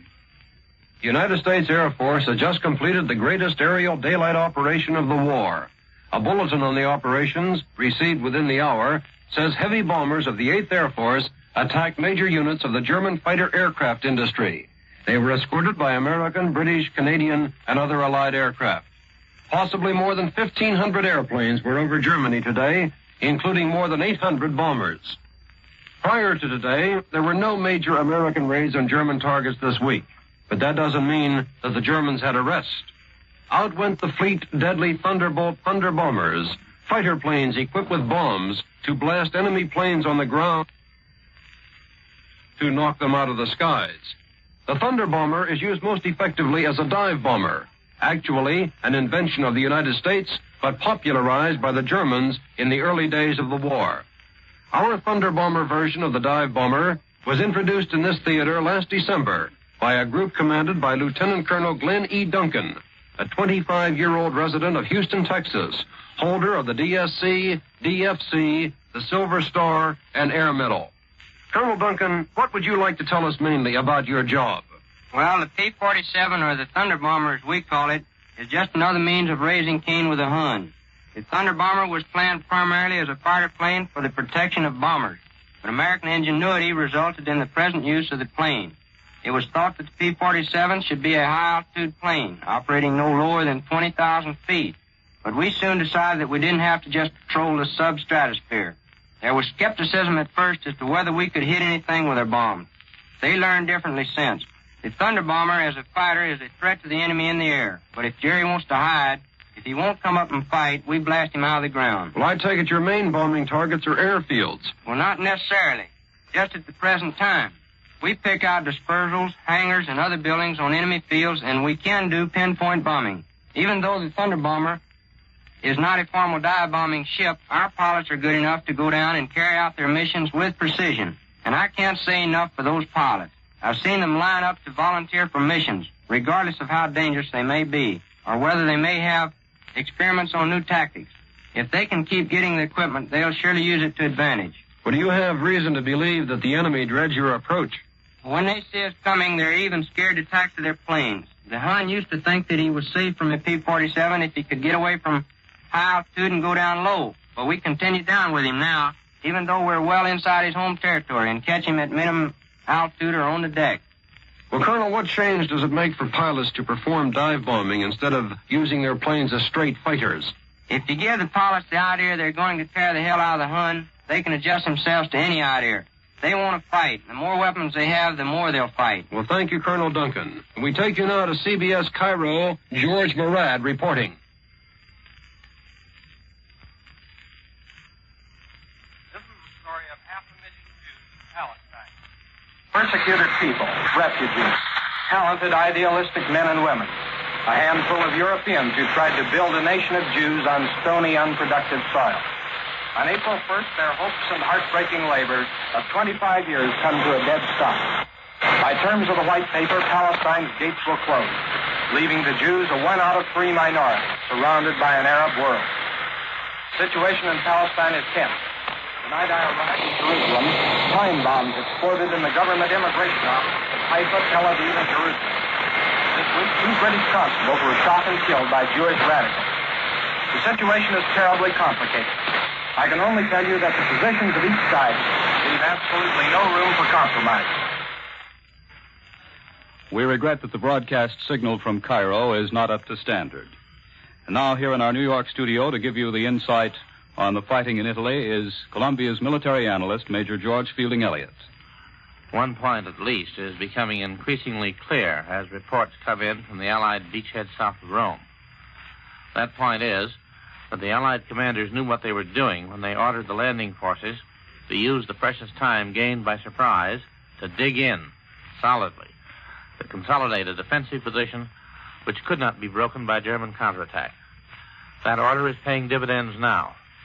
The Allied commanders did not make the mistake of underestimating the enemy. They knew that German resourcefulness and German desperation would produce violent counteraction against this menacing beachhead. They knew that if they sent their troops racing over the countryside in raids against the German communications, those raiding forces would be lost and the gains of surprise wiped out. So they dug in. The results are now beginning to be apparent. The first series of German counterattacks were hurled back.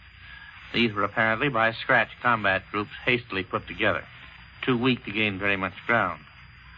Then the Germans tried again, this time with additional forces brought down from the north. They gained high ground near Aprilia and brought the port of Anzio under long-range bombardment. But they did not wipe out the bridgehead. Now the Germans are trying for a third time, with no less than 9 divisions, and once more they appear to have been stopped. They made gains at one point on a narrow front, but don't appear to be able to hold these gains. The tide of battle is turning in favor of the Allies. The weather has broken again just at the crucial moment, so that our air power can operate at full strength. In the south, the Germans cling desperately to the ruins of Cassino, but new Allied troops are making their appearance there. An advance on the casino front becomes more probable. The Canadian Corps, over on the Allied right, has not yet been seriously engaged, nor has the newly arrived Polish Corps. The beachhead is, however, the pivot upon which the whole plan depends. If it holds, we'll see even more favorable developments in Italy before long. Major Elliott, since we've been on the air, CBS correspondent Winston Burdett has reported from Allied headquarters in North Africa that on Friday morning, a handful of Allied troops were seen fighting its way into the Monte Cassino Monastery. None of them came back to tell the story. Since then, we've not tried to storm the place again, pointing out perhaps the toughest obstacles of all in the casino sector were the Abbey Hill sectors. In Russia, 3 Red Army columns are converging on Pskov today, the key to the German defense of the southern approaches to the Baltic states. And a German communique says the Russians have launched a new attack between the Pripyat and Berezina rivers. There's no official word on just how far Red Army spearheads are from Pskov, but frontline reports say the Soviet nutcracker is driving the Germans back toward the Baltic entryway, and the Red Army has already turned Pskov's vital railway yards and supply depots into a sea of flame. This air attack is said to have brought a virtual halt to the enemy attempt to bring reserves and supplies through to Pskov. Soviet planes set fire to at least 15 trains. There seems to be little doubt but that the fighting men overseas want mail, all the mail they can get. For a report on just how the V-mail machines operate, Admiral Radio takes you to the Fleet Post Office here in New York. Bill Slocum, Jr. reporting. Listen to that sound for a second or two, please. It sounds a little like a heart pounding and pushing lifeblood through a very tired and busy human body. Well, that's precisely what it does. It's V-mail equipment. This piece happens to be in the Navy's Fleet Post Office in New York.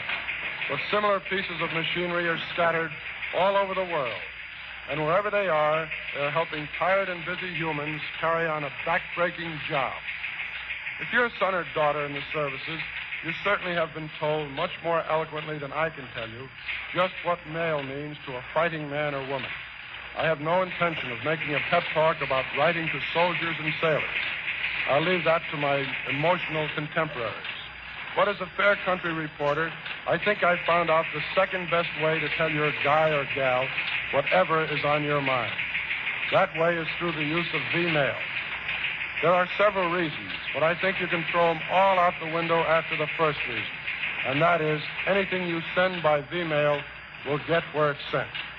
Planes crash, ships sink, but V-mail negatives stay right here. If one is lost, it is sent off again. Yes, somebody reads V-mail material before it goes overseas. But, and so many of us don't seem to realize this, somebody reads every letter before it is sent overseas. There's nothing anybody can do about censors. V-mail is the process of photographing letters and then sending the negatives over for developing and delivering. A roll of V-mail film weighs 5 ounces, and it is the equivalent of a 35-pound sack of normal mail. And there is no limit to the number of pages you send, so long as each is properly addressed. 40,000 letters go through these machines here at Fleet Post Office, New York, and they can very easily handle twice as many. And the Navy says if the demand increases, they'll just get more machines. Yes, the Army and Navy want you to use V-mail. They know better than anyone just what mail means to fighting men and women, and they are determined to see that mail gets to these men and women. But they'd like to use the space now used by mail sacks for other things. Things that will get your man or boy back home sooner. And, as I said, V-mail is good. But it's only the second best way to tell your guy or gal what's on your mind. I return you now to Admiral Radio. Now for the news on the home front and an interview with the acting commandant of the Coast Guard. Admiral Radio takes you to CBS Washington. Don Pryor reporting. There's been a lot of speculation here over the part this country might be willing to play in a Finnish-Russian peace. But so far, all of that is pure speculation. Tomorrow or the next day, President Roosevelt is expected to veto the new tax bill on the ground that it doesn't provide enough money. The subsidy fight in Congress seems to be over temporarily since the president vetoed the anti-subsidy bill last week. But the battle will begin again when the Price Control Act comes up for renewal. Now we have a story without any heroics about the job the Coast Guard has been doing to protect the great flood of war supplies going through American ports. But it's an important story because to a very critical degree, the whole course of victory depends upon the Coast Guard's success. To tell it, here is Rear Admiral Lloyd T. Chalker, acting Commandant of the United States Coast Guard. The story is very simple. For the Coast Guard, this week is an anniversary because it was just 2 years ago that the Secretary of the Navy, acting under an executive order by the President, gave us the responsibility for port security. And that means what? By the terms of the President's order, it means safeguarding all of our waterfront facilities in the United States, Alaska, Hawaii, Puerto Rico, and the Virgin Islands. It's our job to see that supplies and troops get through the ports with a minimum of loss from accidents and from sabotage and subversive activities of all kinds. Well, except for ordinary accidents, is the danger really very great? There hasn't been very much sabotage, has there? No, there has not. But not because the enemy is disinterested. From the military standpoint, our ports rank with major airfields as primary enemy targets. The reason is obvious. Except for bombers and certain small items that can be transported by air, every piece of war equipment that we send abroad has to be funneled through our ports. They are the smallest, most concentrated parts of the whole supply line, and therefore they're the most vulnerable parts. If the enemy could strike an effective blow there, it would be more valuable to him than most costly attacks on our enemy convoy at sea. In the last war, there were many waterfront disasters caused by enemy agents. The famous Black Tom explosion alone cost 5 lives, injured more than 100 people, and destroyed more than $25 million worth of property. In this war, there has been nothing like that.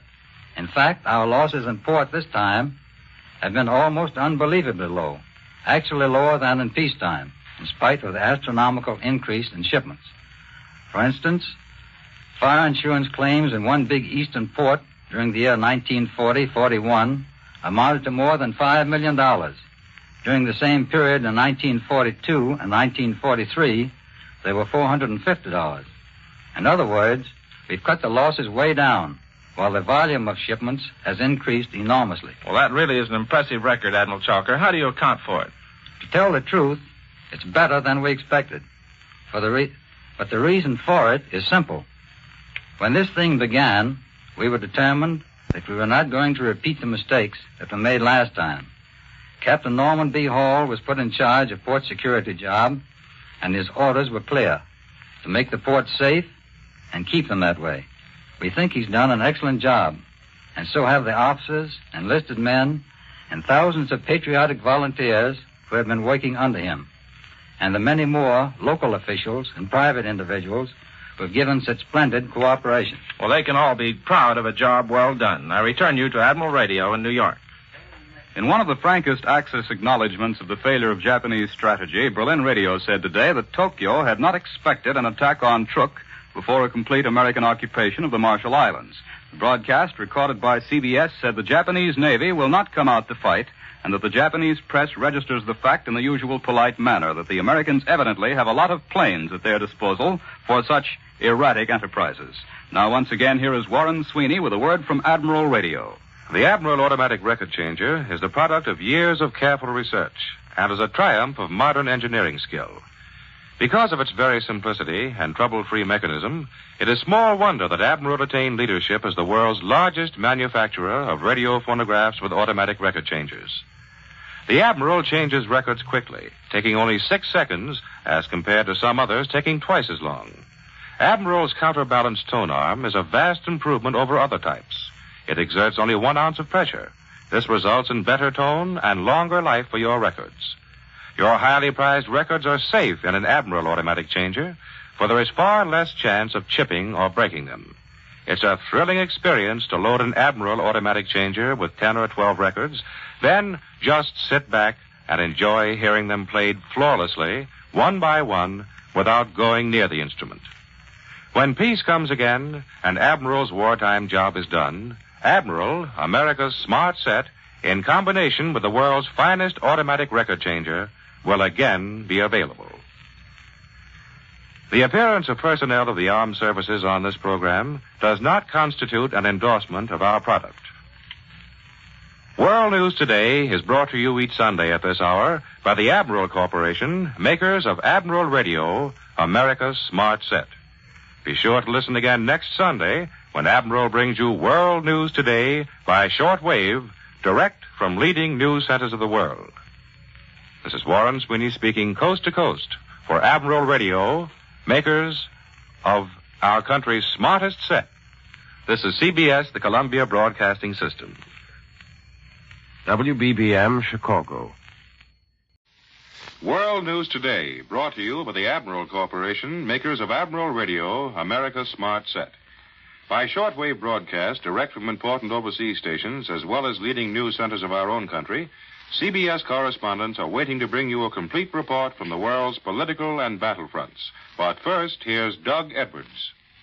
A Finnish communique reports that 600 Russian planes bombed Helsinki last night, causing fires and heavy damage. The raid lasted nearly 12 hours, the longest and heaviest air attack of the war. Red armies have broken into the outer defenses of Pskov and are threatening that key communication center. And the Russians are only 59 miles from Ostrov, a rail and highway junction connecting Pskov with Warsaw and Berlin. And around in the southwest Pacific, American destroyers have bombarded Keviang, New Ireland, while our planes have pounded Rabaul again. Now for news of the fighting in Italy and an interview with one of our fortress gunners, Admiral Radio takes you to Naples. John Daly reporting. This morning, the Mediterranean Allied Air Forces announced the almost complete destruction of the Messerschmitt aircraft factory in last Friday's great raid on the proofing suburbs of Regensburg, Germany. It was the climax of a four-day offensive coordinated with the 8th Air Force based in Britain. Staff Sergeant Raymond J. Merrick, a full-blooded Sioux Indian from Fort Cotton, North Dakota, was something of an authority on that Regensburg raid. He took part in it as tail gunner in a flying fortress named the Blitzing Force and shot down 4 enemy fighters.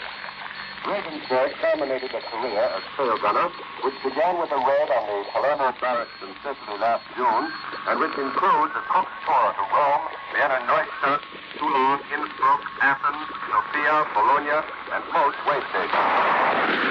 Before we go into that Regensburg raid, was that the only operation in the four-day offensive last week that your outfit took part in?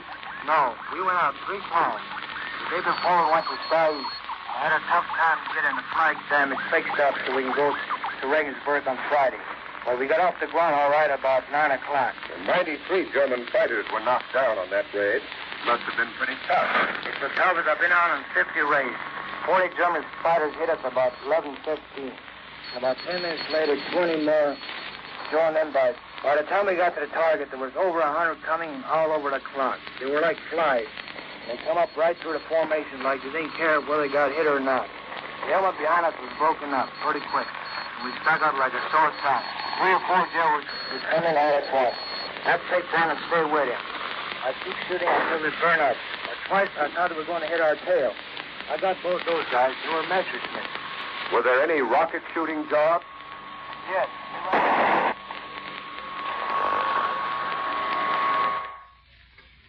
We regret that the signal from Naples is not up to broadcast standard. The Italian battlefronts are still rather quiet today. Our troops repulsed 2 small German attacks in the casino sector, and other German stabs, in an effort to slip behind our beachhead position south of Rome, have also been turned back. It's raining on the casino front and on the beachhead. German planes dropped glider bombs on the beachhead port of Anzio Friday night, but there's no word of any damages. Headquarters reports that 4 of the bombers listed as missing after the heavy attack on Regensburg have now returned to base. And it's also announced that the double blow against Regensburg, with bombers from both Italy and Britain attacking, caused the most complete destruction of the Prufening aircraft factories, which had been turning out from 200 to 250 fighter planes a month. And now, once again, here is Warren Sweeney with a word from Admiral Radio. Today, Admiral Corporation pays tribute to the Army Airways communication system. Global war requires a global network of radio stations. The Army Airways communication system operates as an individual unit under the Army Air Forces Command and is responsible for all airplanes in motion, taking off, landing, getting messages in flight, weather reports, and all ground-to-air and point-to-point communications. To do all this, AACS maintains radio systems in all 48 states of this country and in 52 foreign countries. They divide the entire world into 23 regions of operations. Here is a striking example of the job being done by the Army Airways communication system. Exactly 8 days after American forces had established the first beachhead on one of the New Georgia islands, a complete radio station had been installed and was sending out information vital to our attack in the whole area. Equipment for these stations, such as Admiral bills, must be able to take it, must operate perfectly in all temperatures, from the sticky, wet heat of the Solomons to the numbing cold of Greenland. Admiral-built radio equipment is serving on all invasion fronts, war-proved, battle-tested. The greatly expanded production facilities of all Admiral plants will continue to turn out the tools of victory until the last battle is won. With the world at peace again, this greater Admiral production will convert to building the new and better Admiral radio, America's smart set. Now, here once again is Doug Edwards. For the news here at home, Admiral Radio takes you to CBS Washington. Don Pryor reporting. America got a new kind of money today. The new red and blue fiber ration tokens went into use this morning. From now on, the little dime-sized discs will be used to make change for red and blue stamps in Ration Book 4. And all of those stamps, incidentally, now have a flat value of 10 points each. In New York, Wendell Willkie jumped into the Roosevelt Congress tax fight today. He called the president's veto message violent and ill-tempered, and he insisted that the nation's real tax problem can't be solved by dramatic resignations and over-sentimental reconciliations. The big story here now is the increased pressure from Selective Service headquarters in the White House for a speed-up in the induction process and for immediate review of draft deferments. The House Military Committee is expected to back up the president on that score this week with a demand for the induction of all, or at least most, of the younger deferred men. Chairman Doughton of the House Ways and Means Committee offered a bright hope to the nation's taxpayers today. The tax form we've been struggling with recently, he says, may be the last one we'll ever have to make out. His committee is going to start work immediately on a tax simplification bill, and he hopes to have it ready for action in the House within 2 weeks. I return you to Admiral Radio in New York. The Tokyo Radio today came up with a story on why the Jap fleet has avoided combat with American warships. The reason, according to Tokyo, to confuse American amateur strategists. And now for a report on the fighting in the Central Pacific, Admiral Radio takes you to CBS Pearl Harbor. Webley Edwards reporting.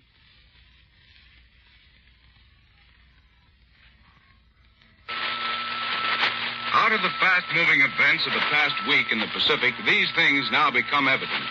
Japanese naval, air, and military strength, and the all-important supply facilities spread so thinly over the vast area from Paramushiro in the north through the Central Pacific to Revolt in the south that our forces can walk in and give the enemy a sound, smashing defeat at any point of his defenses, and the Jap has got to take it. Our Pacific Fleet can probe deep into the vitals of the Japs' inner defenses, as they did at the Marianas Islands, 1,250 miles from Yokohama and Tokyo, and wreck his bases right under the noses of the Jap fleet. The once mysterious Jap naval stronghold at Truk, called the Japanese Pearl Harbor, may not be the strong naval base it was supposed to be. For some reason, the Japs appear not to have capitalized on a magnificent harbor, perfectly formed and beautifully protected by reef formations, for an ideal naval base of great strength, but instead have relegated it to the status of a staging base for relaying supplies and fueling planes on the ferrying trip south and east. The once mighty Revolt on New Britain Island has been given such a going-over that it has become virtually impotent. Reported 790 Jap planes have been destroyed there by Allied flyers since mid-December. American destroyers have now bombarded Kavieng in New Ireland for the third time. The capture of Eniwetok in record time sealed up the Marshall Islands. This farthest west Marshall's Atoll was a staging base for supplying the far-flung group of islands containing more than 20,000 Japanese troops. More than half of these were killed by our amphibious forces, 8,000 at Kwajalein, 3,000 at Eniwetok. Admiral Nimitz estimates 10,000 remain on Wochi, Maloylap, Mili, and Jalus. They are hopelessly isolated, constantly bombed, shelled, and battered. They are in much the position our troops were in at Bataan, except they have no one to fight. They must just sit there and wait for the bombings and plan what they'll do when the food runs out.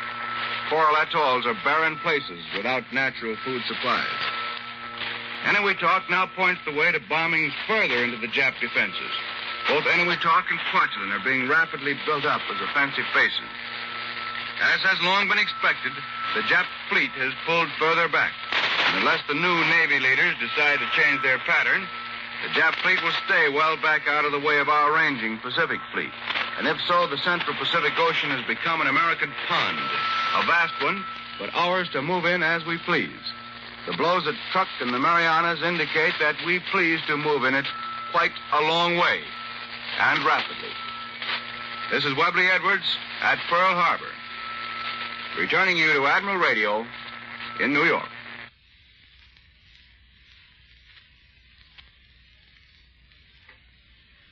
Dispatches from Chile and Uruguay quote travelers returning from Argentina as saying that Army officer supporters of the deposed President Ramirez are considering an uprising to return him to the presidency. And now let's hear a report direct from the situation itself. Admiral Radio takes you to CBS Buenos Aires. Hugh Jenks reporting. CBS Buenos Aires. The uproar caused abroad by the withdrawal of President Ramirez from the active exercise of his post and his delegation of the executive power to General Farrell has occasioned nothing but surprise in official quarters here. They insist that the entire procedure had its precedent in the similar retirement from the presidency of Roberto M. Ortiz and his replacement by Dr. Castillo. That any question of recognition of the government should be raised in Washington or anywhere else is regarded by the new regime as just a bit unusual. As on the occasion of the rupture of relations with the Axis and other major developments here, the changes effected in the government were carried through in complete calm. Most of the residents of Buenos Aires did not know what had happened until they picked up their newspapers on Friday morning and read of the withdrawal of General Ramirez and the accession of General Farrell to what Farrell himself has called the temporary occupancy of the presidential post. The calm that existed then has continued through the weekend. Although Colonel Fondi announced that there would be no immediate changes in the cabinet, at least 2 additions are likely to be made during the coming week. The Foreign Ministry has been vacant since the resignation of General Alberto Gilbert. It was filled temporarily by Admiral Benito S. Suedo, who was also the Minister of the Marine. But Admiral Suedo resigned from his post as Minister of Marine, although General Farrell is reported to have requested him to reconsider his decision. These questions and many others must wait for the events of the coming week to be decided. What happens during the next few days undoubtedly will give us a clearer idea of the future course of the new regime. And that is just about all that I can tell you of the situation here at this time. This is Hugh Jenks of the United Press in Buenos Aires. I return you now to New York. You have just heard a report on the Argentine situation direct from Buenos Aires. But from Montevideo, across the border in Uruguay, comes word that a majority of Argentina's army officers and armed forces favor General Ramirez. And travelers reaching Uruguay and Chile say these men are only waiting word from Ramirez to stage an uprising. These officers are said to have been meeting the last few days, and it's suggested they may decide to strike a counter blow and risk the shedding of blood in order to put Ramirez back as president. British newspapers today are enthusiastic about the results of the week-long air attacks on Germany. For a direct report and an interview with another of our fighting men, Admiral Radio takes you to CBS London. Larry Lasser reporting. This has been the greatest week in the history of air warfare. Virtually every important German aircraft factory has been heavily damaged in round-the-clock bombardments by the American Air Force and the RAF. There are those who believe that this past week may have been the decisive week of the air war in the West. In the studio tonight is Lieutenant Ralph N. Phillips of Kansas City, Kansas, who trained at Mather Field, California. As the navigator of a Marauder of the 9th Air Force, he's probably made more bombing trips over the enemy coast than any other American. And the most unusual thing about Lieutenant Phillips' career is that he never even got a scratch. He's just been lucky. Lieutenant Phillips, I think you're the first American to make 50 bombing missions over the enemy coast in a Marauder. Have you ever set foot in Europe yourself? No, I haven't, Larry. I guess I could hardly draw a map of France before I came over here 8 months ago. But now I know pretty nearly every little village in France and the Low Countries as well as I know Kansas. Yeah, I noticed you rattle off the names of those little French villages as though you were a native. What does it look like from your seat in a marauder, Ralph? Well, I don't think we've ever come low enough to see people walking around, Larry. As a matter of fact, we understand there are no Frenchmen within 15 miles of the coast. They've all been moved out by the Germans. It seems to be pretty deserted. You don't see any smoke coming from the chimneys, and only once in a while you sight a train. Lieutenant Phillips, how about those special installations you've been bombing? The Prime Minister has said that he believes the Germans have rockets or robot airplanes on the other side. What do they look like? Well, we're up pretty high, Larry, and these targets are so small that they're very hard to identify. The Germans have camouflaged them very well, putting them near the edge of a wood or village so that they blend in with the rest of the landscape. You've got to watch out for signs of new construction. Little concrete houses and a kind of long concrete runway from which, I suppose, they intend to launch the rockets or whatever they are. We've had pretty good results hitting them, especially where we bombed them before. There are lots of places in France now where you can see plenty of craters, and some spots look like no man's land. Lieutenant Phillips, what would you say the difference was between your first missions over France 8 months ago and the present time? Well, in the first place, we have about twice the number of marauders now as when we started. We have found the right altitude to bomb from, and 8 months of experience have made our pilots very confident. Our formations are so good now that the German fighters rarely tackle us, especially if we've got Spitfires along. The marauders have moved the enemy's front line back about 50 miles in 8 months. We've made them evacuate their airfields on the coast, but in return, they've moved in more flak against us. All this special training we've had on the rocket targets has made our bombardiers so sure of themselves that when the invasion begins, we'll be ready to give our troops the closest possible support. 8 months' experience over the French coast has made the B-26 Marauders ready for anything. Well, thank you very much, Lieutenant Phillips. You've just heard the first American to complete 50 bombing missions over Europe. We return you to New York. The Women's Army Corps is writing one of the brightest pages of this war. And today, Admiral Radio would like you to meet one of the girls who is helping to do this magnificent job. To introduce her, here is Bill Slocum, Jr. Journalistic tradition insists upon a description of the interviewed by the interviewer. Therefore, I am pleased to report that my subject for today has a pair of beautiful blue eyes and everything that goes with them. Furthermore, my subject is a sergeant in the United States Army, and she has just been named one of the 10 best whacks and will shortly depart on a cross-country tour that will be a nice break for her and the country. Margaret Ritchie is her name, and she's from Hickory, North Carolina. There's a handsome ring glittering on her left hand. So let's first ask her about Mr. Ritchie. Margaret? My husband is a paratrooper in the Southwest Pacific. Then he's been a busy little man for quite some time, hasn't he? Yes, he's seen quite a bit of action. He's been over for the last 16 months. Do you outrank him, Sergeant Margaret? Indeed not. I'm very proud of his gold bars. Margaret, he's a lucky man. Any second lieutenant who can keep the love of a sergeant should be a colonel. But when we were talking yesterday, you told me your husband had been gone 16 months, and you'd been a whack 15. Any connection? Yes, there is. I went back home after he left, and frankly, I was bored to death. Plus the fact I kept hearing that a large whack corps would help get the boys back home. So I joined the whack. Has it been fun? No, not always. But it never has been dull. I feel the whacks are doing an important job, and I'm pretty proud to be a part of that job. And the whacks has been good for me. You mean made you healthier or something? No, not healthier, but smarter. After you've been in the whack a while, you forget all the girl junk, like not speaking to someone or having your feelings hurt at the drop of a hat. You mean you can't be a whack and a dog in the manger? Well, that's close. It's as close as we're going to get.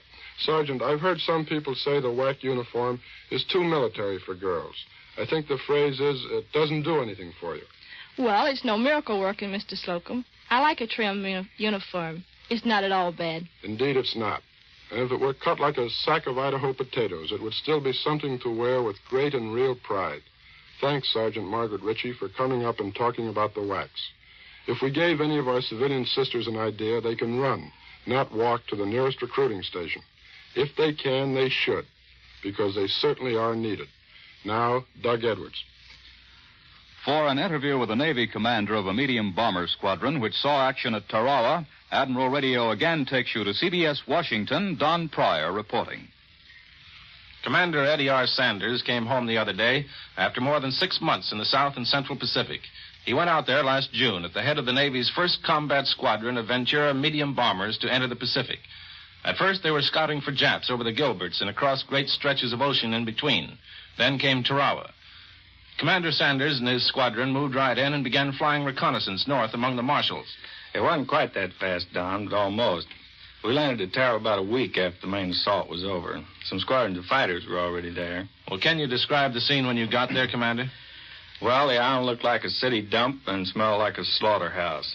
The Marines and native labor gangs were still burying bodies. There was hardly a level spot on the island. It was just a mass of rubble. Everything was pulverized. There wasn't a green thing in sight. The place was littered with mashed and broken coconut logs, shattered concrete, wrecks of airplanes, machines, and other equipment. Well, how did you land on a place like that? That's where the Seabees came in. They swarmed into Tarawa with their bulldozers, scrapers, all sorts of equipment while the bullets were still flying. Before the battle was over, they had made part of the Jap flight strip usable for our fighters by temporary repairs. It wasn't very good, but it worked. We needed more space for our bombers.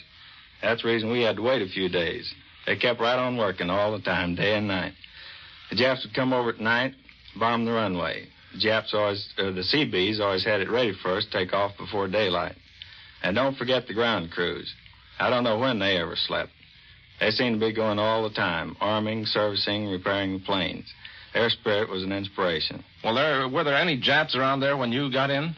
Yes, but practically all of them were dead.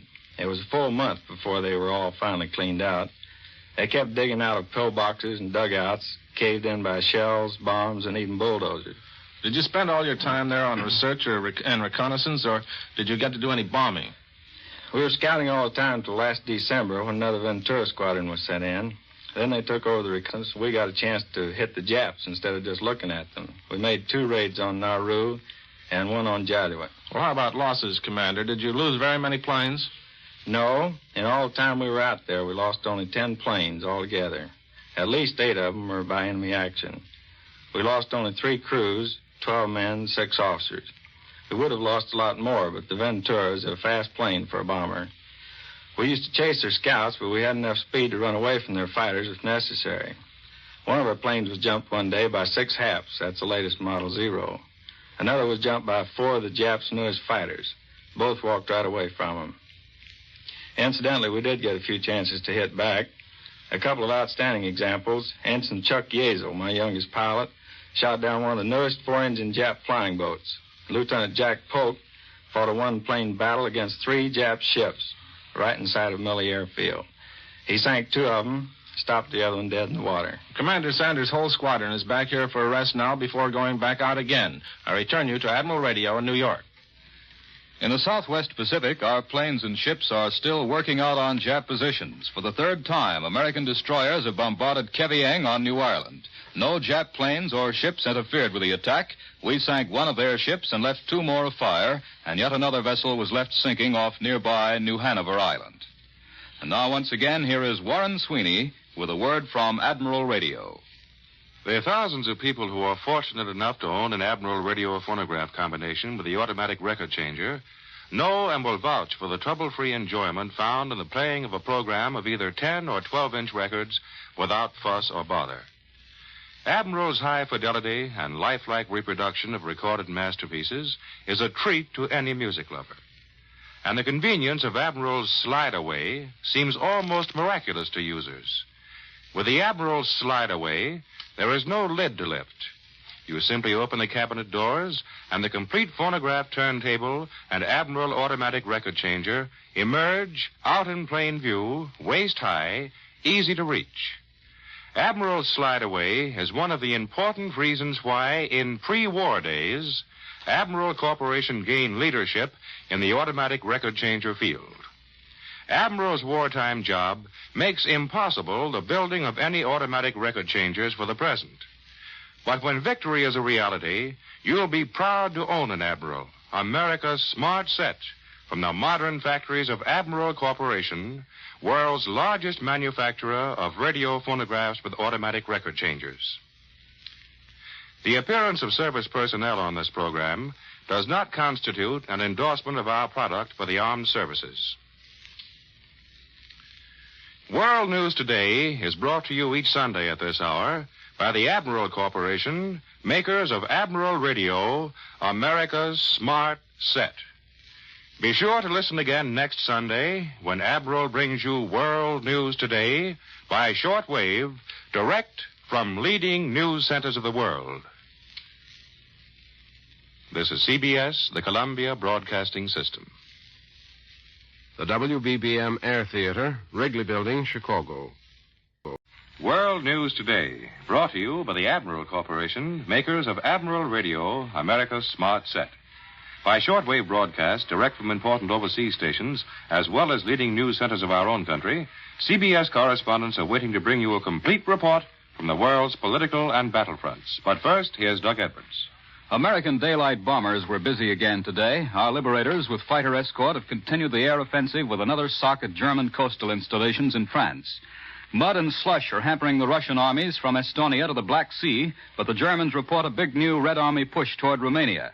A dispatch from Turkey says the Germans have begun another general offensive against the Yugoslav partisans, and in the Pacific, American troops on Los Negros and the Admiralties have killed 3,000 Japanese in one of the fiercest battles of the war.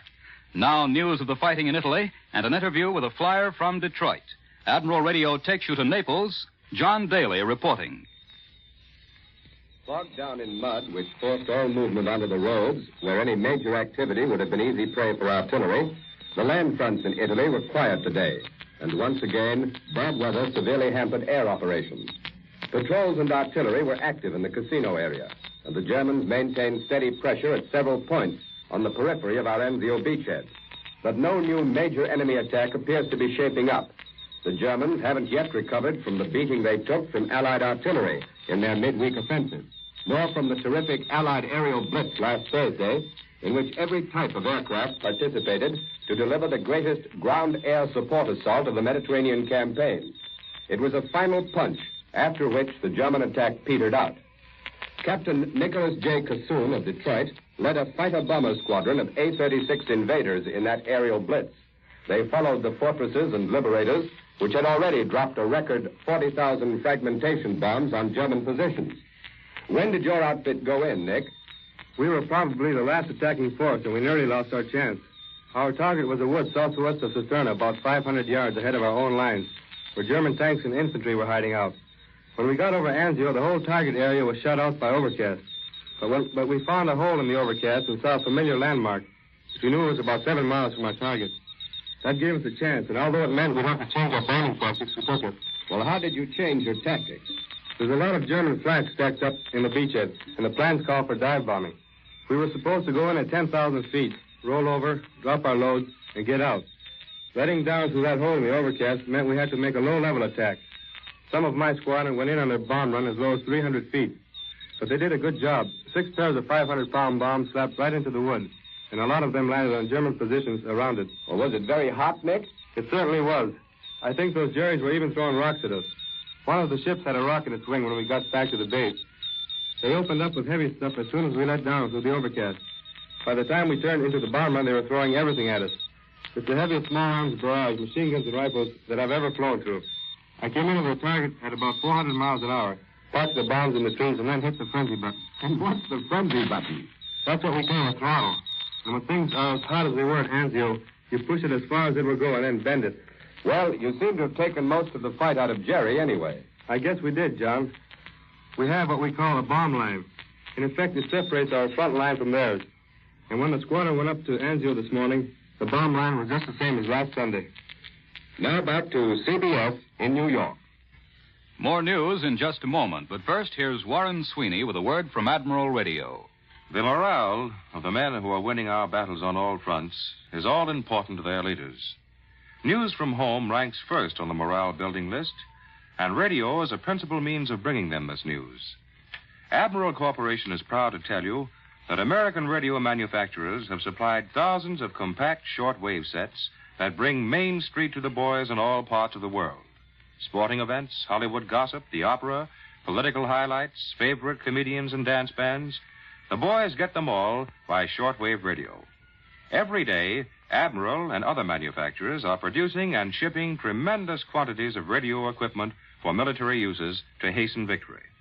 new standards of precision have grown out of a need for better war communications equipment.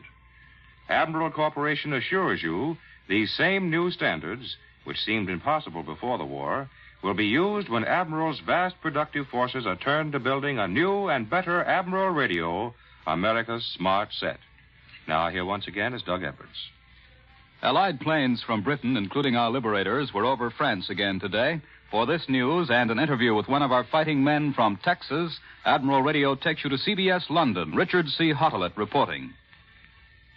The 8th Air Force has brought the Blitz to Berlin in daylight. And when I say Blitz, I don't mean only bombs. I mean our lightning fighters, too. Day before yesterday, our P-38s penetrated deeper into enemy territory than any fighter has ever done. It's 1,200 miles round trip from England to Berlin. Lieutenant Colonel Jack S. Jenkins of Levelland, Texas, led the first formation of Lightnings to Berlin on Friday and went there with the bombers again yesterday. How did you feel on that first long flight, Colonel? Well, cold mainly. We had temperatures of 56 degrees below zero. And when you're that cold, you're really shivered. The old Lightning didn't seem to mind, though. She just purred along. It was more than 1,200 miles. We not only flew to Berlin on Friday, we flew around the city and went on further east and went south to Leipzig before we came home. Must have done something terrific to the plane to give it that range. Well, I'm not allowed to tell you what makes it tick, but for my money, it ticks better than any fighter plane in the world. And you're the man to get the best out of it, Colonel. You've flown 31 missions in it, and you've shot down 2 Germans with a couple more probables. Did you have any trouble these last trips? My gang had no trouble at all, except for the weather. It looks to me like we're a top dog over Germany already. We still get trouble, sure, but our fighters can go pretty nearly anywhere they want. Our bombers are meeting a lot less fighter opposition, too. You know, we sit around the station now and then and talk about old times, 3 or 4 months ago. Like the Bremen show last November when we got hit by 300 Jerry fighters. That was a bad dream. Now it's a milk run. And when Bremen gets to be a milk run in 3 months, that's pretty good. What's the reason? There's one main reason.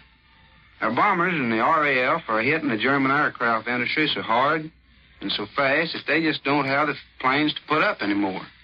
You watch and see. It won't be long before our losses to enemy fighters level out at a figure even lower than it is now. I'm not surprised. I've seen the beating their factories take. You should have seen the Gotha fighter plant that we bombed last week or so ago. Down below were the buildings and about 100 planes in the dispersal area. And our bombs hit. Wham! In a couple of minutes, and when the smoke had blown away, there was nothing there. That was precision, pinpoint bombing. Gotha was a plant like Lockheed. It was wiped out. You know, there have been a lot of communiques in this war that said one objective or another had been destroyed or annihilated or something, but you never seem to see any direct practical results. Now, flying over Germany, we see the direct results of our air offensive, and that's the payoff. Thank you, Colonel Jack S. Jenkins. I return you now to New York. And now for news on the home front, Admiral Radio takes you to CBS Washington. Don Pryor reporting. Senator Truman's committee has issued its 3rd annual report on the nation's war production. The committee says that American industry has passed its most crucial test and from now on can afford to concentrate on high quality in the production of specialized items like landing craft. More civilian production is in sight, and the report says the emphasis should be on farm machinery. The Truman Committee also reports it also takes a crack at proposed national service legislation, maintaining that problems of manpower are much too difficult and complex to be solved by mere draft of workers. There's no late news here from Argentina, since Acting Secretary of State Stettinius yesterday accused that country of still being a base for Axis espionage. The charges made by Stettinius have the effect of leaving it up to President Farrell to prove that his new regime isn't Axis-inspired. Representative Robertson of the Ways and Means Committee indicated today that it may be several months before simplification of tax returns will be possible, and the Agriculture Department says next month's meat supply will be smaller than it is now. I return you now to Admiral Radio in New York. The Red Army today is meeting more opposition from the weather than from German troops. A great thaw has turned the battlefields from the Gulf of Finland to the Black Sea into a deep, sticky mud. and slushy swamps and streams are impeding the advance of the Russian troops. The German High Command reports, however, that the Soviets have broken the enemy lines in the Sheptikovka sector in a new push toward Romania. The Russians are said to have attacked with superior infantry and tank units. Now for a summary of the situation on the Russian front, here is Columbia's military analyst, Major George Fielding Elliott. As Mr. Edwards has just told you, the Germans admit that the Russians have broken into the German front in the Sheptikovka area. This is on the south face of the long, thin Russian salient, which thrusts out into the southeastern corner of Old Poland, with the Pripyat marshes north of it and the German southern armies on the other side. The tip of this salient has for some time been holding the important railway junctions of Rovno and Lutsk. About 10 days ago, the Germans launched an unsuccessful counterattack in the region of Lutsk. This attack appeared to be made in wholly insufficient strength. It was sharply beaten back. The situation was one made to order for a German counterblow. Whenever the Russians have in the past effected such a deep, narrow penetration, the Germans have struck viciously at the flanks of the salient and often have succeeded in reducing it. There is the greatest need for the Germans to do something of the sort in the case under discussion, for it seems impossible for them to reconstitute any sort of consolidated defensive front in Russia unless they can reestablish easy communications between their central and southern sectors. Such communications are now interrupted by this Russian penetration. Yet, when they do strike, they strike a weak and ineffective blow. And now the Russians are themselves on the offensive again in the same general area. That means that the Germans have given the Russians time to build up their communication system, to bring forward men and material. They would never have allowed this to happen if they could have prevented it. Hence, one can only draw the conclusion that Field Marshal von Manstein does not have enough troops for the purpose of putting on an effective counterattack. Inevitably, this leads to the question, have the Germans been compelled to miss the boat in South Russia in order to find troops for reinforcing their Italian front? It seems very likely, though it's possible that the weather, which has brought the spring thaws a little early to the Russian front, may prove the Germans' friends in Russia, just as it has already done in Italy. That was Major George Fielding Elliott. The USS Refuge, newest of the Navy's hospital ships, is at Baltimore now, about ready to join the fleet. For a report on her and an interview with Vice Admiral McIntyre, the Navy Surgeon General, Admiral Radio takes you to the USS Refuge. Bill Slocum, Jr., reporting. This is a strange and pleasant assignment for these unhappy days. I'm aboard a sleek and sturdy instrument of modern warfare, which is not designed to kill, but to heal. It's the Navy's newest hospital ship, the USS Refuge. The Navy is very proud of this seagoing hospital, and proudest of the new ship is Vice Admiral Ross T. McIntyre, who, as Surgeon General of the United States Navy, is charged with the medical care received by all our seagoing fighting men and the Commander-in-Chief at the White House. Admiral McIntyre has taken time out from showing this new ship to an official party from Washington to talk briefly about her to us. Admiral McIntyre, would you tell us something about this new Mercy ship? She will comfortably care for about 630 patients and many more if necessary. She carries a 72-bed mobile field hospital and the very newest and best of hospital equipment. She certainly doesn't look much like the usual U.S. Navy ship. That's done with a purpose. If you'll look aloft, you will see the Geneva Red Cross painted on her smokestacks. Along her hull runs a green line 5 feet wide, and you will note a red cross in the center of the ship. And this is the international sign of a hospital ship. She will be fully lighted at night and will travel unescorted at all times. In your office, I saw pictures of an old side-wheeler, the Red Rover, and the new Solace. Tell us something about them, Admiral. The Red Rover was the first hospital ship in the United States Navy. Admiral Farragut used her on the Mississippi during the war between the states. And the USS Solace? She is one of our present-day hospital ships. All these Mercy ships are doing a splendid job, and the Solace is typical. She was at Pearl Harbor and has been in constant action since. Thousands of wounded have been cared for on board the Solace, and yet her mortality rate has been less than 0.5%. Well, let's hope the Refuge maintains that standard, but with many fewer patients. Admiral, Americans are slowly learning of the heroism of Navy hospital corpsmen. Tell us something about their work. The Navy is very proud of its hospital corpsmen. They've done great work nursing the injured aboard ship, But the job hospital corpsmen have done on the beaches of Guadalcanal, Tarawa, in Africa, and other landing places has become immortal. Ask a Marine. I don't have to ask them, Admiral. They've told me. How about the personnel of the refuge? In the main, it is composed of doctors, dentists, nurses, hospital corpsmen, and other enlisted men of the Navy, many of them fresh from civilian life. The commanding officer and the senior medical officer aboard are veteran Navy men, however. And just one more question. Your patient in the White House has recently returned from a brief vacation. There was some talk that his health was not of the best.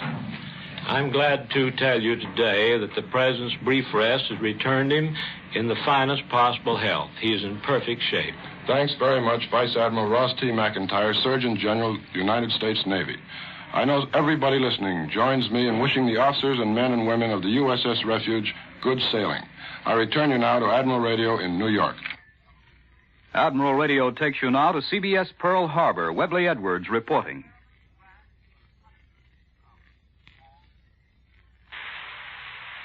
Among the carrier forces that attacked Truk and the Marianas was Air Group 9, one of the hottest of them, and a veteran outfit. With me here right now is the skipper of that group. He's Lieutenant Commander Phil Torrey, Jr. of Washington, D.C. He's the son of Major General P.H. Torrey of the Marine Corps at Quantico, Virginia. Commander Torrey, will you tell us about the Marianas attack?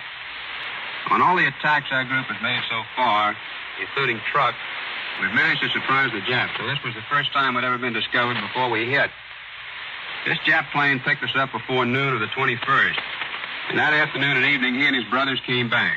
We had a pretty rough night, but the anti-aircraft boys shot most of them down without any damage to our ships.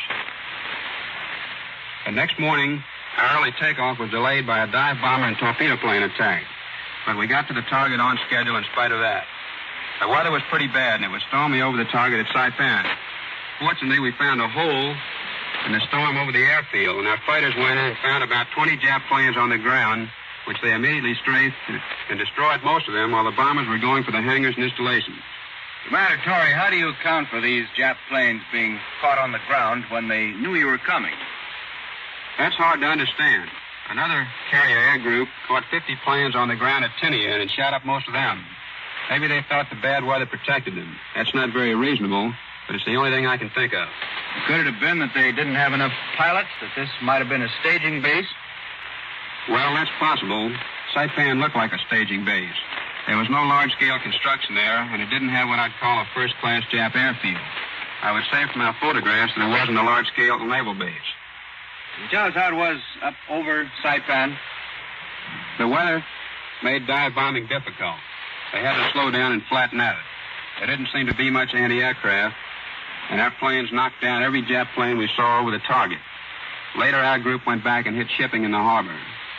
I recall that your Group 9 hit Revolt last November and got 55 Jap planes there. How'd you compare the Marianas setup with Revolt as it was then? So far as anti-aircraft is concerned, the Marianas are not in the same ballpark with Revolt the way it was then. How were their pilots here at the Marianas? Good? No. How about the overall effect of the attack? I can't say what the long-run effect will be, but we don't think we left them much there because they didn't chase us that night, the evening of the 22nd. And that's a pretty good indication they were knocked out, for the time being at least. And that's the word from Lieutenant Commander Phil Torrey, Jr., commander of Carrier Group 9 in the attack on Truk and the Marianas. This is Webley Edwards at Pearl Harbor, returning you to Admiral Radio in New York.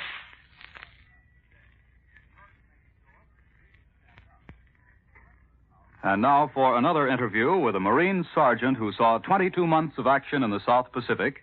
Admiral Radio takes you to CBS Washington. Don Pryor reporting. When Major, now Lieutenant Colonel James P.S. Devereaux and his 378 Marines were making their historic stand on Wake Island in December 1941, one of the most avid listeners to the news was a 19-year-old student in a Washington prep school. He was Major Devereaux's nephew, John R. Devereaux. And here he is, now a sergeant of Marines himself and a veteran, just back after 22 months with a Raider Battalion in the South Pacific, including 70 days at Empress Augusta Bay on Bougainville. Tell us about those 70 days, will you, John? Well, we went in with a task force on November 1st. My battalion took an island that guards the entrance to the bay, while the main force went in and established a beachhead. But there were a lot of losses on shore, so my company was sent in later to reinforce another battalion. That night, my platoon was sent out through the lines with an artillery observer, and we stayed out there for the next 2 days while the observer directed the artillery fire. Things moved pretty fast, and the main line overtook us on the third day. That's when we got our first hot meal. Well, had your platoon been involved in any heavy fighting up to that time? Incidentally, you were the platoon guide, weren't you? No to the first question and yes to the second. But we saw plenty of fighting a few days later. The Japs sent a battalion over the mountains from Numa to attack us. Our battalion had a little scrape with them the night of November 8th, and when we recovered the withdrawal of a company across Pivot Creek. We met them the next morning, and I think that was the first time that 2 full battalions had taken part in a pitched battle out there. The Japs waited for us until they were about 20 yards away before they opened fire. You couldn't see them. You just had to let go when you saw something move in the jungle. Before that, though, our artillery had laid down a barrage. And incidentally, the artillery behind us was commanded by another uncle of mine, Lieutenant Colonel Raymond F. Christ. Well, we know you won that fight, but what did you learn there about the Jap as a soldier? They were good, all right, but they were not as good as Marines. They would scream and yell when they got hit. That's something I never heard a Marine do. They seemed to be downright scared. One time I saw a Jap officer get behind his men and try to drive them with his sword. A buddy of mine in charge of a machine gun got them all. In fact, he must have killed at least 30 of them that day. Was that your biggest fight, John? It was the hottest by far, but a couple of weeks later, the Japs sent a whole regiment up from Buka. But they were almost completely wiped out by artillery. That was the heaviest barrage I've ever seen. I was told later that our guns had fired 7,000 rounds in 20 minutes. We found 1,000 dead Japs, and most of the rest of them were dazed. Well, how about the morale of our boys out there, John? They don't like that word, for one thing.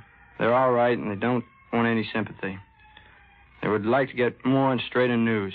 I had the impression that the whole country was tied up by strikes, that nobody would get any gasoline or anything, or much of anything else. Well, I wish we had time for more detail, but I want to add that in addition to Uncle Jimmy, who defended Wake, and Lieutenant Colonel Christ, who backed up John's battalion at Bougainville, John has a third uncle and 2 cousins in the Marines and 2 younger brothers who are now Naval Air Cadets and plan to join the Marines. The Devereaux are like that.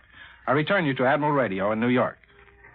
Once again, here is Warren Sweeney with a word from Admiral Radio. The interest in foreign broadcast reception has increased by leaps and bounds since the beginning of the war.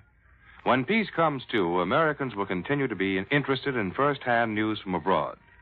Proud owners of Admiral radios have been especially fortunate because their sets have Magna Band tuning, an exclusive Admiral engineering feature. Admiral's Magna Band is a separate circuit built right into the chassis, which separates every foreign station and enables the listener to tune each of them at its top performance. It makes both the logging and relocation of any foreign station easy and quick.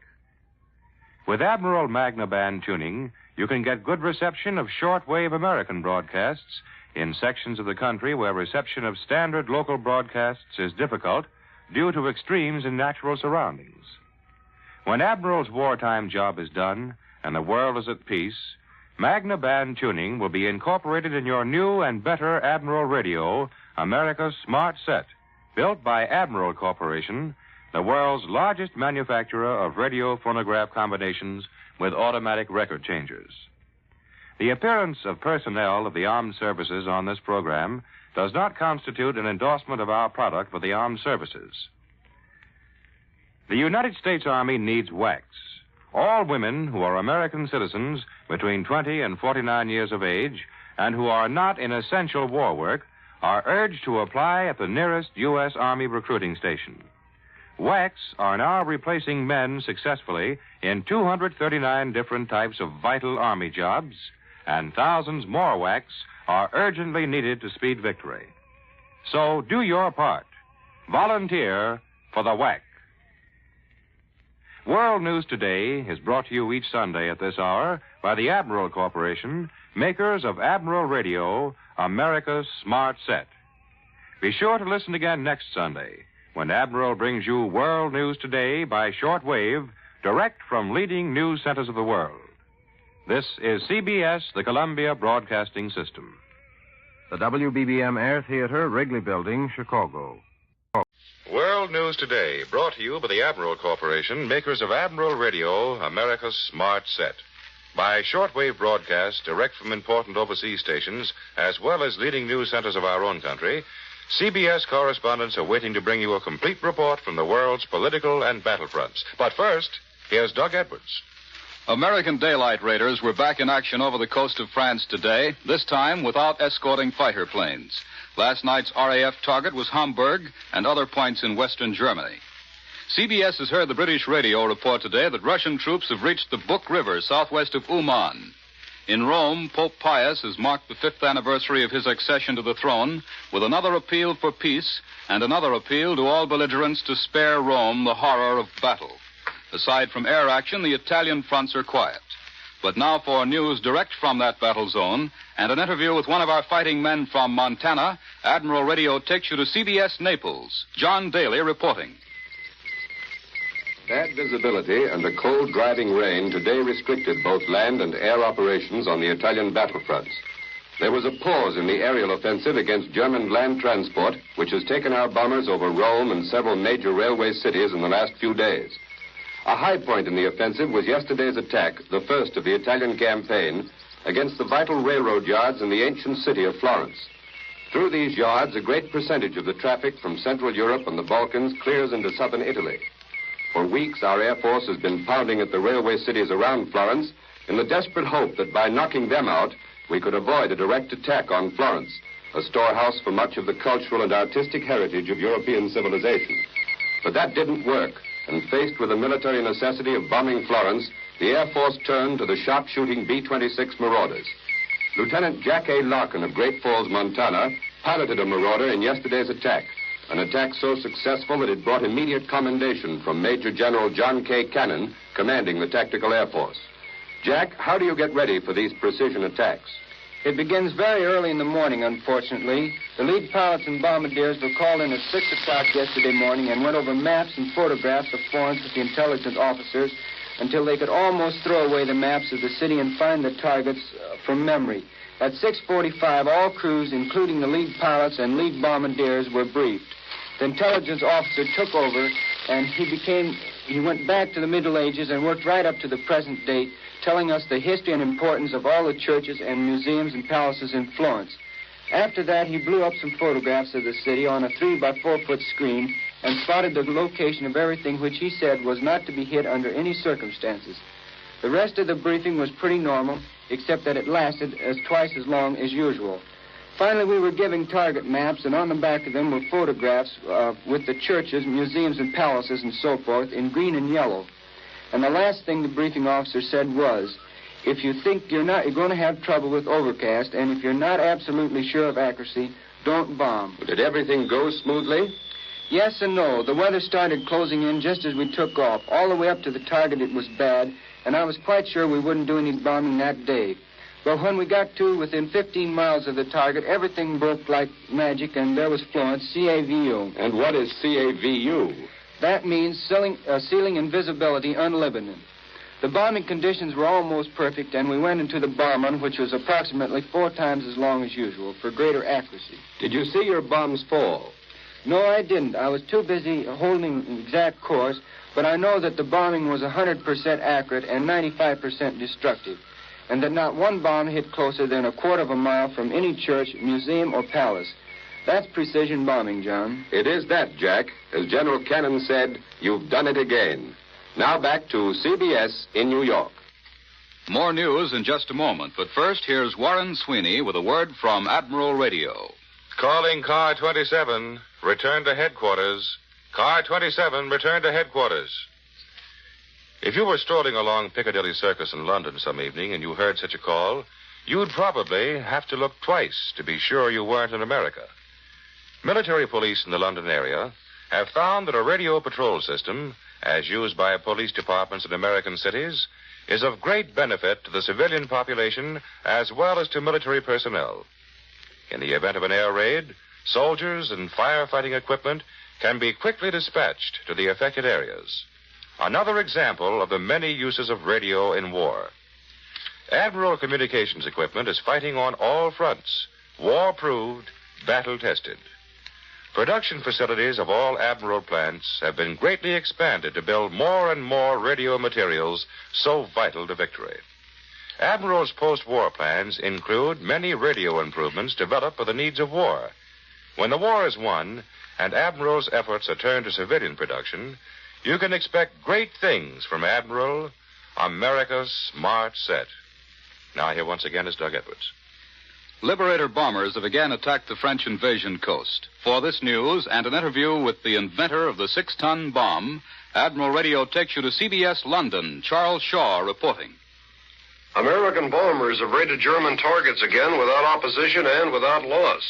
The targets today were in the Pas-de-Calais area, and they were attacked by unescorted liberators. Our forces are successful on all fronts, but of course, they owe much to the men behind the fronts, those who develop their weapons and plan their strategy and tactics.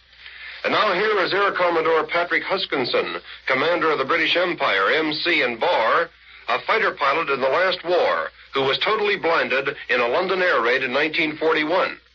He heads the British Ministry of Aircraft production team responsible for the new 12,000-pound or 6-ton aerial bomb. Air Commodore Huskinson, what is the object of such an enormous concentrated weight of explosive in your bomb? To destroy Nazi war production, one big bomb is much better than a large number of small ones. You will recently see the air photographs of our attack with 12,000-pound bombs on Le Bauge. These bombs completely devastated an aero engine repair factory. Well, can you say, sir, how the 12,000-pounder came about? The bomb was developed by a large team of scientists over many months of investigation. The first thing to consider was the aircraft to carry them and the amount of space available in the bomb bays. Once this point has been settled, the designer traces out the bomb case, the tail, the fuse, and the exploding components. Another important point is to trace the path of the bomb through the air, which has to be accurately measured in order that correct settings may be set on the bomb sites. A wooden model is then made and placed up in the mock-up in the aeroplane to see that it fits correctly. A further team of experts are considering what type of explosive to place in the bombs. Once this is settled, trial bombs are made up and statically detonated on the ground. The first time we dropped one of our 12,000-pounders, it fell head over heels, much to the consternation of the experts watching the trials. Well, Air Commodore Huskinson, what can you say about the tests you make? Bombs are placed on their nose on the ground and surrounded with a large number of scientifically recording instruments, which give blast pressure over distance. People who carry out these trials are at least half a mile away from the bomb when it detonates, and they are covered in concrete dugouts for protection. The bomb is then electrically fired and the blast measurements are taken. The first time we detonated one of our large bombs, the noise caused a big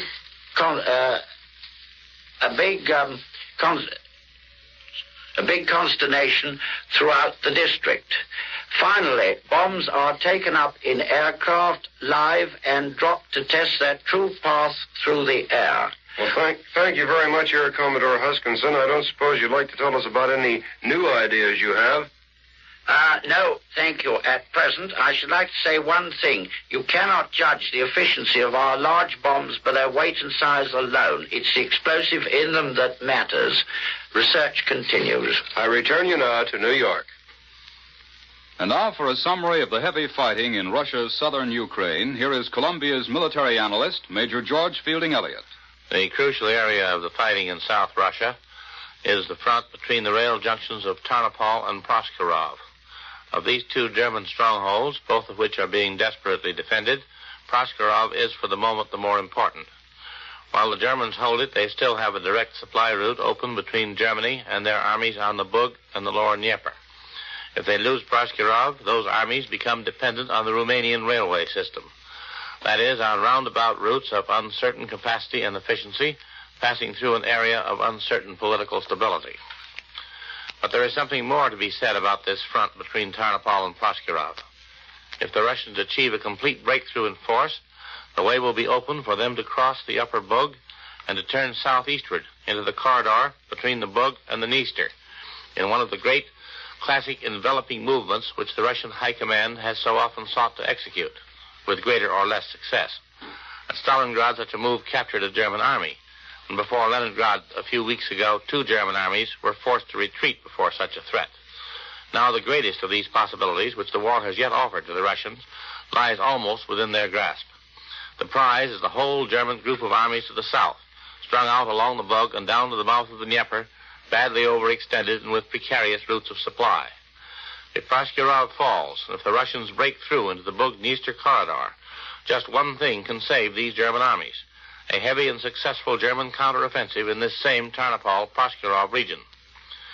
The Wehrmacht thus faces its most severe test, and we shall soon know what its remaining defensive power may be. That was Columbia's military analyst, Major George Fielding Elliott. And now for a report on developments in South America, Admiral Radio takes you to CBS Rio de Janeiro. John Adams reporting. Brazilian political observers are obviously alarmed about the anti-American wedge that the Nazis and Fifth Columnists seem to be driving into the Pan-American bloc. Evidences of this alarm could be noted in the closely controlled Brazilian press this week. There were very few editorials directly about the Argentina and Bolivian situations, but there was a noticeable increase in strongly worded editorials advocating that close links must be maintained between Latin America and the United States. These followed a closed-door session that Foreign Minister Oswaldo Aranha had with all real publishers earlier in the week. Today, Assis Chateaubriand, one of the largest newspaper chain owners in Latin America and a recognized authority on inter-American politics, pointed to a new threat to Pan-American unity: the growing activity of Fifth Columnists in Uruguay. In his column in O Jornal, Chateaubriand reported a conversation with 2 leaders of the nationalistic Herrerista party and quoted one as saying, "We are anti-Yankee. We don't want to know about the United States. Our party is in the field to return Uruguay to the position of a neutral country, such as she was before Pearl Harbor." And another Herrerista stated, "Our campaign against Uruguay's foreign policy is conducted in unity of views with the government of Buenos Aires. The Argentine military group, from our point of view, represents the adequate conduct for America in the world conflict." Since similar movements are active in Paraguay, Bolivia, and Chile, there is reason for America and Brazilian diplomatic officials to be alarmed. Meanwhile, on the Brazilian domestic front, the people are tussling with the worst food shortage in years, and price inflation is making it tough going for the little man. Transport difficulties are given as the principal reason for the current shortages, but explanations do not fill empty stomachs, and there is growing discontent. The Fifth Column is again active and doing its best to place part of the blame on the United States, but the people on the whole scoff at such talk, for they are traditionally pro-American and pro-democratic. This is John Adams in Rio, returning you to CBS and Admiral Radio in New York. The Germans continue to boast how well prepared they are for the invasion. For a summary of reports from inside Axis Europe, Admiral Radio takes you now to CBS Madrid. Glenn Stadler reporting. The story of how Nazi propaganda minister Goebbels left the hotel party just a few minutes before a bomb hit, killing all his guests, was told to me today by a neutral traveler from Berlin. It was the night of February 15th. Goebbels was entertaining a group of high government officials, including Army generals. They were having coffee in the salon of the Hotel Bristol on Under den Linden. About 9 p.m., the siren sounded. Goebbels said a hurried Auf Wiedersehen, rushed to his automobile, and sped away. Already the anti-aircraft guns on the outskirts were booming at the first of the RAF bombers, which were carrying 2,500 tons of bombs to unload in the very heart of Hitler's Third Reich. A blockbuster fell directly into the room where the propaganda minister's abandoned guests were gathered. The hotel literally was blown sky high. Only 4 persons, the chief cook, the porter, and 2 men standing in a doorway, escaped. Goebbels, in the meantime, had safely tucked himself away in a bomb-proof shelter elsewhere. 9 days later, more than 1,000 bodies had been recovered, and all the wreckage had not yet been cleared. The Bristol had followed the Adlon, Kaiserhof, and Eden hotels as a pile of debris. The Reich capital, according to the traveler, was about 70% destroyed as of March 1st. But the people argued over whether or not it was 75 or even 80% gone. He estimates there are less than 500,000 Berliners remaining, but there are about 1.5 million foreigners, mostly enforced laborers and prisoners of war, living in barracks among the ruins. He referred to the Wittenbergplatz, where Der Fuhrer's half-brother, also A. Hitler, owned a restaurant, was nothing but a memory. He also said that American daylight raids were easy in their precision. They didn't bother about the center of the city, but concentrated on outlying industrial districts, which were still operating. This is Glenn Stadler in Madrid, returning you to Admiral Radio in New York. And now for news from the Central Pacific, Admiral Radio takes you to CBS Pearl Harbor. Webley Edwards reporting.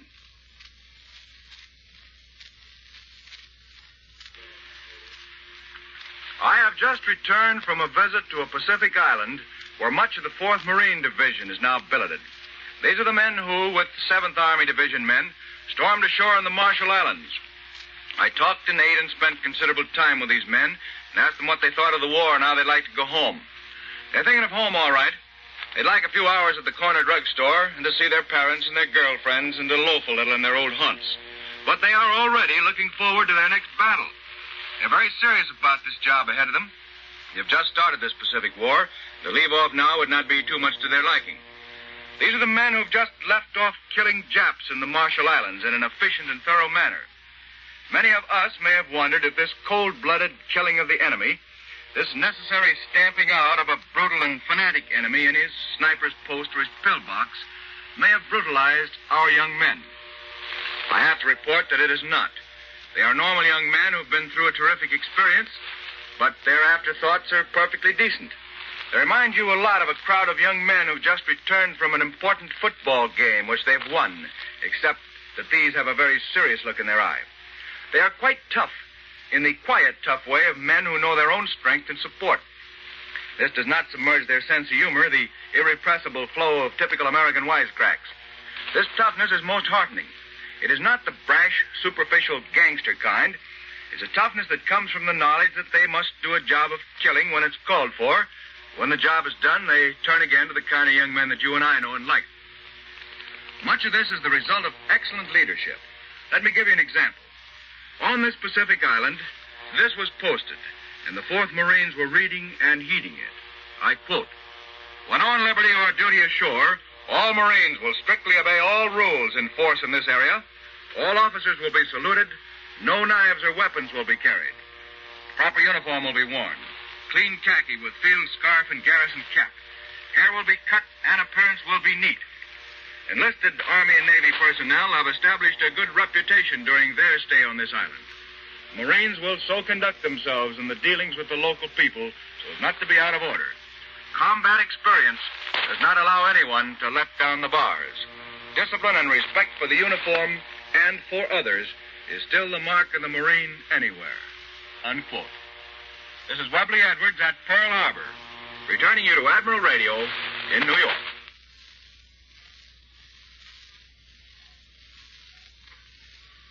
And now for the news at home and an interview with the commander of a Navy patrol squadron in the South Atlantic. Admiral Radio takes you to CBS Washington. Don Pryor reporting. The Irish question is still the most explosive subject in Washington today, but there have been no new developments. The only thing that can be said so far is that a much sterner attitude toward ERA seems to be inevitable. Debate on extension of the Price Control Act will get underway next Wednesday at a hearing called by the Senate Banking Committee, and moves probably will be made both to fix a ceiling on wages and to lift the subsidy control over prices. And in the process, legislators expect to make a thoroughgoing checkup of the whole stabilization machinery. You haven't heard very much about it, but there's been a bitter war going on in the South Atlantic, a war against submarines and blockade runners and against the devious activities of Axis agents. The front line in that battle zone is in the air, with the officers and crews of Navy Liberators, Mariners, Catalinas, and Venturas that scour the ocean to find and kill the enemy. To tell you about it, Admiral Radio brings you the commander of the most deadly patrol squadron in that area, just back in this country after 2 years of service over the South Atlantic. He is Lieutenant Commander Renfro Turner, Jr. of Memphis, Tennessee. That's quite a build-up, Don. Actually, we've just been doing a routine job. We've been pretty successful, but I want to make it plain that no one person deserves any more credit than anyone else. Oh, sure. No, I'm very serious about it. That's the kind of job it is. The most important part of it is just plain looking. You can't sink a submarine until you see it, and you can't see one without looking hard and long. And every member of the crew shares the lookout job. Well, can you tell us the story of one of your actual attacks, Commander? Well, one of the most exciting ones came during a training flight. We were out in the Liberator flying around 8,700 feet. We came out of the top of a cloud when Ensign Rohr, the navigator in the bow, sighted the submarine on the surface. You were flying the ship? Yes. We ducked back into the clouds so he wouldn't see us and went down to about 4,000 feet. Then we came out of the cloud and dove and dropped a depth charge from about 50 feet just as his stern was going under the water. Did that get him? I think it damaged him. We patrolled around for about an hour, and he came back to the surface. That time, Ensign Terry, the co-pilot, was flying, and he made a second attack just as the periscope was going down. We had to go back to the base then, so we called in some other planes, and they kept patrolling all night. He came up again at dawn. The plane that sighted him made one attack, and then 2 more came in and dropped half a dozen depth charges apiece and blew him to bits. Unfortunately, one of the planes was caught in the explosion and was lost. Well, how much of the South Atlantic can you cover like that, Commander? All of it. And how about the blockade work you do down there? Well, you've read about Germany's attempts to run the blockade. Well, I remember that story in January when 4 of their ships were sunk. Were you involved in that one? Yes, all of us were. We set up a barrier patrol clear across the Atlantic. It was so effective that not a single ship got through that we didn't see. Well, one of them got up to the Bay of Biscay, didn't it? Yes, I'm sorry to say he did. He slipped away from us after we spotted him, but the British caught him later and sent him down along with several destroyers the Germans sent out to help him. But the other 3 were scuttled in the South Atlantic when our surface ships closed in on them. Well, the South Atlantic apparently is pretty well under control, under the overall command of Vice Admiral Jonas Ingram. And now Commander Turner is going to get a well-earned period of service here at home where he can watch his 1.5-year-old daughter grow up. I return you now to Admiral Radio in New York. Once again, here is Warren Sweeney with a word from Admiral Radio. Thank you, Mr. Edwards. Even the war has not lessened America's appreciation of good music. And the proud owners of Admiral Radio phonograph combinations with automatic record changers have more opportunity to indulge this appreciation. Whether the recording be the latest popular interpretation of Mairzy Dotes or a Brahms concerto, the round fullness of tone and the flawless reproduction, when played on an Admiral, afford the utmost in music enjoyment. Loading and unloading the Admiral automatic changer is so simple. With a capacity of 12 records, a complete program can be enjoyed without going near the instrument. Remember, too, that only Admiral has slide-away. Admiral slide-away is constructed so that by merely opening the doors of the Admiral cabinet, the complete phonograph turntable and automatic record changer are merged to view, waist-high, convenient. It's easy to see why Admiral's automatic record changer and Admiral's slide-away offer so many advantages over other types. For Admiral Corporation is the world's largest manufacturer of radio phonograph combinations with automatic record changers. Experience counts, and because of this experience, you'll want your post-war radio phonograph to be an Admiral, America's smart set, with the Admiral automatic record changer and Admiral slide-away. The appearance of personnel of the armed services on this program does not constitute an endorsement of our product. Once again, you are asked to give generously, to give all you possibly can to the Red Cross. Let your goodness of heart be the measure of your contribution. Every dollar means blood plasma to save lives, comfort and care for the wounded, medicine and food for prisoners. America's Red Cross goal is $200 million. Your contribution is vitally needed. Make it as large as you can. World News Today is brought to you each Sunday at this hour by the Admiral Corporation, makers of Admiral Radio, America's smart set. Be sure to listen again next Sunday when Admiral brings you World News Today by shortwave, direct from leading news centers of the world. This is CBS, the Columbia Broadcasting System. The WBBM Air Theater, Wrigley Building, Chicago. World News Today, brought to you by the Admiral Corporation, makers of Admiral Radio, America's smart set. By shortwave broadcast direct from important overseas stations, as well as leading news centers of our own country, CBS correspondents are waiting to bring you a complete report from the world's political and battlefronts. But first, here's Doug Edwards. The Germans say that American bombers striking from bases in Italy have attacked the Southern Reich again today. So far, there's no word from our own headquarters. Last night, the Royal Air Force hit Frankfurt and other targets with great force. Berlin reports that the Russians have now crossed the Dniester River at Yampol, and the Russians announced the capture of Kremenets, 70 miles northeast of Lvov in Old Poland. On the Italian front, the battle for Cassino appears to be nearing an end with our troops in control of most of the town. But now for further details of the Italian campaign, Admiral Radio takes you to CBS Algiers, Winston Burdett reporting. Practically the entire ruin that is Cassino is in our hands today. Our troops yesterday mopped up German pockets in the rubble of the blasted town, laboriously wiped out snipers and machine gun nests, and pushed on to Cassino's western rim, where the enemy was still desperately clinging to two last strong points, each one composed of the wreckage of a half-dozen houses. In the hills to the west, Indian troops hammered out further short gains, closing the ring around Cassino to 3/4 of a circle. The Indians have edged forward toward the monastery ruins on Abbey Hill, where they now hold two humps of ground on the middle slopes. It looks as though the final assault on the Abbey itself is near. This is still a battle of yard-by-yard annihilation. The Germans are still fighting with everything they have.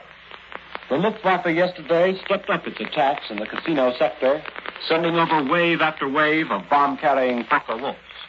Each wave totaled between 15 and 30 aircraft. Most of the bomb-carrying planes had strong fighter escort.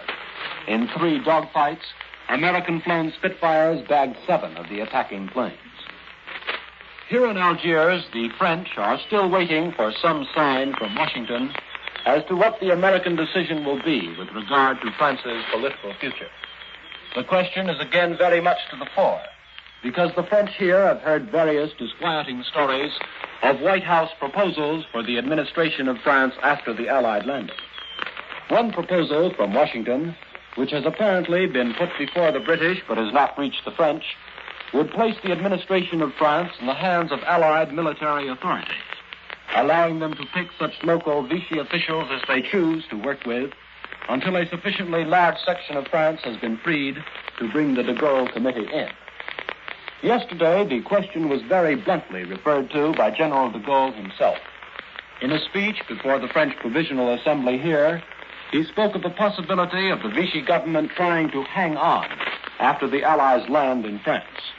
I say with force, de Gaulle declared, that there can be no other authority in France save that which proceeds from the responsible central power, that is, the French Liberation Committee. Every effort to maintain Vichy in power, he went on, would be intolerable and condemned in advance. And that is where the question still rests, exactly where it has rested for the past 3 months. Frenchmen in the committee and assembly here feel that the Allied governments underestimate the strength of popular feeling against Vichy, underestimate the fabulous confusion that would ensue if they were to try to prop up Vichy's authority. And Frenchmen also feel that the Allies cannot honorably postpone their decision much longer. I return you now to CBS in New York. More news in just a moment, but first here's Warren Sweeney with a word from Admiral Radio. The scientists, engineers, and manufacturers of America's radio industry have worked in complete cooperation behind the tremendous research and production programs involved in the war effort. The part of Admiral Corporation is to build electronic and communications equipment for the armed forces. The progress made in laboratory developments, new ideas, and improvements has been amazing, but production has kept pace, and ever-increasing quantities of vital equipment is going to our fighting men. However, such things as climatic conditions, service and replacements, ease of mobility, and many other factors often make communications equipment obsolete in a relatively short time. For this reason, laboratory research has been speeded up to a point where years of peacetime progress are now compressed into a matter of weeks or months. It is not unusual at Admiral for new models to be on the planning boards before previous models have come off the production lines. Obviously, this wartime research will be reflected in Admiral's peacetime products.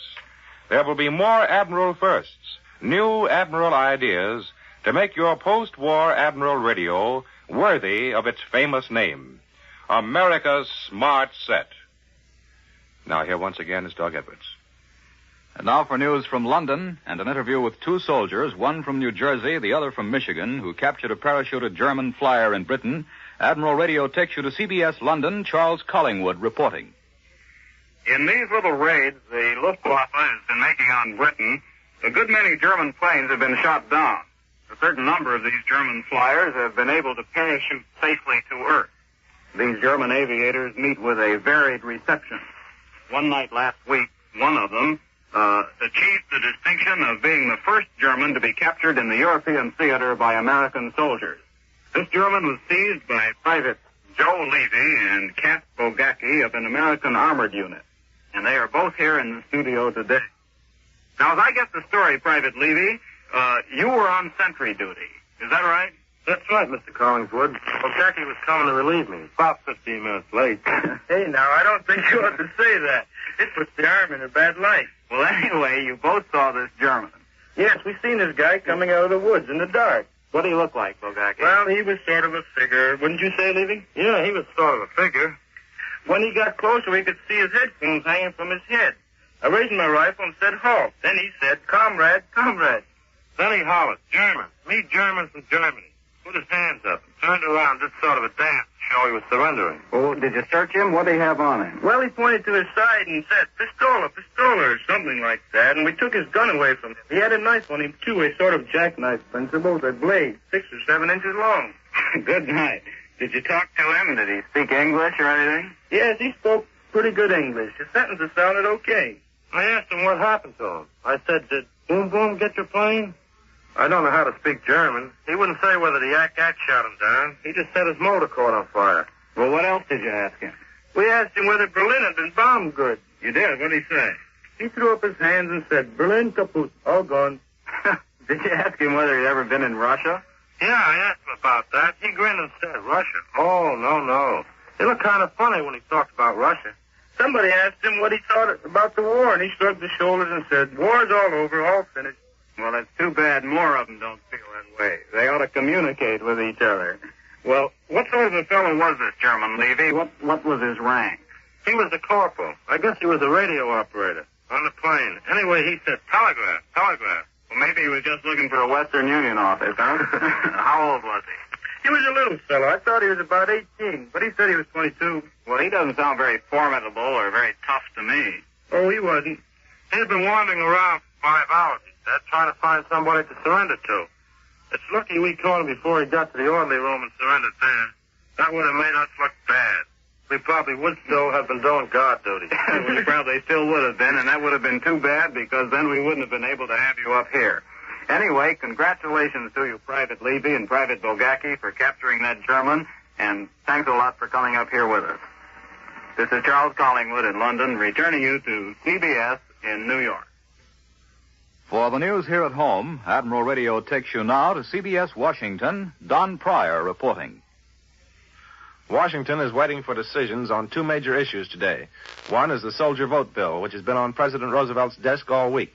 Whether he lets it become law or vetoes it depends on the answers he gets from the governors of several key states yet to be heard from. So far, it still isn't clear, apparently, whether the new law would increase the number of servicemen who could vote in the election next fall. The other issue is manpower. President Roosevelt has said he would have a statement on that subject early this week. The chances are that he will demand the induction of the vast majority of young men under 26, with the exception of those who are absolutely essential to war production, and they will have to be really essential. Marvin Jones, the War Food Administrator, issued a report today on America's food prospects. He says we will have plenty of food to meet our essential military and civilian requirements, but that this country can't be expected to carry the load of post-war relief feeding in Europe and Asia. America, he said, definitely is not the food basket of the world. Secretary Hull and Leo T. Crowley, the Foreign Economic Administrator, have been discussing revisions in the Master Lend-Lease Agreement with Great Britain. Today, they assured skeptics that all the best interests of American industry and trade will be safeguarded. I return you now to Admiral Radio in New York. Out in the Pacific, our planes continue their heavy attacks on Japanese bases. For a summary of recent developments in that war zone, Admiral Radio takes you, after a few seconds' pause, to CBS Pearl Harbor. Webley Edwards reporting.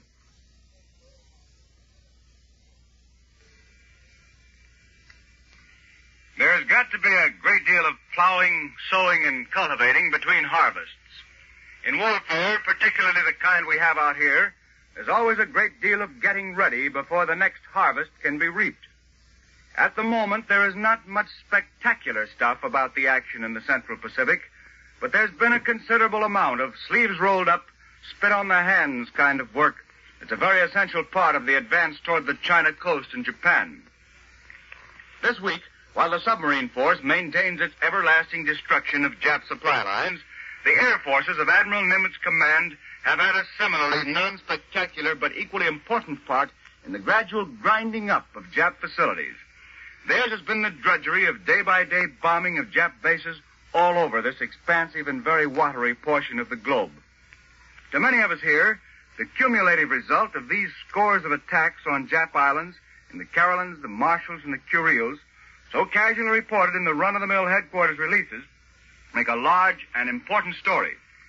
Not many weeks ago, an attack on Truk would have called for a rush to spread the startling news. This week, Fleet Air Wing 2 sent planes ranging within easy distance of Truk, attacking Oraluk, 190 miles from Truk, while liberators of the 7th AAF attacked Truk itself without any losses. Kusai and Ponape in the eastern Carolines, not very long ago well beyond our reach, are now being bombed regularly by both Army and Navy land-based planes. The bombing of the bypassed and isolated eastern Marshall Islands, still held by battered Jap garrisons, has become backyard milk run stuff. Fleet Air Wing 4 has continued its bombings of the Kuriles, hitting several times at Paramushiro and Shimushu. And on St. Patrick's Day, Army liberators of the 11th AAF joined them, at the same time sending a liberator down within 500 miles of Japan proper to bomb Matsuwa Island. The effect of these bombings is steady destruction of Jap bases. The Jap High Command can never know when one of these strikes will develop into a major attack or invasion. We've reported these day-by-day attacks to you with no fanfare. We rather take them for granted. We almost forget that these missions are extremely difficult flights over long distances to tiny pinpoint targets and back to pinpoint bases, calling for the most precise navigation and for the conquest of freak weather conditions. The men of the Central and North Pacific are watching with eager interest the development of action in the Admiralty Islands, in New Britain and New Ireland. And as they watch, they are at the many chores to be done all over the place, and they are very busy with the getting ready, plowing, and cultivating for the next big harvest. This is Webley Edwards at Pearl Harbor, returning you to Admiral Radio in New York. Marshal Stalin announced a few minutes ago from Moscow that the Red Army has captured Kremenets, 37 miles north of embattled Tarnopol and 70 miles northeast of Lvov in Poland. And the German radio reports that advanced Russian scouting units have crossed the Dniester River into Bessarabia.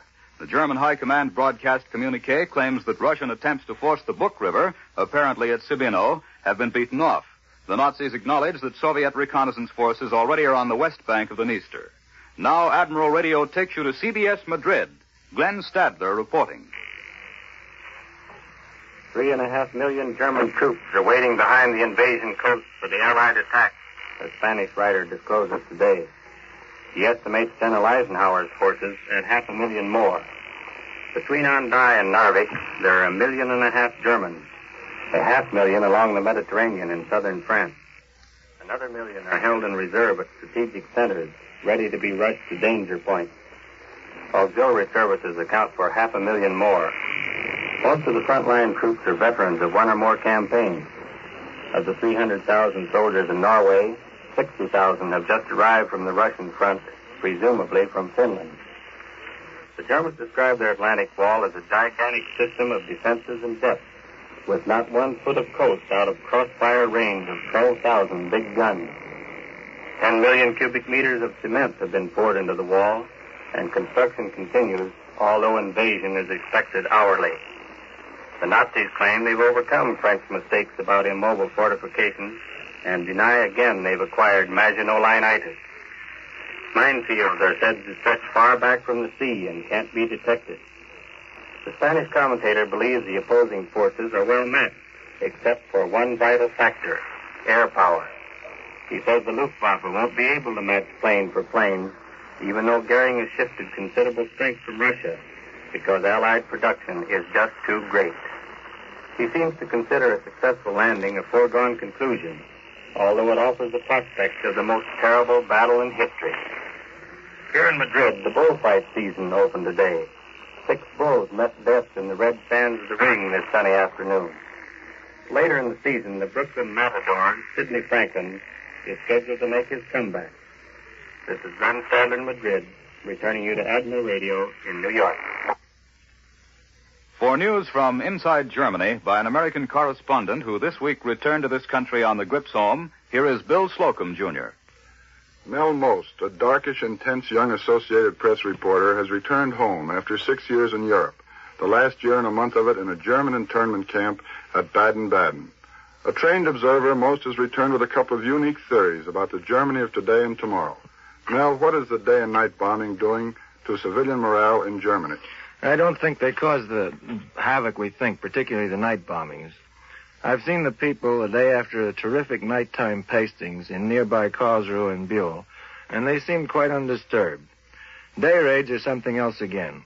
At Baden-Baden, the Americans had a great time watching Germans turn absolutely white when they would see stately processions of American bombers enter and leave Germany at will in broad daylight. That did something to the famous German superiority complex. Is that complex still in operation? Yes. So much so, in fact, that I was reminded all the time of pre-war France. The Germans do have a perfect Maginot Line mentality about the Atlantic Wall, in spite of what they say. And like the French, the jury is convinced to a man that his army is the best in the world. Don't the Germans know about that Russian front? Sure, but they just can't believe it. More of that Maginot mentality. It is incomprehensible to the average German that the inferior Russian, as he puts it, can beat a German. It sounds strange, but the German mind is a strange thing. How is Hitler doing these days? All right. He is still head man to the Germans, and when things go wrong, they're not inclined to blame it on Hitler, but on his satellites. Incidentally, the famous German discipline is slowly coming apart at the seams. There is a growing disrespect for all authority throughout the country. How did the Germans treat you? Pretty well. They all had a cousin in Milwaukee and were a little surprised when you didn't know him. And, of course, when I was first arrested in France, they were inclined to be pretty arrogant and strict. But as our bombing pace picked up, you began to feel that maybe the Yanks were dropping copies of How to Win Friends and Influence People instead of blockbusters. The Germans are quite polite nowadays and become more friendly after every defeat on the Russian front. We hear a lot here about the German shortages. Well, the German army is the greatest place to eat in Europe. It's the world's best free-of-charge black market. However, the civilian has to do with a diet consisting mainly of potatoes. All he needs, but nothing else. And all the shops are a very grim joke to Germans. All the windows, the display windows, are filled with very inviting items, but none is for sale. The racks inside the shop are bare. There are still some very fine articles unsold in Germany, but the shopkeepers are keeping them well hidden as an investment for the future because they have no confidence in the mark. But one thing more, Germany is the only country in Europe where the people are not starving. Mel, what do you think the Germans hope for when this war is over? They are hoping for a compromised peace, of course. But if not, they are hoping, A, that some sort of arrangement will permit the southern Germans to get free of what they consider Prussian domination, and B, that if there is fighting on German soil, the Yanks beat the Russians to Berlin. Thanks, Mel Most of the Associated Press. Now back to Doug Edwards. For an interview with a Coast Guard combat officer who's seen action in the Pacific, Admiral Radio again takes you to Washington. Don Pryor reporting. When the Marines were landed on Namur and Kwajalein Atoll by the Navy and Coast Guard on February 1st, 2 Coast Guardsmen went ashore in the first wave. One of these, Sandor Klein, 32-year-old specialist first class, a combat artist, has just arrived in Washington after being flown back from that area. Each Marine in the operation was a miniature arsenal, while Klein and his companion had only sidearms and sketch pads and pencils and a camera. A year ago, Sandy Klein knew nothing about war. He was a top-flight artist who had studied in Rome and Paris, won the Pulitzer Prize, and had his work exhibited in the best galleries. His job now is to put his impressions of the Pacific War on canvas for the Coast Guard. But now he's going to tell us a little bit about the way war looks to an artist. Just a little bit, I'm afraid. It might be a good thing to tell it all, but it's an awfully grisly business. The ship I was on went inside the Kwajalein Lagoon on D-Day. John Bickle, a photographer, and I went over the side early in the afternoon with a group of Marines. The next morning, Bickle and I transferred to an amphibious tank. The outfit we were with had received orders to remain on the island. This tank was in the first wave to hit the beach at Namur. Well, that must have been reassuring. How did it turn out? All right, fortunately. But we were lucky. There was a big Jap blockhouse on fire about 200 yards dead ahead of us when we hit the beach. It was filled with ammunition, bombs, torpedoes, and all kinds of explosives. All that stuff was exploding. And just as we hit the beach, there was a terrible blast that lifted the tank clear out of the water several feet and crashed it down with a jarring thud. There were about 15 of us inside, and we landed all in a heap. By some miracle, none of us was hurt. Well, then what did you do? We got out of there as fast as we could. The tank was loaded with boxes of grenades. We tossed them out on the beach first and then scrambled for the nearest cover. Was there much opposition there from the Japs, Sandy? It was pretty hot for a while, but the naval bombardment had killed most of them. The island looked like a rubbish heap. There was hardly a tree left standing. The worst thing was the heat and the smell. The smell of the body saturated everything so you could hardly breathe. Even after we went back out to the ship, the smell was still in our clothes. Well, if you can call a thing like that thrilling, what was the greatest thrill you got out there? Seeing my young brother. He was with the 24th Marines in the landing on Roy. I found him the second day after we landed, and he was all right. Incidentally, that's only one brother Sandy has in the service. He has another in the Army, one in the Navy, another who's about to join the Navy. Besides, one of his two sisters, has a son in the Navy. I return you now to Admiral Radio in New York. There's not a word of official news from Helsinki or Moscow today on the status of peace negotiations between the two countries, but Columbia's shortwave listening station heard the British radio relay a Finnish radio report which said, "The Russian terms are altogether too harsh to be accepted. We have now indicated our standpoint. The next step will be taken by Russia.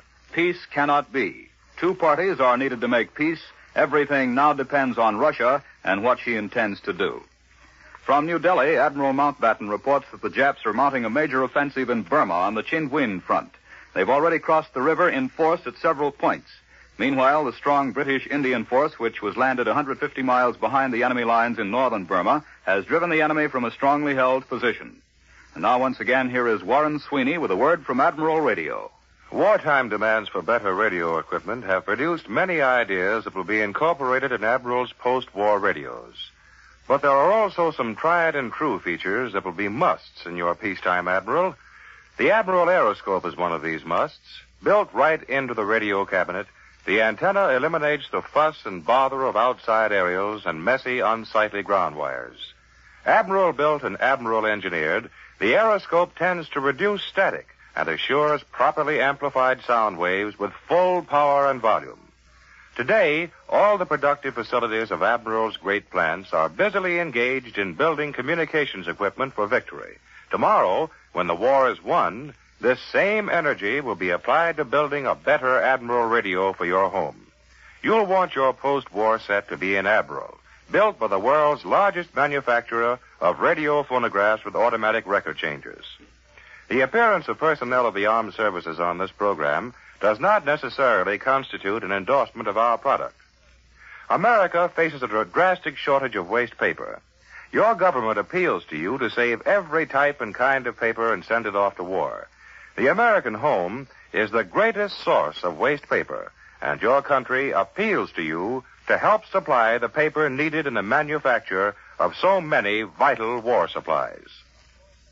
World News Today is brought to you each Sunday at this hour by the Admiral Corporation, makers of Admiral Radio, America's smart set. Be sure to listen again next Sunday when Admiral brings you World News Today by shortwave, direct from leading news centers of the world. Warren Sweeney speaking. This is CBS, the Columbia Broadcasting System. The WBBM Air Theater, Wrigley Building, Chicago. World News Today, brought to you by the Admiral Corporation, makers of Admiral Radio, America's smart set. By shortwave broadcast direct from important overseas stations, as well as leading news centers of our own country, CBS correspondents are waiting to bring you a complete report from the world's political and battlefronts. But first, here's Doug Edwards. The Russians have reached Romania. Marshal Stalin announced a few minutes ago that Soviet troops have reached the Prut River frontier of Romania on a front of almost 53 miles long. They've captured the Bessarabian rail junction of Beltsy.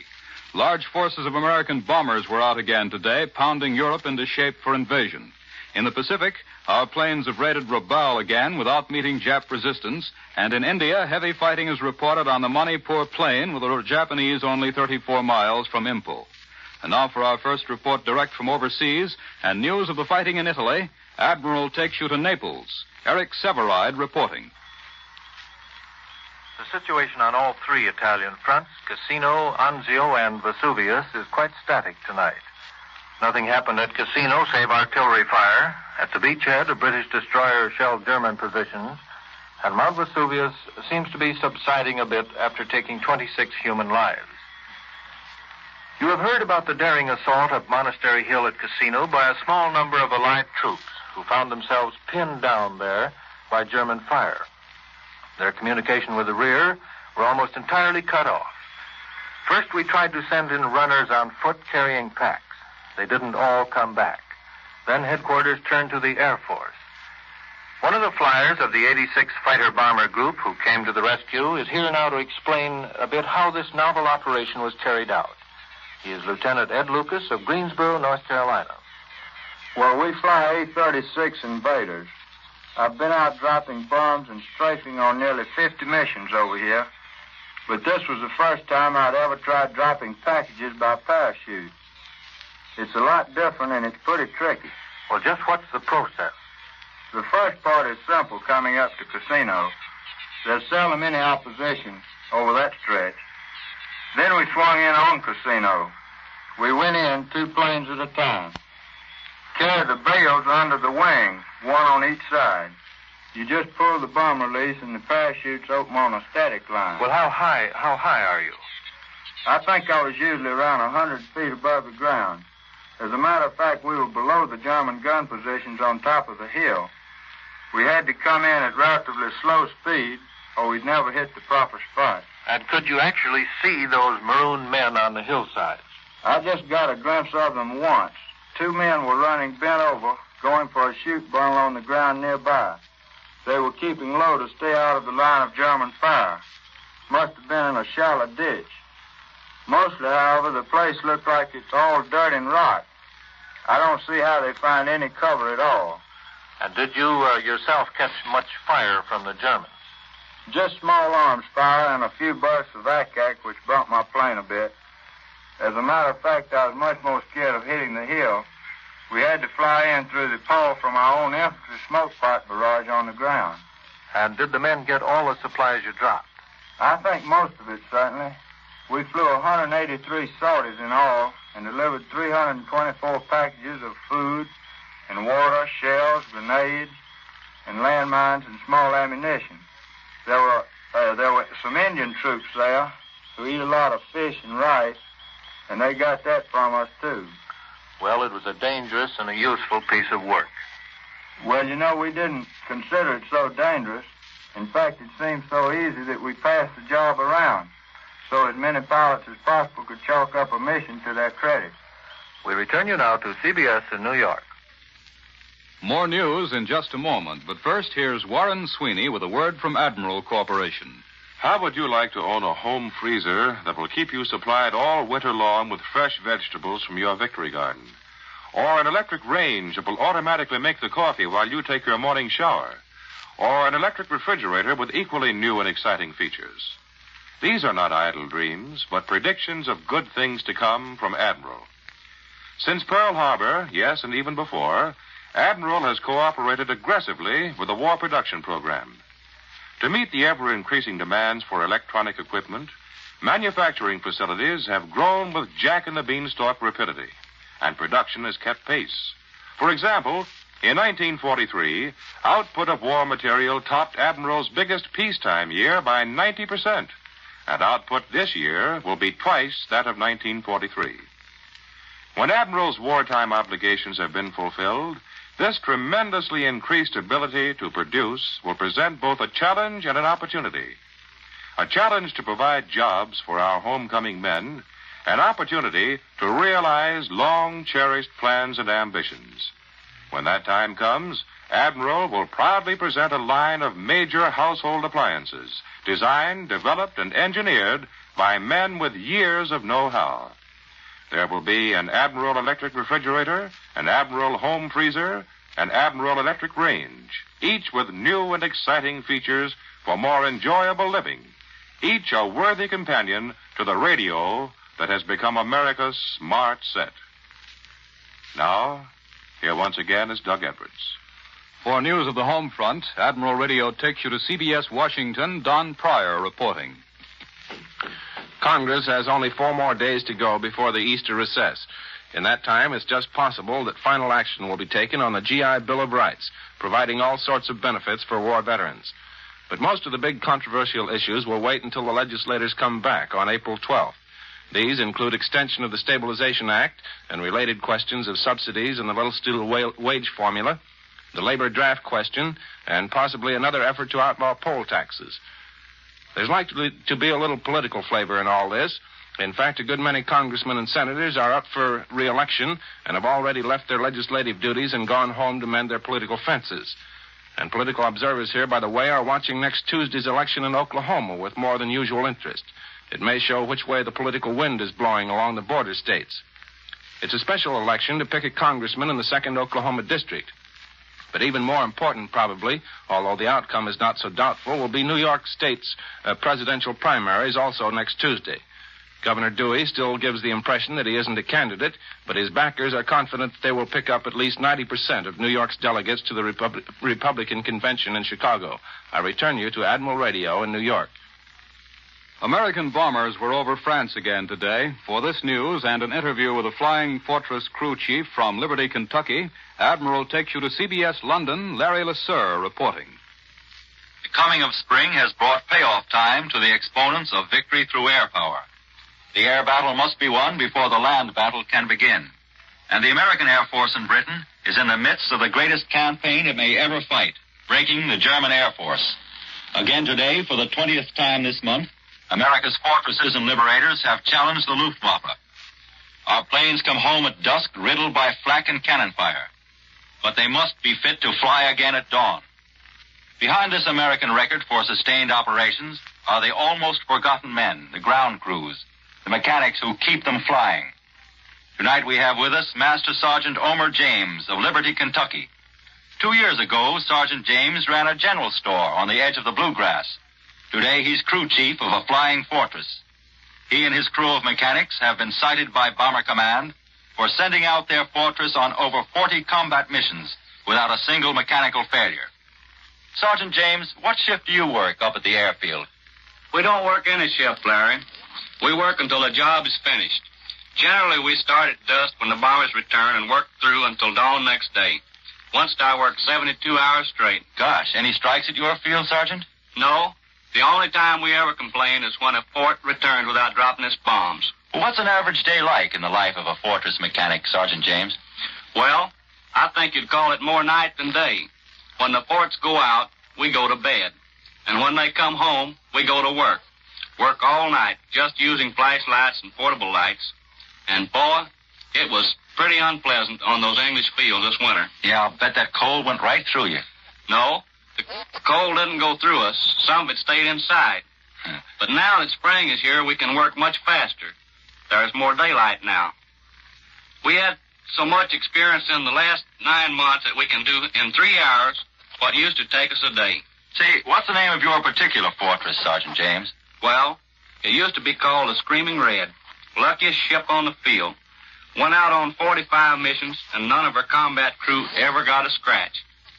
But she didn't come back from the 46th. That was Berlin. We waited out on the field until dusk for about an hour after the rest of the planes were home. And then we heard the bad news. Flak got her over the big city. I can't tell you how I felt. We were all pretty silent. After 9 months, Screaming Red and her crew were gone. We're all sorry, Sergeant James, but we know that it costs men and planes to break the Luftwaffe, and that soon you'll have another chance to break the American Air Force record for keeping them flying. We return you now to New York. As we said earlier, Russian troops have reached the Romanian frontier to create new problems for the German command. And tonight in Moscow, the victory guns are booming. For an analysis of the situation on the Eastern Front, here is Columbia's military analyst, Major George Fielding Elliott. The crucial point in the Russian fighting is now the Romanian rail center of Chernobyl. This town, the capital of Bukovina, controls the two mainline railways which feed the whole of eastern Romania and form the only direct connections between Germany and the armies of Field Marshal von Manstein. If Chernobyl is taken by the Russians, these armies will be dependent on circuitous lines of railway running through Hungary, with the single exception of a rather poor line through the Jablonka Pass. The fall of Chernobyl should spell disaster for these German armies. And Chernobyl is in very real danger. With the collapse of German resistance at Proskirov and the encirclement of the town of Kamenets-Podolsky, the Russian armies of Marshal Zhukov have reached the upper Dniester River on a broad front, with good communications behind them. They are at this point only 25 miles distant from Chernobyl. Front reports say that tanks and trucks with lights blazing in order to make better time rolled all night from the Bug to the Dniester. This suggests that the Russians are now indifferent to the German Air Force, which is so largely occupied in defending western Germany against the powerful bombing attacks from the British Isles. Meanwhile, at the central part of the southern front, the Russians under General Konev have smashed through the Dniester barrier and have driven clear through to the Prut River, the border of Romania proper, on a 53-mile front. It would appear that von Manstein's group of armies may be in danger of being broken up into small, separated groups and thus destroyed in detail. Certainly very large numbers of German troops are still east of the Dniester, some even east of the Bug. The possibility that these troops may escape the vast Russian encircling movements grows less with every day of Russian progress. Where only a few days ago we were thinking somewhat hopefully of a Russian encircling movement between the Bug and the Dniester, we can now envisage the possibility of such a drive much farther west, between the Prut and the Carpathians. And if such a move could be completed, it would encircle and entrap the whole of the German armies within its grasp. That was Major George Fielding Elliott.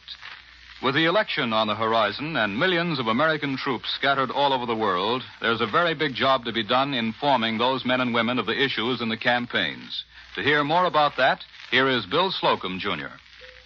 The American soldier is the best fed, best equipped, and best paid fighting man in the world, which well he might be. He is also the best informed fighting man extant. For that he can thank first the American people, who would have it no other way, and then the Army Information Branch, which through its famous Army News Service sees to it that the GI in the Italian mud and the Pacific heat is fully and quickly informed of the fate of his favorite prize fighter in the ring, or his favorite movie star in the courtrooms of Hollywood, or how Main Street looks back home. With Election Day on the horizon, the job of the Army News Service becomes very intriguing indeed. To be very blunt about it, the President of the United States is the Commander-in-Chief of the Army and Navy. And if he isn't going to run for president, it's a cinch he'll be rooting for some man who does. I've asked Colonel Franklin S. Forsberg, officer in charge of the Army News Service, the famous Army newspaper Yank, and other troop information activities working from New York, to talk with us today about how the Army will handle campaign claims and facts. Not that they are necessarily related. Colonel Forsberg. Every soldier or fighting man of any service will be told everything that happens in the campaign. He'll very often read it in Australia before you read it at breakfast. He'll read or hear his radio, all sides of the news from home, but with no interpretation. We'll tell them, and they'll make up their own minds. No editorial comment? None. They're lucky. How will you tell the boys? Army News Service is now sending out more than 65,000 words a day via Army Signal Corps, shortwave radio, and airmail pouch to more than 120 overseas points. Impartial, complete digests of all sorts of news are sent out twice a day from New York. The news is distributed all over the world in various overseas Army newspapers, radio stations, mimeograph reports, bulletin boards, or if none of these is available, the commanding officer will pass the important news on. We send out feature stories and pictures by airmail and also pictures by radio. ANS is a complete GI news agency. Do you tell the boys everything? We do. How about the Patton incident? Army News sent out a complete story on that from the time it broke in American papers. That goes for strikes, the soldier vote legislation, and such. We tell them what happened, who did what, and who said what. The individual private or general does his own interpretation. Where do you get your news? From the regular civilian news services and papers. We have it condensed by soldiers. Every ANS man is a soldier. They have all been newspaper men in civilian life. And when we picked the best we could from 30,000 reporters in the armed services. They're good reporters, and good reporters are impartial. And to make sure they are, we have other good editors check the work thoroughly. Everybody works under this order. Don't take sides. Send the troop all the news. Thank you, Colonel Forsberg. This isn't objective reporting on my side, I'll admit. But I've read a lot of Army News Service stories, and I could find no more bias in them than I could in a bank statement. And now, back to Doug Edwards. For news from the Pacific War Zone and an interview with a WAC corporal from Stamford, Connecticut, Admiral takes you after a few seconds' pause to CBS Pearl Harbor. Webley Edwards reporting.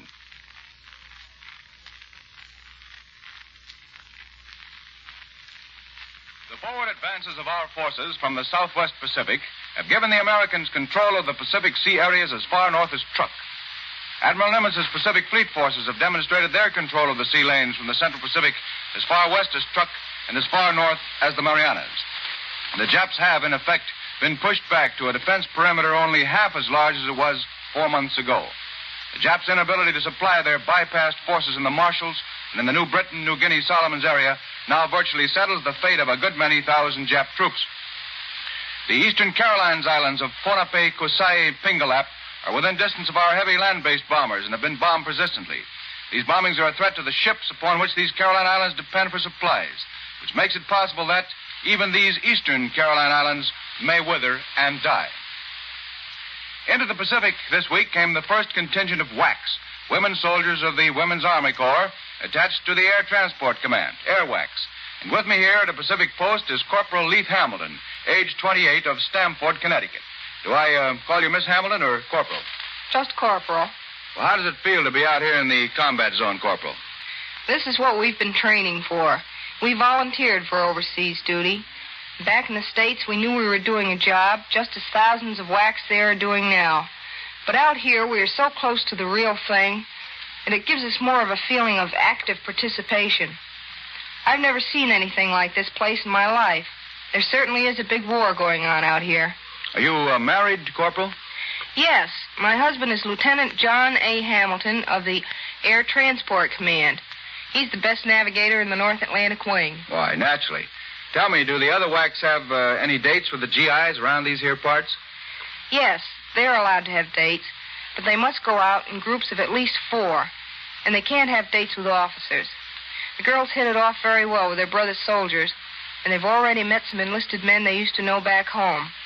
They're very careful of us out in this man's country, though, which is all right with us. Who checks up on the guards? Captain, don't worry. All right. What's your particular job, Corporal Hamilton? I'm a motor driver. Anything from a 2.5-ton truck on down to a Jeep. We came out here to relieve men to go on active duty, and it's really happening. I'm glad to say that the man whose place I have taken has already received his orders to go. And that's one of the newly arrived airwacks in the Pacific, Corporal Leith Hamilton, now taking a male truck driver's place in the combat zone. This is Webley Edwards at a Central Pacific airfield, returning you to Admiral Radio in New York.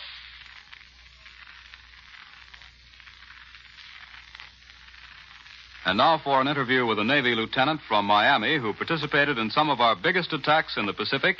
Admiral takes you back to Washington. Don Pryor reporting. Here's a man who has dropped bombs on the Japanese all over the South and Central Pacific, including Saipan, just 1,200 miles south of Tokyo. He's Lieutenant J.G. James P. Scherer, USN, a torpedo bomber pilot. We'll begin at Kwajalein, Jim. Which island there did you attack? Roy, that's at the north of the atoll. Was there much opposition in the air? Some the first day, but the real job at Kwajalein was done by the fleet's big guns and by the ground troops. After the second day, we just kept hauling bombs in support of the landing force. And then what? We went after Truk next. And from what we had heard about Truk, it was like being told to attack a machine gun with a razor blade. Well, but it turned out a little bit softer, didn't it? No, actually it didn't. A lot of people here seem to think that Truk was a fizzle. The Jap fleet didn't happen to be there, but it's about the toughest position I've ever seen. And they threw up more anti-aircraft than you could shake a stick at. We sank 23 Jap ships and destroyed just under 300 planes. Just those figures ought to prove that it isn't a pushover. Well, I should think so. Will you tell us about the attack as you saw it? I saw a truck for the first time about 9:30 in the morning. Some ships had been sunk already. Others were burning, and some were trying to get underway. Our target was a cargo ship. I was concentrating on that and only saw 3 planes. My turret gunner, A.J. Myers, got one of them on the way out. Those gunners, incidentally, are a good form of life insurance. Did you get a hit? Yes, we hit him on the stern. Well, your next attack, wasn't it, was at Saipan in the Marianas, and you didn't surprise the Japs when you went there, did you? No, that was the first raid we made where we were picked up before we got to the target. They spotted us about 4:30 in the afternoon, and they gave us hell all night and up to about 9:30 the next morning. None of us could sleep, of course, so we went topside and spent the night in the ready room. It looked like a 4th of July celebration. The Japs kept coming in waves. The sky was full of tracers and exploding shells, and now and then you'd see a big flash of fire and a ball of flame would drop into the sea. About 17 of them were shot down. Well, how about the raid itself, Jim?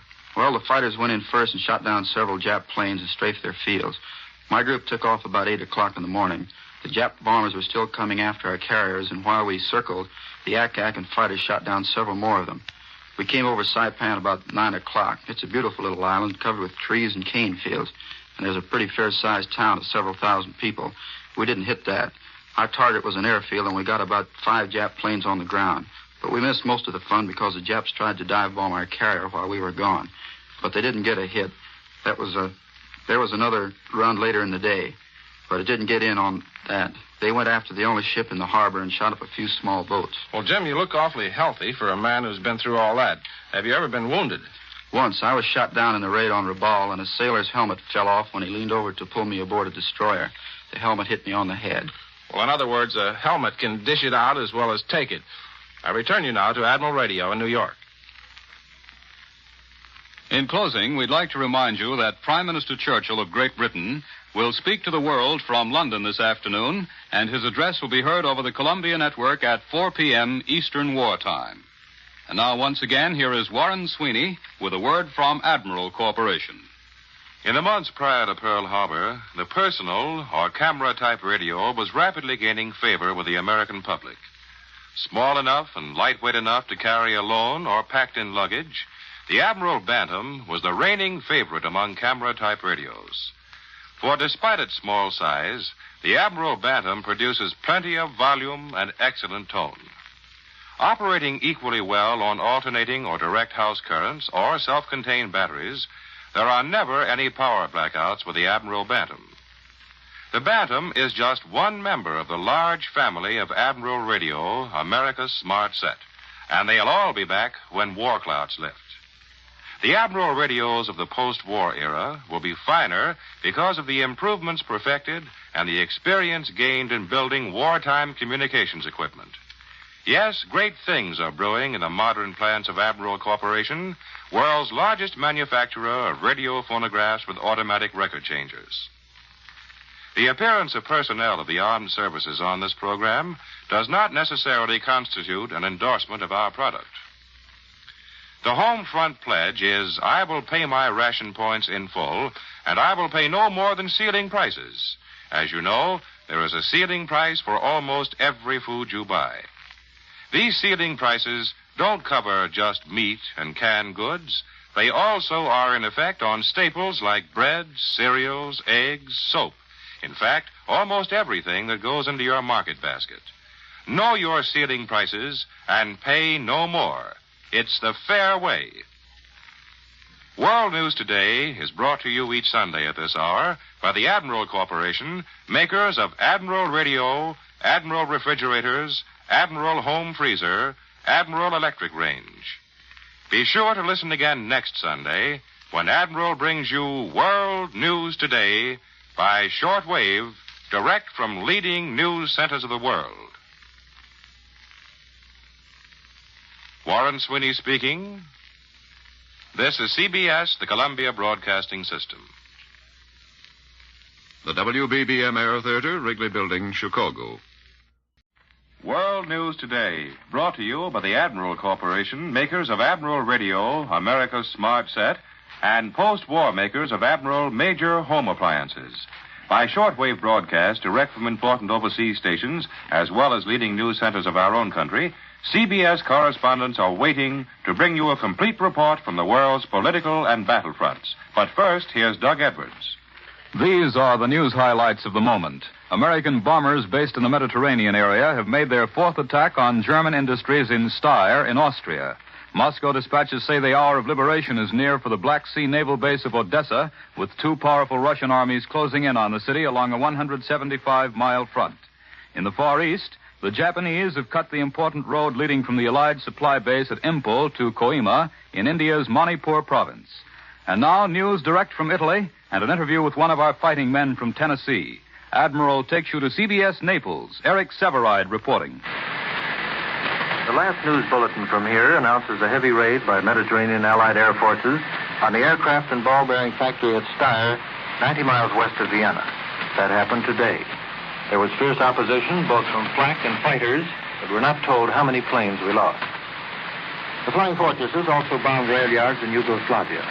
Here on the Italian front, the heavy artillery duels continued and patrols were active. Patrols were active is an innocent little phrase you see every night in a communique. I want you to hear now what a patrol is actually like. The time was Thursday, the place a brown knoll called the Pimple in no man's land. The speaker is Lieutenant John Lamb of Knoxville, who at the moment has a big adhesive patch on his lower lip. I took out 4 men, and we sneaked out at 3 in the morning.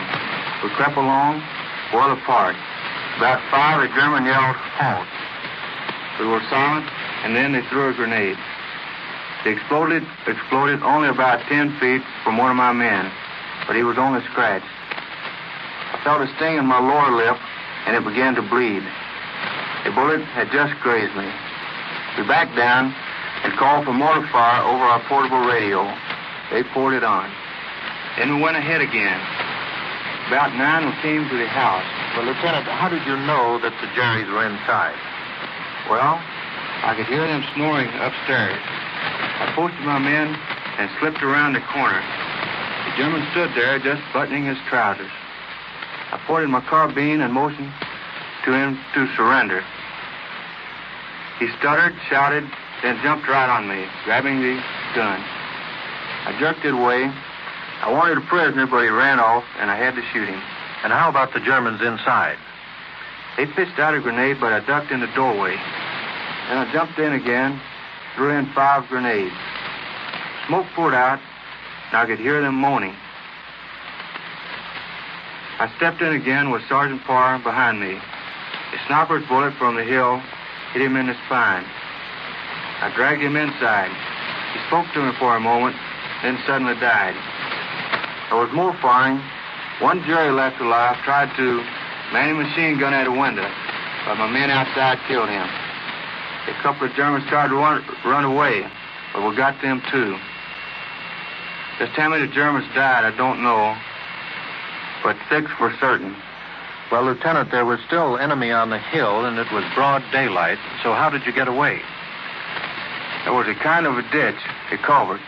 We dashed down that one at a time, then over low. We had to leave the sergeant's body behind, but the rest of us came back. And how did you feel? All right. I return you now to CBS in New York. More news in a moment. But first, Warren Sweeney with a message from Admiral Corporation. Do you want to save money on foods and still give your family the finest fare they've ever had? Then you'll want an Admiral home freezer locker after the war. With an Admiral home freezer locker, you'll be able to quick freeze vegetables and fruits from your own garden, thus enjoying fresher, more healthful foods the year round. And you can really save a lot of money by buying and storing meats in larger quantities.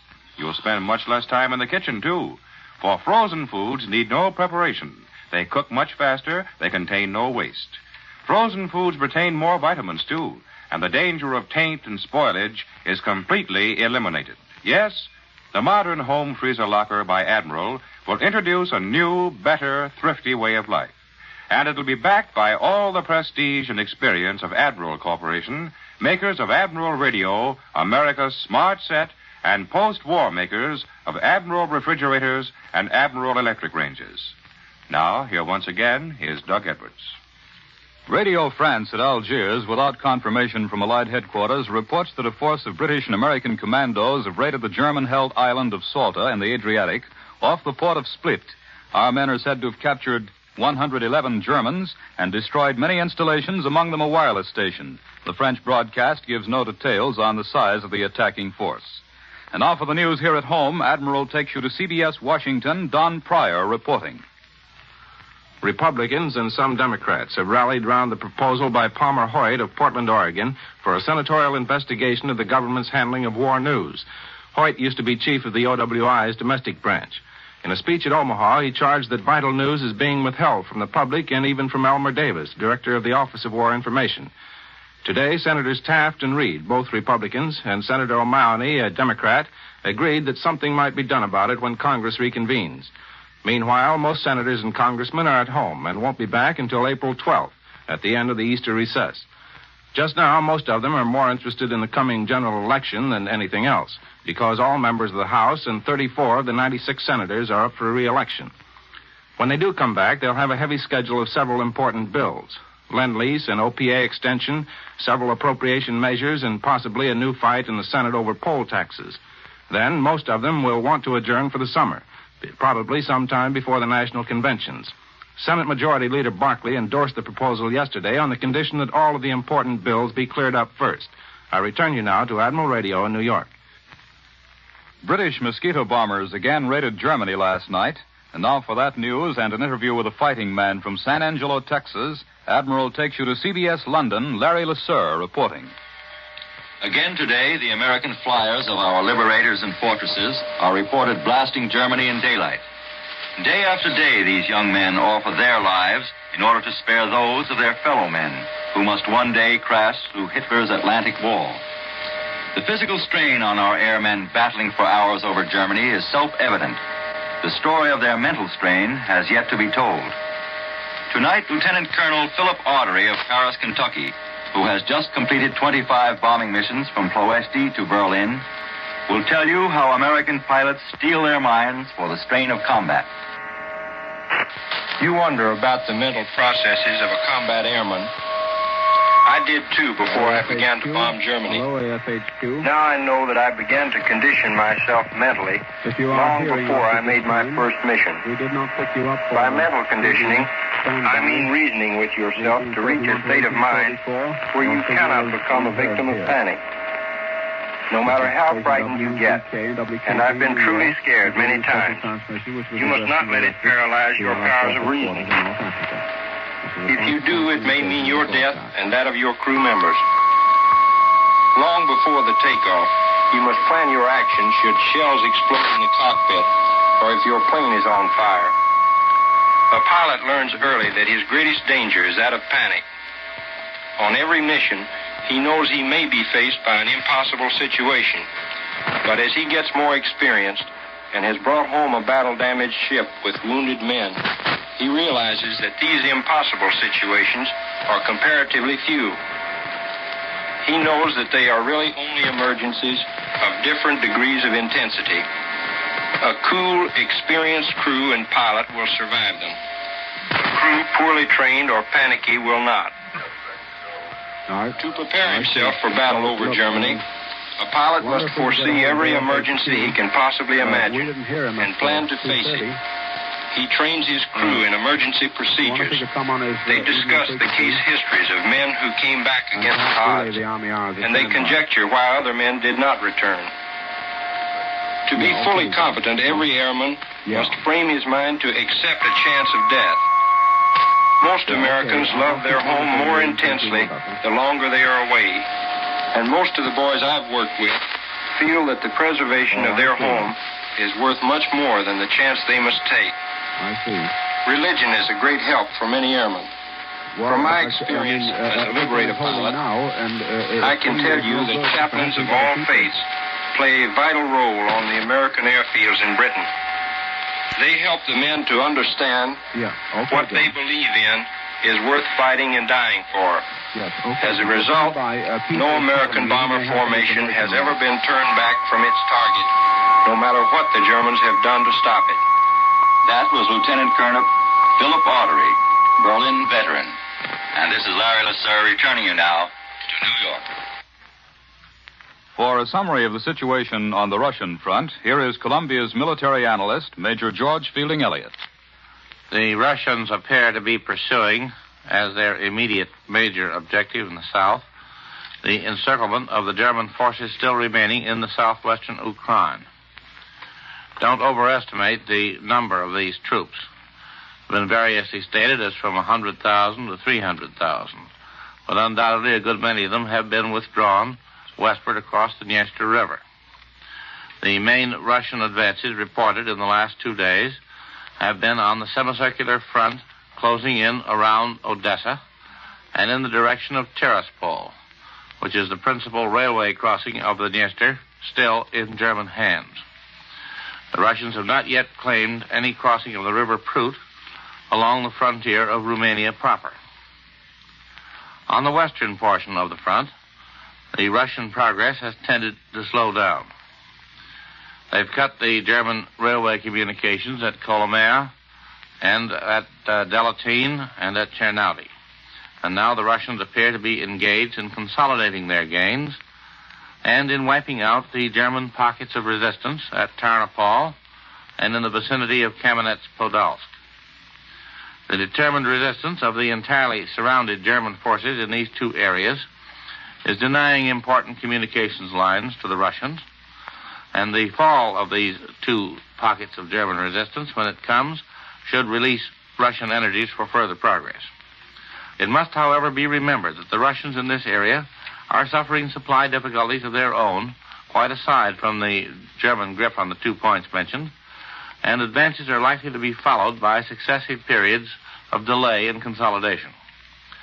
It is notable that the German communique mentions a renewal of heavy Russian attacks on the northern front, in the vicinity of Pskov, south of Lake Peipus. It would seem quite likely that the Russians will continue to exert pressure in the north, where a German withdrawal must eventually take place if the Germans are to reconstitute an unbroken front against the Russian armies. This pressure seems likely to extend to the central front as well, where the Germans cannot delay much longer in retiring behind the barrier of the Privet marshes. That was Major George Fielding Elliott. Germany this week continued to stress its readiness for the invasion. For a summary of other stories from inside German-held Europe, Admiral takes you to CBS Madrid. Glenn Stadler reporting.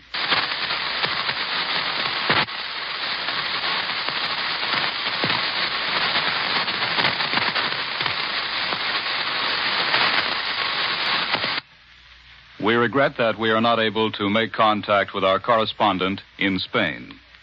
Allied observers today are waiting for the next step in Finnish-Russian negotiations on Moscow's armistice proposals. Reliable quarters in Stockholm say the Russians are understood to have expressed a willingness to allow Finland to retain the Hango Peninsula and the city of Viipuri in a modification of the original Soviet demands. Dr. Paasikivi, a former Finnish cabinet member, is said to have returned to Helsinki after discussing the new details in Moscow. The Russians now are said to be demanding a high reparation claim from the Finns, so high that some sources in Stockholm fear that the Helsinki government may regard it as excessive. The Finnish cabinet meets on Monday, probably to discuss the latest Russian terms. From Burma, Allied headquarters reports that small parties of Japanese have succeeded in cutting the important Impel-Koima road at several places, some 60 miles north of Impel. A headquarters statement says the Japs are evidently trying to make a major cut in that road and make it stick, thus blocking the entire British network of land communications between central Burma and India. There are other reports, unofficial, that the Japs have cut the Ukhrul road. Ukhrul itself is 32 miles to the northeast of Impel. Allied planes continue to hammer the Japs over a wide front, and heavy bombers have started large fires at a railway station in Rangoon. We're also told that the Allied troops who landed by glider deep in Burma several weeks ago under command of the late General Wingate had to stop their air operations for a few days to battle Jap troops which had infiltrated to the perimeter of the Allied airstrip. But the enemy has now been cleared out of the sector and air operations are continuing. There's still no word from the heavy Navy task force which hit Palua earlier this week. But now for a summary of latest developments in the Central Pacific and an interview with a bombardier from Providence, Rhode Island, Admiral takes you to CBS Pearl Harbor. Webley Edwards reporting.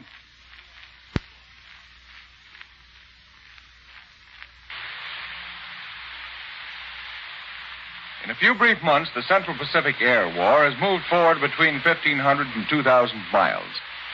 The 7th AAF was bombing the Gilberts last fall. They're now giving Truk a regular going over. Of greatest importance on the road to Truk is the eastern Caroline island of Ponape. It was here the Americans gave a Jap community its first sustained blitzing in history. True, Tokyo was hit in a quick running strike, but at Ponape, the 7th AAF blasted a small city to destruction. Here with me in Hawaii is Lieutenant Edward V. McDermott of Providence, Rhode Island, bombardier of the B-24 Liberator named Tondaleo, because, as the boys say, of its white cargo. He was in the first squadron to make this historic blitzing of Ponape. And, Lieutenant, will you tell us about it? Ponape was the principal bastion between our bases and the prime air target of Truk. Our job was to reduce it as an effective base for the Japs. As the only major city between Honolulu and Truk, it was for us a target of great importance. I caught my first glimpse of it while we were circling through the crowds. It lay stretched out before us, the biggest civilization we had seen in months. What was the procedure? Our liberators went in over a period of days in successive waves with 100 to 500 pounders and firebombs. The reason for destroying the city was, of course, its military value as a supply and headquarters center for the Jap airfields and installations. Our incendiary attack was the first concentrated use of firebombs in the Central Pacific and the first all-out blitz against any Japanese city. Did you meet much opposition? Well, Ponape is a difficult target because it is often obscured by crowds, often necessary to circle above the city for 20 minutes to find a hole to get our bombs through. But the Jap act can't see it through so well either. How did it feel to drop your bombs over a Japanese city? I think we can probably bomb any part of it faster than the Japs can rebuild it. Ponape will still be a tough target, and we'll probably keep right on hitting it. But you might say that Ponape is no longer a formidable link in Japan's island fence chain. Lieutenant McDermott, after 17 long-range missions in the Pacific, you're having the customary rest period and soon will be going back. What's next in your thoughts? Naturally, to get the war over with as soon as possible and then go home. The blitzing of Ponape City was really only a rehearsal for what we have to do in the future and for what we expect to give to Japan proper. No matter what we do to the islands in between, we never take our eye off the ball. Japan and Tokyo. And good luck to you, boy. Lieutenant Edward McDermott, bombardier on a B-24 Liberator, was in the first squadron ever to give a sustained blitzing to a Japanese city, the city of Ponape on the road to Truk in the Carolines. This is Webley Edwards at Pearl Harbor, returning you to Admiral Radio in New York.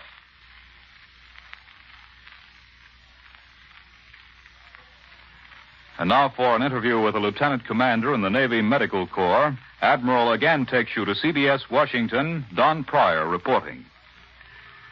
Last night in Constitution Hall, a crowd of Washingtonians saw the world premiere of a new movie called The Story of Dr. Wassell. And here is the real-life hero, Dr. Corydon M. Wassell. You probably remember the story because President Roosevelt told it to the nation in a speech on this network 2 years ago. Dr. Wassell was a missionary in China when the war began. He was nearly 60 years old, but he volunteered for service in the Navy and was commissioned a lieutenant commander. He went to Java and was assigned the job of caring for the wounded officers and men of the cruisers Houston and Marblehead. When did you go to Java, Dr. Wassell, and how did you get there? I arrived in Surabaya, Java, on the SS Polk on January the 27th, 1942, and I left on the last ship after the Japs had landed on March the 3rd, 1942. Well, Dr. Wassell had his wounded men with him and got them safely to Australia. How many were there, Dr. Wassell? There were 47. I lost 5 of them. 2 died on the train going from Jakarta to Cilacap and on the south coast of Java. 3 died at Jakja, or Jakarta. And out of the 42 who were left, I got 41 out. Only one, a new Navy wounded man, was taken prisoner. Well, do you know that he was taken prisoner? Have you heard from him since? Yes, his name was on one of the prisoner lists that came through just a short time ago. Well, you had to take all these men all the way from the north coast of Java to the south, didn't you? How did you do it in the face of the Japanese invasion? Well, it wouldn't have been possible if it hadn't been for the superb bravery and determination of the Dutch. especially one young man, a Dutch seaman, I can't give you his name, who was assigned to me as a liaison officer. He arranged for the train that took us from Cilacap, Java to Jakarta, and saw that we had everything we needed. I've recommended that his own government give him an award for the work he did. Well, Dr. Wassel finally got his men out of Java on the MS Jensen, the last ship that made it to Australia. It was hardly even a ship. It was a little 1,800-ton coastal vessel that was supposed to carry not more than 180 people. But when we left Cilacap, there were 700 or 800 people aboard, men, women, and children. The Japs came over and machine gunned us off of the south coast of Java, and Captain Price put into shore. Many of the passengers decided to leave the ship right there. Well, why did you stay there, Dr. Wassel? Because the boys wanted to. I went below and asked each one of them in turn whether he wanted to go ashore and be safe but a prisoner, or to stay on the ship with almost certain chances of being killed. And they decided to go with you, and Dr. Wassel got them on down to Australia, and all of them got home safely. I return you now to Admiral Radio in New York. Some late reports. The German radio broadcast a few minutes ago that the Russians have broken into the Ukrainian strongholds of Tornopol and Kovel. And the Swiss radio just announced that Swiss airspace again was violated this afternoon by what the Swiss radio called isolated planes. The Russian news agency TASS reported this morning that Chinese troops from Xinjiang, China's northwestern province, violated the border of the Mongolian People's Republic late in 1943. TASS says Chinese planes bombed towns and villages and strafed Cossacks fleeing from Xinjiang. The background is this. Well-informed sources are quoted as saying that at the end of last year, Xinjiang authorities began a forced evacuation of a great number of Cossacks from the Altai Mountain district to the southern district of Xinjiang. And now Warren Sweeney with a word from Admiral Corporation. We know that many of you plan to completely renovate and remodel your homes when the war is won. Your plans probably include new furniture, and there'll be an Admiral radio in a superbly styled cabinet to match the decorative effect of your home. Admiral will keep up its tradition of fine cabinets to add grace and charm to any surroundings. There'll be period designs for those who want them, or if your choice runs to the more modern, there'll be an Admiral to suit your taste. And you may be certain you'll find enduring construction as well as matchless beauty. With a cabinet that is an exquisite piece of furniture, plus the dependability and fine performance of the Admiral radio and Admiral automatic record changer, you'll be happy to choose an Admiral, America's smart set, built for the world's largest manufacturer of radio phonographs with automatic record changers. The appearance of personnel of the armed services on this program does not necessarily constitute an endorsement of our product for the armed services. Despite the excellent progress of America's huge synthetic rubber program, we still face a critical shortage of tires for civilian use. Military demands make it impossible to meet normal civilian requirements. The only answer to this tire shortage is strict conservation. Every car owner is urged to conserve his present tires to the utmost and have them recapped as soon as they need it. America's rubber-borne transport must be kept rolling. World News Today is brought to you each Sunday at this hour by Admiral Corporation, makers of Admiral Radio, America's smart set, and post-war makers of Admiral Refrigerator, Admiral Home Freezer Locker, Admiral Electric Range. Be sure to listen again next Sunday when Admiral brings you World News Today by shortwave, direct from leading news centers of the world. Warren Sweeney speaking. This is CBS, the Columbia Broadcasting System. The WBBM Air Theater, Wrigley Building, Chicago 11. World News Today, brought to you by the Admiral Corporation, makers of Admiral Radio, America's smart set, and post-war makers of Admiral major home appliances. By shortwave broadcast direct from important overseas stations as well as leading news centers of our own country, CBS correspondents are waiting to bring you a complete report from the world's political and battlefronts. But first, here's Douglas Edwards. The Allied advance in Italy continues to be a slow and tough operation, with the Germans putting up a stiff fight. More news direct from the Italian theater in a moment. The British radio has just announced that after a day-long lull in the Allied air offensive from Britain, observers on the Channel coast report that 2 waves of Allied planes have flown out over the direction of northern France. Dispatches from China say that fierce fighting continues in the Loyang area, with the Japanese hammering the city itself from 3 directions. Now Admiral takes you to Naples. Farnsworth Fowl reporting. Strong forces of heavy bombers of the 15th AAF today attack rail yards and aerodromes in northern Italy in coordination with the ground offensive at Ferrara, Mantua, Vicenza, Padua, Piova di Sacco, Treviso, and Mestre. In today's communique appears a list of towns and summits that have fallen since the capture of Mount Maio. There will be more to add tomorrow. This morning, as 2 of us drove down a cart track on the lower Garigliano sector, we rounded a corner and saw 2 men walking ahead of us. The first was a German, disarmed. Right behind him, an American doughboy with bayonet fixed. We offered him a lift. The prisoner got in the back seat of the Jeep. I sat beside him so that his captor could sit in front. That way, Private Anton Sokolovsky of Chicago had room to keep that bayonet right where he wanted it, within 6 inches of the German's uniform. He's a stubborn one, he said. He wouldn't move. Earlier in the morning, Private Sokolovsky's platoon had been in the final attack on Santa Maria Infanta. A sniper in a house there had picked off 1 man after another in the platoon. They surrounded the place, and Sokolovsky went through the door to root him out. The sniper dropped his rifle and surrendered. The German in the Jeep was that sniper. These 2 men had been fighting each other almost without rest for 60 hours. The battle had touched them in different ways. The loser, once he had given up, had lapsed into a stupor. Only the sight of that rigid bayonet, shining along the blade and point, kept some spark of consciousness alive as he bounced around in the back seat, never quite impaling himself. For the American soldier, the job wasn't over, and so he had kept the fierce alertness of combat about him. He was at white heat as he told what the sniper had done.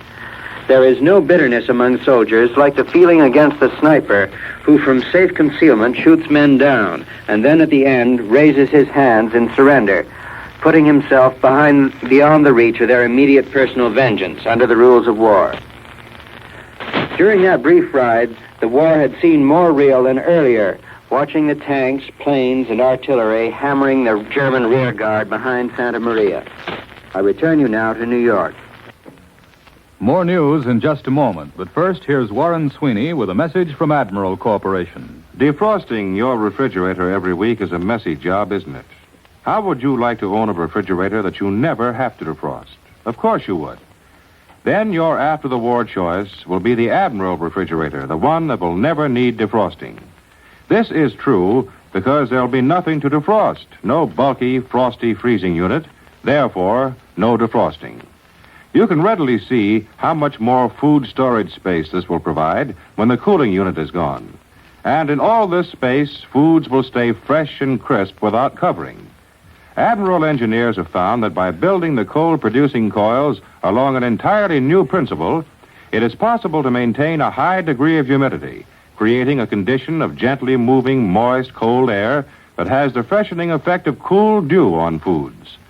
So, if you want the new, improved ideas in refrigeration, no defrosting, and no covered dishes, you'll want your peacetime refrigerator to be an Admiral, built by the makers of Admiral Radio, America's smart set. Now, here once again is Douglas Edwards.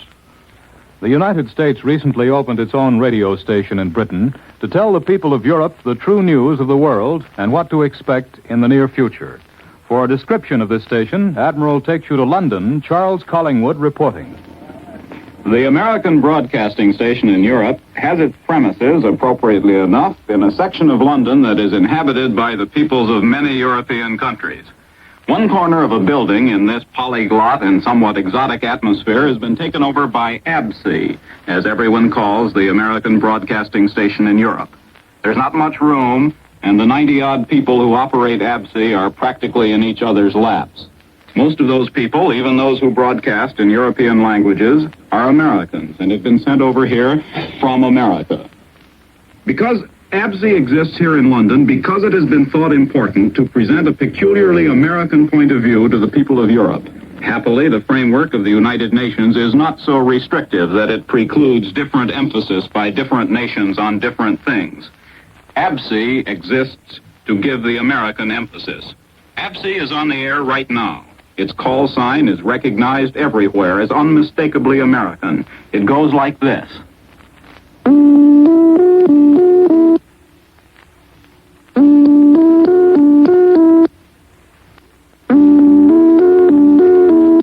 To Europe, that means America is on the air. And that phrase from Yankee Doodle is as American as Uncle Sam's striped pants and star-spangled waistcoat. At this moment, ABSI should be putting out a program in French, and we'll try to pick it up. This is what the people of France are hearing from America. Français, les transports à l'intérieur de la France deviennent de plus en plus difficiles. Les communications ne peuvent que devenir plus malaisées encore. Les événements peuvent se précipiter. Dès à présent, les habitants des villes doivent faire l'impossible pour évacuer les enfants, les femmes, les vieillards de la campagne. Ils doivent aussi faire l'impossible pour constituer des stocks alimentaires. Les villes peuvent être coupées de tout ravitaillement. Les Allemands ont pillé toutes les réserves accumulées à Paris et dans les autres grandes cités. Habitants des campagnes, fonctionnaires, docteurs, cheminots, aidez les gens des villes. Faites-leur parvenir des vivres. Accueillez leurs familles dans vos maisons. L'intérêt général exige que chacun se substitue aux autorités défaillantes pour préserver la santé et la vie des Français, l'avenir de la France.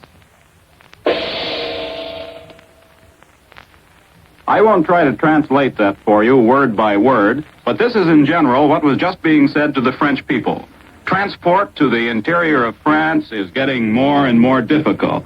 It can only get still worse, so from now on, they said people who live in cities must do the impossible and evacuate women and children and old people to the country. And ABSI urged the French to hoard food. The cities of France may be cut off from all food, they said, and already the Germans have pillaged the reserves of food in Paris and the other big cities of France. This announcement ended by urging the country people of France to help the city people by getting food to them and by taking their families into their houses in the country. Well, that's what ABSI has just been saying to France. But these advices to the people of occupied Europe are only part of the service. ABSI is on the air 8.5 hours a day in half a dozen European languages.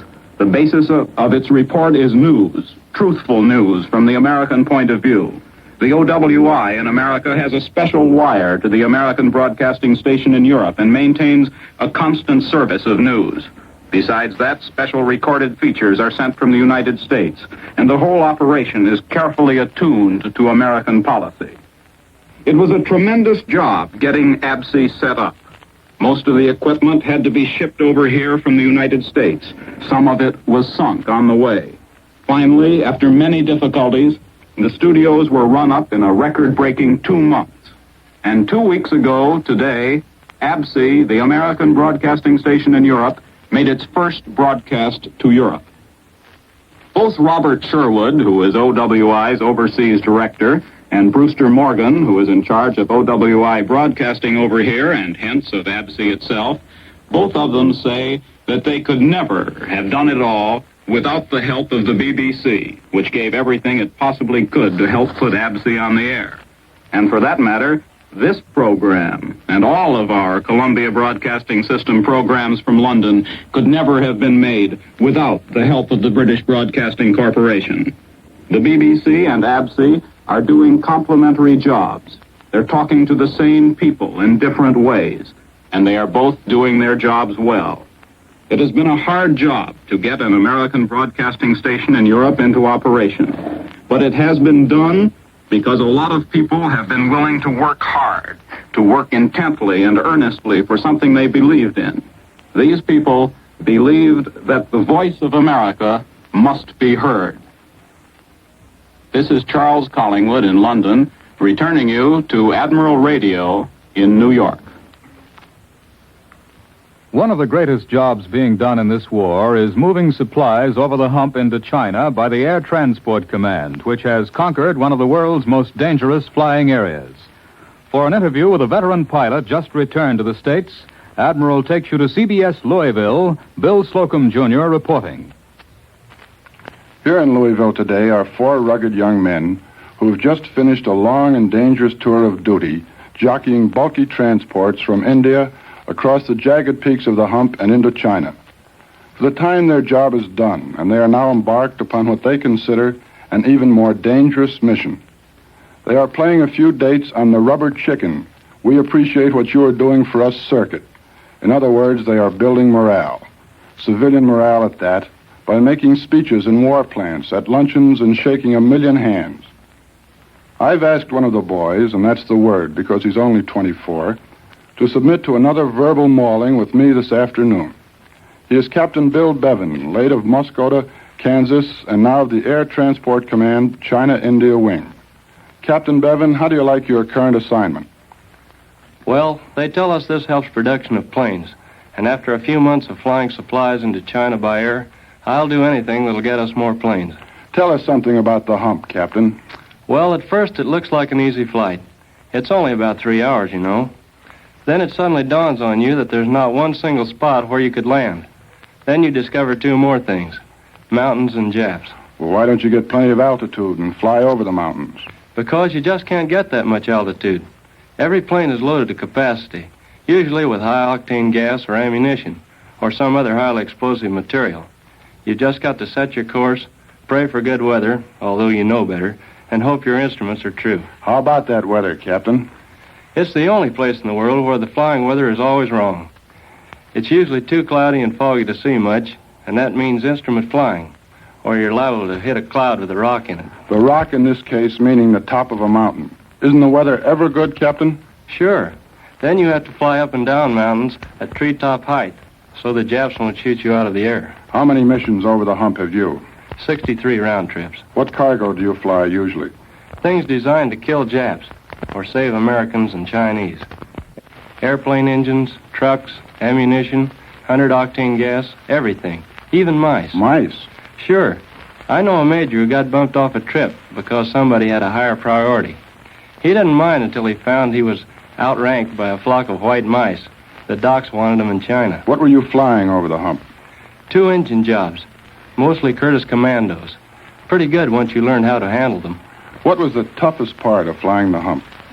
Sitting in the plane at night when you couldn't see your wingtips, it was so black, and hearing some guy in another plane, some guy you knew pretty well, asking for a bearing on his radio because he was lost in the middle of those mountains. The static would be awful. You could hear the tower at Kunming trying to get through to him, and you could hear him trying to get through the tower. Then you'd hear your friends say, "Out of gas. We're bailing out. So long." Thanks, Captain Bill Bevan. I've watched you tote a chest full of campaign ribbons around Louisville with a fine grace, and you were very kind to come up here. So, the mic's all yours for that message you have for the American people. Thanks. I've only been home a short time, and, well, do you know of any place I can get some laundry done? Captain, don't you know there's a war on? I return you now to Admiral in New York. Field Marshal Lord Ironside, the former chief of the British Imperial Defense Staff, has told British Home Guardsmen it's quite possible that when we make our great invasion, the Germans will make some sort of effort to land in Britain. Ironside said there's no doubt the presence of the Home Guard in Britain stopped the Germans from invading the country when they had a chance. Commenting on the possibility of counter-invasion, he said, "If the Germans try, I know that the Home Guard will know how to deal with them. Treat the Germans like the vermin they are. We have full confidence in you." And now for news from the Pacific and an interview with the commander of Fleet Air Wing 2, Admiral takes you after a few seconds' pause to CBS Pearl Harbor, Webley Edwards reporting.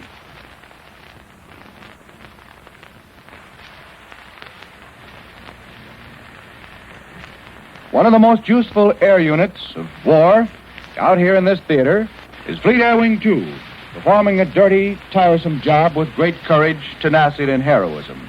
For the first time comes one of these far-traveling Navy flyers to our microphone, And here's Lieutenant Commander Robert W. Lehman of Manchester, New Hampshire, whose wife and 3 youngsters, the youngest a boy whom he's never seen, are in Key West, Florida.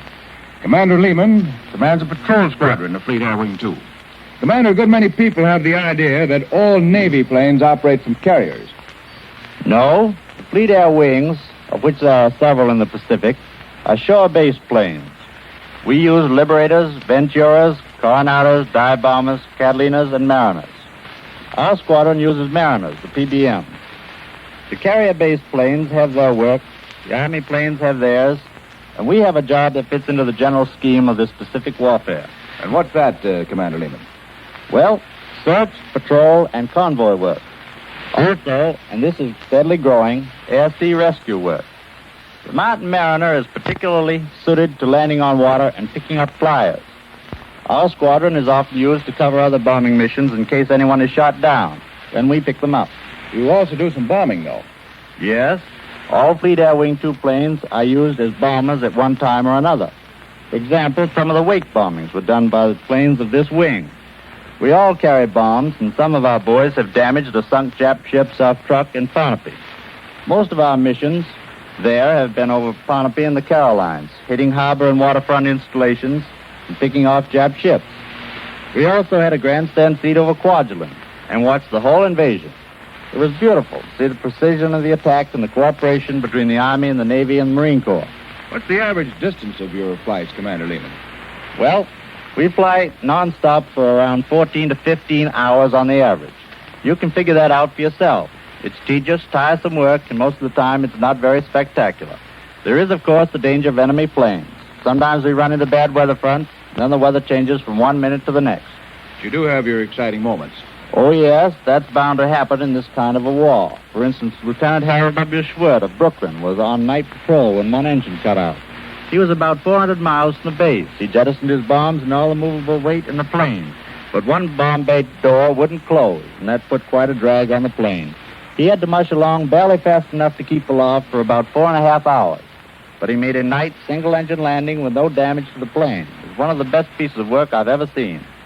I would like to say to the folks back home that this is a vast ocean out here with unbelievable distances. And it's a big war. We would all like to be home, but there's a great deal yet to do.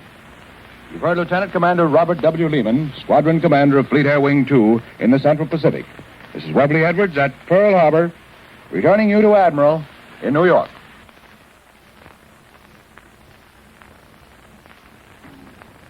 For the news at home and an interview with a Marine combat correspondent recently returned from the Pacific, Admiral takes you to CBS Washington, Don Pryor reporting.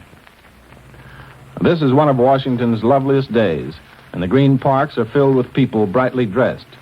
For all that, the city is tense and bulging with speculation. But when it comes to real news about impending events, the lid has been clamped on tight. The storm is too close. This will be a busy week politically, and before it's over, President Roosevelt will have more than enough convention votes to win a fourth-term nomination on the first ballot if he wants it. Congress is going on a 6-day week in a home-stretch sprint to wind up its business in time for recess for the summer political campaign. But there's a lot of work to do. Father Orlemansky, the priest who got in trouble with his bishop because he went to Moscow to visit Joseph Stalin, apparently has given in to the bishop's suspension order. He failed to show up in church this morning. And now I want you to meet a reporter, Diggory Benn, who used to be drama editor and general assignment man for the San Francisco Chronicle. He got married about 2 years ago, in March 1942, and he and his wife had a little apartment perched on the side of San Francisco's Telegraph Hill. Then things changed. He joined the Marines, and for the last 20 months or so, he has been a combat correspondent. New Caledonia, the New Hebrides, Guadalcanal, when it was making our biggest headlines, Australia and New Guinea. He just got back to Washington, and he's now a second lieutenant. I want him to tell you something about his job.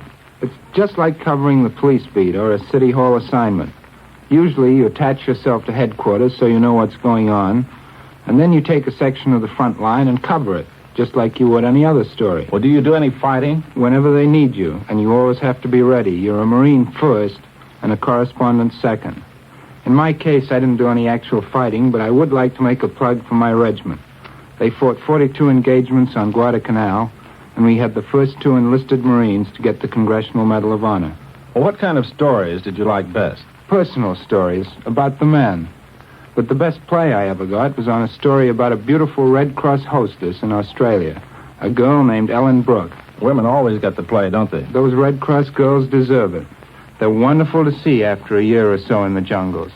One of the greatest thrills I ever had was last Christmas Day. I had just arrived at Milne Bay, New Guinea, after a long time up in the wilderness. I was walking along the beach trying to pretend that Christmas was just another day and that Milne Bay was a good place to be, when I came across a long, cool, thatched building with white women walking in and out. They were Red Cross hostesses, and it took me about 2 minutes to find out that one of them was an old and very good friend of mine, Jean Fay from San Francisco. She had seen my wife only 5 weeks before, and she gave me a graphic eyewitness report of how she looked, what she wore, how she fixed her hair, and what she said. Even how she still tossed her head when she scored a point in an argument. I think I know what you mean. And then, Jean said, she had a Christmas present for me. It was from a friend of ours in New York who had given it to her when she left the States with instructions to pass it along to the first mutual friend she found.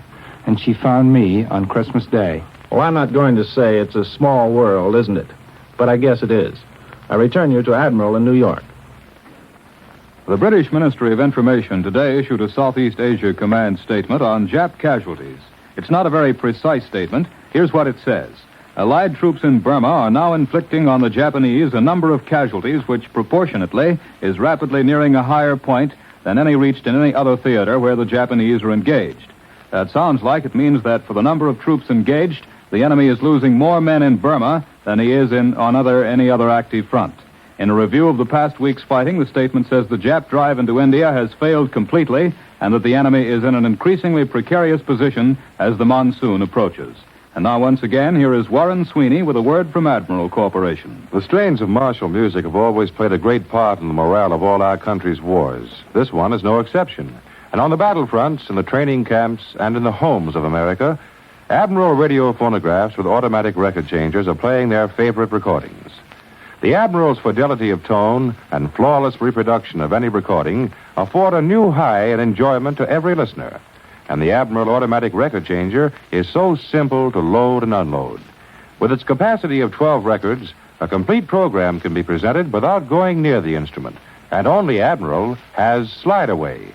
Admiral's Slide Away is so constructed that by merely opening the cabinet doors, the complete phonograph turntable and automatic record changer emerge to view, waist high, convenient to reach.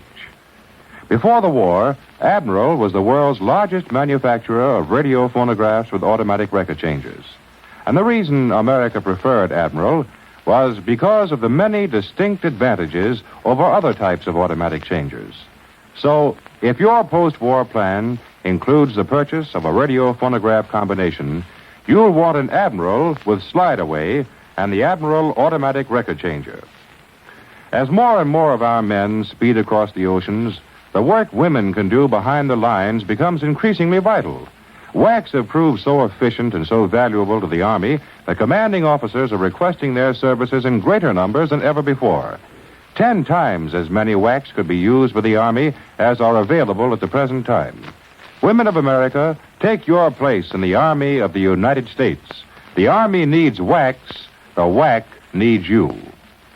World News Today is brought to you each Sunday at this hour by Admiral Corporation, makers of Admiral Radio, America's Smart Set, and post-war makers of Admiral Refrigerators, Admiral Home Freezers, Admiral Electric Ranges. Be sure to listen again next Sunday when Admiral brings you World News Today by shortwave, direct from leading news centers of the world. Warren Sweeney speaking. This is CBS, the Columbia Broadcasting System. The WBBM Air Theater, Wrigley Building, Chicago. World News Today, brought to you by the Admiral Corporation, makers of Admiral Radio, America's Smart Set, and post-war makers of Admiral Major Home Appliances. By shortwave broadcast, direct from important overseas stations, as well as leading news centers of our own country, CBS correspondents are waiting to bring you a complete report from the world's political and battlefronts. But first, here's Douglas Edwards. Today in Italy, Allied troops of the Fifth Army have occupied Fondi and are battering their way forward toward the Anzio beachhead, while the Eighth Army attacks the main defenses of the Hitler Line in the Liri Valley. To the northwest, Allied air power is punching new holes in Germany's invasion defenses. Moscow says the opening of the Western invasion front is imminent and that the Germans know the Allies can break any defenses they set up. In the Far East, the North Burma campaign is approaching a climax with Allied troops in possession of a third of the Jap base of Myitkyina. And General Stilwell reports that American liberators have attacked a Jap island within 300 miles of the Philippines. And now for the story of today's operations on the Italian front, Admiral takes you to CBS Naples, Farnsworth Fowle reporting. It has just been officially released that Fifth Army troops have reached Fondi, 7 miles beyond Ypres on the Appian Way. This puts the Fifth Army at one end of yet another lateral road running north from the Appian Way to Highway 6. These roads are like city blocks in measuring the advance. The first such block was the Orsonia Road. Next came the road from Ypres north to Pico. First the artillery interdicted the highway, then light French troops straddled it south of Pico, then the Americans coming up the Appian Way cut off and captured Ypres itself. Yesterday the French were meeting a good deal of opposition in Pico. Nothing has been heard from that sector today. The campaign is at one of those stages where forward elements are much more intent on pushing on to the next town than reporting back to headquarters what they've already accomplished. So if the news is delayed, it isn't always the fault of headquarters. The Germans have been driven from most of the original Hitler line positions. Their game from now on will probably be to cover their retreat as long as possible and then pull back to the next good natural defensive position. This sort of thing went on for several weeks in Sicily last summer after the Allied armies got the upper hand. Unless the Germans bring in a lot of reinforcements, the 5th and 8th armies now definitely have the upper hand in central Italy. The fighter bombers of the Tactical Air Force supporting the armies are having a field day. When the Germans were dug in during the last few months, the planes got few live targets to bomb and strafe. Nowadays, the Germans are compelled to use the roads, and trucks and moving artillery are frequently caught in daylight. Since the attack began, the Air Forces claim more than 200 vehicles in flame. They grumble when clouds and rain reduce their activity and let the Germans move unmolested. The weather over the front this morning was good enough to cheer them up again. Another cheering sight for the ground troops is the regular appearance of formations of heavy bombers on their way north. For a long time, the big fellows were painted olive drab. Those that were based in the desert were a sort of sandy pink. The idea was to make them inconspicuous on the ground or in the sky. Nowadays, we're seeing more and more B-24s wearing the old pre-war silver paint. This lightweight, smooth surface adds several miles an hour to their speed. The same goes for the new P-51 Mustang fighters. German air opposition is so limited nowadays that speed in the air is more important than disguising their whereabouts on the ground. If anyone thinks that these splendid advances have been easy and that progress has been a triumphal march, he'd better wait for the casualty reports. It was only after 3 days of the bitterest back-and-forth fighting that the American forces on the coast were able to get rolling. All you have to do is compare the expressions on the faces of the infantry. A company going in to attack Santa Maria last week were wisecracking and grinning.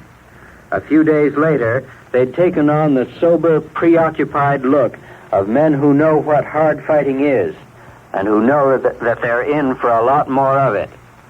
I return you now to New York. More news in just a moment. But first, here is Warren Sweeney with a message from Admiral Corporation. Admiral radios have long been acclaimed for their beautiful design and excellent styling. This is one of the important reasons why America has come to prefer Admiral, and why Admiral is the world's largest manufacturer of radio phonographs with automatic record changers. In order to zealously guard this reputation for breathtaking eye appeal, Admiral Corporation has retained one of the world's foremost designers to style the new peacetime models of Admiral radios, refrigerators, electric ranges, and home freezers. This internationally famous industrial designer is George W. Walker, whose achievements cover the design for more than 2,000 products now in everyday use, including automobiles and many home appliances. For the past 2 years, Mr. Walker has been head of the Industrial Designing Division of the United States Ordnance Department in Washington. Admiral Corporation feels very fortunate to have the services of such a distinguished designer whose knowledge and skill will reflect themselves in your after-the-war Admiral radios and household appliances. Now, here again is Douglas Edwards. An American newspaper woman recently did a little traveling on her own in France. She got as far as Paris. She's back in Portugal now, and for her story, Admiral takes you to CBS Lisbon, Alice Leon Motes reporting.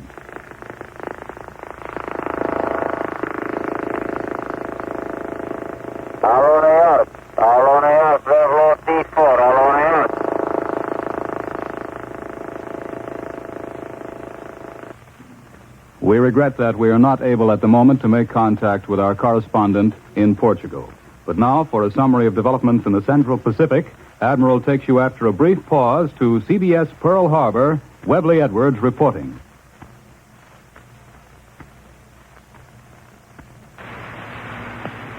Admiral Nimitz has announced that Army and Navy planes attacked airfields and shipping in the Kuriles north of Japan, and Army, Navy, and Marine planes attacked the bypassed Marshall Islands. These strikes round out a week of consistent bombing all along the wide Pacific front, in which the Kuriles were hit 3 times, Wake twice, the Marshalls every day for 7, and the Caroline 7. Nevertheless, this came close to being the quietest week the Pacific Fleet, its auxiliary shore-based planes, and its amphibious forces have passed in quite a long time. Highlighting the week in the Greater Pacific Theater were the capture of Wadki Island off Hollandia on New Guinea by MacArthur's forces, and a strike by carrier task forces at Surabaya on Java. This attack, the first to hit Java by seaborne planes, was reportedly also the first to bring together the carrier forces from the 3 great Pacific Ocean Allied commands, from Nimitz Pacific Fleet and Ocean Areas Command, from MacArthur's Southwest Pacific Command, and from Mountbatten's command beyond the Malay Peninsula. This merging of forces against the Jap is not new. Not quite a month ago, Admiral Nimitz sent strong carrier task force groups of the Pacific Fleet to the North New Guinea coast to support the invasion of Hollandia by General MacArthur's men.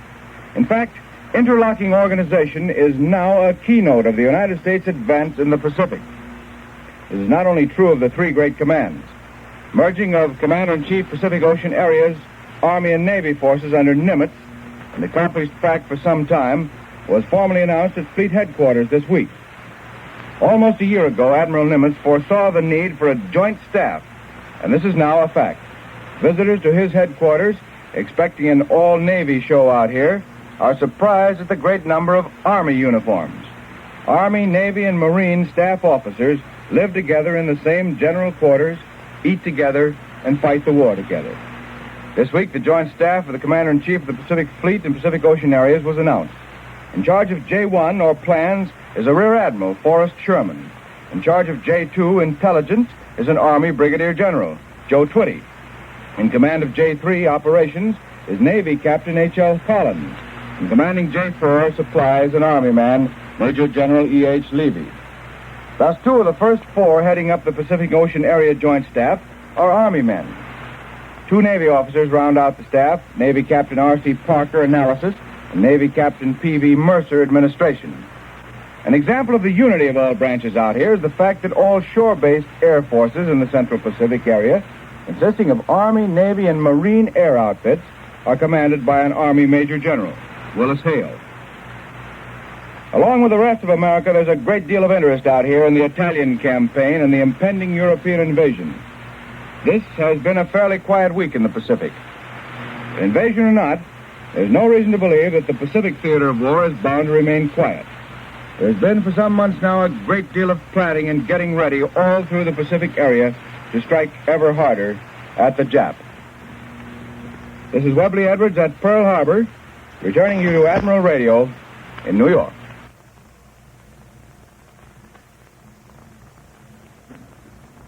Back in this country, after a tour of the Italian fronts and Iran, is a former CBS employee who is now a major in the Army Service Forces.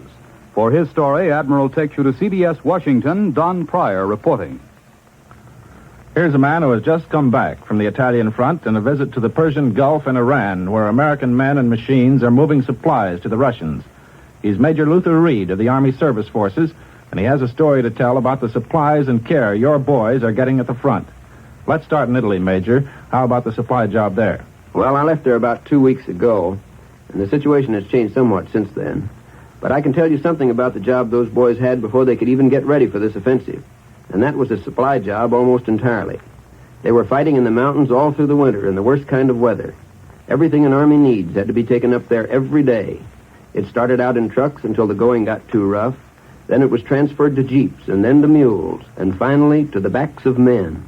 Even mules couldn't climb over some of those trails, so each man would strap a 5-gallon can of water, or a box of rations, or a load of ammunition on his back and haul it up to the infantry line. And the infantry, I guess, just stayed up there. Yes, they just stayed up there and fought. Their foxholes were full of mud, their clothes were soaking wet, and there was never a chance to get dried out. Well, how did they get wounded out of a place like that? That was a major operation. They had to be carried down the mountain trails by relays of litter bearers. Sometimes it took as much as 27 hours to get a man down far enough to put him in a jeep. And it took as many as 70 or 80 men working along that relay trail through snow and mud to take one man out. But they worked their hearts out to do it, and the losses were unbelievably low. They had blood plasma stations along the way, and then, if they needed it, the men were given transfusions of whole blood as soon as they got to the hospital. And that blood was given by the GIs, who were always ready to volunteer. Major, what kind of food do the boys get in a place like that? They're getting good food, nutritious food, and plenty of it. And the further forward you go toward the front lines, the better the food is, because the choicest goes to the men up front. Of course, the infantry patrols, up where they can't have kitchens, have to eat cold food from tin cans until they can get back far enough to have the steaks and other fresh foods that are sent forward.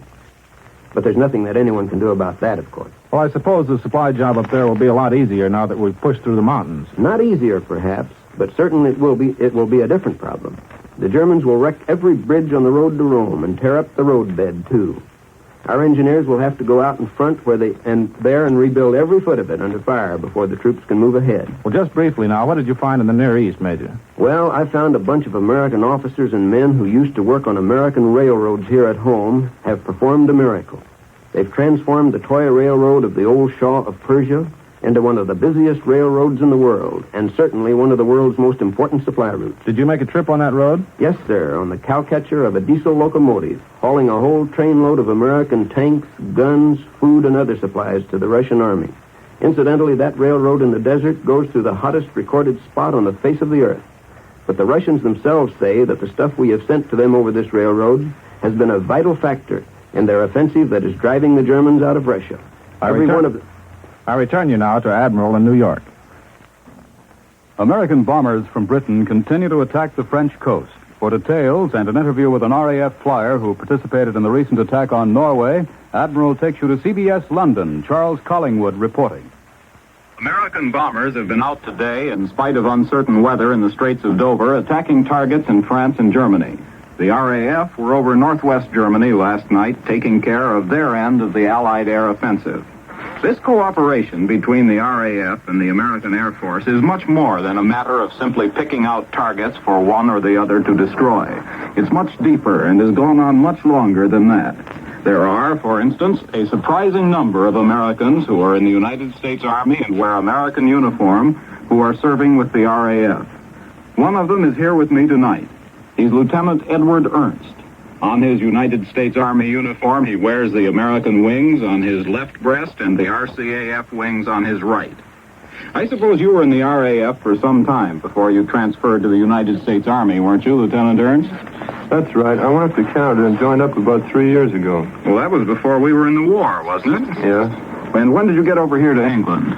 Well, I'm in Coastal Command, you see, and I went through a lot of training in Canada, and then I was sent over here about a year ago. Well, how do you like serving with the RAF? As long as they keep me there, it's all right with me.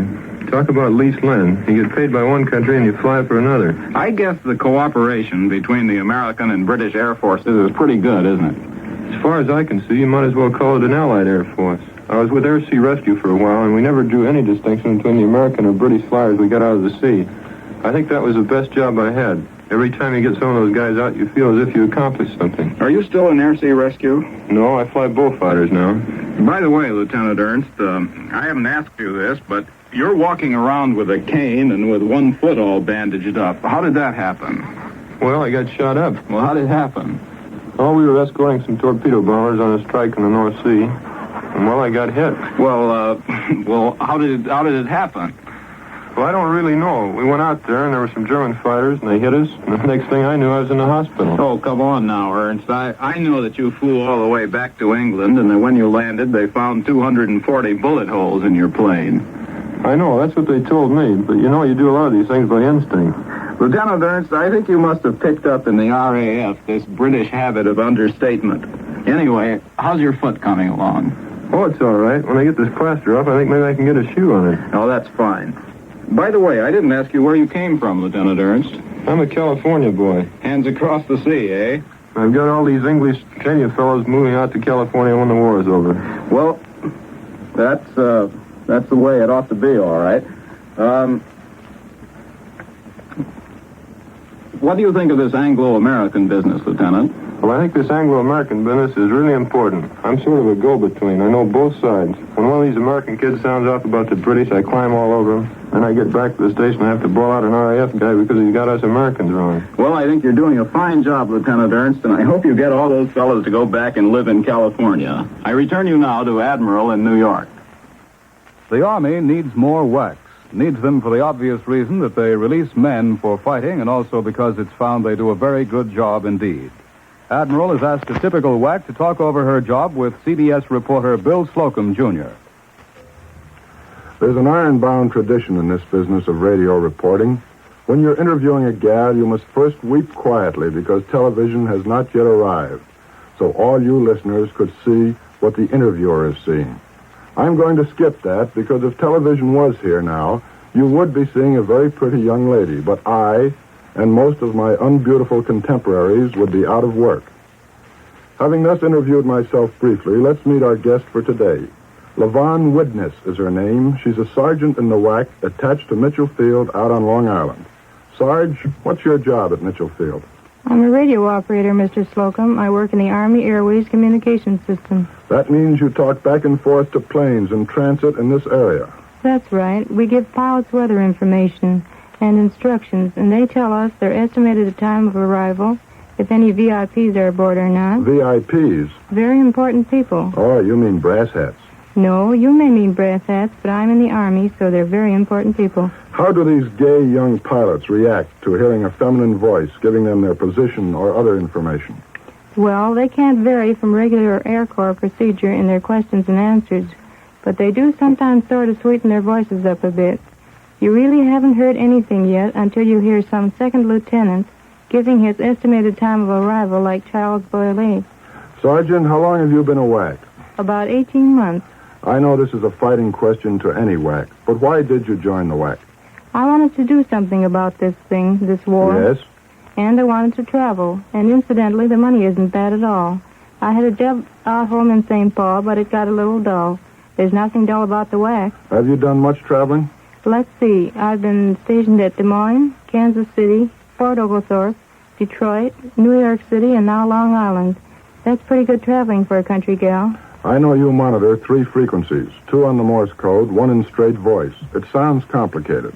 It's not really. They never ask you to do anything in the WAC until they've taught you how to do it. Tell me, Sergeant Widness, are you and your mates intrigued by the new WAC uniforms? Indeed we are. We're women, you know. Yes, so I've noticed. Would you describe those new uniforms? They are one piece, shantung, and very simple and very well tailored. They are light beige or creamy tan, and they look very expensive. And the new hats are quite an improvement. Every WAC I ever talked with was delighted to be in the Corps. Why? Well, you do interesting work, and you do it with very nice people. I find it very easy to save money, and I certainly have seen a lot of this country. But I think the most important thing to all of us is simply this. We have a wonderful feeling of accomplishing something, of doing our share, of carrying our share of the burden. Well said, Sergeant LaVon Widness. Thanks. Now back to Douglas Edwards. For an analysis of the military situation on the Burma front, here is Major George Fielding Elliott. The Japanese forces all around the frontiers of Burma are being broken up into small, isolated groups and appear to face destruction or disintegration.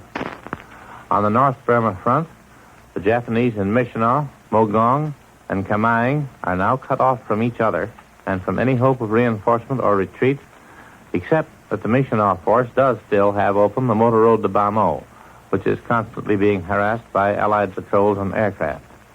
The fall of Michigan itself appears imminent, whereafter General Stilwell will be able to turn the concentrated attention of his forces to the extinction of the Japanese main force in Kamang, which is believed to include the bulk of the 18th Japanese Division and part of another division.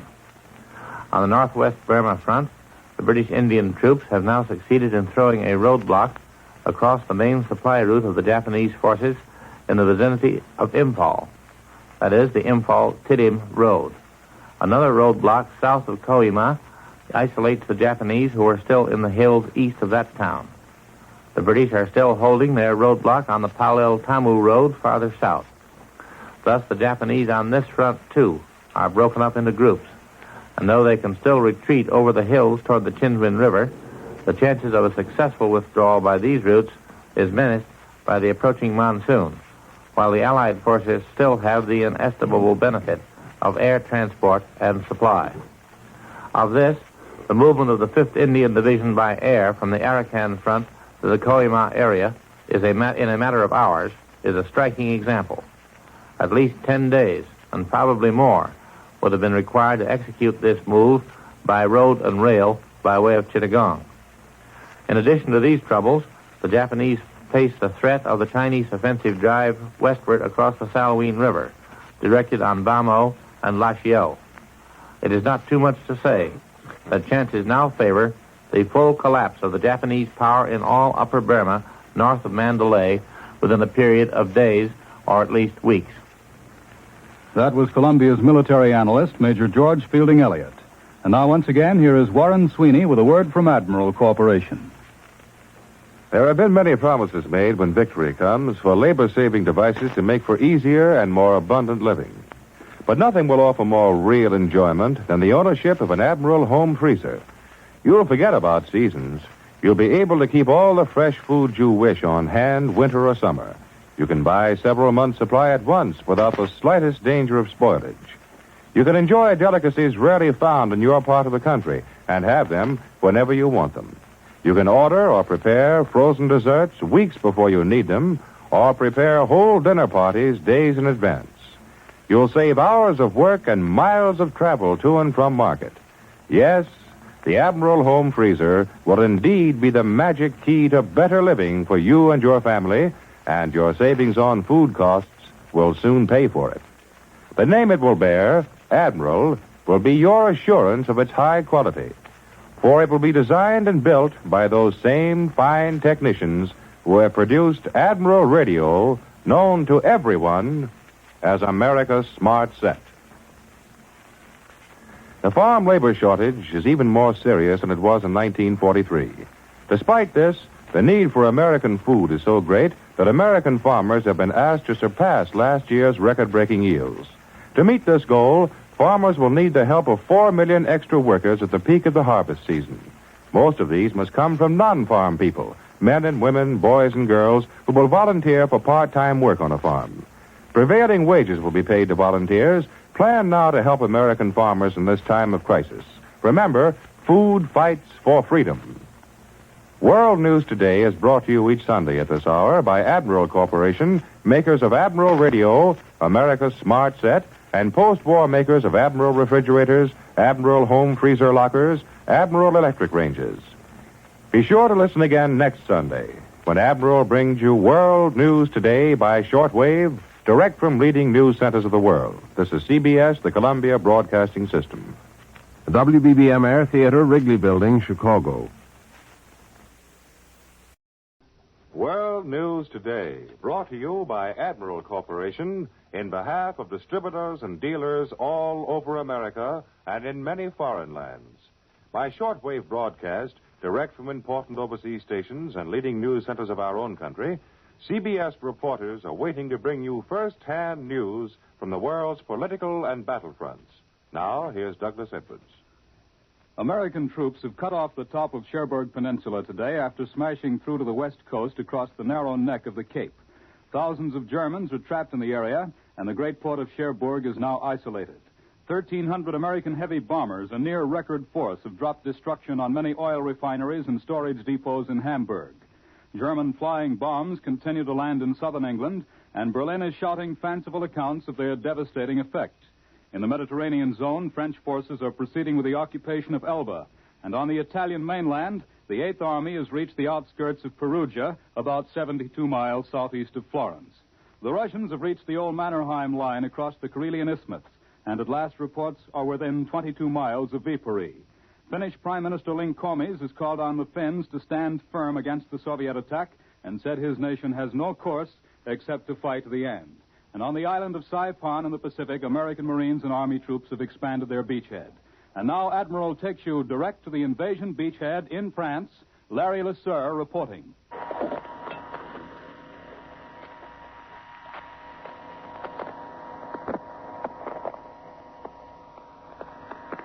This is Larry Lesseur speaking from the American sector of the Normandy battlefront. Tonight, the American troops hold the entire neck of the Cherbourg Peninsula firmly in their grip. The picturesque little town of Bonneville on the western side of the peninsula has been captured, and we are now astride every road leading to Cherbourg. Thus, the big French fort with its large garrison is cut off from the German army in the interior of France. Although today is D-Day +13, the boys who are up on the front lines still find themselves talking about their adventures on D-Day whenever they get a chance to smoke a cigarette. My experience was similar to that of many of the men in the 4th Division who made the assault on our beach. The 4th Division has the enviable record of being the last American division to leave Germany after the occupation in the last war, and it was chosen to be one of the first American divisions to land on the continent. It was very rough on the channel, and after hours of seasickness, we all felt pretty gloomy. Most of us had spent the time resting in our soaking wet wave that crossed over the sides of our little landing craft. But after a sleepless night, D-Day dawned, and we transferred from our barge to a tiny personnel assault craft. And with the regimental combat team, we began the rough ride into the beach. It was a fantastic sight. We could see great geysers of sand shooting up from the beachhead as our planes drenched the area with bombs in great green and yellow flashes. Every time a salvo of bombs hit the beach, our assault craft seemed to bounce back about 10 feet. We were the first regimental command post to make the landing. I don't remember wading ashore. I think I must have just skipped in to get my feet on the ground. Every one of us felt the same way. We didn't care what happened to us, as long as we could get off that fucking bouncing boat. The din of gunfire was deafening, and the first thing I vividly remember was a little sergeant with a Brooklyn accent. He was standing on the beach, and he said to me with a grin, "Boy, we made it." And of all things, he handed me a cigar. The stunned Germans defending the beach were being gathered in, and I remember their tall, blond Nazi captain. Dressed immaculately he was, and as arrogant as ever. He refused to lie down with the rest of his men, although German shell fire was hitting the beach. And when my colleague, Bob Landry of Life magazine, tried to take his picture, the Nazi officer turned his back on him and on the whole American landing with deepest scorn. A few minutes later, a German shell hit the beach, and the German captain went down forever. He was killed by his own shell fire. The colonel of the regiment quickly made contact with his men and led them off the beach across the green, watery wastes of the flooded area in the rear. We followed him. Long, stretching lines of men, armed to the teeth. The first tank that tried to cross was hit by a German anti-tank shell. The second American tank fired one shot at the German anti-tank gun and silenced it. We were on our way. In 10 minutes, I had reached the position of the German gun. It was trained perfectly on the only road by which we could cross. But that first shell had panicked the German gunner, and he had fled, leaving his gun in perfect condition. I looked back at the beach from his observation post. With just that one gun, he could have held us up on that single road crossing the swamp for hours. Now I could see other German shells splashing and throwing up sand on the beach in back of us. And landing craft were going skyward as they hit underwater mines. But I was already in land, and I was glad I had chosen an early landing before the enemy had time to recover from the bombing, the shelling, and his surprise. The colonel kept pushing ahead, rallying his men, advancing his command post, and sending out patrols to wipe out the machine gun nests that harassed us from time to time. By mid-afternoon, Bob Landry and I were already in the little town of Saint-Marie-du-Mont, some 3 miles inland. Here we met the paratroops. They were fighting a street battle with the Germans. While I watched one paratrooper in hand-to-hand combat with a German, a shot rang out from a church steeple, and both the paratrooper and the German fell together, killed by a German bullet from a church. Other paratroopers immediately turned their attention to the church people, tossing grenades as high as they could. And meantime, a Frenchwoman doctor refused to take cover and was giving a wounded paratrooper morphine as he lay wrapped up in his red parachute on the village green. Whenever the machine guns opened up or a grenade exploded, the French people in the town would run for cover. And as soon as it stopped, they would emerge again. It was a most confusing scene, like a Hollywood movie set. Only the dead men littering the streets made it appear real. It was growing dusk by this time, and we decided to bed down on the grass for the night.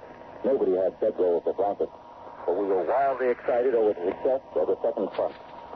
And then at dusk, the planes from England started to come in towing gliders.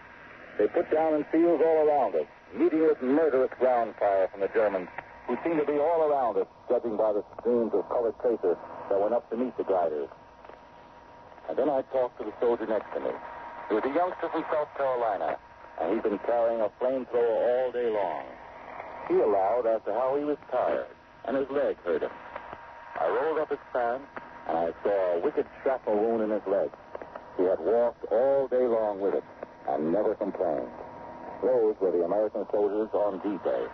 And Mr. Larry LeSueur returning you now to New York.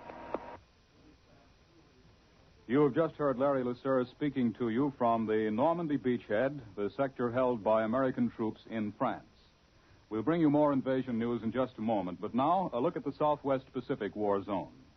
More than 50 Mitchell bombers, escorted by a large force of Lightnings, hit Sarong on the northwestern tip of Dutch New Guinea and destroyed more than 50 planes on the ground and in the air. And now we're ready to take you to London. Charles Collingwood reporting. The news from France today is the biggest since we successfully gained the beaches. As you've heard from Larry LeSueur, we have cut right across the Cherbourg Peninsula. The American 9th Division fought its way along two roads from Saint-Sauveur to the coast around Barneville and Carteret. There's no mystery about what this means. It means that we have established a huge concentration camp for the German troops north of our line. We have set the stage for a German defeat which would leave the whole of the Cherbourg Peninsula in our hands. The Germans admit that we have sealed the peninsula, but they indicate that they're going to try to hold out there anyway. However, the present situation of Rommel's troops in the Cherbourg Peninsula is very similar to the position they held at the end of the Tunisian campaign.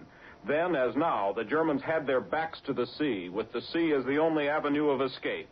This is a situation in which the Germans do not fight well. They did not fight well in Tunisia, and if we can hold our corridor across the Cherbourg Peninsula, there are those who think they will not fight well there. And now, here is Charles Shaw with a report about the Germans' latest secret weapon. Probably the biggest conversation piece in London today is not the invasion of northern France, but Hitler's so-called secret weapon, the pilotless plane, the robot bomber, or the self-propelled bomb, whatever you may want to call it. But the assault is already being met. The Germans would like to know how it is being met. As far as American listeners are concerned, I can say that some of our boys are helping the British meet it, the members of the 9th Air Defense Command. And here's one member of the 9th Air Defense Command, Corporal Charles A. Dubell of Bordentown, New Jersey, who can tell you what these pilotless planes look like. How about it, Corporal Dubell?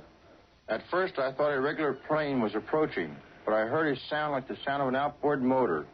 And I looked up and saw a ball of yellow flame in the sky. I figured at once that it must be one of those rocket planes, because I've heard reports that the Germans were experimenting with those things. This thing came almost overhead, and then I could see it. It looked at first like a real plane, but then I realized it was too small. As it got overhead, a streak of bluish flame came out from behind it. Some folks say that these things look like Spitfires, but I can't quite agree. There's a tube raised up on the tail, probably the projector, and that makes it look different from any other plane. Of course, it has wings on it. It has a bullet-shaped nose. Doesn't have any propeller. I'd say it's about 20 feet long with a wingspan of about 15 feet. It looked as if it was traveling about 300 miles an hour, or maybe more, and it was flying on a straight course. Has your 9th Air Defense Command bagged any of these planes, Corporal? That's one of the things we can't talk about. Jerry will have to learn about what we're doing the hard way. Right, Corporal DeBell. I return you now to Admiral.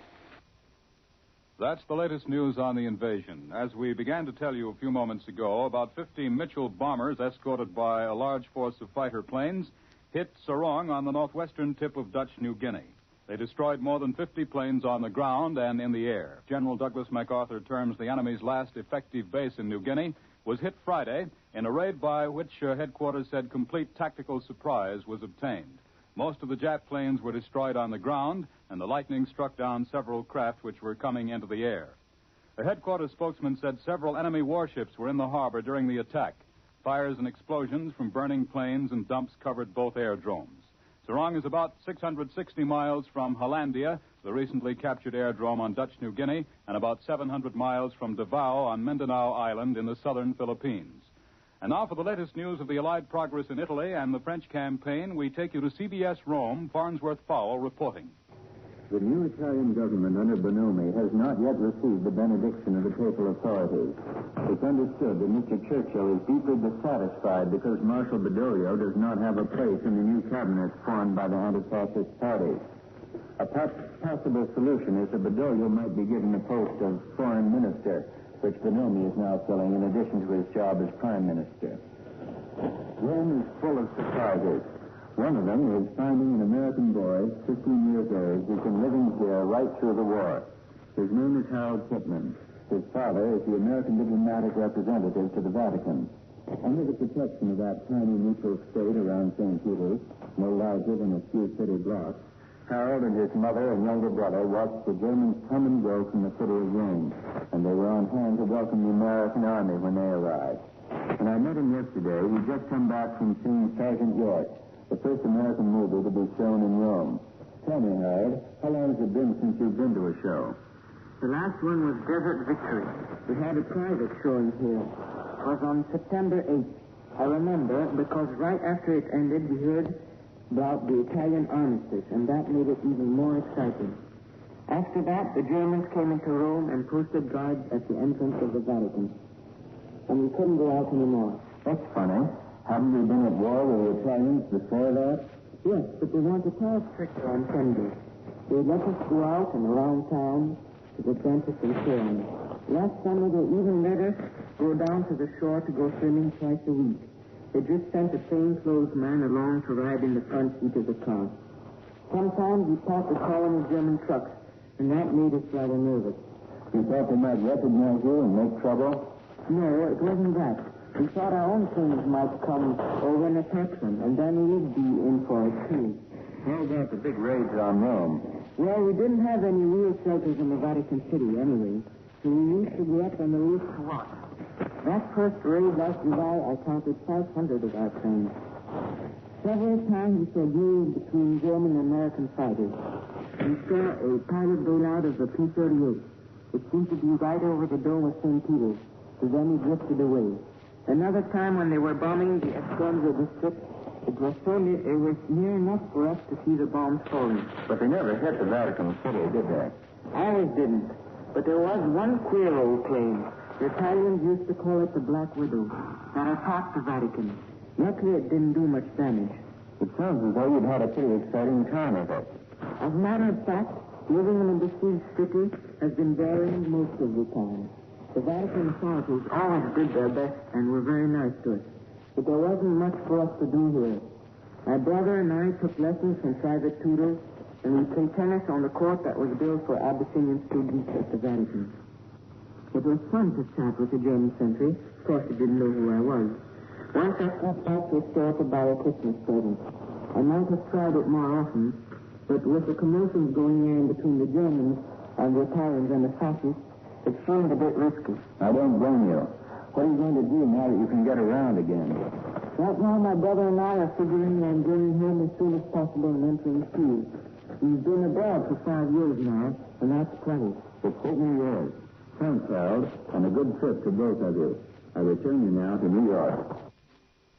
More news in just a moment, but first here is Warren Sweeney with a message from Admiral Corporation. When the war is won, Admiral Corporation will unveil its new electric range, an electric range with so many revolutionary features that American homemakers will unanimously voice their approval. For instance, let's consider the 6-quart complete meal cooker. This cooker will provide the finest and most economical cookery from a single vegetable to a complete meal. Suppose, for example, it's Tuesday and your regular bridge club afternoon. Haven't you often worried what sort of a dinner you can prepare quickly for Dad and the kids because you get home so late? All that will be changed when you can own an Admiral electric range with its complete meal cooker. You'll simply put your whole meal, meat, vegetables, and perhaps a pudding in your cooker, set the automatic timer, and go merrily on your way. You'll know that if you get home 5 minutes ahead of friend husband, you can have a piping hot meal ready to serve by the time he walks in the door. And the complete meal cooker is only one of the many exciting features of the Admiral electric range. Make a mental date now to see the after-the-war Admiral electric range built in the same modern factories as Admiral Radio, America's smart set. Now, here once again is Douglas Edwards. American men, planes, and ships are hammering the Japanese over a wide area of the Pacific. For a summary of this fighting, Admiral takes you now to CBS Pearl Harbor. Webley Edwards reporting.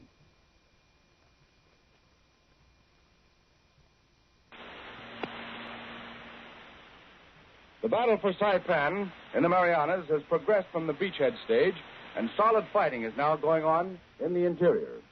The United States Marines, supported by elements of an Army division, consolidated original beachhead positions along the southeast corner of the island and have captured the sugar mill town of Charan Kanoa, roughly 2 miles north of Agingan Point.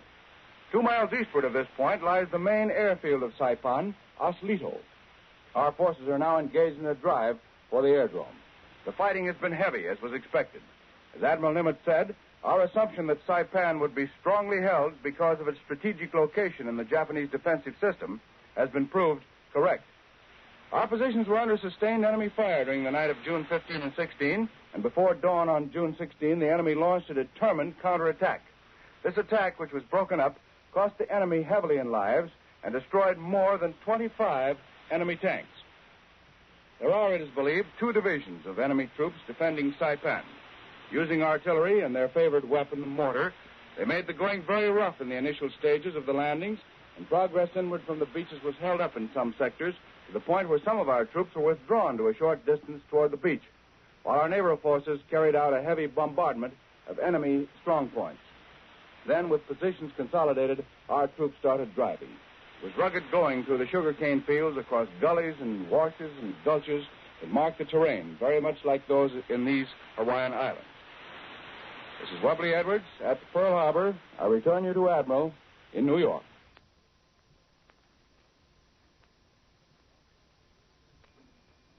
Now for an interview with the former managing editor of The New Yorker who witnessed the preparation of our giant B-29s for their first attack on Japan. Admiral takes you to CBS Washington. Don Pryor reporting. The most sensational news of the week, of course, was the bombing of Japan by B-29s based in China. So I'd like to have you meet a man who just got back to Washington after 16 months in the China-India-Burma theater, where he watched the preparations for that historic operation. He's Major St. Clair McKelway, former managing editor of the New Yorker magazine, and recently public relations officer on the staff of Major General George E. Stratemeyer, senior American air officer in the Asiatic Theater. Major McKelway, what's the story behind the story that broke this week over Japan? Well, about all I can give you is the reaction of a reporter who was there and who saw the job being done. I didn't have any direct part in the B-29 program, except as a publicity man working in reverse, trying to keep the story from getting out prematurely. Well, I should think that would have been rather difficult in itself. After all, you can't hide a B-29 in a briefcase. No, and yet I believe we actually took the Japs by surprise last Thursday. They've been hinting that they knew what we were up to out there for quite a while, but I think they were just fishing around for information. I'm quite sure they didn't know we would be ready to hit them so soon and with a full-size striking force. So the secret must have been fairly well kept, even though thousands of people in India and China knew about it. And the answer, I think, is that the officers and men who knew the story were so thoroughly impressed with the importance of the B-29 that they just wouldn't talk. I don't know of a single case of an officer or a GI giving away a bit of information. It was their own big secret, and they were very proud of it. They knew that this was the plane that was actually going to hit Japan, and every man felt that he had something to do with getting it over the target. Well, when did you first see the B-29 out there? Just a couple of months ago. Well, what effect did it have, psychologically? Well, it was like a shot in the arm. A British officer I knew was sitting on the lawn of his home with his 4-year-old daughter when a B-29 came in from the west rather low. The little girl pointed and said, "Daddy, just look at that big damn thing." That's how most people felt about it. When the first plane landed on a specially built runway in eastern India, a bunch of officers and men were grouped around watching. Everyone was silent until finally a GI mechanic expressed what all of us were thinking. "Now," he said, "we're getting somewhere." That wonderful airplane gave a lift to everybody in the theater, even to Stilwell's troops fighting in the Burma jungles. Well, just how could it have an effect on them?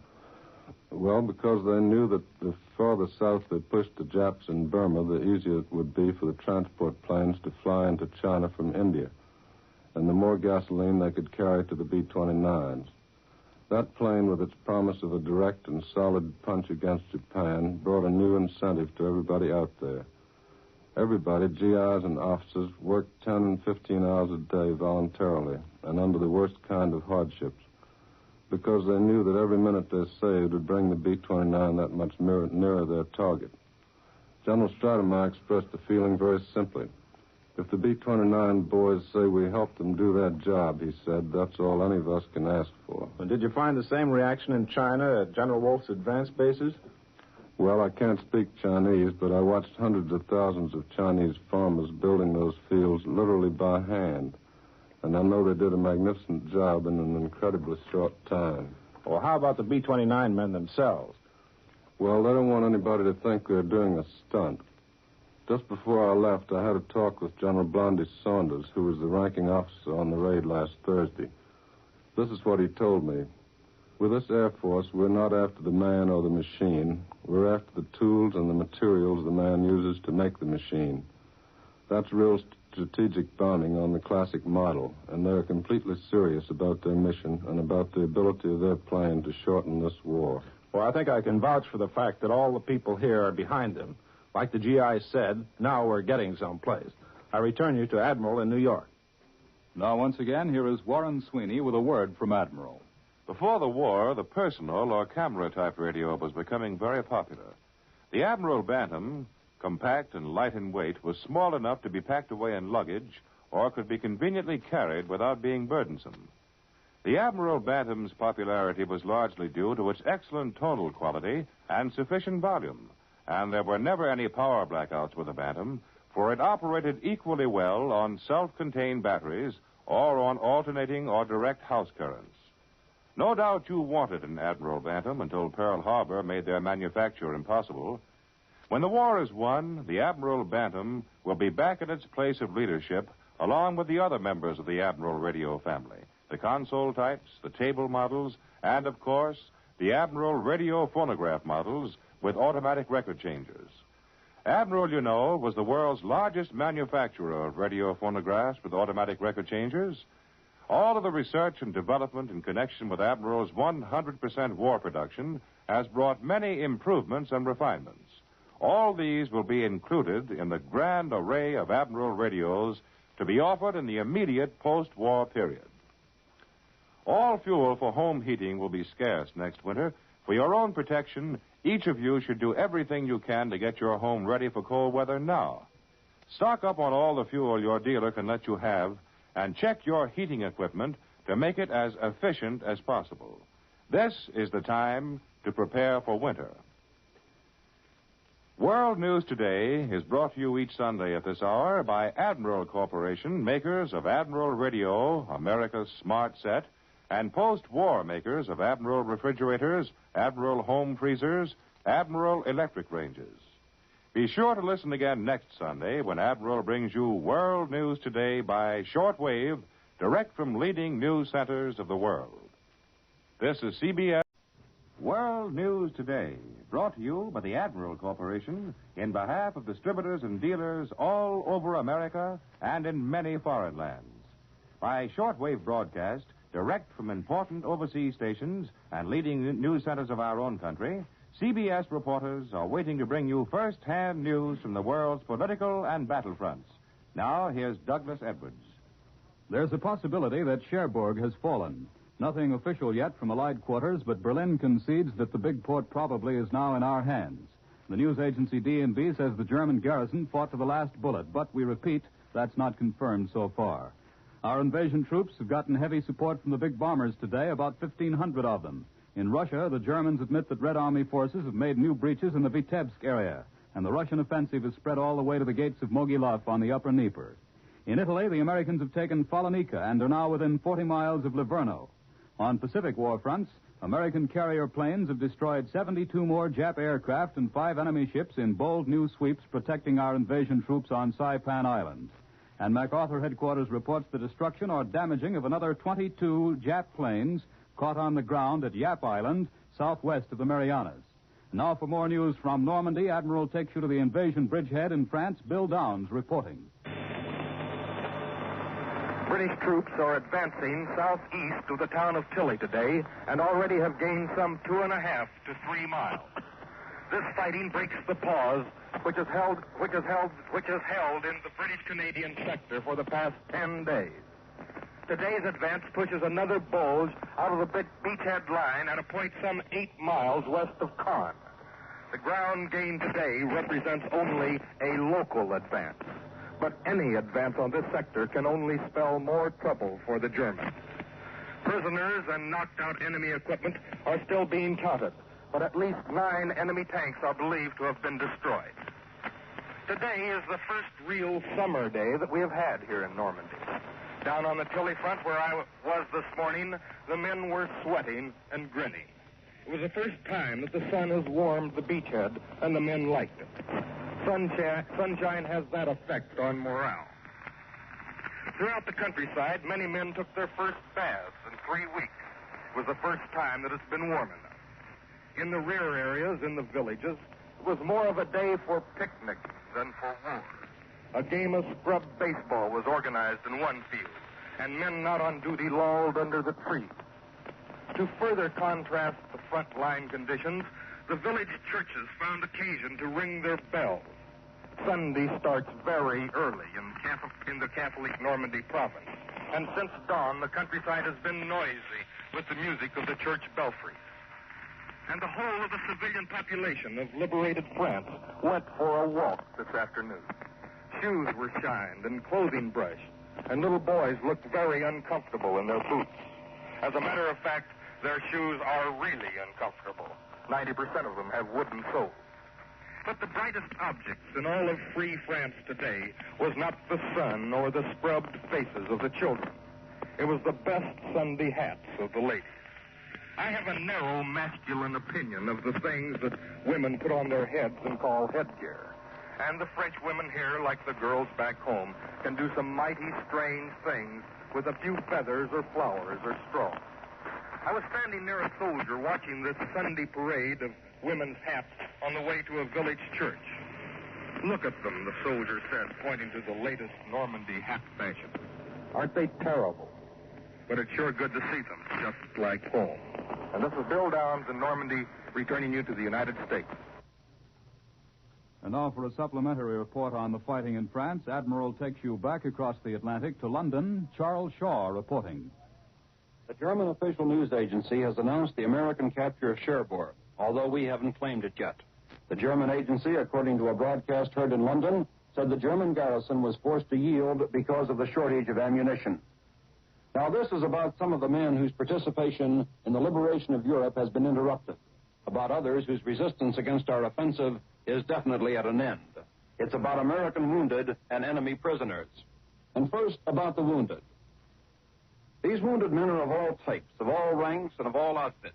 They're paratroopers, tank drivers, infantrymen, glider-borne soldiers, enlisted men, and officers. The best description I can give you of the hospital where they are is the remark made by a wounded American when he arrived there. Gee, he said, they've brought us to a country club. And this hospital, and there are others like it here in England, is a rambling open establishment built along Spanish patio-like lines. In every building you see unobtrusive signs warning you that health is promoted by cleanliness, and cleanliness is indeed the cardinal principle. If you carelessly throw a cigarette butt into a courtyard, you're politely reminded that there are receptacles at convenient intervals. Boys with brooms brush away steadily. These patients aren't typical Army because they don't gripe about the chow. And after eating a few meals with them, I can understand why there are few, if any, complaints. The general chow for lunch yesterday had good old American frankfurters as the entree. But for those who need lighter fare, there are such things as boiled or scrambled eggs, real eggs, not powdered, custards, toast, and tea, or real thick milk for those who wanted it. A report on what these wounded really talk about might sound like propaganda stuff or morale-building stuff. To be a good reporter, you're supposed to be suspicious. So when you hear one or two fellows acting and talking cheerfully, you naturally question a lot more to get the true picture. But the true picture, as I saw it drawn at this hospital, is that the main complaint the patients have is that they were hauled out of action so soon after it began. They want to get back, and most of them have a good chance of realizing their ambition. And during the weekend, I saw others who have been dragged summarily from the field of battle who won't go back until the fighting's all over. They're the Germans who have been brought here as prisoners. If you want to, I guess you can read all sorts of things into the manners and expressions of those prisoners. Arrogance, meekness, boldness, humility. The ones I saw were a group of young and rather old men, dazed from battle and dazed perhaps from the realization that Goebbels was wrong when he said England had been leveled by the Nazi assortment of flying weapons. That was Charles Shaw in London. We'll have more news in just a moment, but first, Warren Sweeney with a message from Admiral Corporation. Do you know what would happen if you broke an egg on a plate and left it uncovered in your refrigerator for a couple of weeks? We can tell you that it would practically disappear, leaving only a yellow spot on the plate. This happens because the conventional type cooling unit draws all the moisture from foods and wraps it around the coils. But an egg broken and left uncovered for a similar length of time in the After Victory Admiral 2-temperature refrigerator will retain all its moisture and goodness. Much of the frost on the coils of your refrigerator, which you must remove by defrosting at regular intervals, is moisture that has been drawn from the food you placed there. But all this moisture sapping will end when peacetime production permits the manufacture of the Admiral 2-temperature refrigerator. For Admiral will present the first major advancement in home refrigeration in many years. The moist cold of the Admiral will keep foods just as fresh and nourishing as they were when you put them in the refrigerator, without the use of covered dishes. And the messy job of defrosting will end, because in the new Admiral, there will be nothing to defrost. We know that you and all America will approve the Admiral 2-temperature refrigerator, just as all America has approved Admiral Radio, America's smart set. Now here once again is Douglas Edwards. The Red Army's swiftly developing summer offensive has spread to sectors 450 miles southward from the Finnish Karelian Isthmus today, all the way to the gates of strategic Mogilev on the upper Dnieper, the very core of Hitler's strongest defense system on the Russian front. Moscow dispatches say new and greater surprises are believed to be in store for the dazed German High Command, already staggering from a sanguinary war of attrition. The German commentator Ernst von Hammer said the Russians had achieved a breakthrough in the Bobruisk area. Bobruisk is 70 miles southwest of Mogilev, and forced the German lines back several miles. Masses of tanks and fighter bombers on a scale never seen before during the entire Russian campaign were thrown into the attack, he said. Another breakthrough was made on the Smolensk-Orsha road. The Berlin radio said at least 80 Soviet infantry divisions and a tank army had launched a great general attack from Bobruisk to Vitebsk, and the German communique admitted that breaches in the central front had been widened. Encirclement of Vitebsk virtually is complete as two great Soviet armies close in, leaving a gap of only 22 miles for a German escape. Points of heavy tank attack and artillery strength and deep mines are being under heavy pummeling by the Russians, already under a Russian attack. In that sector, the Russians now are only 69 miles from the Soviet Latvian Republic, 120 miles from the Lithuanian Republic, and 110 miles from Dvinsk, the biggest communications center in the Baltic area. The circle being closed around the Nazis reaches from the western Dvina and Dnieper rivers to points northwest and southeast of Vitebsk, and Russians now pressing down on the city from the northwest can hear the guns of their comrades from the southeast. The last railway remaining from the German rear into Vitebsk was cut on Friday. The Russians say the Germans have lost more than 5,500 killed in this area up to yesterday. South of Vitebsk, the newest attacks of the Red Army appeared aimed at relieving the important White Russian municipalities of Mogilev and Orsha on the upper Dnieper. In Italy, the Allied 5th and 8th Armies are still moving ahead up the Italian peninsula. And now for a direct report on the latest developments, Admiral takes you to CBS Rome, Winston Burdett reporting.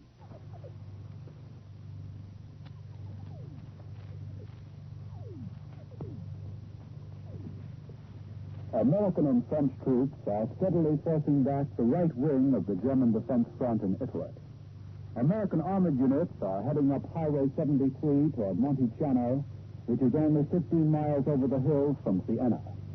French Spahis are working up the narrow wooded valleys on their east, and to the west a strong American force is fanning out beyond captured Follonica and threatening the lateral roads which lead to Piombino, the next important supply port on the Italian west coast. The war has once again hit the ancient towns of Italy.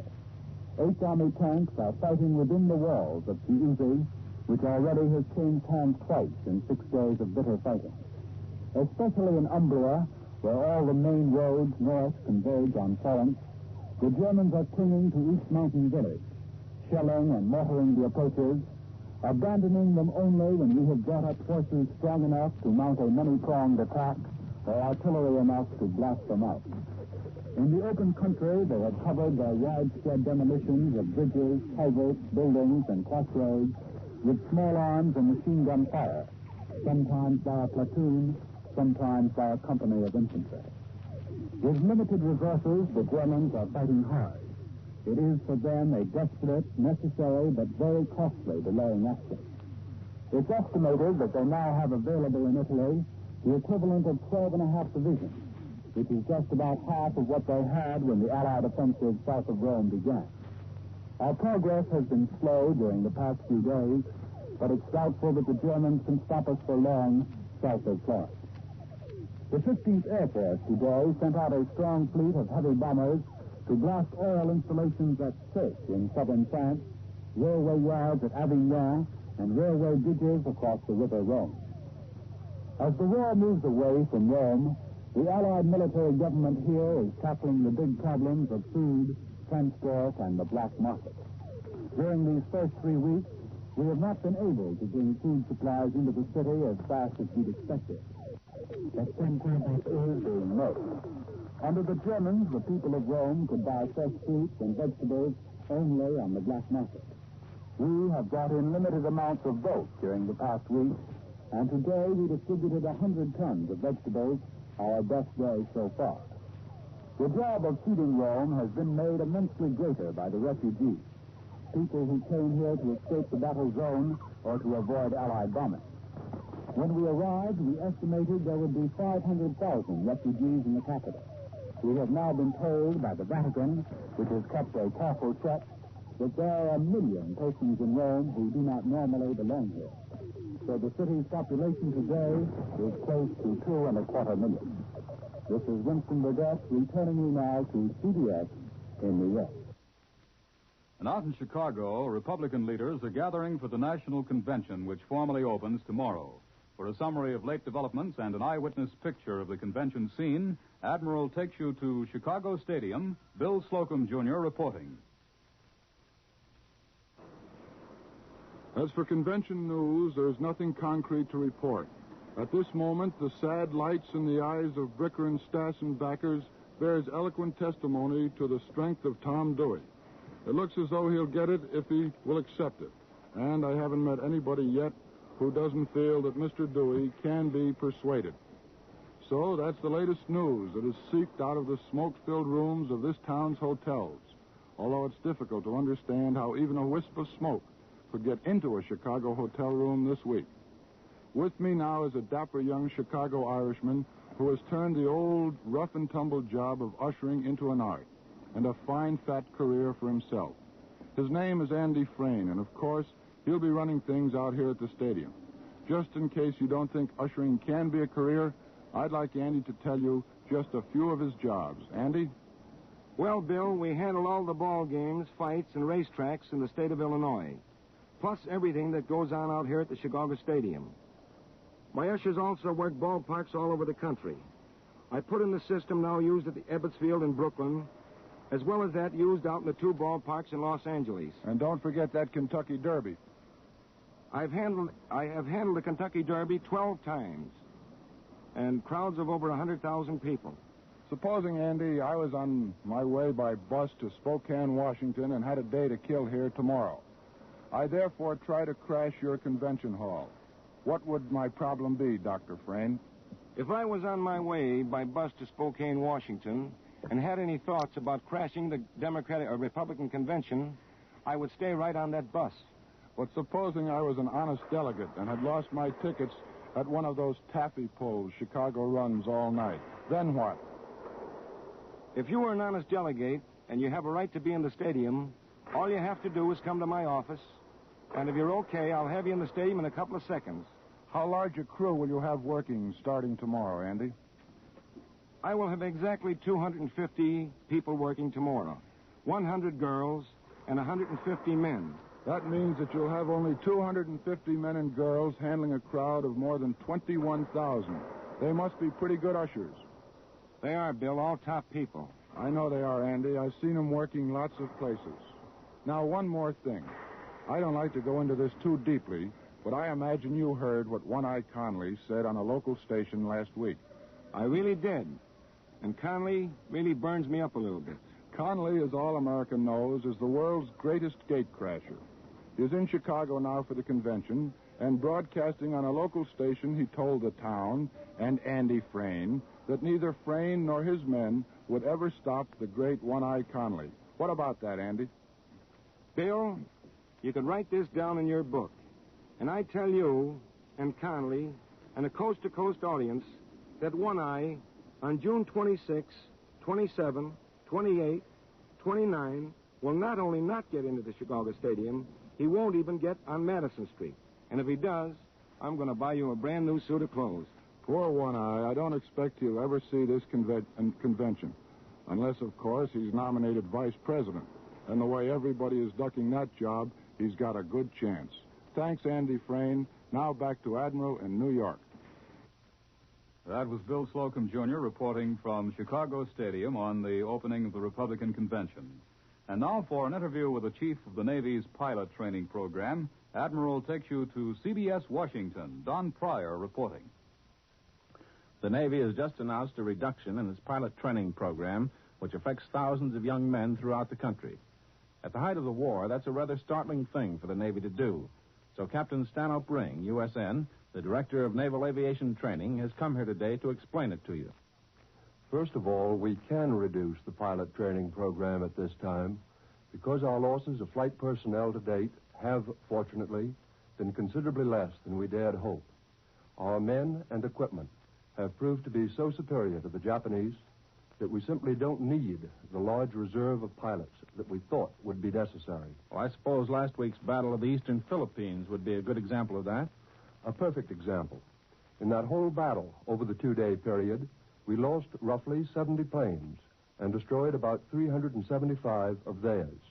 And even that doesn't tell the whole story. Our planes didn't reach the Japanese fleet until just before dark. But even then, they sank or severely damaged a large number of enemy ships, including several carriers.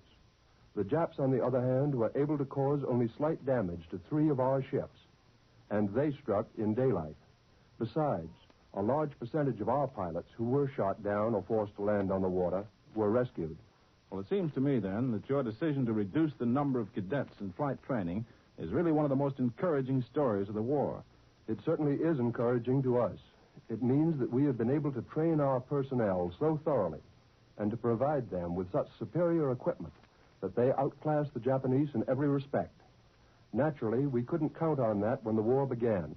We had to guess what our losses would be, and we had to train enough men to compensate for the estimated losses. Then, too, we allowed a liberal percentage for war weariness. As you know, a winning team doesn't get weary, and we've got a winning team. Captain, why wouldn't it be a good idea to complete the training of all the boys who have already started the program? Perhaps it would be a good idea if it weren't for the manpower situation. Under the circumstances, I don't believe the Navy would be justified in training large numbers of pilots beyond those required. Unfortunately, there are going to be a lot of disappointments. All of us regret that sincerely. Well, can you tell me just how the reduction is going to be made? standards of performance have been raised in all stages of training. Those who have started their primary flying and those in the intermediate course will be continued in training provided they can meet the raised standards. All of those in the earlier stages, whose actual flight training has not yet started, have had the situation fully explained in a personal letter from Rear Admiral A.W. Radford. About one-half of this group can be continued in training. The rest must be withdrawn, but may select any one of several options which have been offered. Well, does this action of the Navy, Captain, mean that none of these boys can remain in naval aviation? Not at all. There is a great opportunity for these young men to serve as combat air crewmen, the fighting gunners of naval aviation. Furthermore, we will keep a careful record of the names of all of those withdrawn from the program so that they will be available for future training as pilots should the needs of the service so require. Well, I hope the Japanese have been listening to this broadcast, Captain Ring. They would be interested, I'm sure. I return you now to Admiral in New York. The Chinese High Command announced today that severe fighting is in progress in the outer defenses of Hengyang, the Hunan Province Railway Center, and most important city attacked by the Japanese since they took Hankow in 1938. The Japanese left wing took Pinxiang, about 100 miles northeast of Hengyang, and their right wing attacked in the vicinity of Xinxiang, 60 miles north of Hengyang, after the arrival of reinforcements. A gloomy view of the military situation prevails among both foreigners and Chinese in Chongqing, who are convinced the Japanese are engaged in an all-out attempt to neutralize China as an allied base for attacks on the Japanese Empire. In Burma, Chinese troops and British Chindits have entered the Japanese base at Mogaung, and heavy fighting is in progress. The Chindits broke through the outer defense east of Mogaung and took the important railway between the station and the bridge. At the same time, Chinese troops entered the town from north and south. Meanwhile, Myitkyina, the main North Burma base of the Japs, 35 miles east of Mogaung, is still holding out against Allied attacks. And we repeat that American carrier planes have destroyed 72 more Japanese aircraft and 5 enemy ships in new sweeps on Saipan Island. And now, once again, here is Warren Sweeney with a message from Admiral. You have a pleasant surprise in store for you when you see the smart styling and graceful beauty of the post-war line of Admiral radio phonographs. And you'll be positively amazed at the almost human operation of the newer, simpler Admiral automatic record changer.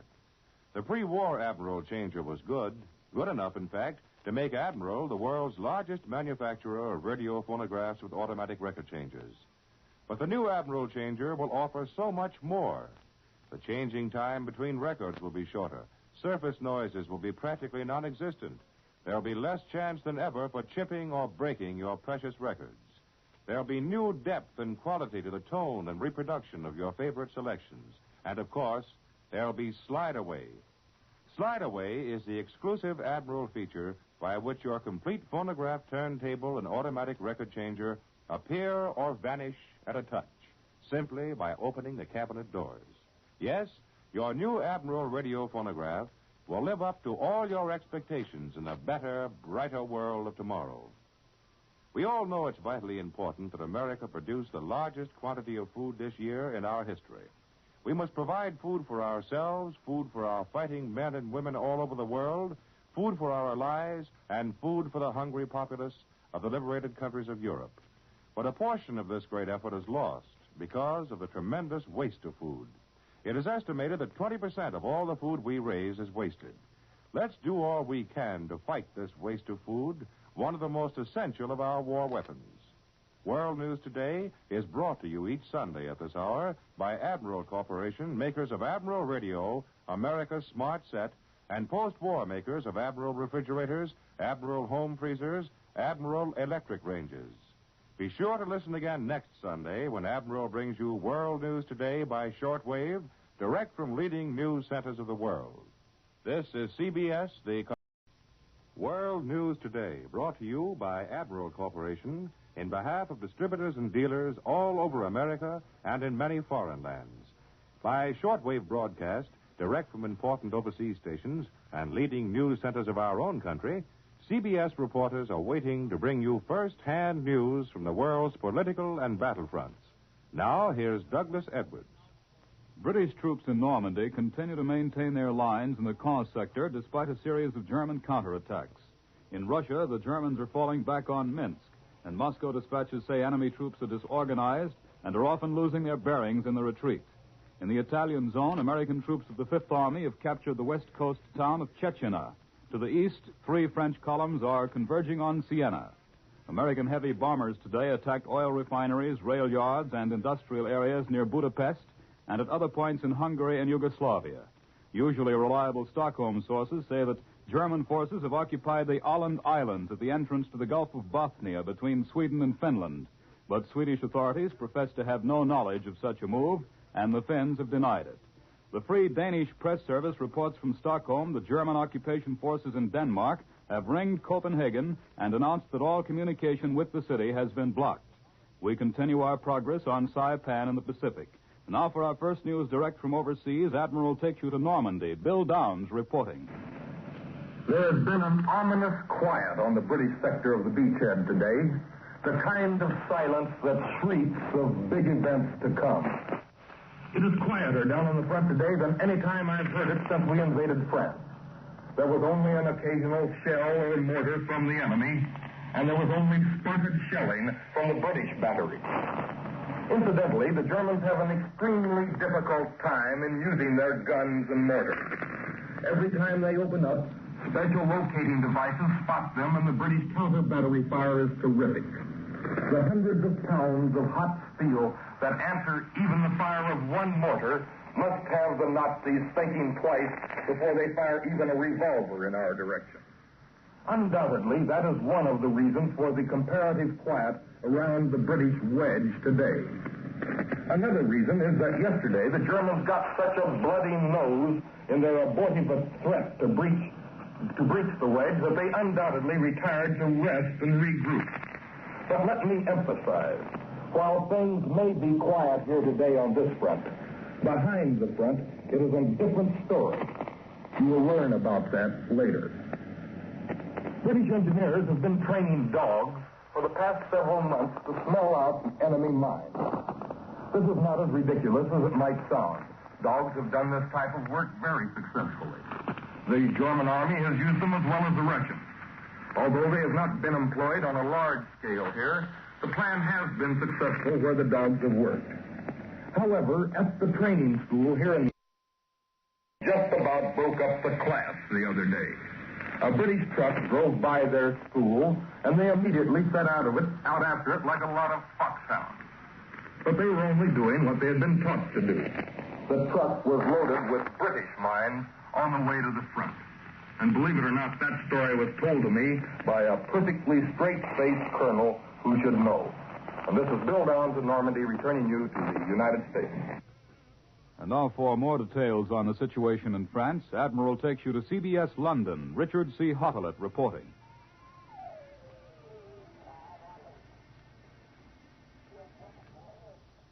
You've heard Bill Downs from the scene of the fighting on our eastern flank in Normandy.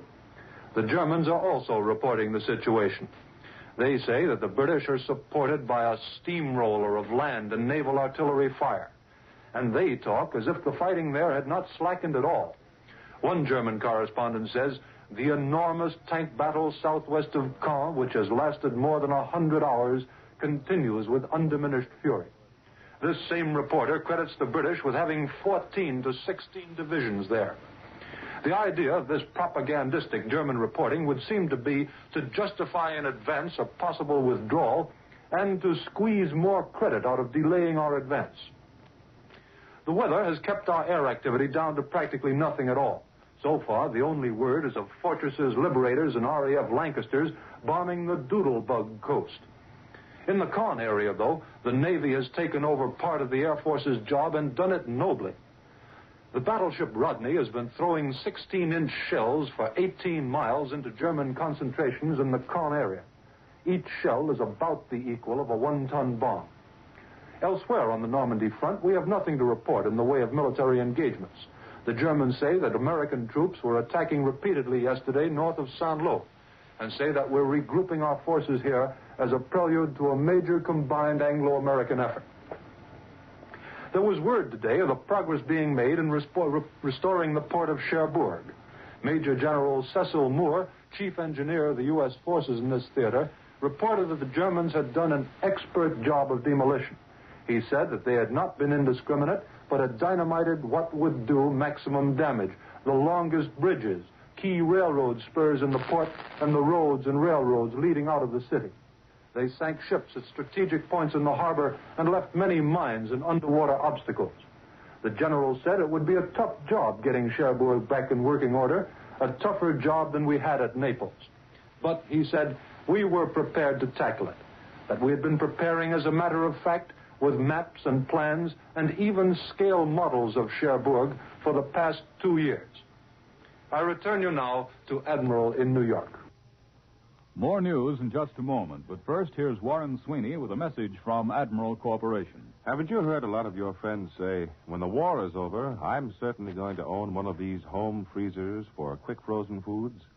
It seems that nearly everyone has become aware of the goodness of frozen foods and the economy of buying and storing foods in large quantities. The Admiral Home Freezer will do this job so perfectly, with so little trouble and inconvenience, that the demand will probably exceed output for the first few years following the war. The Admiral Home Freezer will provide the means to store large quantities of frozen, fresh foods at 0 temperature practically and economically. You'll enjoy the extra flavor, the extra health, the out-of-season enjoyment, and the lightened kitchen drudgery that only the use of frozen foods can bring. The Admiral Home Freezer will simplify your meal planning, save you many shopping trips, and make it possible to prepare a delicious, well-balanced meal for unexpected guests on a moment's notice. And your Admiral Home Freezer will actually pay for itself in food savings.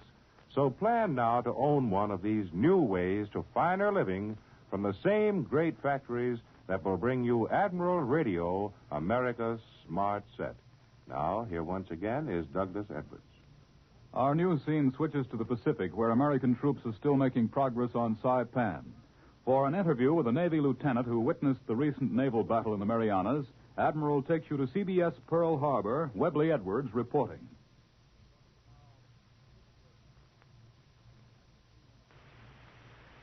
Our troops continue to move forward on Saipan and have wiped out several pockets of resistance that were bypassed in previous advances. Our carrier aircraft made still another attack on Rota. Among the first observers of the Saipan and Philippine sea battle is Navy Lieutenant Jim Britt, former radio man of Boston, who was aboard a United States aircraft carrier in the great victory of June 18th. Jim, will you tell us about it? Well, Webb, we took battle stations after the word was passed that a tremendous carrier aircraft attack was on the way in. You could tell just by looking at our pilots as they raced to their planes that every man felt this was the chance for which he had waited. Within 30 minutes of launching, we could see long wisps of smoke trailing from Jap planes as they were shot down. Listening to the ship's radio, we could tell our pilots were having a field day. One youngster who had long waited for a crack at the Japs apparently had a 0 on his tail, because over the radio we heard him moan, "Oh, Lordy, not the first time. Somebody shoot that blank blank 0 down." And another voice calmly said, "Roger," and promptly did so. That was typical of the teamwork. Ensign Wilbur Webb of Ardmore, Oklahoma, shot down a section of 3 Japs in one run, got 6 and 2 probables in his first engagement. Dozens of pilots became aces within half an hour. How close did the Japs come to your carrier, Jim? Well, all told, the Japs sent in 10 waves of from 40 to 50 planes each, and of course some got through. But despite the exaggerated Tokyo claims, not one of our ships was seriously damaged. I saw one plane drop a bomb close to our bow, but all it did was irritate our AA gunners, who shot him down. A 0 raced across with 2 Hellcats in pursuit, and the gunners stopped firing while the Hellcat shot the Jap to pieces.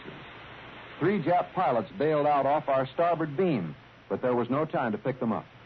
One Jap torpedo bomber caught fire 50 yards ahead of another carrier and roared the whole length of the flight deck, not more than 20 feet overhead, then crashed into the sea.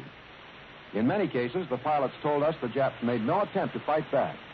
The rear gunner of one bomber was reported to have folded his guns and his arms and huddled waiting to be killed. The surprising thing of this great battle, Jim, was its brevity, huh? Short and sweet, Webb. All our planes got safely back but one. More than 20 Japs had fallen before them. The whole show was a tribute to 3 outstanding factors: the superiority of our pilots, the excellence of our planes, and the Native American teamwork that these kids had learned from their school days up.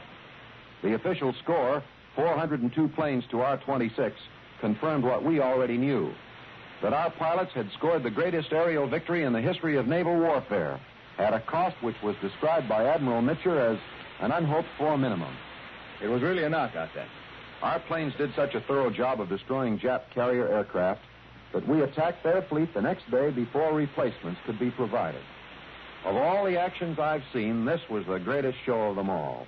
On no occasion has the overall superiority of our pilots, planes, and carrier tactics been so evident.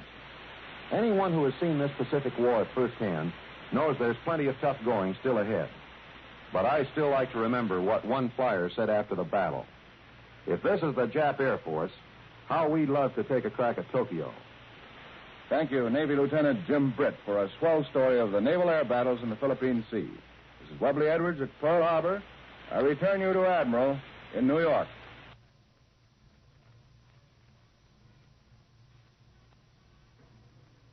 In Finland, Premier Edwin Linkomies told his people today that German war material and other help is necessary for the success of their fight. He said it is Finland's self-evident duty to lay down its arms only when a mutual understanding about it exists with Germany.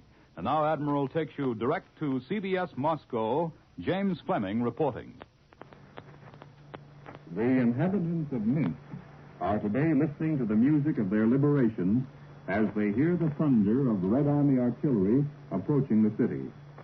That's how Izvestia describes the record Soviet offensive converging on the capital of White Russia.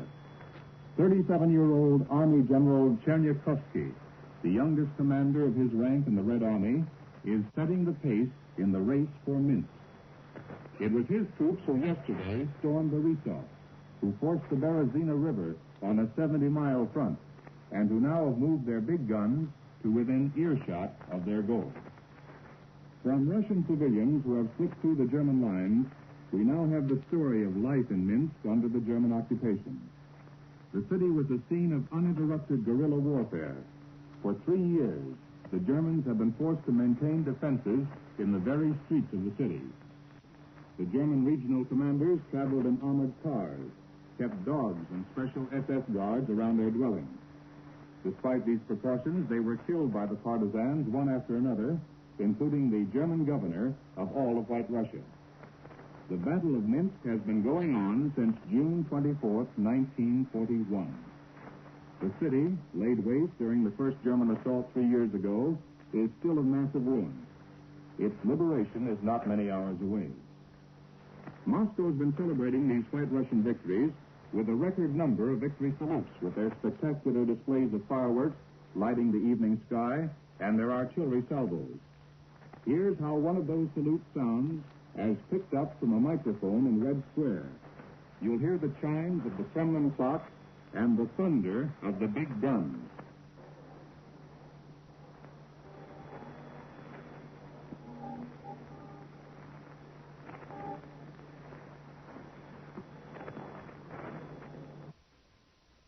You have just heard a report from James Fleming in Moscow. The Chinese High Command announces that Japanese planes are dropping showers of incendiary bombs on Hengyang, the encircled city in Hunan province. But the Chinese say their troops are still holding out, and the Jap land attack has diminished. Special planes are being used to evacuate American and other foreigners from Guilin, the capital of Kwansi province, to the southwest. This because of the menace of the double threat of the Jap drive north and south along the Hankow to Canton Railroad. Usually reliable Stockholm sources said today that the German forces have occupied the Åland Islands at the entrance to the Gulf of Bothnia. The Finns in Stockholm have questioned Foreign Minister Henrik Ramsay of Finland, and he denies that report. The Åland Islands, which have several good harbors, lie approximately 15 miles from the Finnish coast and about 25 miles from the Swedish coast. They are Finnish property. The possibility of German occupation of the islands has been discussed widely in Stockholm for some time. As we told you, Allied armies on the Italian front are still moving up the peninsula on the western side and in the center, chasing the retreating Germans. And now for a summary of this battle, Admiral takes you direct to CBS Rome. Eric Severide reporting.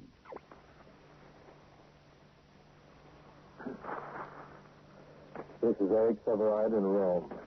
Again today, strong forces of liberators and fortresses attacked refineries, factories, and rail yards in Hungary and Yugoslavia. They shot down an unspecified number of enemy planes. But our own losses are not given. To the north, on this front, the enemy continues to fall back. They gave us a hard fight last night in the seacoast town of Cecina. But the men of the Fifth Army took the town, forcing the Germans out house by house. The High Command describes this as one of the stiffest Fifth Army fights since the occupation of Rome. There were mines and booby traps everywhere. This advance brings the Americans to within 18 miles of Leghorn, the large Italian port. Along the Adriatic, there is only intermittent contact with the enemy. They are pulling back very rapidly. The French of the Fifth Army continued their converging move upon the old and beautiful city of Siena. Yesterday, they were just 9 miles away. To drive now from South Italy up the long, straight Appian Way is to see a multitude of the little people, the refugees, slowly, wearily shuffling back toward home. Skinny horses stumble in a shaft of rickety carts piled high with rickety chairs. Barefoot children lead overburdened burros. Adolescents dip their thumbs in the American hitchhike manner. Beside the roadway, you see father and son trying again to patch a tire which will stand no more. When the war reached their homes, we passed them back in trucks under an organized system. Now we have a great refugee problem in reverse, and many do not wait for a system, so the Vatican is doing its best. We took many thousands to Sicily for haven. Now they are filtering back, following the only instinct they know. Home may now be a dusty pile of masonry. It is their own, and it is all they have. Perhaps towns like Cassino or Formia or Ypres will live again. These people have a capacity for patient work, but up to now little has been done. There is no machinery, no materials, and merely to find food is a daily task. As in all countries at war, it is the very poor in the towns who suffer the most. They had no country villas for refuge. They had no cars and techs to transport their things. It was they who lived by the highways and rail tracks and factories where the war strikes hardest. The rich are all right, and most of the farmers who may lose their walls. But war never really injures the earth. But you see all the ruined old towns and you wonder. In most cases, all the shells and bombs were of little avail in dislodging the enemy, who had to be driven away by the infantry or outflanked by them. But the people now standing helpless before the dusty piles betray no signs of resentment. They seem to endure and accept it as they accepted the war, the regime which produced war, and as they accepted defeat. Now back to CBS in New York. Now for an interview with the Navy officer who was in charge of the combat recording setup in the invasion. Admiral takes you to CBS Washington. Don Pryor reporting. First, the news from Washington. Norman H. Davis, National Chairman of the American Red Cross and a veteran of world diplomacy during the terms of 5 presidents, died suddenly this morning at Hot Springs, Virginia. Representative Ramspeck of Georgia, the House Democratic whip, announced today that leaders of both parties in Congress have agreed to call a holiday on controversial legislation until after Labor Day. The plan is for congressional leaders to return on the 1st of August and then to adjourn until after Labor Day, or merely to keep renewing a series of 3-day recesses. The idea is to give congressmen a chance to get back home and mend their political fences. A young freshman senator who has been coming up fast in Democratic political councils has been picked to be the permanent chairman of the Democratic Convention, which meets in Chicago 2 weeks from next Wednesday. He is Samuel D. Jackson of Fort Wayne, Indiana. On D-Day and during the critical days that followed, you had the better front row seat at the making of history than anybody has ever had before, and this is why. When the invasion ships left England, 4 American radio reporters went along, each with an engineer and a film recording machine furnished by the Navy. In the height of battle, these reporters described the action as it happened, and their words and the sounds of war were recorded on a tiny roll of film. You heard those recordings by short wave from London within a few hours after the time they were made. Nothing like such fast eyewitness reporting of war has ever been known before. So to tell you the story behind this invasion reporting, here is Lieutenant Marvin Royston, USNR, who just came back from London. He's an engineer in the radio section of the Navy's Office of Public Relations. He knows that almost human little gadget, the film recorder, very intimately. because he's been working with it for a long time. Isn't that right, Marvin? Yes, Don, since last September. Was the invasion the first real trial of the recorder? No, Lieutenant Commander Dillon and I tried it out last year. We made a cruise on an aircraft carrier in the Atlantic, and he made the first combat recordings then. Well, what was your job in London? There I trained the network engineers in the use of the recorder, and the radio reporters too, as for that matter. In case of an engineer was wounded, the reporter could have gone right on and run the machine for himself. Well, how many recorders did you have over there? We had 16. I assigned 2 of them to each of the network teams, and I had 8 others for broadcasting, dubbing, censorship, and all that. Well, tell me, how was the film handled? Take Columbia's Charles Collingwood, for instance. He was out on an LCVP over at the beachhead. He described what was going on, and his description was recorded on film. What then? Well, he would call a dispatch boat, which rushed the film back to England. It was picked up at the dock and hurried to London by motorcycle and sometimes by airplane. We had our control room right in the Ministry of Information. The censors were right there to listen to it, and we dubbed out everything that violated security rules. What do you mean by dubbing? I'm afraid that's a little too complicated to explain on the air. It's just the way we eliminate things from a recording and or put things into it. Okay, we won't go into that. How about your trip that you made with Ed Murrow, CBS's correspondent in London? Well, I wanted to see some of the show instead of staying at headquarters all the time. So I went with Ed Murrow as his engineer. At first, we were going to fly over the beachhead, but the plane blew out a tire, and we missed that mission. When we finally got into the air, our orders were to bomb launching platforms for the robot planes up near Calais. Well, now that your film recorders have worked out so well in the big test, what's the plan for the future? There's still a lot of the war to cover. Yes, and the Navy is going to do everything humanly possible to help you radio reporters cover it. I believe the recordings will be used more extensively right along. As I understand it, CBS is getting some of the gear for its own use. And right now, the Navy is working out its plans for very extensive coverage in the Pacific. It sounds like something pretty exciting. Maybe I could talk the boss into letting me go out there and look around and try out your fine little gadget. I'll return you now to Admiral in New York. From Advanced Allied Headquarters in New Guinea comes word today that during June we destroyed 247 Japanese planes, 5 destroyers, 14 merchantmen, and 95 barges in the Southwest Pacific Theater alone. These blows were dealt largely in support of the invasion of Biak on the Schouten Islands off North Dutch New Guinea, where General MacArthur's forces now have airfields in cooperation with bombing range of the Philippines. And now, once again, here is Warren Sweeney with a word from Admiral. With a great amount of publicity being given to frequency modulation, television, and numerous other new ideas in radio, you're probably wondering if tomorrow's peacetime radio will bear any resemblance to your present set. Admiral Corporation has been a leader in research in television, radar, and FM. But we can tell you that many of the practical features of the pre-war Admiral will be retained. One of these is the Admiral Aeroscope. The Aeroscope is a built-in antenna incorporated right into the radio cabinet. It eliminates the fuss and bother of outside antennas and messy, unsightly ground wires. This Admiral-built, Admiral-engineered Aeroscope tends to reduce static and assures properly amplified sound waves with ample power and volume. Yes, you can expect many new ideas in your post-war Admiral, along with the best of the pre-war features that made Admiral the world's largest manufacturer of radio phonographs with automatic record changers. War costs money, a lot of money. The goal of the fifth war loan is $16 billion.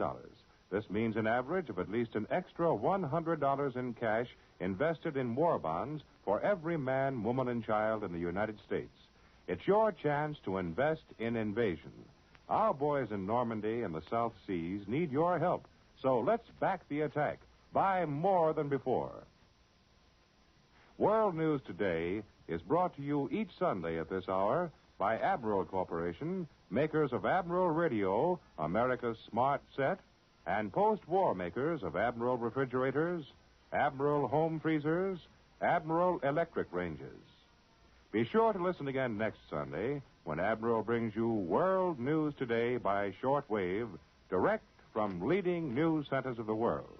This is CBS, the Columbia Broadcasting System. WBBM, Chicago. As your doctor judges it, no other aspirin can do more for you than genuine, pure St. Joseph aspirin. So next time a common headache strikes, take St. Joseph aspirin. It's the world's largest... All with supremely dependable 17-jewel Bulliver movements, all surprisingly attractive in price.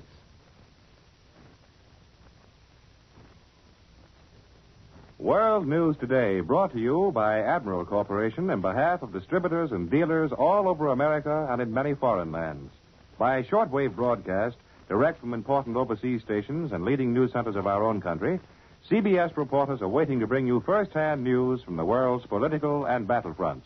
Now, here's Douglas Edwards. Despite German claims that everything is calmed down inside Germany, there are increasing signs today that the revolt of army leaders is not yet over. The new chief of the German Army General Staff has told his troops by radio that some of the officers who led the revolt were on active service.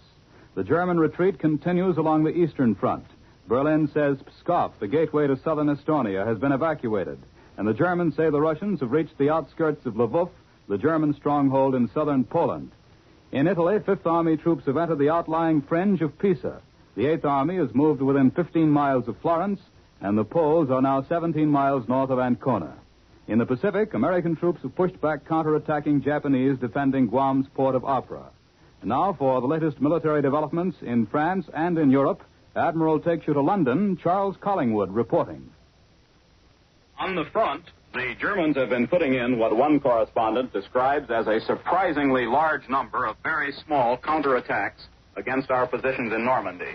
There is certainly no indication that the troops there have been particularly shaken by the revelation of a plot to overthrow Hitler. These German soldiers in France, including a high proportion of SS divisions, are fighting very hard. In spite of their stubborn resistance, we have made two small advances. One took the British into the town of Malto on the Orne, 5 miles southwest of Caen, and we took maybe 400 prisoners there and cleaned up that part of the triangle between the Orne and the Odon rivers. The other advance brought the British nearer to Troarn on the extreme right flank of the beachhead. The weather there is much better. The rain has stopped, and there has been enough visibility today to permit a resumption of our air activity. Our planes promptly ranged over the whole area, undoing all the repair work the Germans had been able to do to roads and railways there during the lull.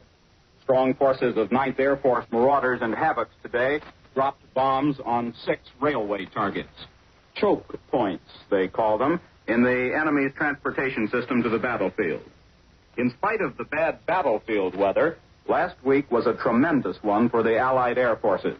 In the last 6 days, American heavy bombers sent out more than 6,000 bombers, plus 5,000 fighters, against targets ranging from the Baltic to the Alps. They dropped 16,000 tons of bombs. Aircraft production and oil production were the main targets.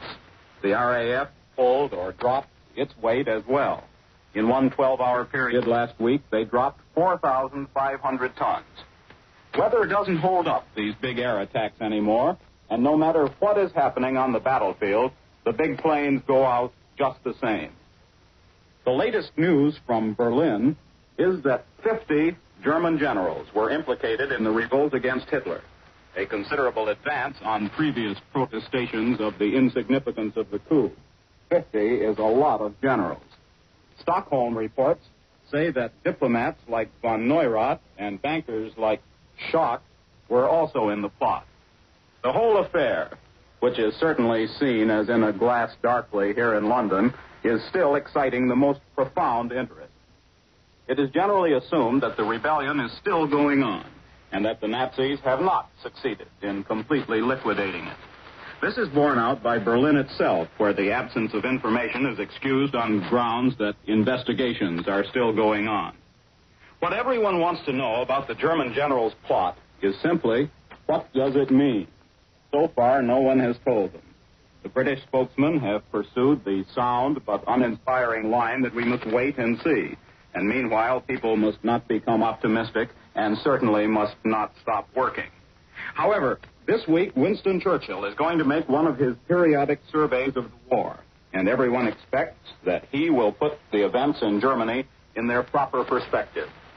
Of all the world's statesmen, it is probably Churchill who has the most profound sense of history and who can best tell us of the volcanic events in Germany, not only what they mean today, but how they stand in the whole panorama of the war. In the last war, when a similar, though not so public, situation arose in Germany, Marshal Foch's answer was a vigorous and continued offensive until Germany finally broke. That may well be Eisenhower's answer this time. Already there has been growing criticism, and not all of it ill-informed, of the caution which has characterized our operations in France. The possibility of hastening the collapse of Germany, dramatically shown by the action of the German generals, may dictate a more audacious offensive in Normandy. And there may be political moves designed to draw the German people into the movement against the Nazis. But whatever form our military and political action will take, it is inconceivable that we will not attempt to take advantage of this demonstration of German weakness. This is Charles Collingwood in London, returning you to Admiral. More news in just a moment, but first here is Warren Sweeney with a message from Admiral Corporation. In keeping with good things to come from Admiral, we're going to project a story into the peacetime year of 1940X. A good friend of ours is a great fisherman. Every year he catches more fish than he can possibly use for his own family, so he keeps all his neighbors and friends supplied. But that's all changed in this peacetime year of 1940X, for our friend now owns an Admiral home freezer. So he'll bring all his catch home to be frozen and stored. Then, whenever his wife wants fish on the menu, there it is with all the flavor and freshness frozen right in. She is now more reconciled to his fishing as well as hunting trips because frozen fish and game, always at hand, mean a substantial saving on her food budget during the long months ahead. Yes, when the production of civilian goods is resumed, people all over America will choose the Admiral home freezer, made by the same careful craftsmen who have made Admiral Radio America's smart set. Now, here once again is Douglas Edwards. In China, General Stilwell reported today that Allied air attacks on the Japanese-held Hunan province capital of Changsha caused fires visible 60 miles away, and pilots report the entire city is in flames. At the railway town of Hengyang, where Chinese troops have been holding out against a prolonged Japanese siege, Allied planes bombed the Japanese-held railroad yards, setting buildings afire. Enemy troop positions around Hengyang were hit, and casualties were caused. Japanese shipping was hard hit. An estimated 20 supply boats were sunk in Siang River sweeps from Changsha south to Siangtan, and 150 river craft were destroyed or damaged near Siangtan. And now for the news in the Pacific and an interview with a war correspondent who has spent some time with our battle fleet. Admiral takes you after a brief pause to CBS Pearl Harbor. Webley Edwards reporting.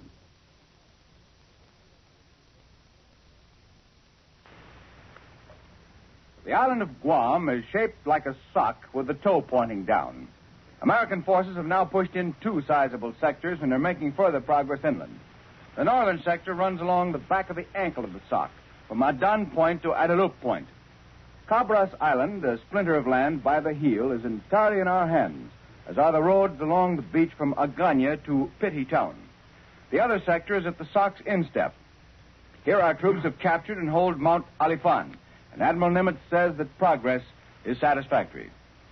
Just in from Saipan and nearby areas in the forward combat region is Morris Markey, war correspondent and well-known writer for Liberty and Reader's Digest. He was on a carrier of the Essex type during the battles west of Saipan and in the Philippine Sea. How did this greatest air battle of the Pacific War look from carrier deck, Morris?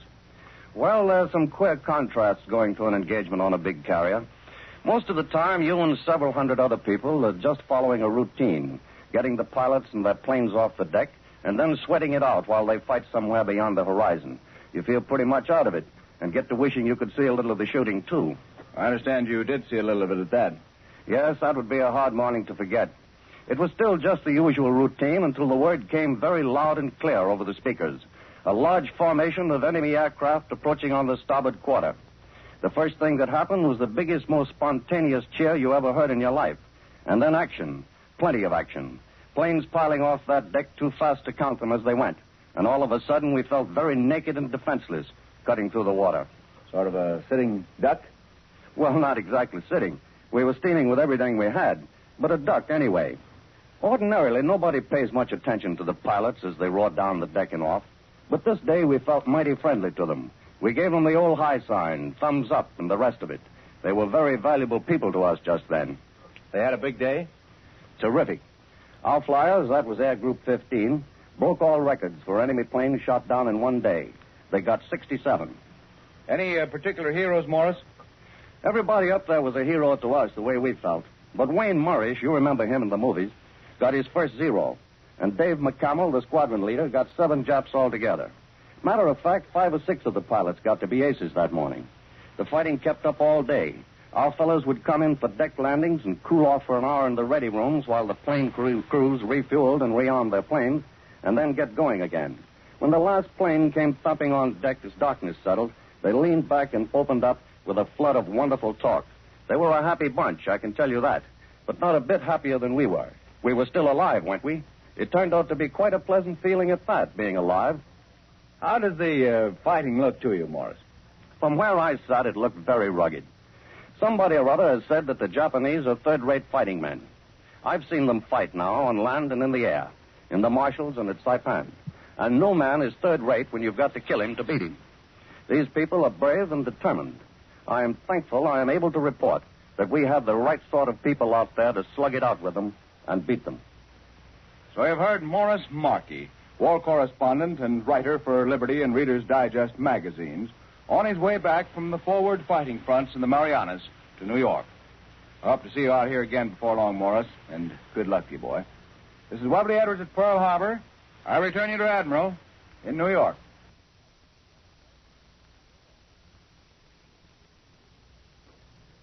It was officially announced in Cairo today that British and Greek shock troops have successfully raided the Dodecanese island of Symi near Rhodes and have liquidated the entire German garrison. The operation took place the night of July 13th. More than 160 Germans and Italian troops were killed, wounded, or captured.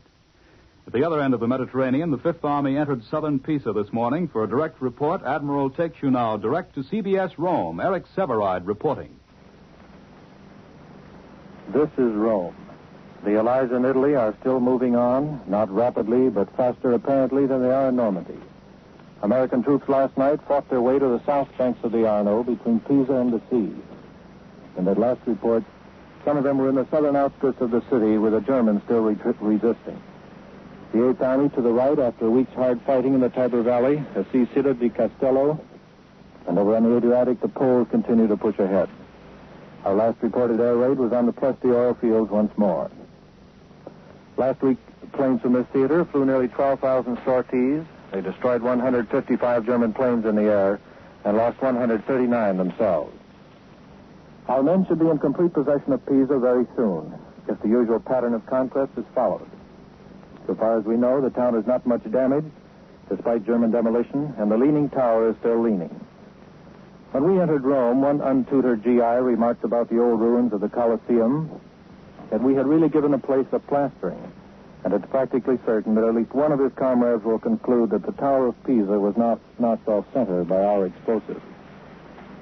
A month and a half now, our soldiers have occupied Rome, so often conquered in the past. And as before, eternal Rome absorbs the latest victors in his serenity unimpaired.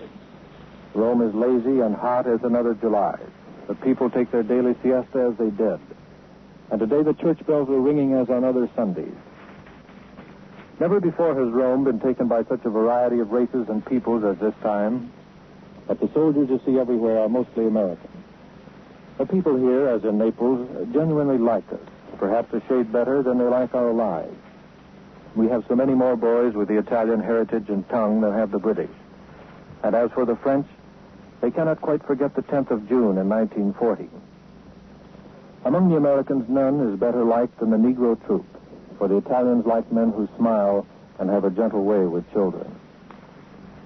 When they first set foot in Rome, our men felt at least some silent wonder and awe among the monuments. But history is not their strong point, and in the pleasures and comforts of modern Rome, they now find their fascination. Rome may be eternal, but even in Rome, a soldier feels that his life is short. The one-night history lovers entering the Colosseum found loudspeakers blaring jazz music from the center of the arena. That, I might add, was stopped. Now, Rome as Rome no longer impresses the average fighting man. He is a little bored, and he thinks of it now as just another rear echelon city, better than most, though of course not quite up to Chicago or St. Louis or whatever his town, and another place where nearly all the good hotels are reserved for the officers. Along with the pain, there are many pleasures in war, and even for the democratic American Army, this is still in that respect an officer's war. If most Romans are really glad to see us and glad to help us, there are some dissenters. Some of the proprietors, for example, who are rapidly marking up prices on the apartments we have been generous enough to rent and not requisition. Some of the wealthy expatriate residents from America and England, to whom the war has been a horror because they had to do their own shopping and dress their own children. They will describe their trials by the hour. But there are always such people. To them, the war had no meaning, nor does now the victory. This is Eric Everard in Rome. I'm returning to Admiral in New York.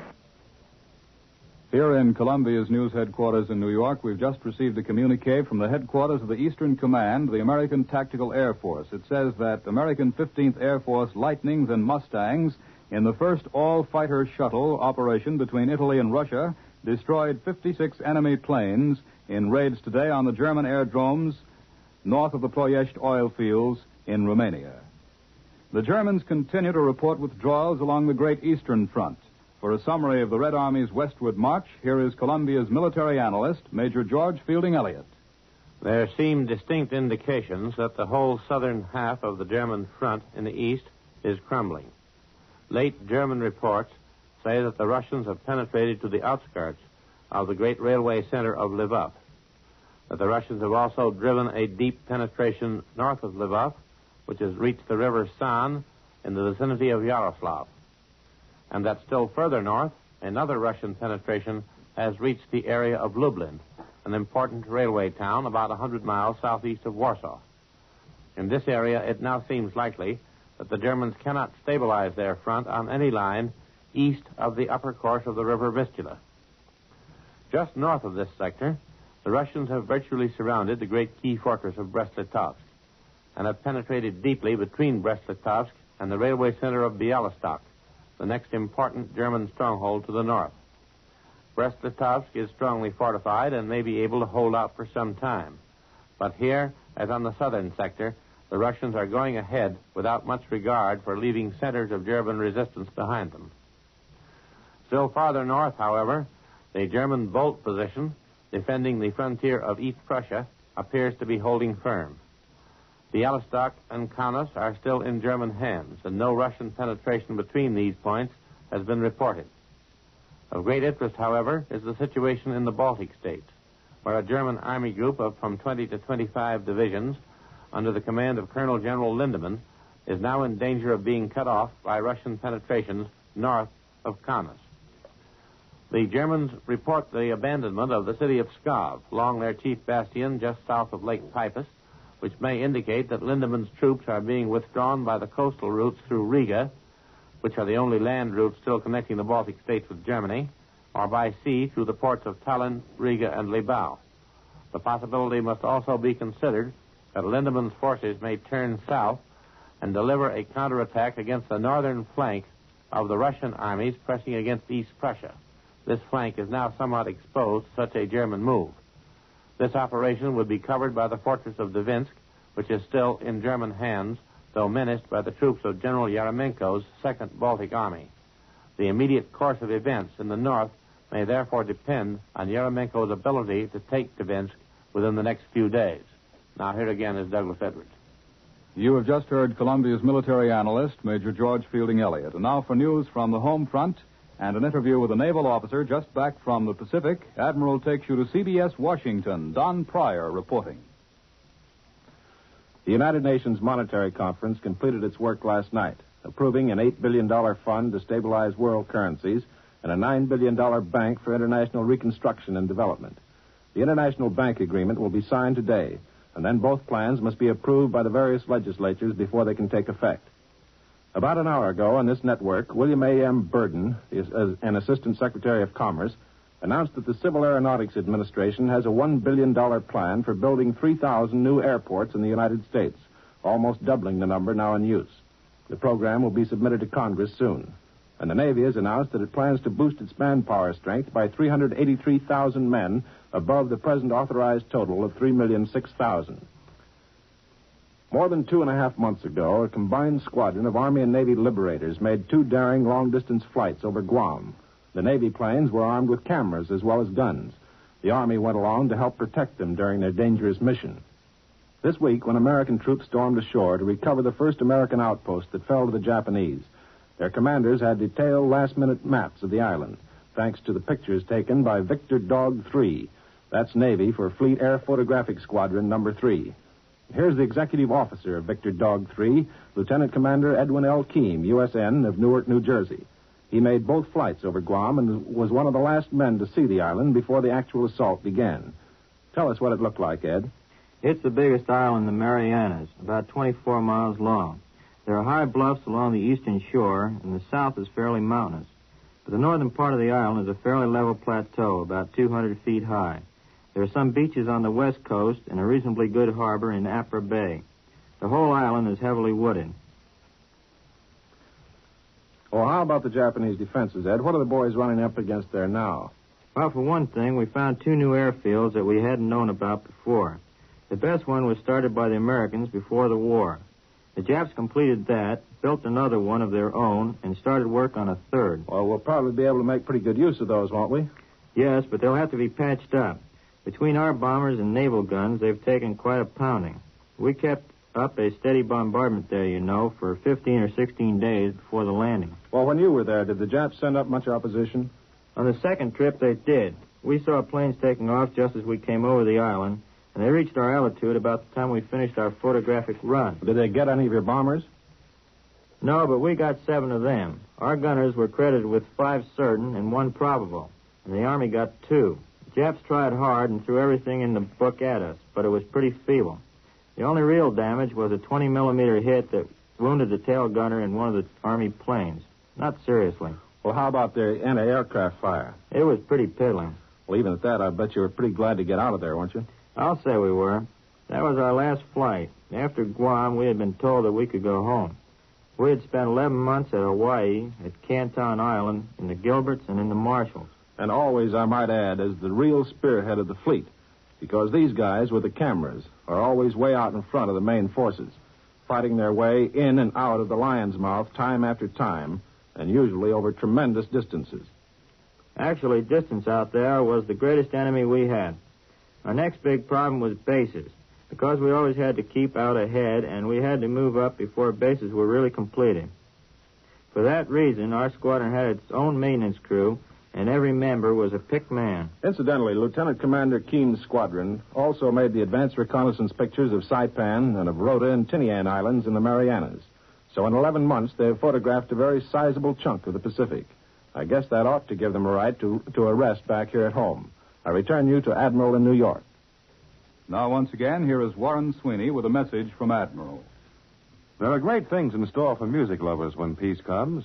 Record manufacturers will be able to demonstrate many proposed advances in finer, more natural reproductions.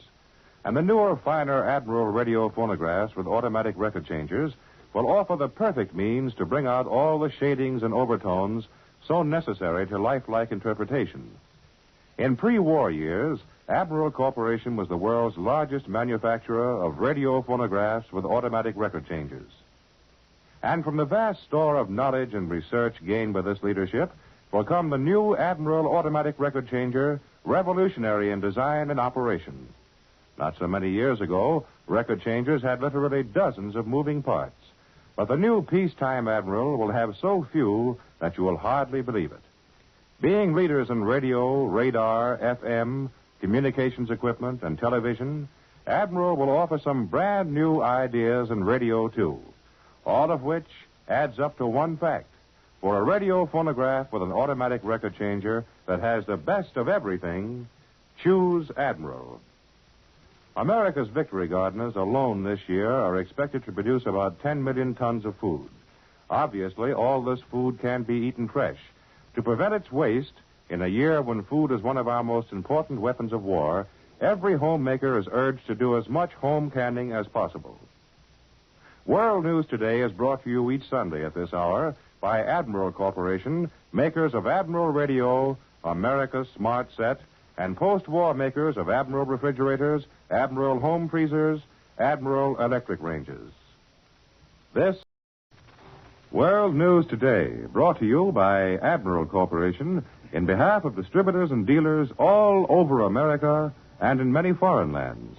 By shortwave broadcast direct from important overseas stations and leading news centers of our own country, CBS reporters are waiting to bring you first-hand news from the world's political and battlefronts. But first, here's Douglas Edwards. British troops at the eastern end of the Normandy line today have uncorked a powerful new drive near Caumont. And to the east, the Americans have not been stopped in their push southward.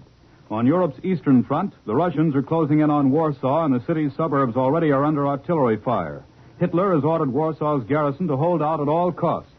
In Italy, Allied armies are moving into position for an all-out attack on the German Gothic line. The British Eighth Army is reported about 7 miles from Florence, and the Germans have moved 5 rather tired divisions into the region. On Pacific war fronts, American forces have occupied Orote Peninsula, and we now control more than 2/3 of Tinian Island. And the B-29s have carried out another raid on the Manchurian steel plants and the Chinese port. And now for our first news direct from overseas, Admiral takes you to Normandy. Bill Downs reporting. The British Second Army is making slow but steady progress in its new drive south of Caumont, advancing up to 3 miles through the difficult wooded farmland of this hilly, fruit-growing sector. Although there has been nothing particularly sensational in today's fighting on this British front, the new attack is going well, and gains are considered satisfactory. Early this morning, I went down to a forward observation post in a frontline village during the early part of the Second Army's new attack. At the forward headquarters, I met a young British lieutenant who looked all the world like a schoolteacher playing soldier. The lieutenant smiled politely when I asked the way to the observation post, and then apologized for going first as we started through the rubble of the town towards the battle position. We went around yards and between houses and had to climb over some rubble. You'll have to pardon all this mess, the lieutenant said. A shell hit here a half hour ago and pulled the rubble down. He apologized again when we had to crawl through a hole in a stone wall. We've been meaning to make that hole larger, dashed uncomfortable having to crawl through such a small space. And we finally came to the building which housed the observation post. On the door of the building were the uncomfortable words, "The enemy is watching you." On the wall opposite was the note, "Do not." The lieutenant grinned a little sheepishly. We got another shell here this morning. Put the signs up to keep the chaps from getting careless, you know. And we climbed to the top of the house up under the gabled roof. A bomb had conveniently lifted a few shingles out of the roof to form perfect peepholes overlooking the battlefield. The battlefield itself actually was a little disappointing. The countryside here is so close with high hedges, small fields, and a large number of trees that visibility is limited. Even on this height, at the top of the building, you could see only shell-burst bomb craters and the whitish, yellowish smoke of battle. But the lieutenant, who I believe is the politest man in the world, reached a new high in courtesy. A shell landed nearby. Dust fell from the rafters all over us. And when we got to our feet and looked around us and took a deep breath, the lieutenant brushed the dust from his shoulders. "Sorry about that," he said. And then he grinned. "We're fixing it now so that it'll never happen again." And this is Bill Downs in Normandy returning you to Admiral Radio in New York. And now a news report from Britain. Admiral takes you to London. Charles Collingwood reporting. Here in London, there is just enough warlike activity going on to quiet one's conscience for being away from the battle zone. To be specific, there are flying bombs. If you were living in London or southern England, the chances are you would be like everyone else, considerably preoccupied with the pilotless planes.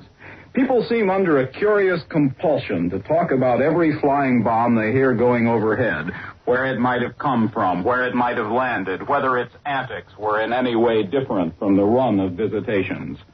And there is nothing about the lore of flying bombs which does not interest people. Probably ordinarily nothing interests you less than a chimpanzee. But if you were living in London now, you would find yourself fascinated by the revelation of the subtle qualities chimpanzees have revealed in regard to Hitler's secret weapon. It seems that lions and tigers and the other beasts in the zoo can't tell a flying bomb from any other noise. But not so the chimpanzee. Long before anyone else hears one coming, he begins to show all the signs of acute anxiety and goes and hides in his little house. When the bomb is burst, he comes out rather shamefacedly and goes about his business, even as the other inhabitants of London. This little tidbit of jungle information is regarded as of great interest here, like everything else that has anything to do with flying bombs. It would seem as though those who live in the areas where the bombs fall are under some curious compulsion to talk about them. And that may be the healthiest way to treat them.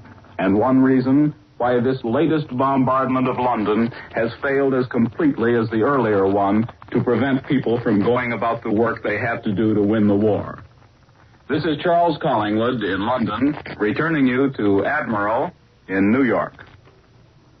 More news in just a moment, but first here is Warren Sweeney with a message from Admiral Corporation. The modern electric refrigerator has been a boon to millions of American homemakers.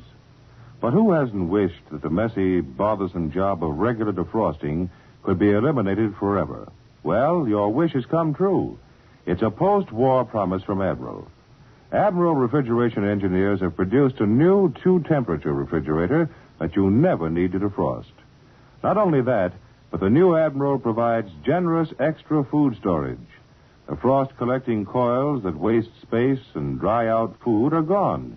As a result, foods keep fresh and moist indefinitely in the new Admiral refrigerator without the use of covered dishes. And that isn't all. To give you double protection, Admiral has a Sterilamp. Ultraviolet rays purify the air, prevent odors, and destroy mold which causes food waste and spoilage. We know that you'll welcome the new Admiral two-temperature refrigerator just as enthusiastically as you approved Admiral Radio, America's smart set. Now, here once again is Douglas Edwards. Today is the second birthday of the waves. And at the Higgins shipyards in New Orleans, CBS has set up microphones so that it, too, can join in the nationwide salute to the women's reserves. So to hear the highlight of this birthday party, Admiral takes you now to New Orleans, Bill Slocum, Jr., reporting. Swinging precariously over my head are two PT boats, each worth over $500,000, and both gifts to the United States Navy, given as birthday presents by the Waves on this, their second birthday. At my side are two lovely Waves, Yeoman First Class Imogene Elliott of Austin, Texas, and Yeoman Second Class Barbara Marie Gibson of Oakland, California. Each has a bottle of New York State champagne clutched in a dainty and slightly nervous hand. And in a moment they'll christen the torpedo boats with the romantic names of 484 and 485. Gathered around us are several hundred very pleased-looking Waves, and standing beside us, looking pretty pleased himself, is Andrew J. Higgins, Mr. Higgins. We build a lot of PT boats here, and usually we snake them off the assembly line, toss them in the water, and get them started on their important job just as soon as it is humanly possible. Today marks a slight departure from that practice. We are honored by many young ladies in the uniform of the Waves, and two of these Waves will soon christen those boats swinging over the canal. We, the builders, are proud to turn them over to the United States Navy through such charming representatives. When these boats arrive in the fighting zones, with their brave young fighting men aboard, they will carry with them something of the spirit which prompted these fine American women to join our Navy. We all say Godspeed to the boats and thanks to the fine girls who left their homes so that there could be ample fighting men to man these formidable craft. And let their example investing in war bonds from only a $50 per month base be an example to all others. It is now my pleasure to introduce Rear Admiral Andrew C. Bennett, Commandant of the 8th Naval District. Thank you, Mr. Higgins. The Navy salutes the Waves for their most valuable contribution to the war effort. They have released well over 60,000 men from shore jobs for duty at sea. It is fitting that this date, the second anniversary of the Women's Reserve, has been chosen for the presentation of this contribution to the fighting fleets from the women of the shore establishment. These two motor torpedo boats have been purchased by the members of the Waves through the allocation of their war bond investment during the 5th War Loan Drive. the Waves on duty in the 12th Naval District, with headquarters at San Francisco, led the rest of the nation with a cash investment of more than $400,000. For this reason, 2 representatives of that naval district have been invited to attend today's ceremonies. The PT boats are numbers 484 and 485. As they go into battle, they will carry a plaque bearing this inscription. This fighting ship is sponsored and made possible by the war bond purchases of the members of the Women's Reserve of the United States Naval Reserve. And now, Yeoman Elliott and Yeoman Gibson will christen the vessels. I christen the PT 485. I christen the PT 484. Battles against the green hulls. And now the PTs are about to be plopped into the canal. You can hear the hoist in the background, and maybe the splash of the boats, too. Now a couple more PT boats race around in the narrow channel gathered here. I wish I could describe the look on the faces of all the waves gathered here now. It's a half maternal, half martial look. A sort of look that says, there, you pretty darling little boats. Now go out and blow those Japs right out of the Pacific. I return you now to Admiral in New York. And speaking of the Japs, in the Central and Southwest Pacific, we're continuing to hit the Japanese and hit them hard. For more details in the war against Japan, Admiral, after a few seconds' pause, takes you to Pearl Harbor. Webley Edwards reporting.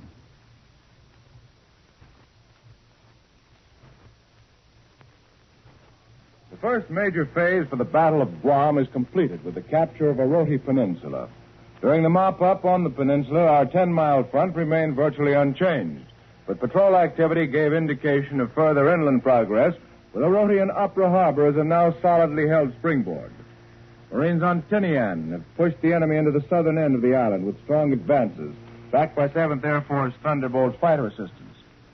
With me here is the Chief of Staff of the 7th Air Force, Brigadier General William J. Flood. General, will you tell us something of Air Force activities out yonder? 2 days after Isley Field on Saipan had been taken from the Japs, fighter planes of the 7th Air Force arrived. A few hours later, Thunderbolts made their first attacks. Shortly after that, a Jap counterattack attempted to retake the field and for a while held one end of it. But operations continued at our end, and the P-47s continued to land and take off until the Japs were driven out. Since then, these planes have bombed or rocketed Jap gunning positions and strafed Jap troops to support American assault troops on Saipan and now on Tinian. Steadily across the Pacific, 7th Air Force heavy Liberator bombers, medium Mitchells, and gun fighters have proceeded or kept pace with invasion. General Flood, this vast theater of operations must present some unusual problems. Yes, the tremendous distances and the great stretches of water. You people in America cannot realize what it means to fight an air war over water. Over Europe, the majority of those men who are shot down are alive today and have an honorable status as prisoners of war. They can bail out. But there's no bailing out over the Pacific. You land your plane in the water and then get into a raft if you can. It isn't like the English Channel. That can be crossed in 10 or 15 minutes or even less. Over here, the Navy Air Wing and the 7th Air Force land-based planes fly over water for 10 or 15 hours. I've noticed, General, that the flyers and crews have a sincere feeling of confidence that if they should go down, they'll be rescued. They have, and that faith is based on the knowledge that everything humanly possible will be done. To the men of the 7th Air Force, as well as the Navy and Marine airmen, the possibility of rescue after a crash is of the utmost importance. It is one thing to say that they heroically accept the challenges of these dread waters, knowing that if they crash, all is lost. They do accept the challenge, but it is with the hope, the confidence, that the Navy and the 7th Air Force will rescue them regardless of material cost if it is humanly possible to do so. Some miraculous rescues have been made by planes and ships, General. Often these boys had about one chance in a million of being saved. The men know these stories, and they know if they come down, they are not going to be left there alone and forgotten to die. Every man is a precious unit because he is needed to carry on this fight, and because we pray he may go home one day to those who are waiting for him. You have heard Brigadier General William J. Flood. Chief of Staff of the 7th Air Force. Thank you, sir. This is Webley Edwards in Hawaii. I return you now to Admiral. In New York.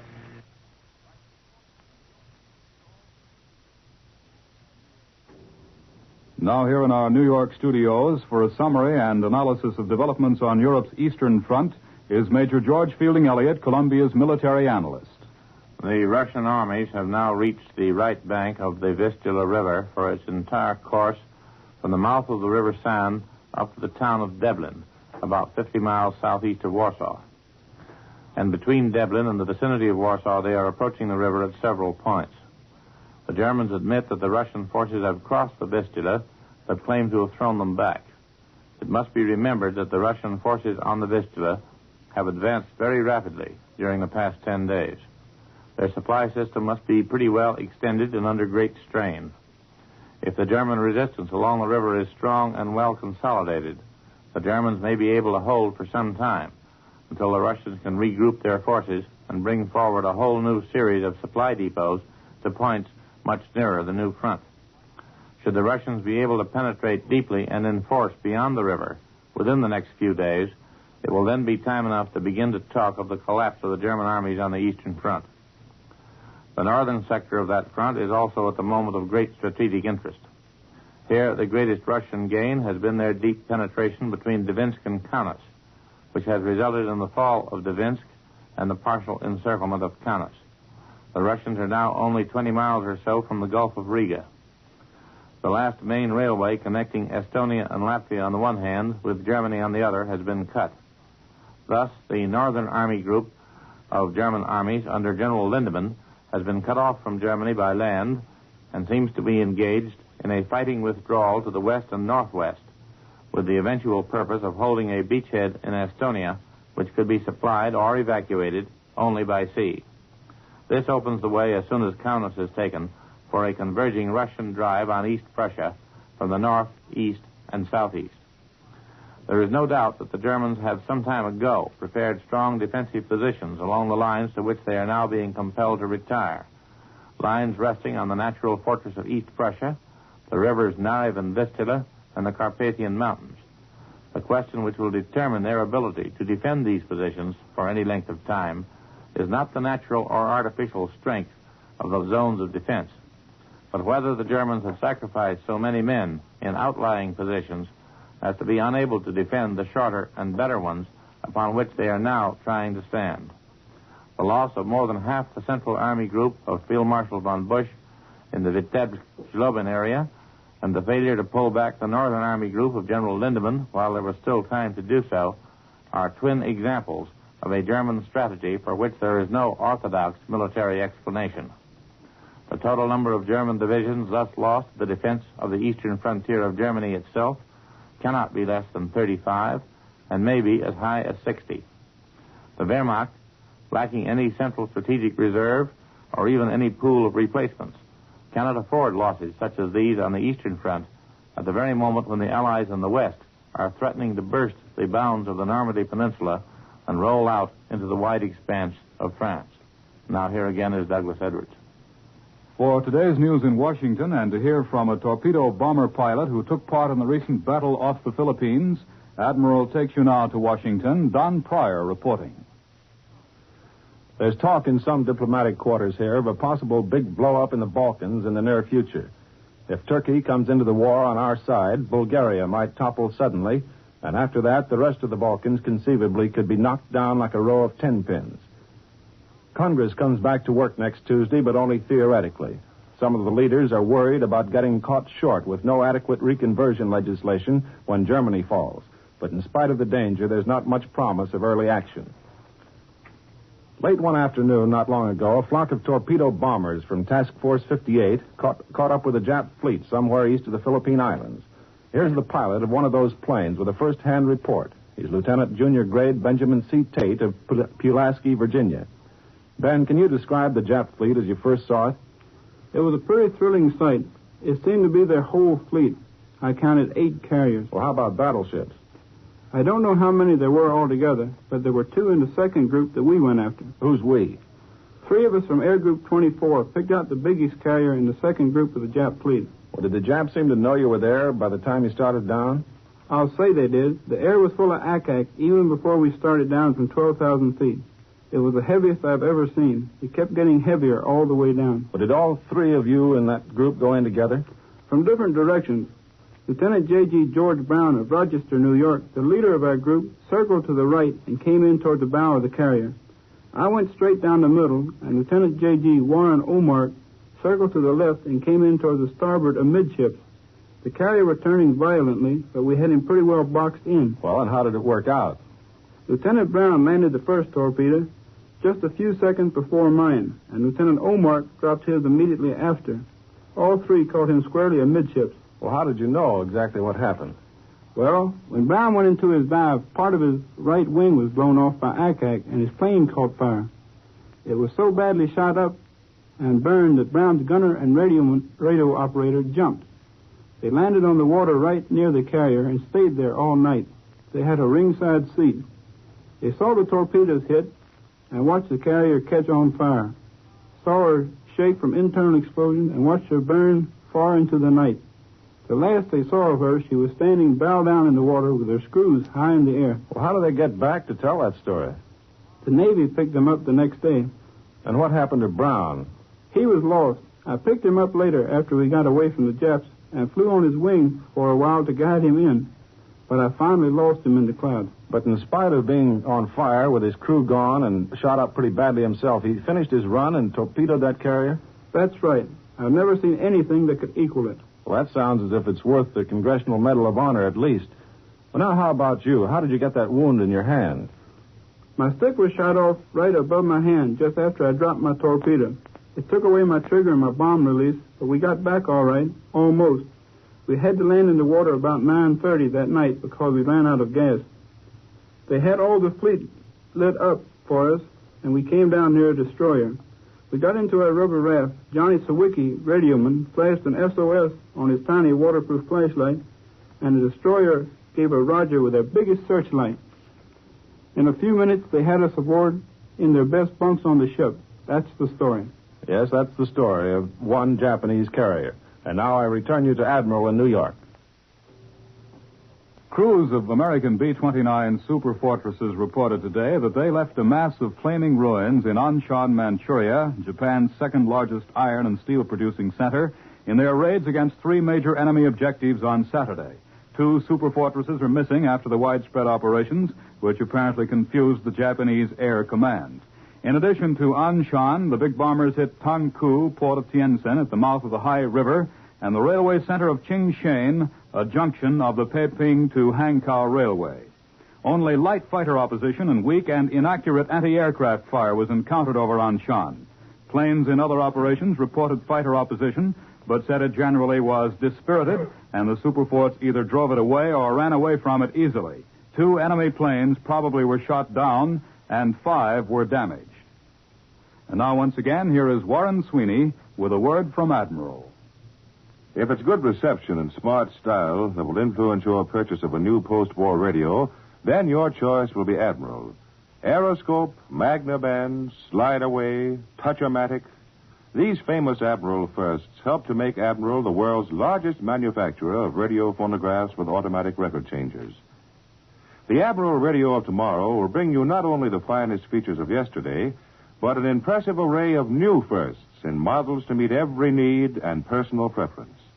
There'll be a complete line of Admiral table radios from which you can choose that extra set you've been wanting for the kitchen, the playroom, or Dad's den.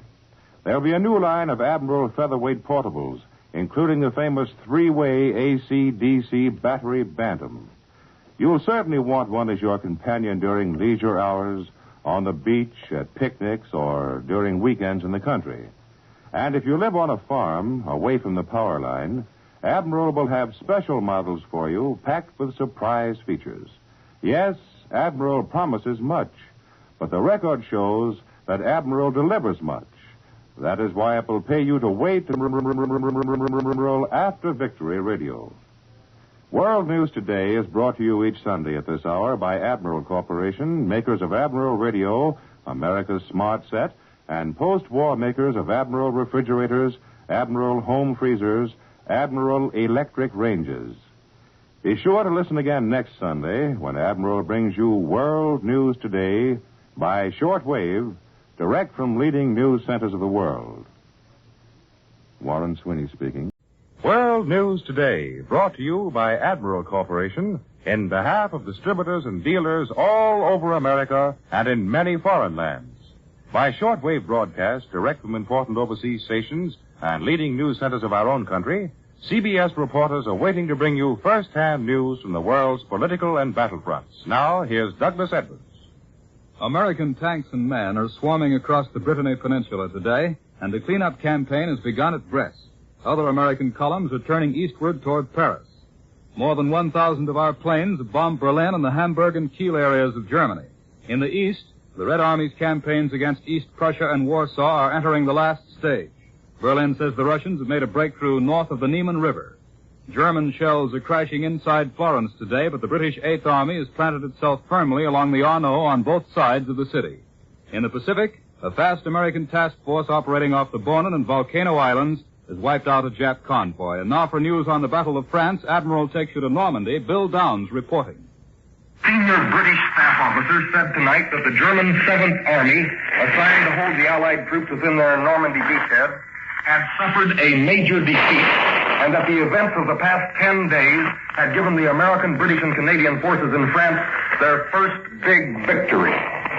This high staff officer said that since D-Day, the Allied troops in France had virtually eliminated 13 German divisions, and no army could stand to lose the number of prisoners alone that the Germans have lost to us without suffering a major defeat. The British staff officer paid special tribute to the American forces now roaming Brittany. The Americans have been remarkable in exploiting their gains through very tough country, he said. Then he added, we can learn a lot from them. This high British officer, who is in a position to know the complete picture of the war, painted the most optimistic picture that we have had since we've been here in France. He said that the Germans appeared to be establishing a series of fortress areas around the important Brittany ports, which the American forces are now threatening. The Germans are carrying out demolition in these forts. And in addition to a great land victory, the American tanks in Brittany also have won one of the war's greatest naval victories. The capture of the Brittany port will wipe out Hitler's main U-boat and E-boat bases and force a complete change of German naval strategy. However, the Germans are expected to fight bitterly for their now cut-off fortress ports. It is impossible to be anything but extremely optimistic at the present stage of the war, the officer said. And then he went on to give his reasons for this optimism. First, on the land front, the Russian advance is threatening Germany itself. In Italy, there are a series of unbroken victories that should continue. The Western Front is going like a house afire. And the resistance front inside occupied France is almost boiling over. You have heard from Bill Downs in France. And now Admiral takes you to CBS London, Richard C. Hottelet reporting. Spotlight is shifting to another part of the French battlefront tonight, to the area around Mayenne, Laval, and eastward, into which American forces are still pushing. With the cleaning up of the Brest Peninsula now not much more than a tactical exercise, General Bradley is striking out in this new direction. And it's important for several reasons. For one thing, it's another drive. It's not just a few half-tracks on reconnaissance patrol. After taking the towns of Laval and Mayenne, we're moving on in strength. The Germans tonight say that the force that reached Laval yesterday evening consisted of several tank and infantry divisions. This new movement shows that our command is quick on its feet and can change the direction of its thrust always to go after the major objective. And that we've got the strength to spare for another independent operation. And that's another reason why this move eastward can be very important. For one thing, it's headed straight for Paris. But much more immediately, if it continues, it can very well outflank the entire German Normandy front. Our thrust seems headed in the general direction of Alençon, which would leave the entire German 7th Army on our flank. And remember, this is happening without weakening the Allied forces that are giving the Germans so tough a time in Normandy right now. In Brittany, there have been no new developments as far as we know, Brest hasn't been taken, and it may be that the Germans will put up a stiff fight for it. Our combat teams are roaming the peninsula at will, it seems. Speaking of Allied strength, we all know that the Americans, British, and Canadians have considerable force in France. So far, we've officially heard of only 2 armies. Tonight, the Germans report that we have a total of 4 armies in France. And add the American Third Army and the Canadian First Army to the ones that have already officially been announced. There's no word of air developments over the battlefront in France today, but 1,000 heavy bombers have hit Berlin, Kiel, and Hamburg before noon today. I return you now to Admiral in New York. More news in just a moment, but first here's Warren Sweeney with a word from Admiral Corporation. When you can see the post-war Admiral 2-temperature refrigerator, probably the first question you'll ask is, what's become of the freezing coils? And the answer will simply be, they're gone. At least they'll be gone as far as the eye can see. And you can readily understand how much more storage room for food there'll be in the Admiral. But it means more than that. No freezing coils means goodbye forever to the messy bother of defrosting. Think of never again having to defrost your refrigerator. Actually, of course, the freezing coils aren't gone. Admiral engineers have simply built them between the walls of the refrigerator. When you examine those walls, you'll notice that they are covered with beads of moisture. Gone will be the drying cold that draws the moisture from the air and from the foods in the refrigerator. With Admiral's purified moist cold, foods will stay fresh and wholesome much longer without the use of covered dishes. Remember that. No need for covered dishes. There'll be many more surprises for you in the Admiral 2-temperature refrigerator. Sterilamp with its ultraviolet ray action to kill bacteria and retard mold. A built-in home freezer that will quick freeze or store 2 bushels of frozen foods. These and many more new ideas will make the Admiral post-war refrigerator just as outstanding as Admiral Radio, America's smart set. Now here once again is Douglas Edwards. Within the past few hours, the Germans have been telling of a Russian breakthrough north of the Niemen River defense belt guarding the approaches to East Prussia. The enemy says that heavy battles are raging in that area, but he doesn't locate it further.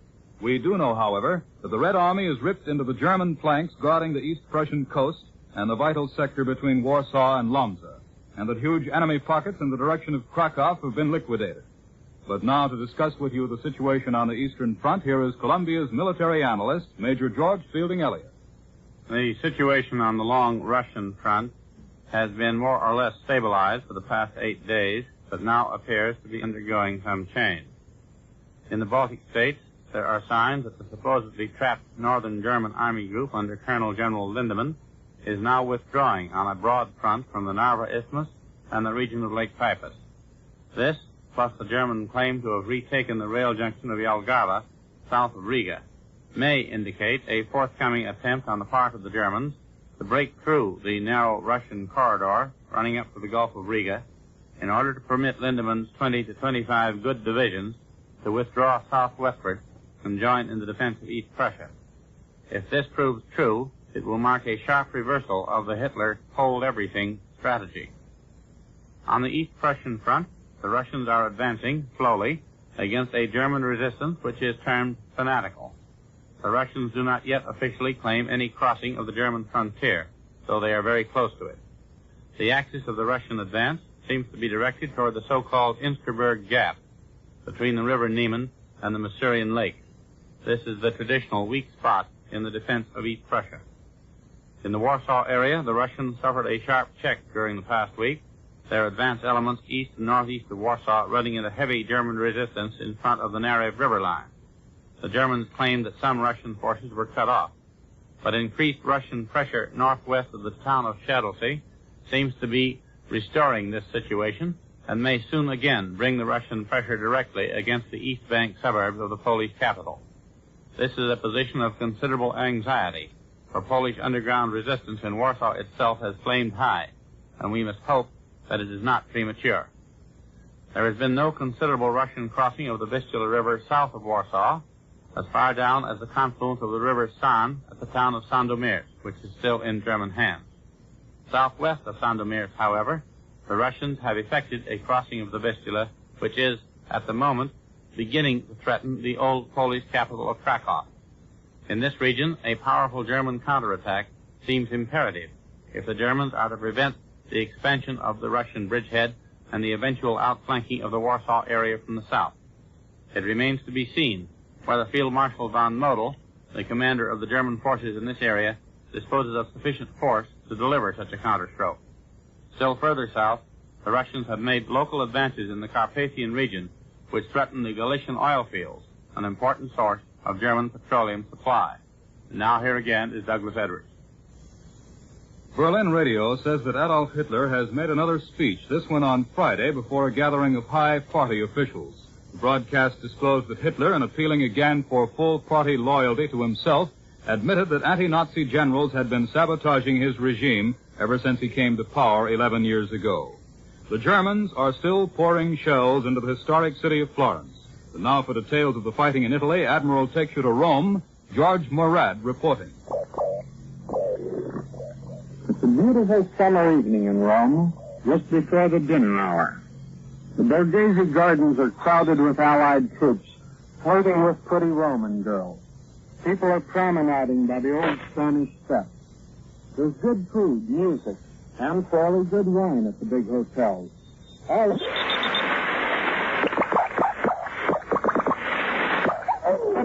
just outside.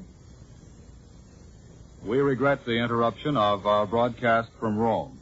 Here are further details of the situation on the Italian front. Bullets are whistling through the ancient streets of Florence today, and the Germans, despite promises to respect the Tuscan Arts Center as an open city, are pouring heavy artillery fire into the southern sections where the British Eighth Army is deployed. The London radio said that Florence is virtually in our hands, with the city something of a no-man's land. The broadcast, as heard by the Columbia shortwave listening station, said that South African troops have thrown pontoon bridges across the Arno River, flowing through the city, to replace those destroyed by the retreating enemy. Allied headquarters says that British artillery has not been turned against the northern district, containing the bulk of Florence art treasures, and where strong German forces have taken a stand. On both sides of the Florence, the Eighth Army planted itself firmly along the Arno River, and the position of those German forces still south of the formidable stream is considered untenable. The enemy, raining long-range 6.5-inch shells into the part of Florence which lies south of the Arno, is firing from good mountain positions north of the city. Small arms fire was exchanged inside Florence across the Arno. Most of the shooting came from buildings demolished near Ponte Vecchio, the only one of the city's historic bridges left intact by the retreating Germans. On the Adriatic end of the Italian front, the Germans are drawing back toward Rimini, the eastern coastal anchor of their Gothic line, with Polish troops in pursuit. The Poles have captured the villages of Brugneto, Monte di Ripe, and San Vito, 2 or 3 miles beyond the Misa River and some 40 miles south of Rimini. Bringing up their forces all along the line, the British have sent patrols into Empoli, some 15 miles west of Florence. From Florence westward to the sea, the stage is being set for the Battle of the Arno. On the western end of the river line, American patrols have crossed the stream and probed enemy positions, returning after several hours behind German lines. A German patrol trying to infiltrate American positions was wiped out. The Germans were firing on the southern sections of Pisa on the lower Arno with artillery and mortars. The Arno is a military obstacle of importance from Florence westward. The bed is 250 to 600 feet wide. Within Pisa and Florence, the river flows between masonry banks averaging about 20 feet in height. Eighth Army units strengthening the Allied line between Florence and the Adriatic have seized Bibbiano in the upper Arno River Valley, about 27 miles east of Florence and nearby Monte Grillo. There has been a new naval engagement in the waters off Tokyo. For a first-hand report on this battle and an interview with the correspondent who has just returned from the Marianas fighting, Admiral takes you now to Pearl Harbor. Webley Edwards reporting.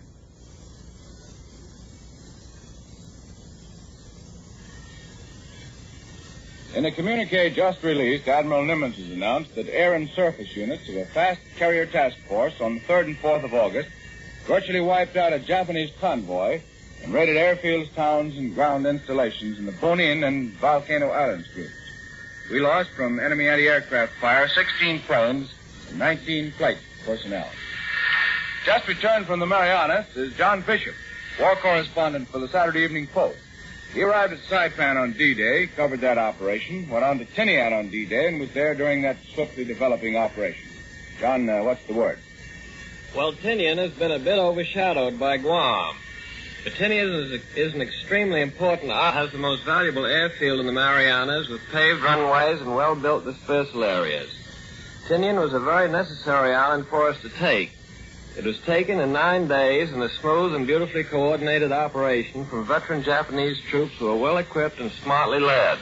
Was it as tough as Saipan, John? Well, they really shouldn't be compared.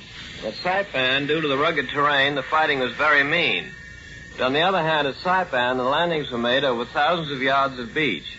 While at Tinian, all our forces were funneled through a very narrow beachhead, narrower even than Tarawa. I believe it is the narrowest beach area ever used by our invading forces. Well, how do you account for the success under those circumstances? Because through the masterful tactics and organization of forces by Rear Admiral Harry W. Hill in command, the 4th and 2nd Marines achieved almost complete surprise. The Japs were expecting us at the wide beaches in front of Tinian town, at the other end of the island, where they had concentrated their main defenses. This northern landing was, to me, a masterstroke, because it saved many American lives. Another advantage of the northern landing was that it allowed us to mass our artillery on Saipan across the 2.5-mile channel to give heavy shell fire screen for the assault troops. Could you see them over there on Saipan? We certainly could. The artillery was lined up over there, almost hub to hub, for the better part of a mile. We watched the flashes run up and down the shore like strings of giant firecrackers. At the same time, a ring of battleships, cruisers, and destroyers blasted important targets all over the island, and Thunderbolts and Mitchell bombers were shuttling back and forth from Saipan in a steady stream. Some of the planes took off, accomplished their missions, and were back at Islay Field loading up again in about a quarter of an hour. What was the nature of the Jap resistance? Their first show of real resistance was at dawn of D-Day +1, when about 2,000 Japs put on one of their suicidal banzai attacks. The Marines had so quickly consolidated their lines that the Japs were cut to pieces in short order. Very nearly all of the 2,000 were killed. From then on, with our many tanks operating in wonderful tank country, the Marines simply overran all resistance until the Japs made their final stand on the high ground at the south end. There was some pretty rough fighting toward the end. In this amphibious warfare in the Pacific, taking an island like Tinian may be compared in importance to the taking of one of the great fortress cities in the European conflict. You've heard John Bishop, war correspondent for the Saturday Evening Post, just back from the battlefront in the Marianas. And thank you, John. This is Webley Edwards at Pearl Harbor. I return you now to Admiral in New York.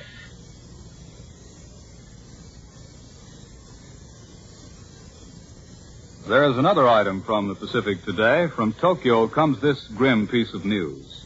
All Japanese civilians are soon to be armed to fight in defense of their homeland. The enemy's decision to wage a total war was contained in a cabinet agreement, and the decree seems to reflect Japan's fear of an imminent invasion of her home islands. Fears were not lessened by a subsequent American announcement that Lieutenant General Robert Richardson's Army Command of the Pacific Ocean areas has been extended westward to the Japanese mainland and beyond.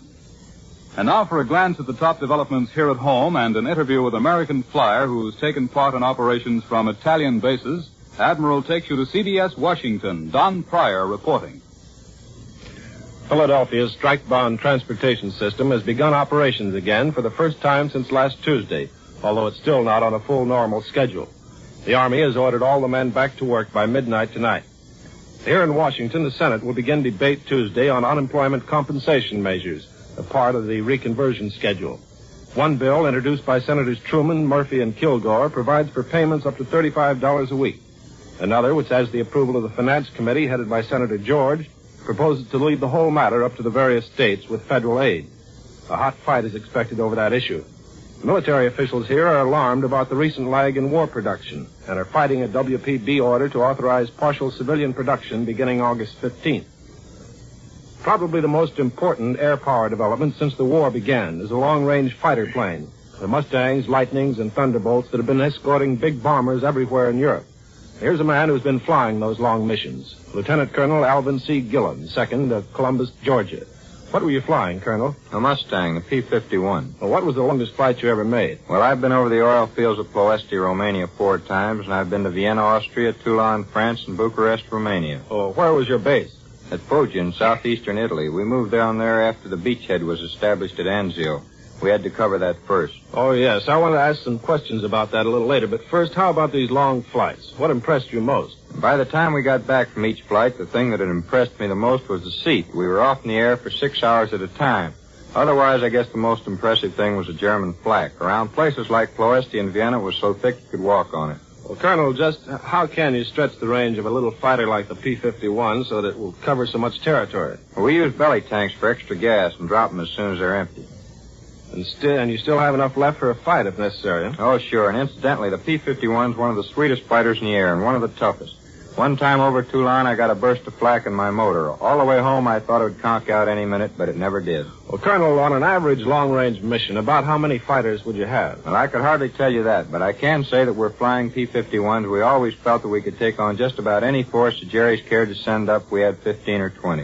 Well, did you run into very much fighter opposition? It was spotty, sometimes very light and sometimes plenty thick. Before we left the base, each of us would put a couple of dollars in a pot to be given to the highest-scoring team when we got back. Well, we mentioned the Anzio beachhead a while ago. I suppose that was the most exciting job you've ever had, wasn't it? In some ways. Mostly it was hard work.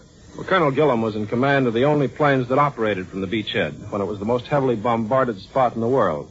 What was your assignment? We had to be ready all the time to intercept any German planes that came over. We flew right off the beaches within artillery range of the Germans. Well, that must have been a nice, restful experience. Well, we didn't get much sleep, but then neither did anyone else. I'm grateful for the experience, though, because it opened my eyes to the hardships the infantry has to put up with and fight through. We usually have it pretty easy at our bases, and we seldom get a chance to see foot soldiers in their foxholes, always wet and dirty and always under fire. Gave us all the respect in the world for the plain GI. Did you get very much action at Anzio? Plenty, usually about 3 combat missions a day. We were flying British Spitfires in. The Germans were sending over the best they had. It was our job to keep them away from the beaches where our ships were unloading constantly. It was lively enough, all right. I flew practically 2/3 of my 90 missions while I was there. And now, after 13 months abroad, I suppose it's pretty good to get back with your wife and daughter for a while. Wonderful. Well, I return you now to Admiral in New York. In Montana, Major General Louis B. Hershey, the National Selective Service Director, has expressed the belief that all eligible high school boys in the nation will eventually be in the armed services, regardless of whether or not the war with Germany is ended. General Hershey told a news conference, "I can't speak for the Navy or War Department, but in my opinion, the high school youth of America who are militarily acceptable will see service in the armed forces after the war in Europe is cleaned up. There are a lot of doughboys and other American soldiers who've been in this thing for 4 years. I think, said Hershey, they'll be waiting to come back home." The general said there is little prospect of a rapid demobilization. It took 30 months at 1,000 men an hour to go from a little over 1 million men to a striking force of 11 million. Demobilization will be slow. And now, once again, here is Warren Sweeney with a word from Admiral. During the 7 years before Pearl Harbor, Admiral Corporation advanced from 52nd to 4th place in the production of radios for the home. That's a typically American success story with a surprisingly simple formula. Admiral has always given the buying public just what it wanted. When people complained about unsightly aerial and ground wires, Admiral designed a built-in aeroscope. When more convenient tuning was desired, Admiral originated tilt tuning with a soft glow dial. Easy to read, standing or sitting. When radio phonographs gained popularity, Admiral gave America a dependable, trouble-free, inexpensive automatic record changer. Again, the response was so great that Admiral soon became the world's largest manufacturer of radio phonographs with automatic record changers. In supporting America's war effort, Admiral has led in research on radio, radar, communications equipment, and television. So, when America's enemies have surrendered, Admiral will give you just what you'll be wanting in your next radio or television receiver. You can always expect the best of everything from Admiral. The 5th War Loan has drawn to a successful close, but the need for all of us to buy war bonds, more and more of them, has not ended.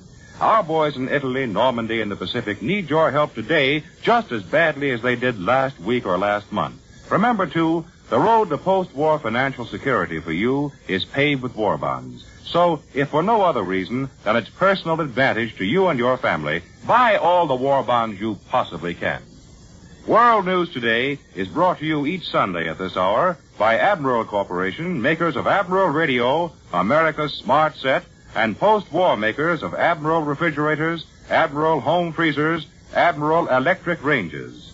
Be sure to listen again next Sunday when Admiral brings you World News Today by shortwave, direct from leading news centers of the world. This is CBS, the Columbia Broadcasting System.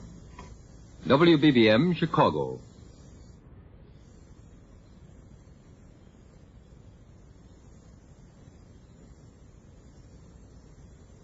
World News Today, brought to you by Admiral Corporation in behalf of distributors and dealers all over America and in many foreign lands. By shortwave broadcast direct from important overseas stations and leading news centers of our own country, CBS reporters are waiting to bring you first-hand news from the world's political and battlefronts. Now, here's Douglas Edwards.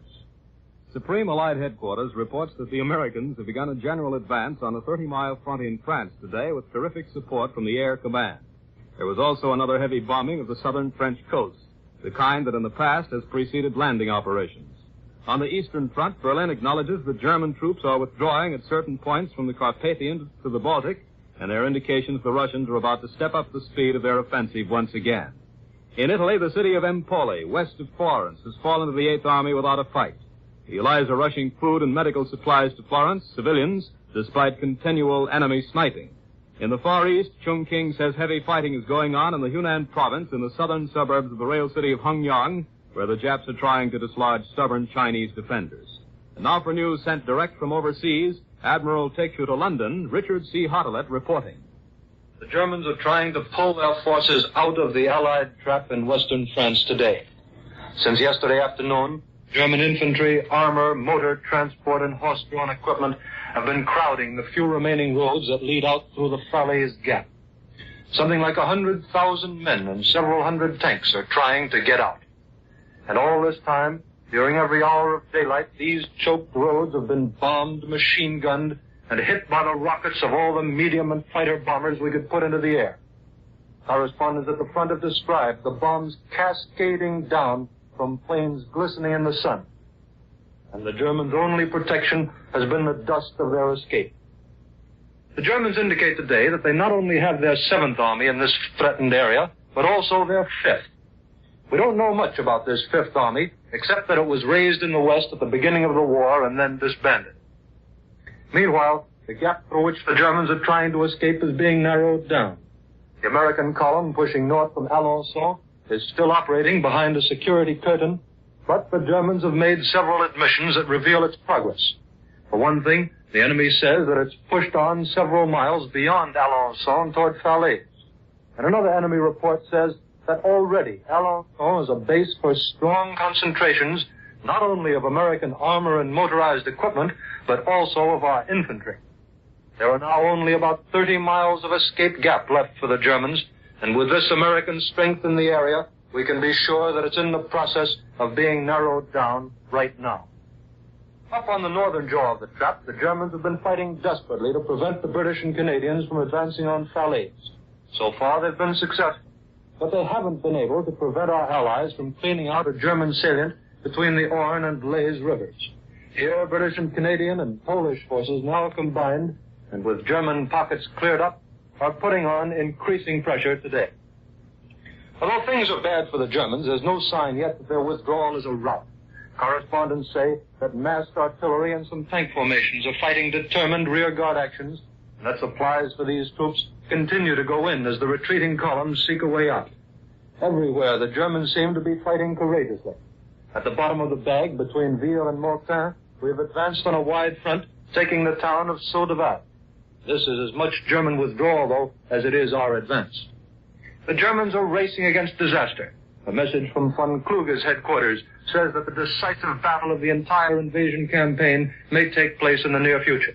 And this seems to be true no matter what happens between Vire and Falaise. Our command is not losing sight of the possibility that the Germans may rescue some of their forces from the Allied trap. But rescue is hardly the right word, because they'll then be caught this side of the Seine. Already, General Eisenhower is taking steps to make sure that the German 5th and 7th Armies are caught and crushed in western France. He's trying to make the line of the Seine impassable both to the retreating Germans and to any reserves they have on the other side. Today, more than 1,250 heavy bombers blasted highways and railroads on both sides of the Seine from Paris down to its estuary. It certainly looks as if the Allied pincer movement is double-barreled. The Germans yesterday held a show of strength in Paris. What's described as a great many troops in full-field equipment paraded through the streets. The purpose, as the Germans explain it, was to show the Parisians who was still in charge. Apparently, the Parisians have been getting more and more exuberant with the approach of the Allies, and florists have been doing big business selling flowers to be thrown at our troops as they march into the capital. I return you now to Admiral in New York. More news in just a moment, but first here's Warren Sweeney with a message from Admiral Corporation. Radio has done more to stimulate the appreciation of good music than any other medium. Admiral Corporation is proud of the part it has played in America's musical life. The needs of war now occupy Admiral's full efforts in producing vital radar and electronic equipment. When peace returns, however, you can have a new Admiral radio in your home. Some of these fine new models of Admiral radios and radio phonographs will provide the matchless reception possible only with FM. When the practicability of television has been proved, Admiral television sets will open the door to an entirely new world of enjoyment. Post-war, your choice may be made from a wide range of sizes and styles, from the Admiral Bantam or personal type receiver to the superb models of combinations made in the great modern factories of Admiral Corporation, world's largest manufacturer of radio phonographs with automatic record changers. Now here once again is Douglas Edwards. Europe's eastern front is showing signs of breaking into movement today, which may quickly sweep the Russians into Warsaw and East Prussia. A German military commentator has admitted that Russian attacks against the Hungarians were only partly repelled as the Soviets renewed their pressure towards Slovakia and Hungary. And east and north of Warsaw, a Russian tank attack forced a German retreat of several miles. The Germans also admitted fresh Russian gains northwest of Bialystok. And now for a summary of the military situation in that part of the world, here is Columbia's military analyst, Major George Fielding Elliott. Activities on the Russian front continue to center along the frontiers of East Prussia and in the area southwest of Sandomierz, where the Russians are trying to widen and deepen their bridgehead over the upper Vistula River. Let's take a quick look at this front from north to south. In the extreme north, we find the Russians widening the corridor, which cuts off the German army group of General Lindemann in Estonia and Latvia. Early last week, Lindemann made one rather feeble attempt to break out, which failed. On the western flank of this corridor, the Russians are now pushing toward the Baltic coast, evidently with the purpose of taking Libau and Memel and then swinging southward to attack the northern frontier of East Prussia along the river Niemen. On the eastern approaches to East Prussia, very strong German counterattacks have checked the Russian advance opposite the Insterburg Gap between the river Niemen and the Masurian Lake. Round to the southwest, the Russians from the direction of Bialystok are making slow but on the whole steady gains in the direction of the fortress of Ossowiec, which guards the East Prussian frontier in this sector. East of Warsaw, the Russians are working their way northwestward from the general area of the town of Shettlesea and are approaching the strong German positions along the Narev River. They do not appear to have reached the river anywhere on this part of the front.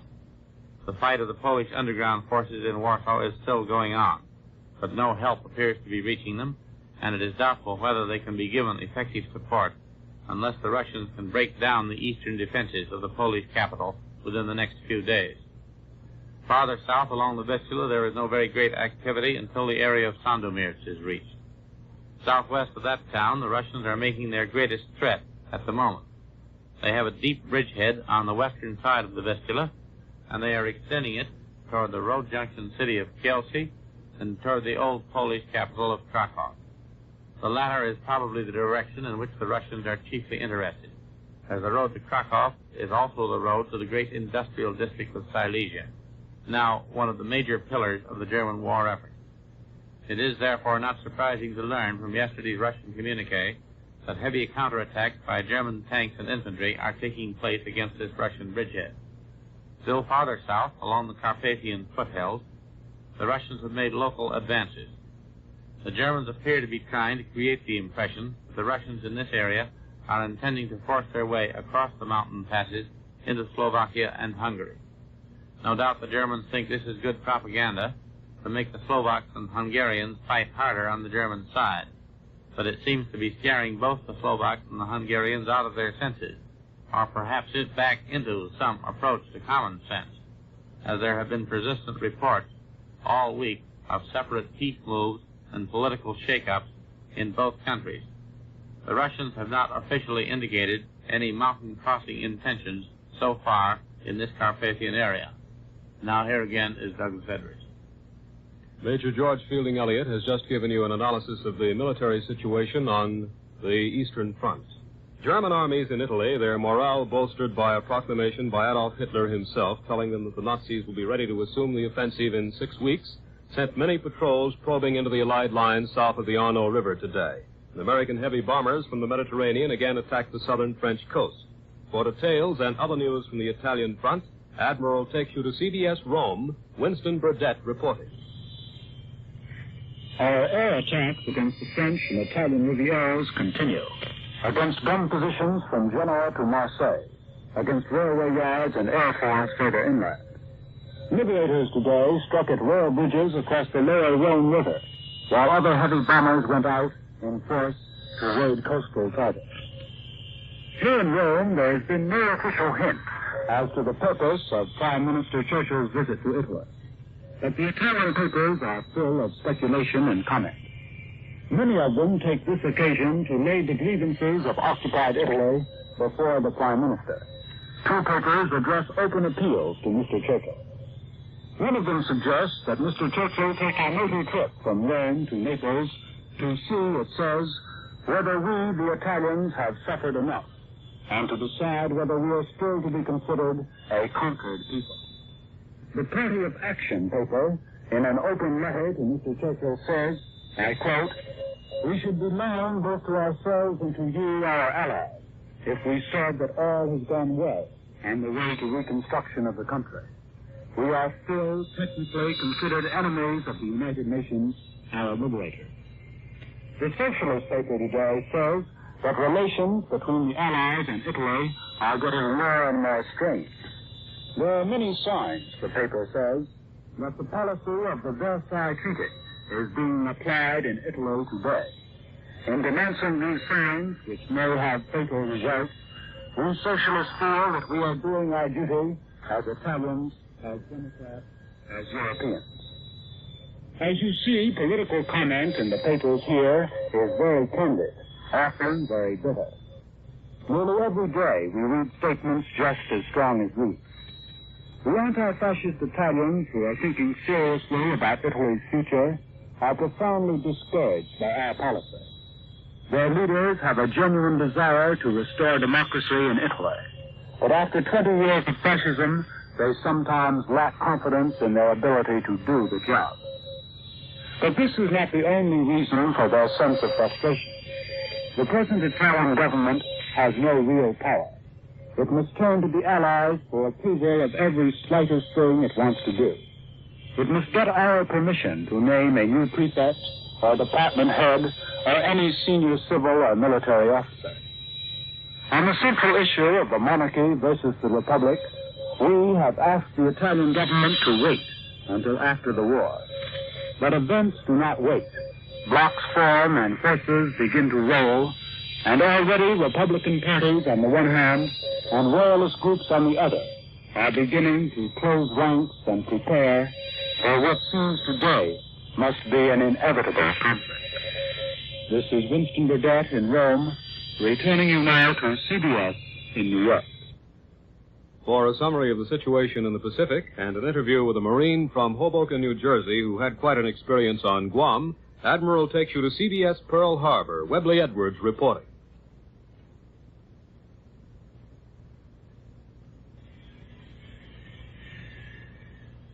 Here's a Marine corporal who found himself in a tight spot after killing several Japs from Guam.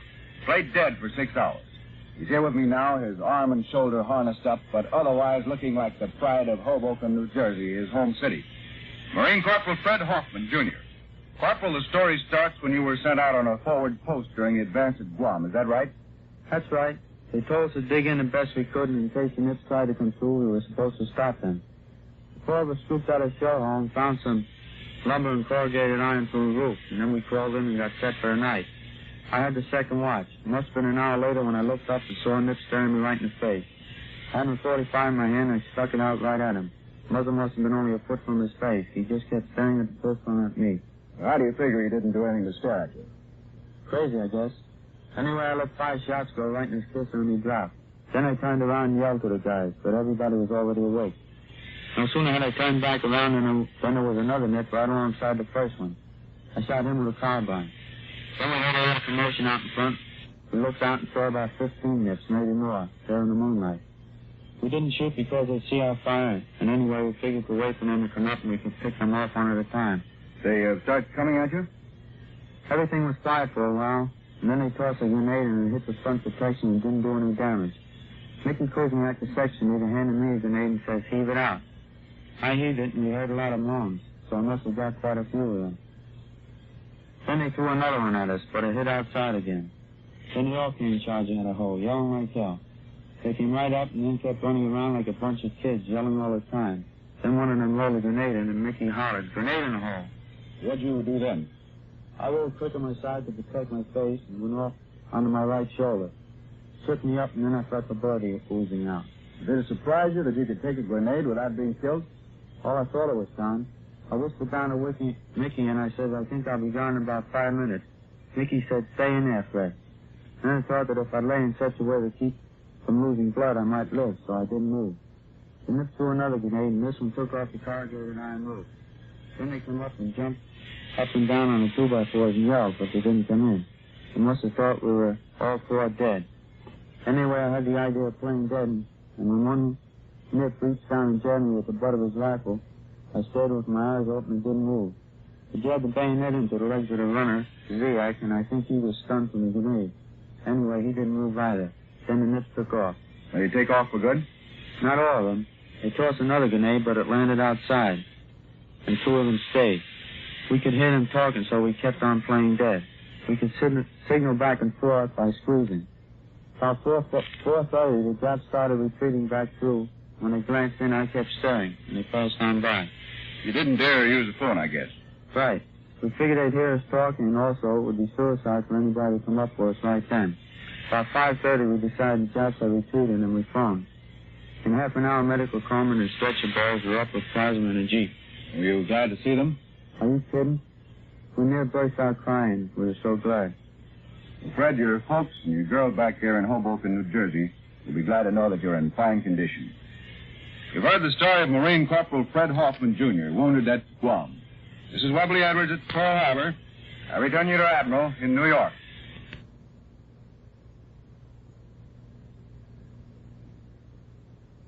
For Homefront news and an interview with the skipper of a Navy Night Patrol Bomber Squadron, Admiral takes you now to CBS Washington. Don Pryor reporting.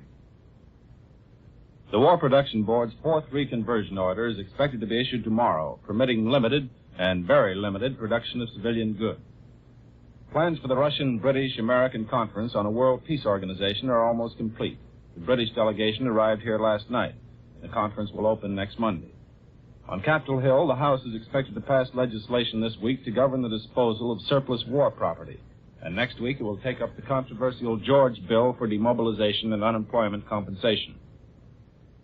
Just as a reminder that there's still a war in the South and Southwest Pacific, here is Lieutenant Commander Eugene P. Rankin, USN, of Sapulpa, Oklahoma, the skipper of Rankin's Raiders, a famous Black Cat squadron of Navy patrol bombers. He and his men have just come back after 7 months of hard flying with one of the finest records in the Navy. Commander Rankin, how many hours of flying did you say your squadron did out there? About 7,500, and 4,500 of those were at night. Of course, flying at night is the principal job of the Black Cats. And just what is a Black Cat? It's a Catalina flying boat painted jet black. The Black Cat was originated at Guadalcanal to fly night search missions looking for the Tokyo Express, to keep the Japs on Munda and other islands awake by dropping bombs, empty beer bottles, pieces of junk, and anything else that was handy. My squadron was the 3rd Black Cat outfit to go out. By that time, the job had changed quite a lot. Well, how do you mean it had changed? By that time, the Tokyo Express had been pretty badly mauled. So our principal job was to find Jap barges and knock them out along the coast of Bougainville, and finally all the way up through New Ireland and Caribbean. We also spotted for bombardments, flew cover for convoys and task forces, and in general kept the Japs stirred up as much as possible. Was all of your combat flying at night? Oh, no. During the last 2 months of 1943, we flew mostly search missions both day and night. Our real Black Cat operation started in January when we perfected a system of teamwork with the PT boats and destroyers. Well, how did that work? Well, I'll give you an example. One dark night, Lieutenant S.L. Lanier of Besma, Alabama, ran into 4 Jap barges and a gunboat off the coast of Bougainville. He called the PTs, which were patrolling off the shore, and they answered, "Roger, be right over there in about 2 minutes." Meanwhile, the Black Cat strafed the barges, trying to slow them down. When the PTs got there, they joined in the fight. But the Black Cat's port engine was shot out by the gunboat, and 2 of the PTs were pretty badly damaged. Between them, they sank 3 of the barges, and they couldn't finish the job. Lanier had to fly 75 miles back home on 1 engine, but meanwhile, he called in the destroyers, and the next day they polished off the gunboat. Well, that's real teamwork. Commander, is that kind of thing still going on in the Solomons?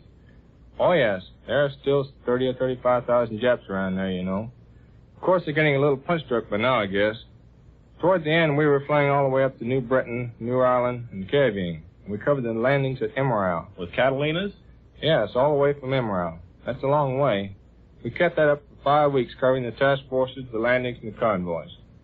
We would take off at 3 in the afternoon and get back at noon the next day. And Commander Rankin says that the only stop they made on that trip was one at Green Island to refuel.